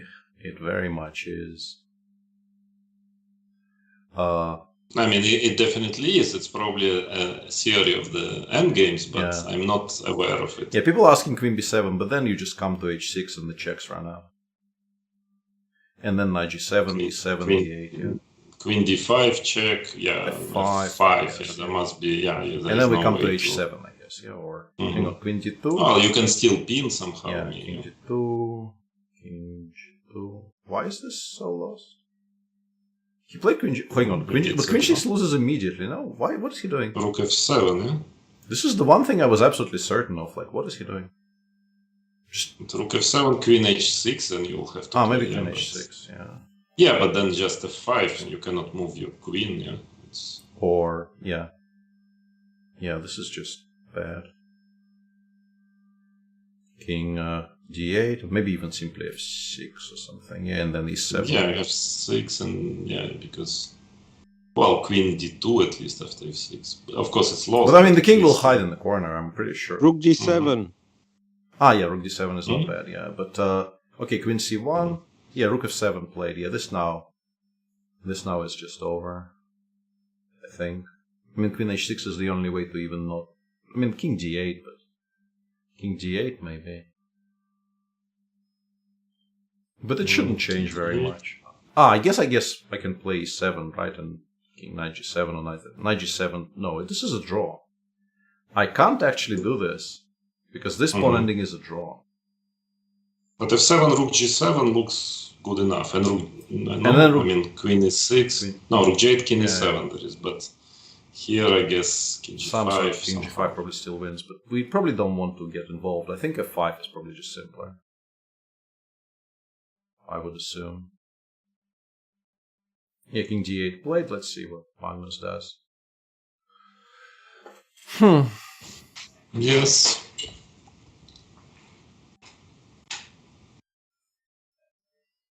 Maybe something like f5, queen g2, and then just knight g7, and the king comes to g8, and then we play e7, and the game ends.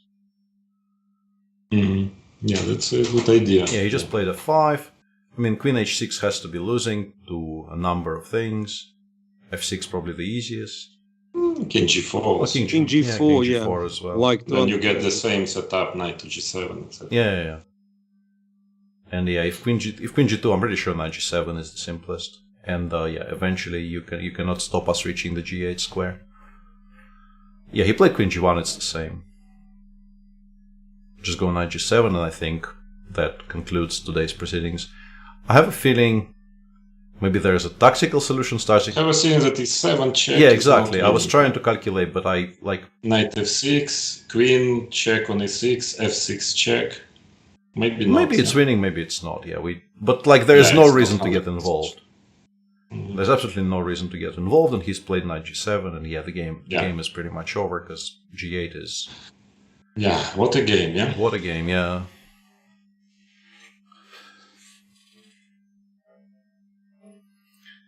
So what is the conclusion?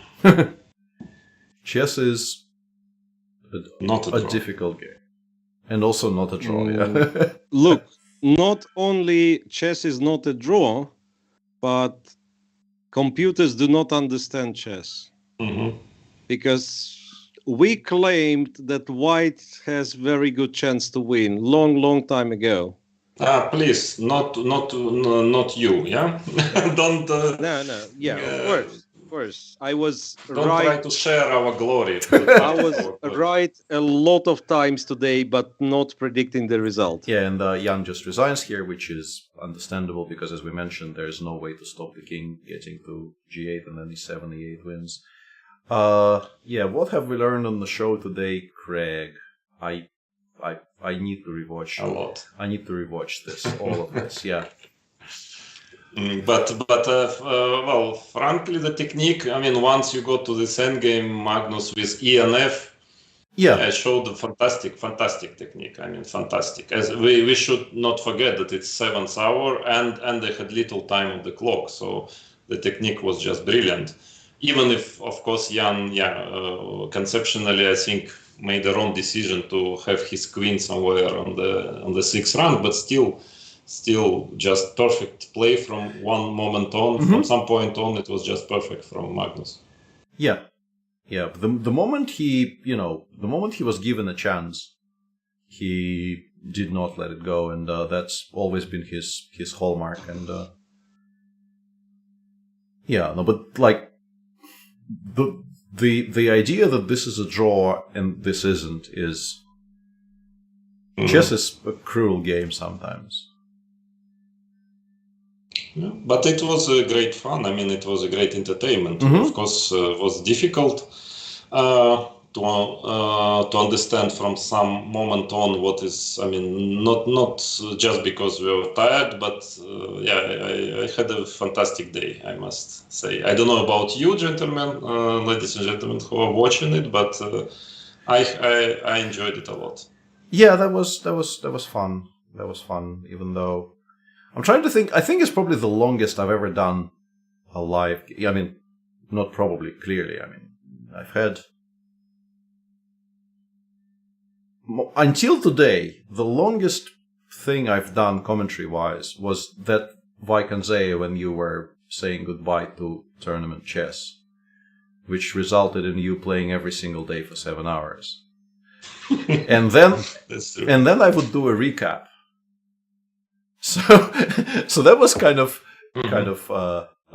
difficult, but today is special.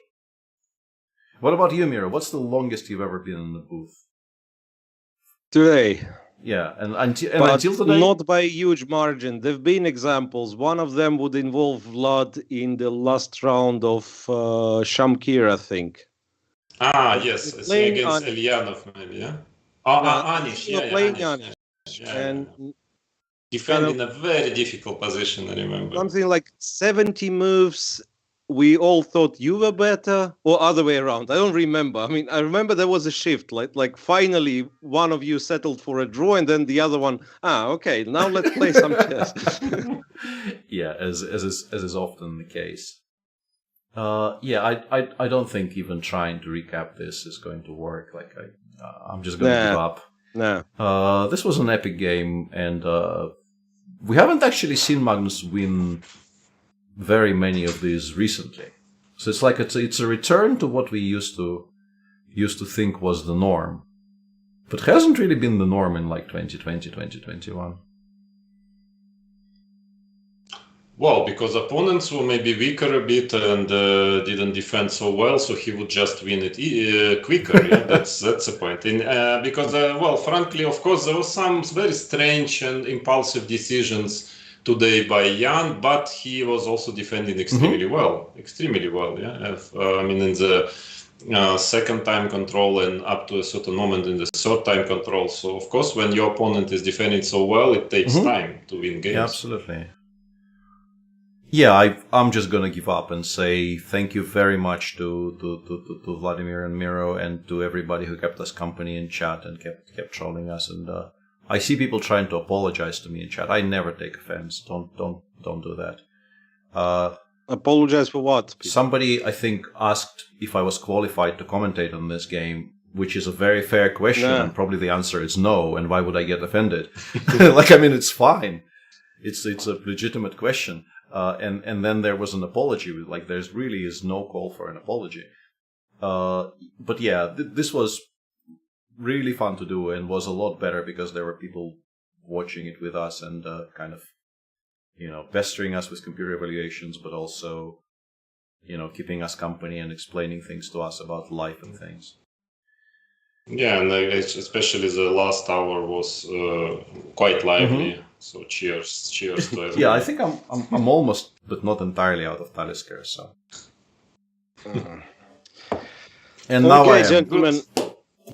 I'm afraid I will have to call it a day for you because you are still you're very interested in analyzing this game again and again and again. And there is a reason, there is a specific reason, because people in the chat say, see you tomorrow. And if we keep this show running for 40 more minutes, it will be see you today, not tomorrow. It's getting freaking late. Let's actually call it. Thanks very much. Thanks very much for watching. And we, in some kind of a lineup, it's a bit unclear. I will try to keep those of you interested abreast on Twitter.